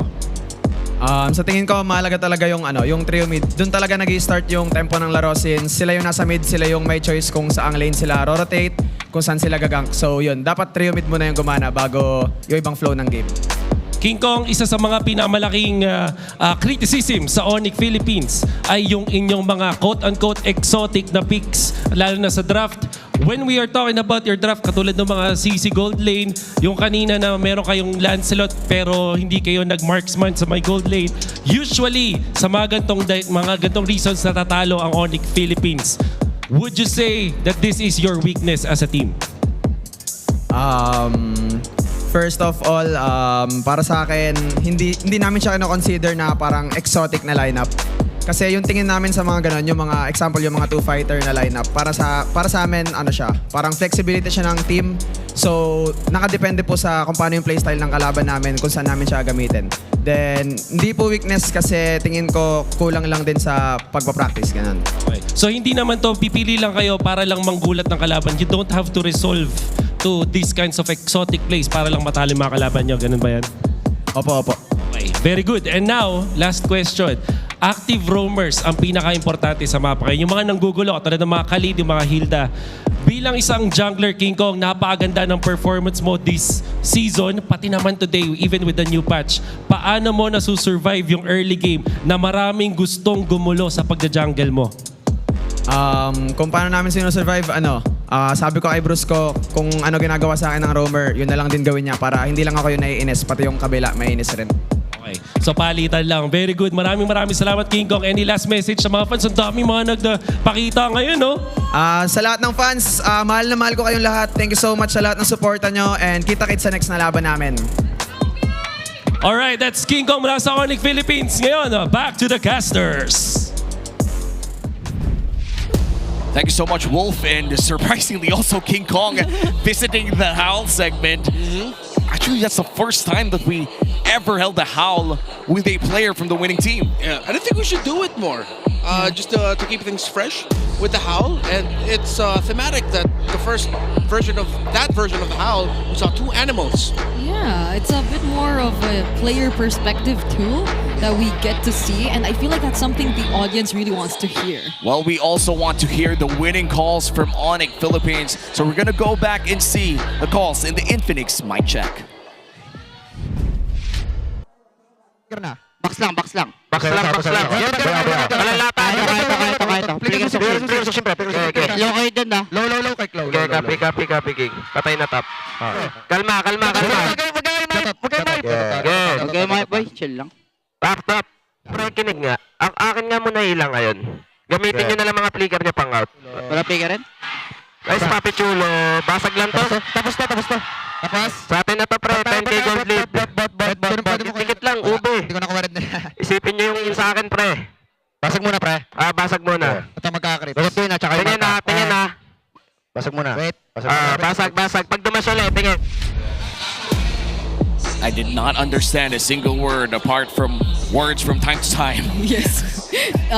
During the last moment, the most I understood was, look, but then someone said, no, wait, let's destroy the base turret first. And I'm honestly surprised that it was very respectful. Yeah. Despite the lead. Just calling out the shots, calling out the game. And ONIC Philippines, because of all of the wins that they did get early on, they will be staying in that second slot. And Twisted, actually, none of this moved. If I'm being honest, like none of this moved, correct? Yep, it's the... It's a lot of retaining that has happened. Yeah. Up till now, TNC in 5, baby. 2 seasons running, TNC in 5. It's still the same standings, despite the 15 games we've seen during the course of the past 2 days. Implication though, if Team Liquid Philippines want to surpass ONIC PH in the standings, they need to win more matches than them. Because if they are tied, ONIC Philippines will win it. Oh, yeah. And maybe that's why we still see those symbols all around. That is also reflected around the game win-lose, where I think it's going to be very crucial if ever the bottom 3 or bottom 4 teams begin to be a bit closer, with even Falcons securing a win early on. And we're going to look at the Week 5 Day 2 standings, and the Minds are still undefeated in the Infinix Fansiklaban. And this is where the community teams could get to shine right next to their MPL teams and play with the Infinix GT30 Pro. Yeah, I wonder who the players are for the Minds. We got to interview them actually one time. How was it? Yeah. At first, it was 2 dudes who knew each other and were already playing together for a long time. And so they decided to join Fansiklaban. Then they met the 3 other dudes who were like, hey, let's just form the 5-man for the Minds. And then that's how it happened. And now they're one step away, or the moment that the playoff starts, the Cavalry is currently the defending champions for the side of Fansiklaban. So I feel like it's going to be a big challenge. Yeah, on average, the Minds roster for Fansiklaban, if it's that main 5, is like on average like around 300 or so stars. Oh man, Okay, that is... that explains it. Yeah. That is scary. Well, before we wrap things up tonight, favorite moment so far? My favorite moment? Any Franco game is my favorite moment. Specifically the one we saw from JP. Although they lost, it still was such a memorable moment for me. Well, y'all know what I'm going to say. It's the win of Falcons. It makes things interesting in our storyline here. And wait, no, sorry, I have to take that. Rise and Split Push. Yeah, there we go. Rise and Split Push, sure. Rise and Split Push. You know, I'll answer for you. I think the Falcon series was a beautiful watch. And this has been our Superfans Saturday. Once again, Uomi here with Brigida and Renmar. We have been your casters for tonight. We're going to be sending you over to the main stage. And that finally ends our Saturday triple header. Streaks have ended this Saturday with APBR during the first series finding their victory sa second half ng ating regular season. At tuluyang naramdaman ng Team Falcons na lumipad ulit after their victory in so long in that second match. Mukhang nag-enjoy ang ating mga super fans ngayong Saturday. 3 matches, 3 games each. Shoutout sa iyo, Brigida. And speaking of casters, kumusta naman ang pagbabalik Sona sa ating casting desk? Quite unusual, very happy about it. I just hope na kagaya ng mga nakita nating unang 2 laban, we get to see more of that very soon. Mukhang naging happy rin tayong lahat with what happened today, especially sa ating final match na Golden Rivalry, kung saan na-reverse sweep at nanalo ang Team ONIC Philippines laban sa Team Liquid Philippines. Mabuti nang magkalinawan dahil mas marami tayong makikita na mag-a-adjust ng mga teams, especially with the newest patch na meron tayo, which is Project Next. At bukas, meron pa tayong isang araw sa ating Week 5. Bukas din ay makikita natin ang tunay na lakas ng Pinas. Ang lakas ng bawat Pilipino na maglalakad para sa katotohanan. Kasabay ng paglaban ng bawat manlalaro sa Land of Dawn ay ang pagtindig ng bawat Pilipino. Muli, ako si Hans Galeria. And this is your very own Odin. Magkita-kita tayo muli bukas dito lamang sa MPL Philippines Season 16.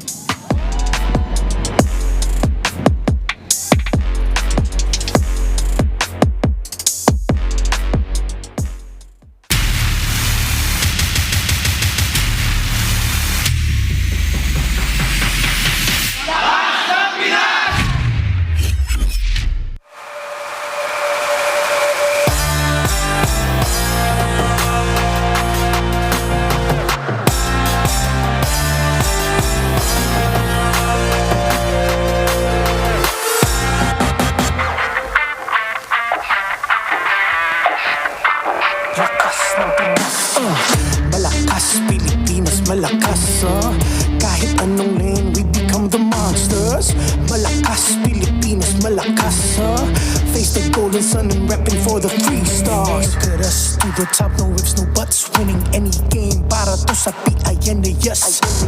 Di mo matitinag aming bosses sa new level. Nasa kalye man o mobile, you know I become a legend. Listen, open fire, we unite with winners. But with pressure, like diamonds are made of. Switching lane na parang gera. HP racing made a setup. But kakatang buhat ni Hilda. Full dome SS parang Laila. Susundan ko ang wakas. Kasama pataas tagumpay natin.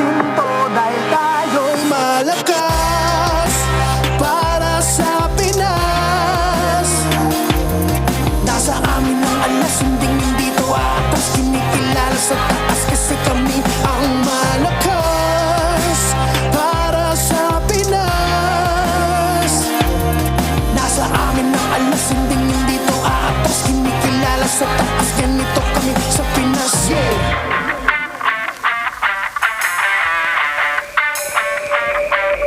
Laging MVP, no surrender, no retreat. Pag nagsama-sama, just imagine what we can achieve. Laging MVP, no surrender, no retreat. Giving 100 on my all, cause we just cannot be defeated. We are unstoppable, immune and invulnerable. Ready ang equipment, lahat frozen, mala, crowd control. Pakita on the jab, beast to the southeast. Taas ang matawag, crowd and loud, cause every enemy